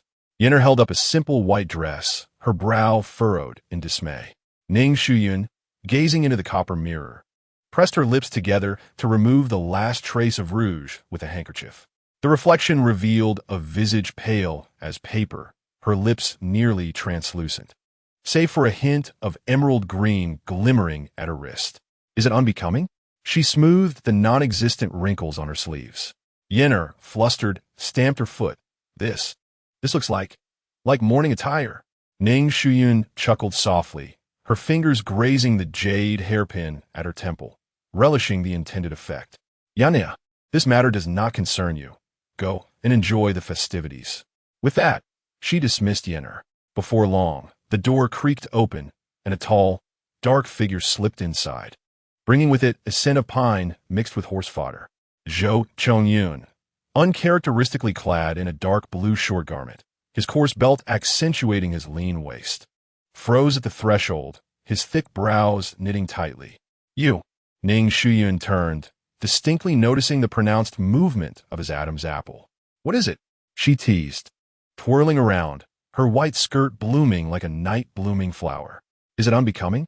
Zhou Chongyun strode forward, taking several large steps until he stood before her, his rough hand gripping her delicate wrist fiercely. The jade bracelet pressed against their skin, icy and piercing. "Did I demand too much last night?" His voice lowered to a whisper, his thumb tracing the faint blue veins on her wrist, probing for discomfort. Ning Shuyun felt her ears heat up. This brute had a knack for embellishing his own image. She withdrew her hand, lightly poking his chest with her fingertip. "Do not flatter yourself." To her surprise, he suddenly seized her finger, his canine teeth grazing her fingertip with a gentle pressure. Ning Shuyun shivered, the absurd memories of the past few days flooding back like a tide. Perhaps, for the moment, she could acknowledge that he indeed possessed certain skills. "Is it not so?"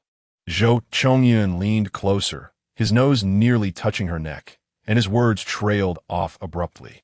Ning Shuyun's fingertips, resembling tender green shoots, gently grazed her pale lips, as a vivid hue gradually blossomed beneath her touch. It was akin to a crimson plum blossom erupting unexpectedly in the snow, where the delicate silk inadvertently stained with rouge. With a slight twist of her wrist, the shell-like texture brushed against her lower lip, leaving a more vibrant mark.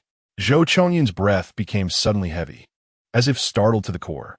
He swiftly enveloped her in his embrace, his chin brushing against the crown of her head, mistakenly believing that he had hurt her, yet unable to suppress a smile.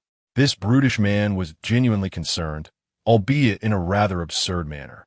Before she could utter a word, the back of her head was abruptly clasped by a large hand.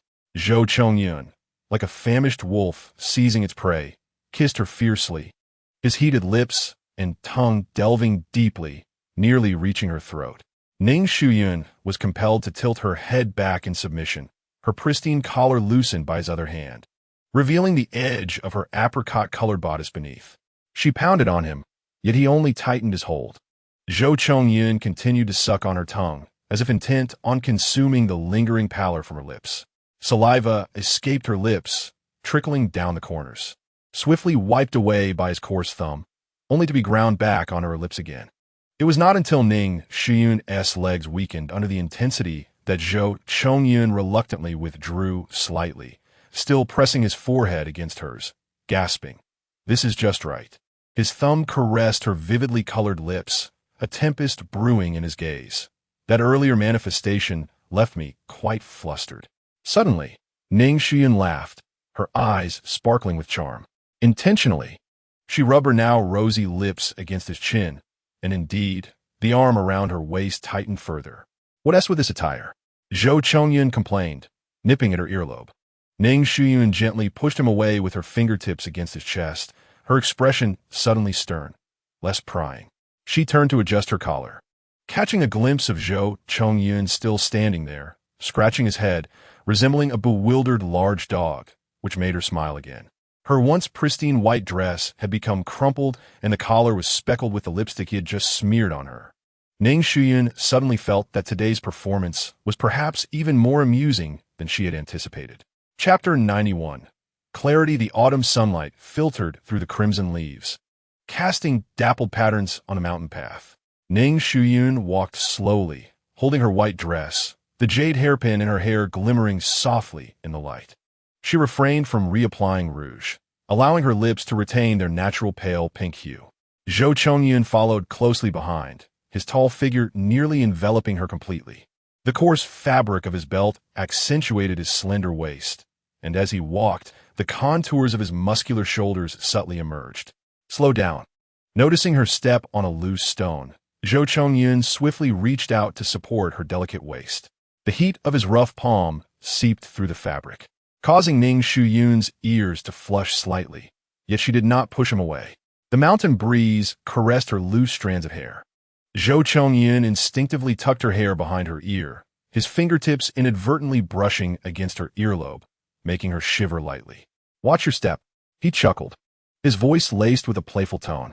Ning Shuyun shot him a reproachful glance, but said nothing. Thus the two walked in tandem, their contrasting silhouettes harmoniously cast against the path strewn with vibrant red leaves. Atop the small green hill, a stone tablet stands silently. The inscription, "In loving memory of my daughter, Su Wanpei," pinned with remarkable vigor, unmistakably bears the mark of old Master Su. Before the grave lie several bouquets of fresh yellow chrysanthemums and delicacies.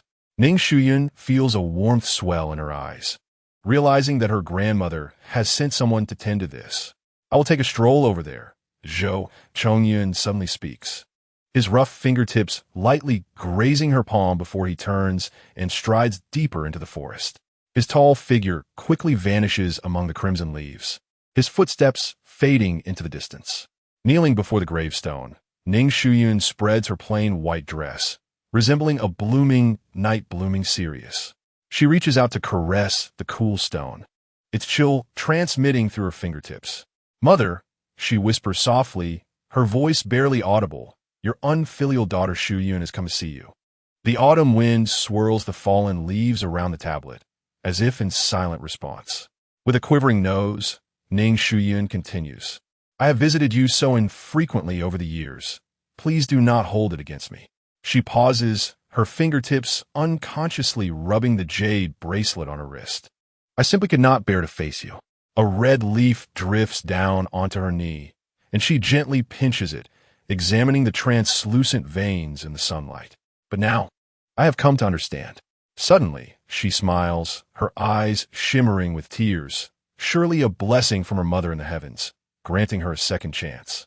"Rest assured, I will protect grandfather and grandmother in this lifetime," she declares, her fingertips pressing firmly, causing the red leaf to shatter into several pieces. "Those who have wronged us shall not find peace." Before long, the sound of brittle branches snapping reaches her ears. Ning Shuyun turns to see Zhou Chongyun's towering figure emerging from the woods. His coarse garment appears stuffed with something precious. "Here," he says, kneeling beside her and carefully unfolding his garment. A handful of vibrant wild hawthorn berries tumble forth, each one plump and round, glistening enticingly in the sunlight. Ning Shuyun chuckles softly, picking one up between her fingers. The berry still carries the fresh scent of the forest, and as she takes a gentle bite, the sweet and tart juice bursts forth on her tongue. "Is it delicious?" Zhou Chongyun's gaze is fixed on her lips, now glistening with juice, his throat bobbing slightly. Ning Shuyun nods, offering another berry to him. He takes it from her hand, his canines inadvertently brushing against her fingertips, sending a blush to her ears. "Mother." Ning Shuyun turns to the gravestone, her voice tender. "This is Zhou Chongyun, our family's current stableman." Zhou Chongyun, mid-chew, nearly chokes at her words. He swallows the fruit hastily and suddenly sits up straight, adopting a serious demeanor. "I am also Yunner's man," he adds, his voice deep and resolute. Before Ning Shuyun can respond, he bows deeply toward the gravestone. "Mother, though I am but a rough man, once I have committed to Yunner, I shall never forsake her in this lifetime." Ning Shuyun's eyelashes flutter, taken aback by his declaration. Zhou Chongyun continues, "Our meeting was a serendipitous event, yet in my heart, she has always been my wife." He turns to her, his dark eyes filled with sincerity. "In the future, I shall give her a splendid wedding, one for all of the capital to witness." A warmth spreads through Ning Shuyun's heart at his words, and she gently lifts the corners of her mouth. She does not respond verbally, instead placing the hawthorn pit she held delicately at the foot of the gravestone. She was, indeed, indifferent to the wedding. The elaborate rituals and the bustling crowd of guests were merely embellishments in her eyes. Yet, at this moment, gazing at his earnest expression of commitment, she found herself reluctant to interrupt. Sweet nothings, after all, are but the adornments of tender moments, and she believed in the sincerity of his heart at this instant, as naturally as one trusts that the autumn wind will inevitably stir the fallen leaves. However, the finest treasures of this world are not impervious to time. An excessive fixation on eternal promises may lead one to overlook the warmth of the present. This is quite sufficient, she thought to her mother, akin to the vibrant foliage on the mountains, which, once it has bloomed brilliantly, is enough.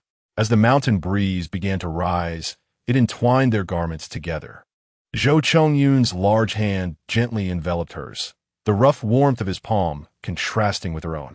Ning Shuyun did not withdraw, but allowed their fingers to intertwine. The yellow chrysanthemums at the gravestone swayed gently, as if silently offering their blessings. Chapter 92. Speak louder soon. Zhou Chongyun finally understood why Ning Shuyun had donned this simple white dress. Before the grand vermilion gate of the Ning residence, the estate was festooned with decorations. With scented sachets of dogwood hanging from the eaves, and even the stone lions wore red silk around their necks. The faint sounds of silk and bamboo music could be heard within, interspersed with exaggerated laughter, as if striving to overshadow recent scandals.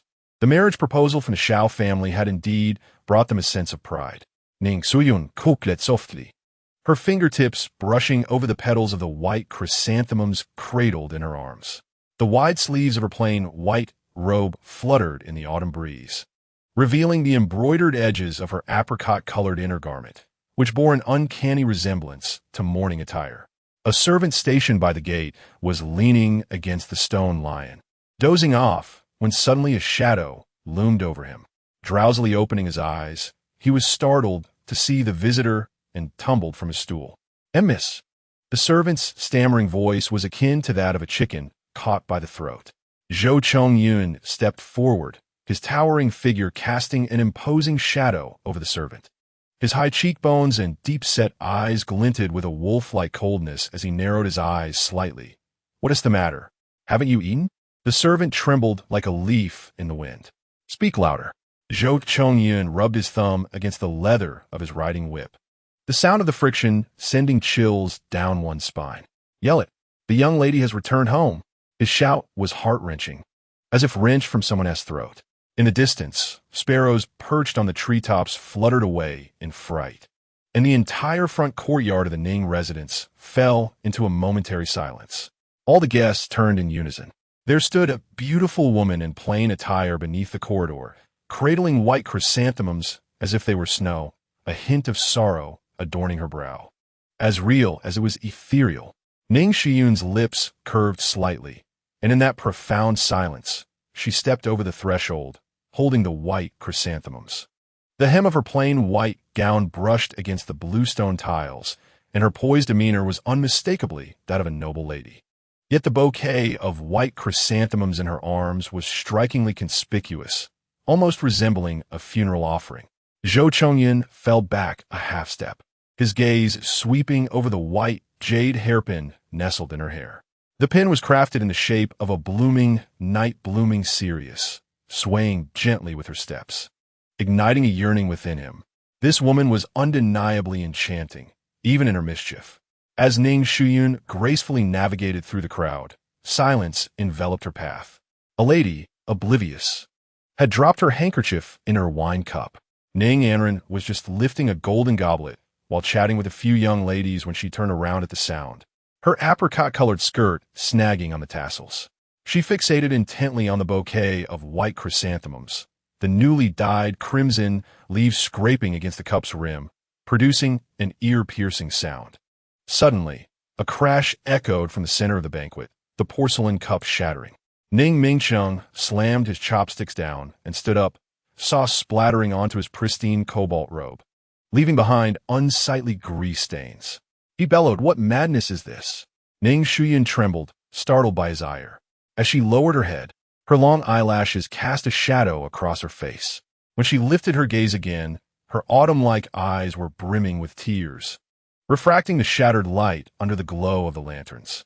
Her father scolded her for her apparent madness, yet his voice, reminiscent of a gentle spring rain in March, carried a chilling undertone that penetrated the fabric of her being. Had he ever considered why his daughter bore such a countenance? The final note of his reprimand quivered, evoking a pang in the heart. Before his words could dissipate, a single tear escaped, staining her pristine garment with a deep mark. On this day of familial gathering, no one had informed her, and on the occasion of the Double Ninth Festival, must she endure such rebuke for not paying tribute to her mother? Upon uttering this, a wave of gasps swept through the hall. Several ladies exchanged glances, hushed discussions emerging from behind their round fans. It is only right to honor one's mother on the Double Ninth Festival. Yet how could they neglect to inform the legitimate daughter of the banquet? All eyes, like arrows, pierced towards Do Shuyun. This stepmother, clad in a deep crimson gown adorned with golden patterns, appeared paler than Ning Shuyun's white attire. Her trembling hand clutched a handkerchief, clearly taken aback by Ning Shuyun's unexpected display. Ning Shuyun found himself at a loss for words, his aged face reddening, opening his mouth without knowing how to counter. He instinctively glanced at the assembled guests, their scrutinizing gazes akin to numerous mirrors reflecting his shame, leaving him rooted to the spot. Yet, Ning Shuyun did not wait for his response. The young lady suddenly covered her face and turned away, her white sleeves fluttering like a butterfly, vanishing into the corridor's depths. The sound of music resumed, the banquet continued, yet the whispers among the guests could not be hushed. Who still cared about the marriage of the Shao family? All conversation revolved around the plight of the wronged legitimate daughter of the Ning family. Ning Anren trembled with rage. Her face, as vibrant as blooming peach and plum, contorted in a terrifying manner, her freshly applied rouge marred by deep bite marks. Chapter 93. Stop the fuss. Ning Shuyun returned to her chamber, feigning tears as she covered her face, her flowing white sleeves dancing with her hurried steps, resembling a butterfly battered by the storm. Upon entering her room, she placed a bouquet of white chrysanthemums on the table, and in an instant, a cunning smile crept on her lips. Yet before this smile could reach her eyes, a faint sound from the window caught her attention. Before she could turn around, a dark figure pounced upon her like a famished beast, pinning her to the soft couch. The man's heavy form pressed down upon her, making it hard for her to breathe, his rough hand supporting her head, yet still causing the satin pillow to sink beneath them. "Zhou Chongyan," she whispered, her words swallowed by the fervent heat of his lips. Zhou Chongyun, like a beast long deprived, savored her lips, heavy breaths escaping him as he propped himself up, his dark eyes ablaze with fervor. "You certainly cried convincingly," he remarked. Ning Shuyun, still bearing traces of unshed tears at the corners of her eyes, smiled sweetly as she wrapped her arms around his neck. "Did you see their expressions?" Her eyes sparkled with a mischievous glint, while Ning Mingqing's weathered face darkened ominously. Unseen, Zhou Chongyun leaned in, gently nibbling her earlobe, his teeth grazing with just the right pressure, lost in the sight of his beloved wife. His rough fingertip brushed against the corners of her tear-streaked eyes, and he suddenly chuckled softly. "I thought you would dazzle at the banquet today, but you ended up weeping and fleeing instead." Ning Shuyun let out a disdainful hum, her delicate fingers gliding over his moving Adam's apple. Confront them publicly? Engage in a shouting match? A flicker of contempt crossed her gaze. "I have no desire to soil my hands." Zhou Chongyun seized her mischief-making hand, the heat radiating from his palm, causing her fingertips to tremble slightly. He leaned closer, their noses nearly touching. "Such trivial matters need not trouble your hands. My voice is as thunderous as a storm. With a mere command from you, I could dismantle the Ning residence." "Brute!" Ning Shuyun swatted his hand away, casting him a reproachful glance. What joy is there in momentary triumph? Her fingertip traced circles on his chest. I wish to see them choked with their own bitterness, yet powerless against me. She smiled like a cunning fox, her eyes and brows alight with clever triumph. Zhou Chongyun felt a tightening in his throat, and he bit down on her playfully, little vixen. His rugged palm caressed her slender neck. It seems I must tread carefully from now on, lest I offend you. Only now do you grasp this? Ning Shuyun raised an eyebrow in delight, her jade-like fingers entwined in his tousled hair. Zhou Chongyun was suddenly reminded of the sting of neglect from days past, a chill running down his spine, and he quickly begged for forgiveness. Little ancestor, am I not wrong? As he spoke, he hastily began to untie the silk ribbon at her waist, his urgency akin to that of a wolf starved for 3 days. Ning Shuyun abruptly pressed down on his restless hand, a flicker of panic in her eyes. Stop it. Yinner will be here soon. She distinctly heard footsteps approaching from outside. Yet this man seemed oblivious, intensifying his kisses along her collarbone. Zhou Chongyun. She frantically pounded on his chest, but he seized her wrist and pinned it above her head. The man's heated lips and tongue traced down her neck, leaving a trail of faint red marks. She bit her lip to stifle a moan, her body betraying her with tremors. The footsteps had reached the door, and Ning Shuyun's eyes glistened with unshed tears. This rascal, despite his formidable martial prowess and superior hearing, chose this moment to feign ignorance. In her flustered state, she caught a glimpse of her reflection in the bronze mirror, her hair tousled, lips swollen, and her neckline carelessly open, revealing an expanse of fair skin resembling a begonia battered by a tempest. With a creak, the door swung open. Chapter 94. Too much talk. Zhou Chongyun finally relinquished his hold, slipping like a specter into the shadows cast by the bed curtain. Ning Shuyun hurriedly pressed her disheveled clothing together, her fingers trembling slightly. She feigned calmness as she leaned back against the pillow, her chest heaving violently, the flesh on her cheeks lingering. Miss, I have come to tidy the room. Yinner entered the chamber with her head bowed, her gaze fixed on the cool brick floor, daring not to glance toward the bed. Ning Shuyun cleared her throat, her voice still wavering. Go ahead. She lifted her hand to tuck her disheveled hair behind her ear, only to find her fingertips trembling uncontrollably. As the maid, Yin Yin, turned towards the gilded screen to wipe the rosewood round table, Ning Shuyun immediately cast a glare into the depths of the bed curtains. Through the sheer fabric, she could faintly discern Zhou Chongyun sprawled lazily amidst her brocade quilt, his sturdy arms resting behind his head, flashing her a mischievous grin. His demeanor resembled that of a triumphant beast, his eyes glimmering with satisfaction. He deliberately formed silent words with his lips, provoking a mix of embarrassment and anger in Ning Shuyun. In a fit of vexation, she grabbed a decorative soft pillow to throw at him, only for him to effortlessly catch it. To add insult to injury, he audaciously brought the pillow to his nose for a deep inhale, even winking at her. Ning Shuyun's ears flushed crimson, and she hastily averted her gaze. Just then, Yin Yin's voice came from behind the screen, inquiring, Miss, shall we arrange the white chrysanthemums on the windowsill? No need, Ning Shuyun replied, adjusting her sleeves as she rose, her voice regaining its usual calm. I will go to my mother's courtyard. She deliberately heightened her footsteps as she walked past the bed, but as she did, she suddenly felt a tightening at the hem of her skirt. Looking down, she saw that Zhou Chongyun had, unbeknownst to her, reached out and was playfully tugging at the corner of her apricot-colored gown with 2 fingers. As she lifted her foot to kick him, he nimbly rolled off the bed, his black garments slicing through the air in an elegant arc, and in an instant, he slipped through the half-open window, leaving only the curtain fluttering gently. The twilight deepened, and the lanterns flanking the corridor swayed slightly in the breeze. Ning Shuyun walked alone along the long corridor where light and shadow danced, the hem of her skirt whispering softly against the bluestone tiles. Her pace was unhurried, undeterred by the encroaching night, for she knew there would always be a figure following closely behind, a silent guardian.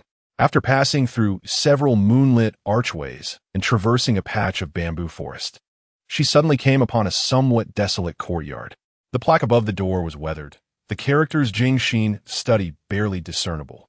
Ning Shuyun paused at the stone steps, her fingertips brushing lightly over the faded plaque, nostalgia flickering in her eyes. As the night breeze swept past, it carried a hint of floral fragrance, and for a moment, she felt transported back to her childhood. Unbeknownst to her, Zhou Chongyun had approached her side, suddenly stepping past her to knock on the door knocker. The sound of the copper ring striking the wooden door echoed distinctly in the stillness of the courtyard. "What are you doing?" Ning Shuyun turned her head in surprise. Zhou Chongyun's expression was unusually solemn, his sharply defined profile appearing particularly resolute in the dusk. "This visit to my esteemed mother-in-law cannot disregard the proper etiquette." He then solemnly knocked 3 more times on the door. A warm current surged within Ning Shuyun, and she reached for the creaking wooden door, saying, "If my mother were here, she would surely take a liking to you as her son-in-law."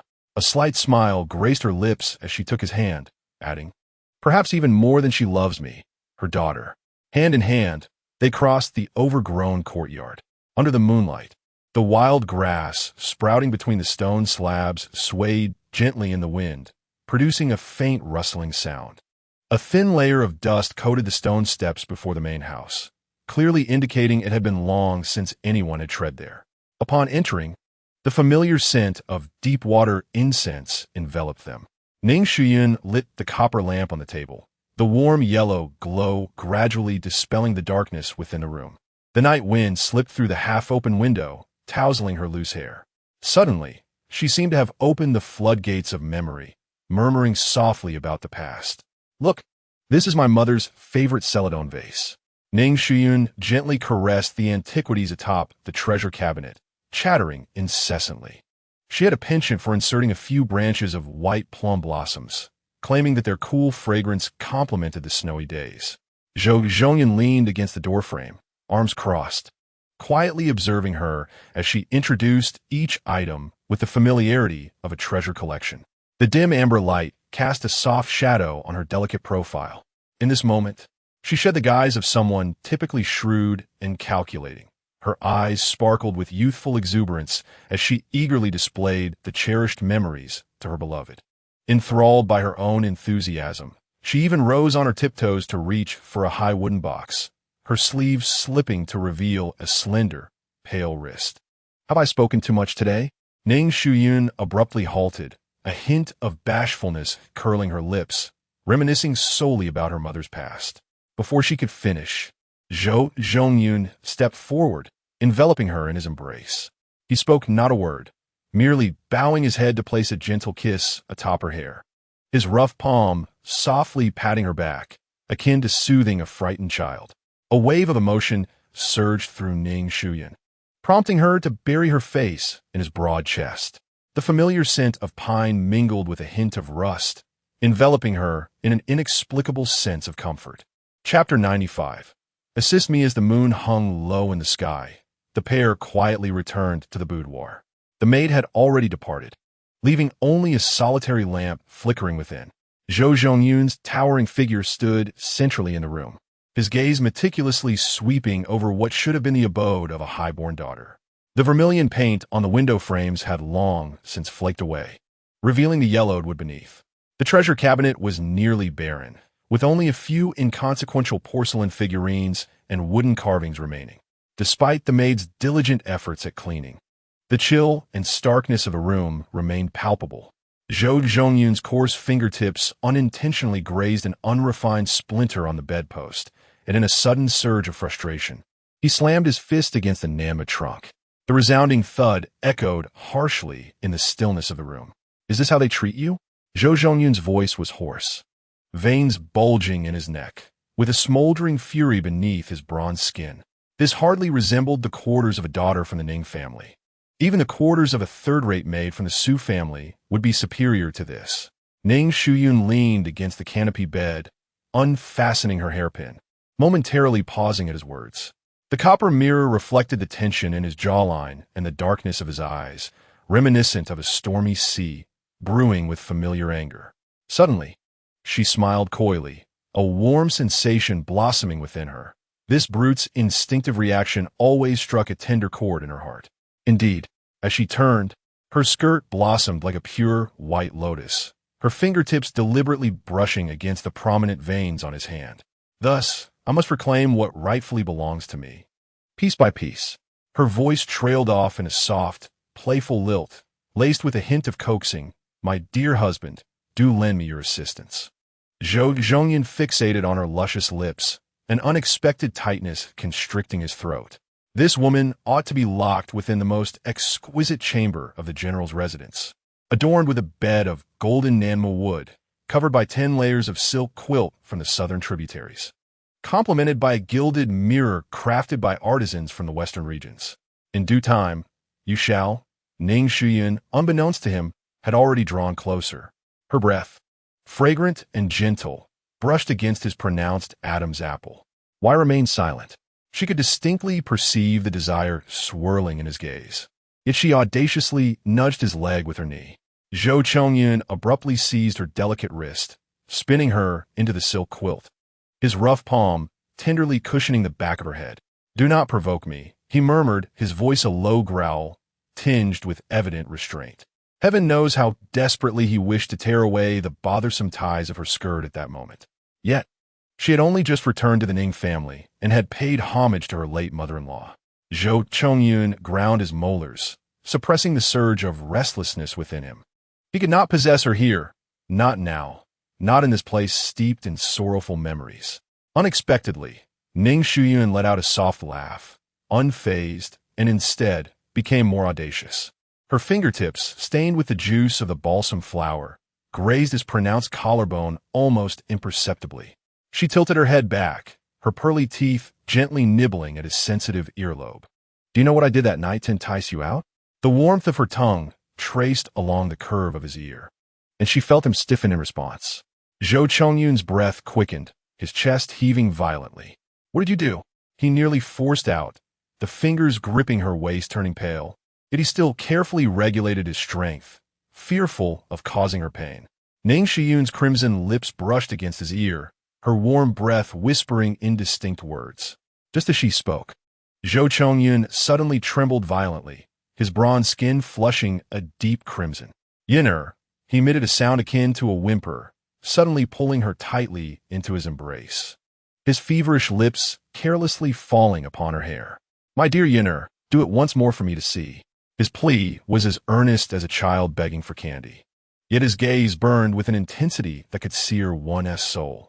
Ning Shuyun found delight in this stark contrast, her slender fingers leisurely untying her garment, revealing a glimpse of her apricot-colored undergarment beneath his fervent gaze.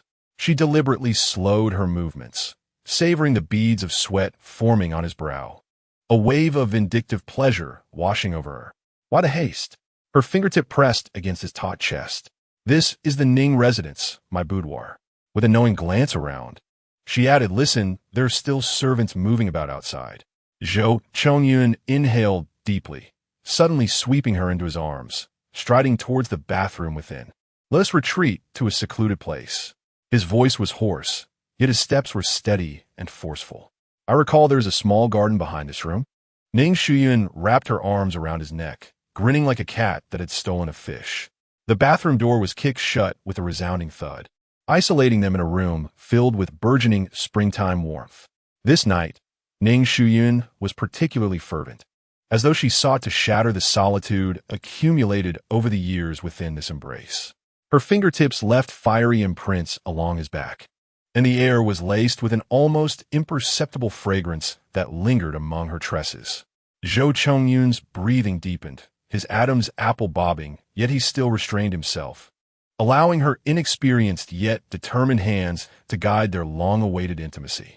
Outside the window, a crescent moon quietly ascended the branches, casting a gentle silver glow upon the dilapidated courtyard.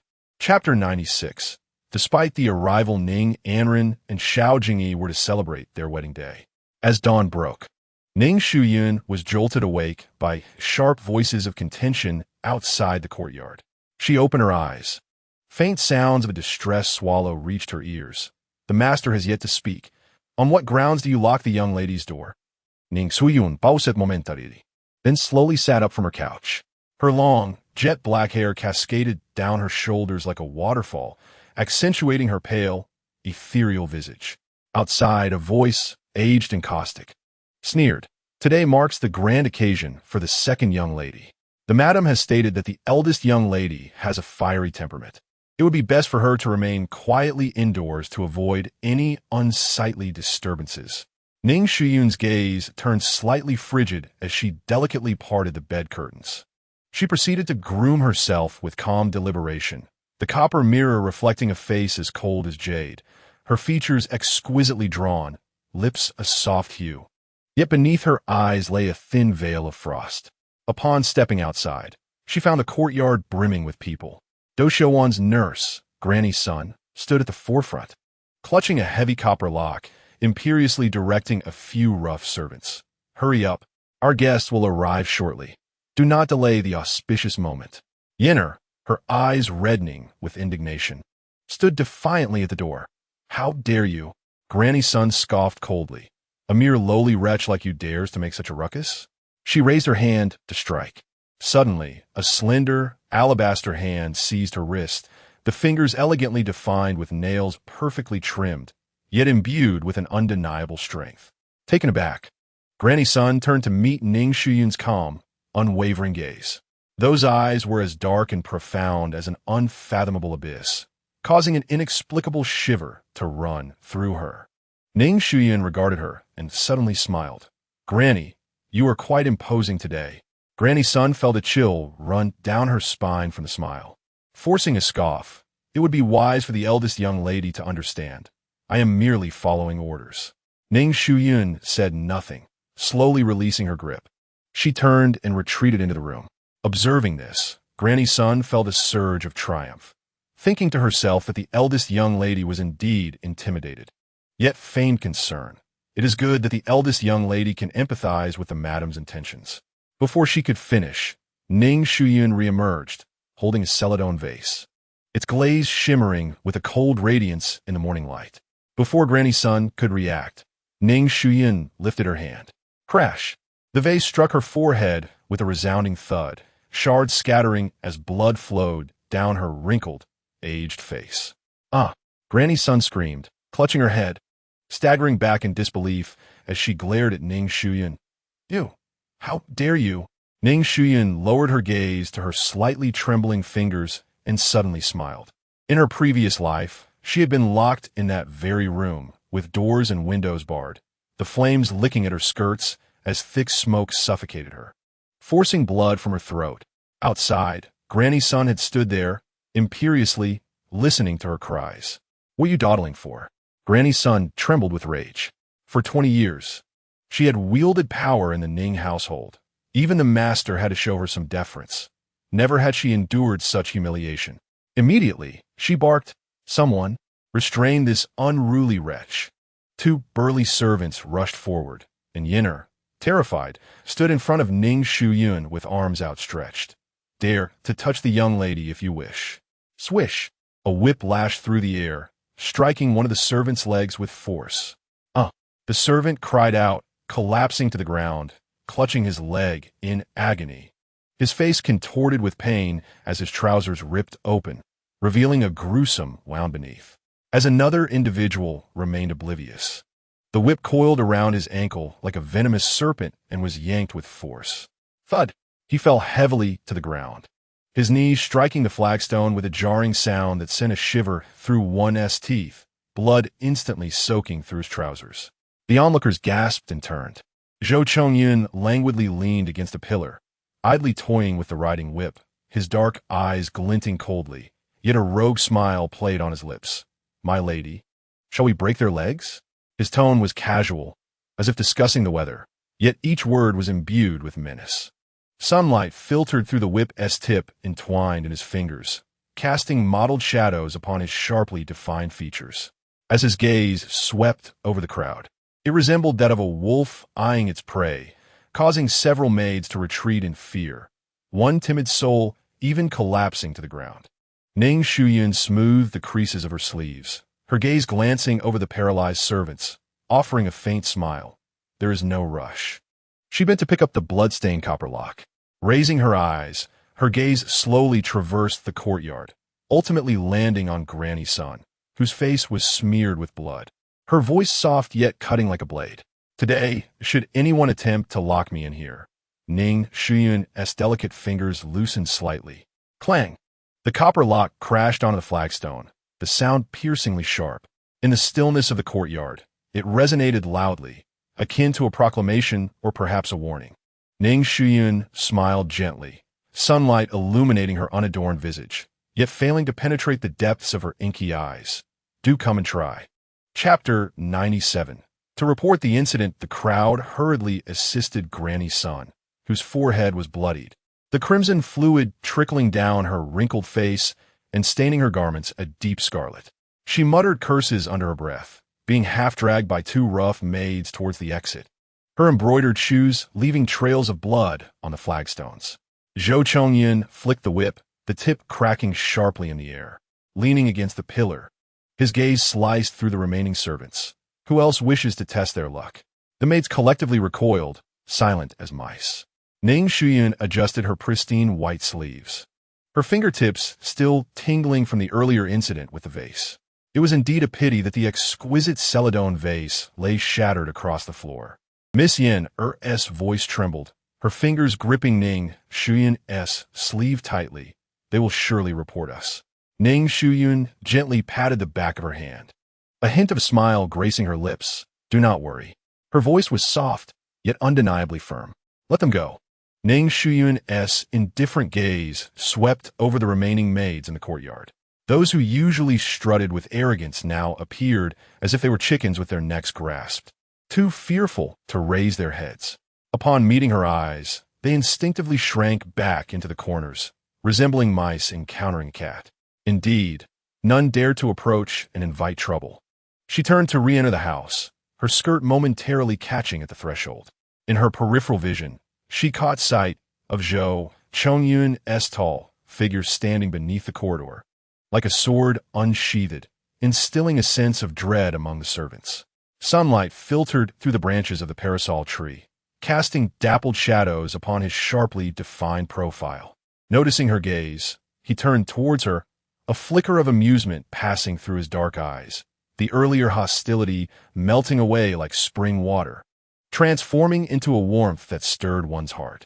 In the main courtyard, Do Xiuan was meticulously applying her makeup. Madam, something is amiss. A maid rushed in, nearly toppling the rouge on the vanity. Do Xiuan furrowed her brow, slamming the jade comb onto the table. What is the matter? What day is it today? To be so lacking in decorum? Why, yes, it's about Grandma Sun. The maid stuttered, the eldest young lady. She assaulted Grandma Sun? What? Do Xiuan sprang to her feet, the tassels of her golden hairpin swaying violently. Just as she was about to explode in fury, two matrons stumbled in, supporting a bloodied Grandma Sunday rebellion. Rebellion. Grandma Sun clutched her bleeding forehead, wailing before Do Xiuan. I went at your command to ask the eldest young lady to behave. Yet she struck me with a vase. Look at this blood, this injury. A flicker of rage crossed Do Xiuan's otherwise well-maintained visage. That little wretch truly dares to be so audacious? Absolutely true. Grandma Sun cried hoarsely. I was merely following the madam's instructions to lock the door. And before I could say a word, she attacked me. Oh, my head. Do Xiuan, with her lacquered nails digging deep into her palm, felt a twinge of pain that momentarily quelled her fury. She longed to rush out and tear that little wretch's face apart, but a glance at the festively adorned courtyard forced her to suppress her ire. Today was a momentous occasion for Enran and the Xiao family, with all the prominent ladies of the capital attending the ceremony. If any disturbance arose now, she closed her eyes briefly, striving to contain the tumult within her chest. Madam, Grandma Sun continued to stoke the flames of anger, her voice dripping with malice. That little wretch clearly intends to disrupt the second young lady's good fortune. You cannot let her off lightly. Silence. Do Xiuan reprimanded sharply, her chest heaving with agitation. Taking a deep breath, she suppressed her wrath, ordering additional guards to monitor that small courtyard, permitting not even a fly to escape. After today's ceremony, a glimmer of malice flickered in her eyes. I shall ensure she pays for this. Chapter 98. Unintentionally, Ning Shuyun's small courtyard was soon surrounded, impenetrable as water. Dozens of burly servants loitered within, while several matronly overseers stood vigil outside her door. At the slightest hint of movement, 3 or 5 individuals would converge. Ning Shuyun peeked through the cracks in the window and couldn't help but chuckle softly. "The young lady still finds this amusing?" Yenner exclaimed, anxiously stomping her foot. "They are treating us like criminals. They might as well tie us up. Why the rush?" Ning Shuyun leisurely sipped her tea, her gaze drifting past the throng of servants to the imposing figure at the entrance. Zhou Chongyun leaned against the doorframe, his coarse attire accentuating his broad shoulders and narrow waist. Sunlight illuminated the chiseled contours of his profile, casting a sharp silhouette. Although he appeared casually positioned, his entire being was taut with muscle, akin to a predator poised to pounce, ready to shred any foe daring to approach. The matrons skirted around him, not daring even to cast a glance in his direction. A warmth blossomed within Ning Shuyun, and she deliberately raised her voice, its rather dull being cooped up inside. "I shall take a stroll." As she pushed the door open, the matrons braced themselves as if facing a formidable threat. Leading the charge, Zhang Mama rushed forward and promptly knelt before her. Eldest young lady, the leading matron, Zhang Mama, knelt at the entrance, tears streaming down her face. Today marked the grand occasion of the second miss, and she implored with heartfelt sincerity for mercy, beseeching the completion of this union. The old servant bowed deeply, preparing to strike her head against the ground, only to be halted by Zhou Chongyun, who deftly stepped on the hem of her garment. The force was perfectly measured, neither injuring her nor allowing her to proceed with her action. Zhang Mama remained frozen, caught in a dilemma, her aged countenance flushed to the hue of liver. Ning Shuyun stood within the threshold, observing the multitude of kneeling servants in the courtyard, and suddenly burst into laughter. Her laughter rang like a clear silver bell. It sent chills down the spines of those present. "Who said I was departing?" Her eyes sparkled mischievously, feigning surprise. She merely desired a few things. Zhang Mama, as if granted a reprieve, hastily wiped the sweat from her brow and obsequiously replied, "Whatever the eldest miss desires, please command, and I shall arrange it forthwith." "Well then," Ning Shuyun mused, her finger tapping her chin in contemplation, "I shall first require a plate of osmanthus sugar steamed custard, specifically from Wangji in the southern part of the city. Additionally, a pot of pre-rain Longjing tea. The leaves must be freshly harvested this year." Oh, and she continued, listing off a dozen delicacies from the pastry shop in the east of the city to the candied fruit stall in the west, nearly exhausting the culinary offerings of the entire capital. With each item she mentioned, a servant's countenance paled incrementally. Zhang Mama, sweating profusely, dared not refuse, nodding vigorously to take note. "Hurry along," Ning Shuyun added with a smile. "If they become cold or damp, I shan't indulge. You would have to trouble the matrons for another trip." The servants scurried off in a flurry to procure the items, leaving the courtyard significantly emptier. Ning Shuyun leaned against the doorframe, watching their hasty retreat with a glimmer of mockery in her eyes. She had long realized that any stir on her part would promptly reach Do Xiuan's ears, since they were so keen on keeping watch. She would let them busy themselves to the fullest. These matrons, flitting back and forth to inform her, would only keep her in a constant state of unease throughout the day. With this thought, a smile danced in Ning Shuyun's eyes, and her brows lifted with a touch of delight. "Miss Yenner," she murmured softly, her round eyes brimming with curiosity, "why do you need so much food?" Ning Shuyun blinked, a sly smile curling her lips, naturally to feed the dogs. Outside the door, Zhou Chongyun turned at her words, his gaze locking with hers, filled with mirth. In that moment, he understood something profound, a smirk forming at the corners of his mouth. Sunlight danced upon his chiseled features, every angle exuding an arresting charisma. His broad shoulders and narrow waist framed a solid presence, standing like an impregnable wall against the tempest outside. Ning Shuyun's heart fluttered slightly. "Yenner," she called softly, "please invite Master Zhou in for a cup of tea." Yenner understood and hurried to convey the message at the door. Zhou Chongyun, hearing this, raised an eyebrow and strode in with confidence. His steps were steady and powerful, each one measured, exuding an undeniable presence. As he entered the room, the once spacious quarters suddenly felt constricted. The coarse fabric of his attire could not conceal the taut lines of his muscles, and his movements radiated a primal sense of strength. "What commands does the eldest miss have?" Zhou Chongyun inquired respectfully, though his gaze lingered unabashedly upon her. Ning Shuyun personally poured a cup of tea and offered it to him, her fingertips inadvertently brushing against his palm. "You've worked hard, Master Zhou. Please take a moment to enjoy some tea." In the Ning residence, the intricately carved doors and windows stood wide open. Ning Shuyun sat gracefully at a round table made of Wangwali wood, her delicate fingers gently cradling a celadon teacup, a subtle smile gracing her lips. The autumn sun streamed through the window, casting a soft glow on her profile, making her appear every bit the poised lady. Yet beneath the table, her embroidered shoe tip playfully traced along the lean contours of the man's calf, the coarse fabric producing a faint rustling sound. Her toes deliberately danced lightly on his knee, gliding along the well-defined line of his leg. Zhou Chongyun felt taut as a drawn bow. Dressed in a deep blue tunic today, he sat upright, his rough hands gripping a piece of osmanthus cake tightly. Crumbs fell through his fingers, mingling the sweet scent with the fresh pine aroma that lingered around him. "Miss, please enjoy the tea."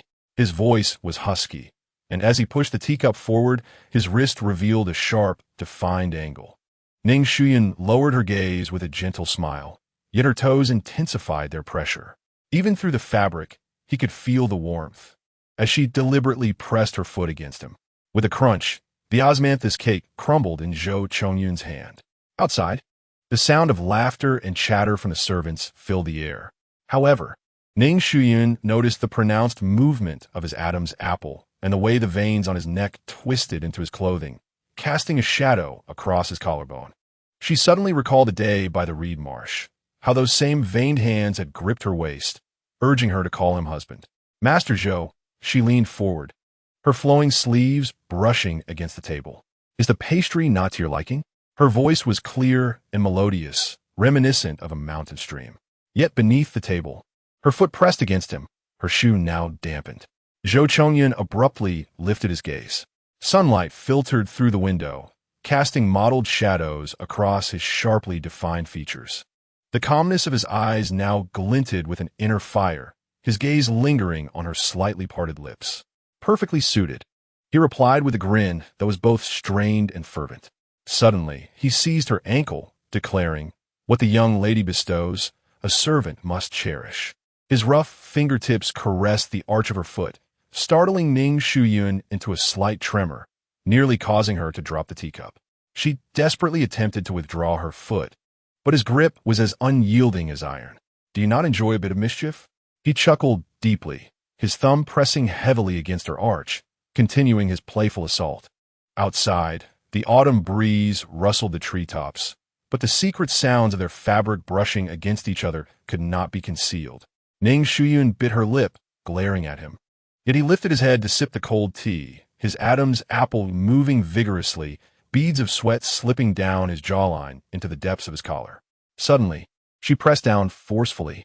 Zhou Chongyun let out a muffled groan, his knuckles whitening from strain.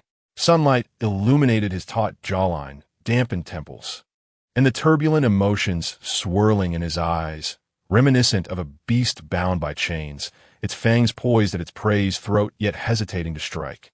A secret joy blossomed within Ning Shuyun's heart. Look, this fierce wolf has bowed before her. As he tilted his neck to drink, his Adam's apple moved vigorously, droplets rolling down his chin and staining his garment, like a beast scorched by flames. Ning Shuyun gazed at him in this state, her heart swelling with delight. Ever since she had discovered the depths of his obsession for her, she had become enchanted by the thought of witnessing his loss of control, especially in the confines of the Ning family, this wretched place. As dusk approached, she feigned the act of retracting her legs. Yet her toes were firmly ensnared by an iron grip. Zhou Chongyun maintained an unruffled demeanor, though the heat emanating from his palm was astonishingly intense. His thumb pressed heavily against the embroidered surface of her shoe, subtly guiding her restless foot closer to him beneath the unnoticed table. Ning Shuyun's breath momentarily faltered. Even through the fabric, she could feel the tautness of the man's muscles, which grew increasingly rigid at her touch. She attempted to struggle, only to find her foot gripped more tightly. Just as she opened her lips to speak, she witnessed the man seize a piece of walnut pastry and bite down fiercely, crumbs scattering across his lips. As he chewed, his canine teeth gleamed white, as if he were not consuming a delicacy, but rather her very flesh.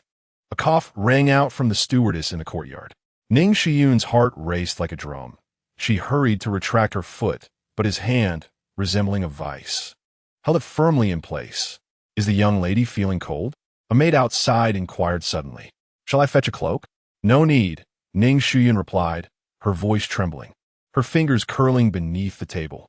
"Please check if the medicine in the small kitchen is ready." Once the footsteps faded, she shot a fierce glare at Zhou Chongyun.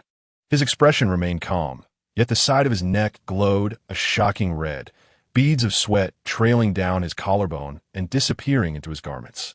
"Let her go," she warned in a hushed tone, only to see the man's gaze darken as he tightened his grip on her wrist. The warmth of his palm was scorching, sending tingling sensations through her skin, now slick with perspiration. Zhou Chongyun's breathing grew alarmingly heavy, a suppressed gasp escaping his throat. Ning Shuyun distinctly felt the dampness of his palm sliding down her wrist. Her ears burned with embarrassment. Just as she was about to withdraw her hand, the man suddenly leaned in and knocked over a teacup. "Damn it!" Zhou Chongyun exclaimed loudly, apologizing as tea splashed over him. As he stood, his fingertip brushed against the back of her hand, igniting a shiver that coursed through Ning Shuyun's spine. The servants in the courtyard turned to glance, observing the horseman drenched, while the young lady maintained her composure, her earlobes flushed crimson. "Go change," Ning Shuyun insisted, striving to remain collected. Yet, as Zhou Chongyun brushed past her, she caught a faint whisper, "Tonight, I shall end you." Her hand, clutching the handkerchief, trembled slightly as her gaze met his. The normally tranquil depths of his eyes now burned with a hidden fire, his gaze lingering upon her attire before settling on her slightly open collar. Once Zhou Chongyun's figure vanished down the corridor, Ning Shuyun could no longer contain a soft laugh. Indeed, he was destined for disappointment this evening. Chapter 100.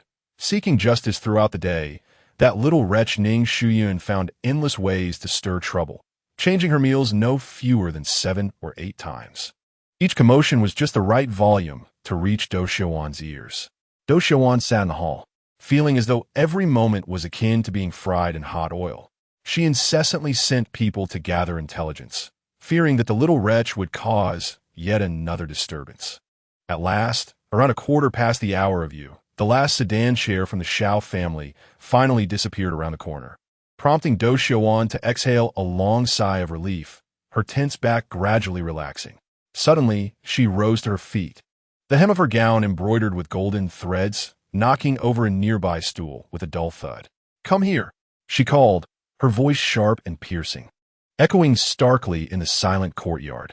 The maids waiting in the corridor shivered in fright and hurriedly approached. "Bring that little wretch to me." Do Xiuwan gritted her teeth, her manicured nails digging deeply into her palm. The lady's close attendant hesitated, cautiously approaching. "The master has just gone to the study. If we disturb Do Xiuwan."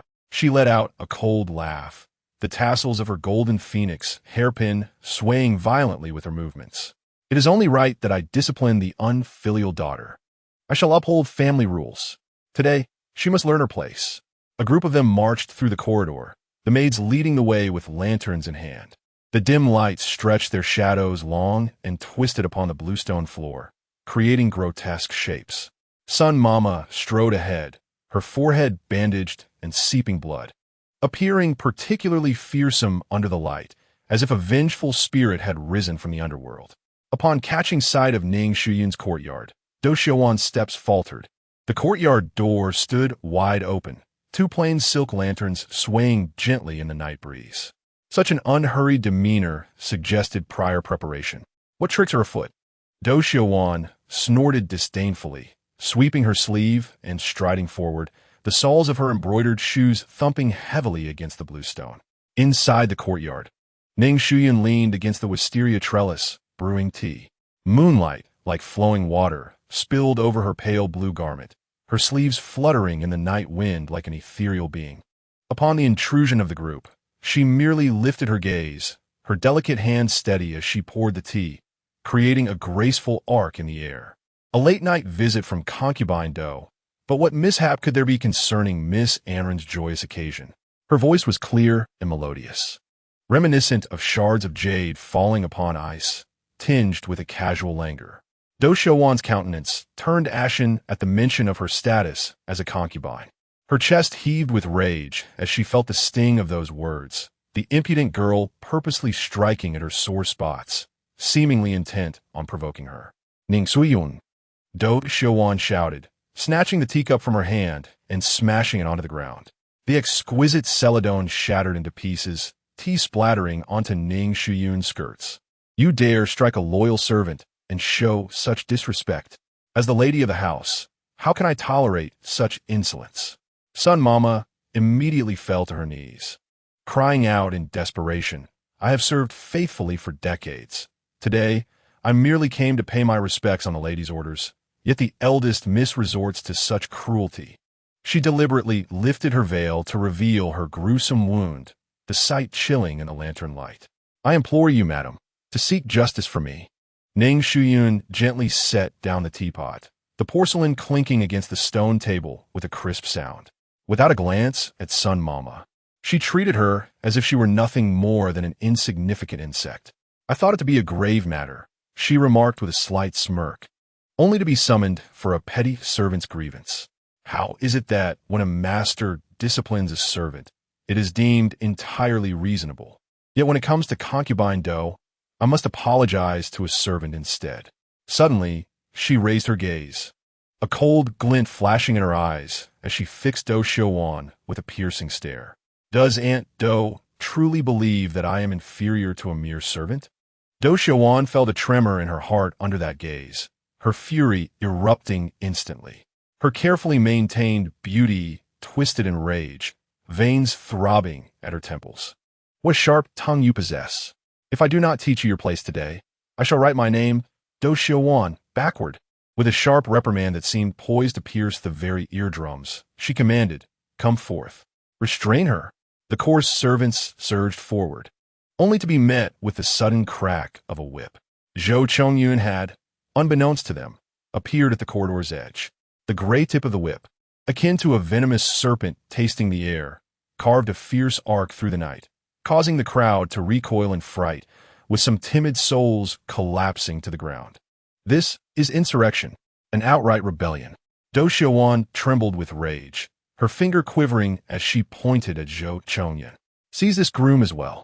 I shall show my father what sort of creatures are harbored in his daughter's courtyard.